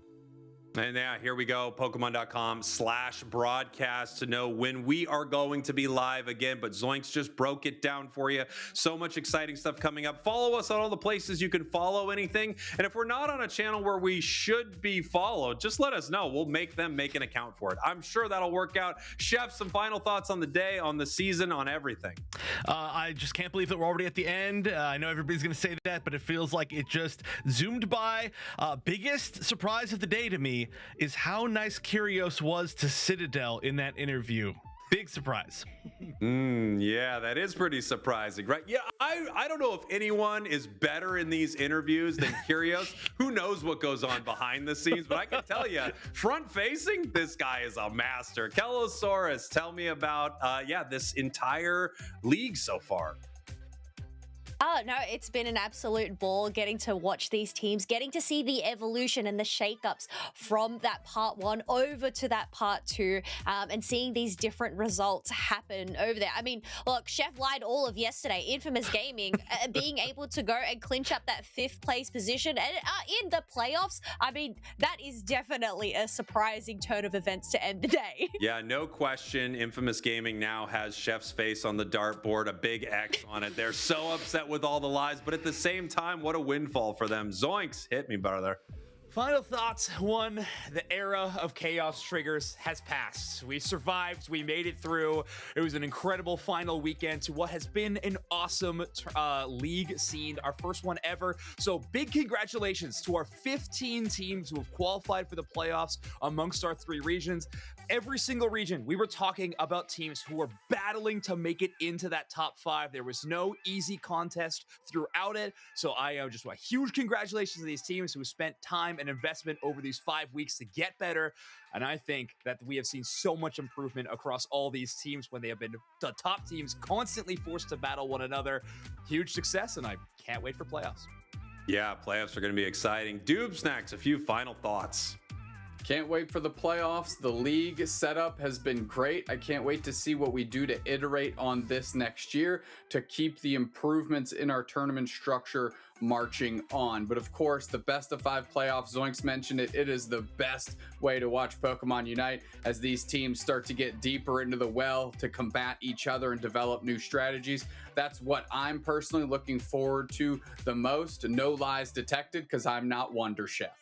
Yeah, amazing. I mean, I think my fellow casters here nailed it as always. This league has been so exciting to watch, and it's been a little slice of heaven getting to cast it once again, seeing so many amazing teams, seeing incredible teams rise and some surprising ones fall. It's been great to root for them throughout the season. As always, none of this exists without you at home. So thank you all for watching. Thank you for listening. Yeehaw and all of the things. I love you, and we will see you all next time, which will be the playoffs.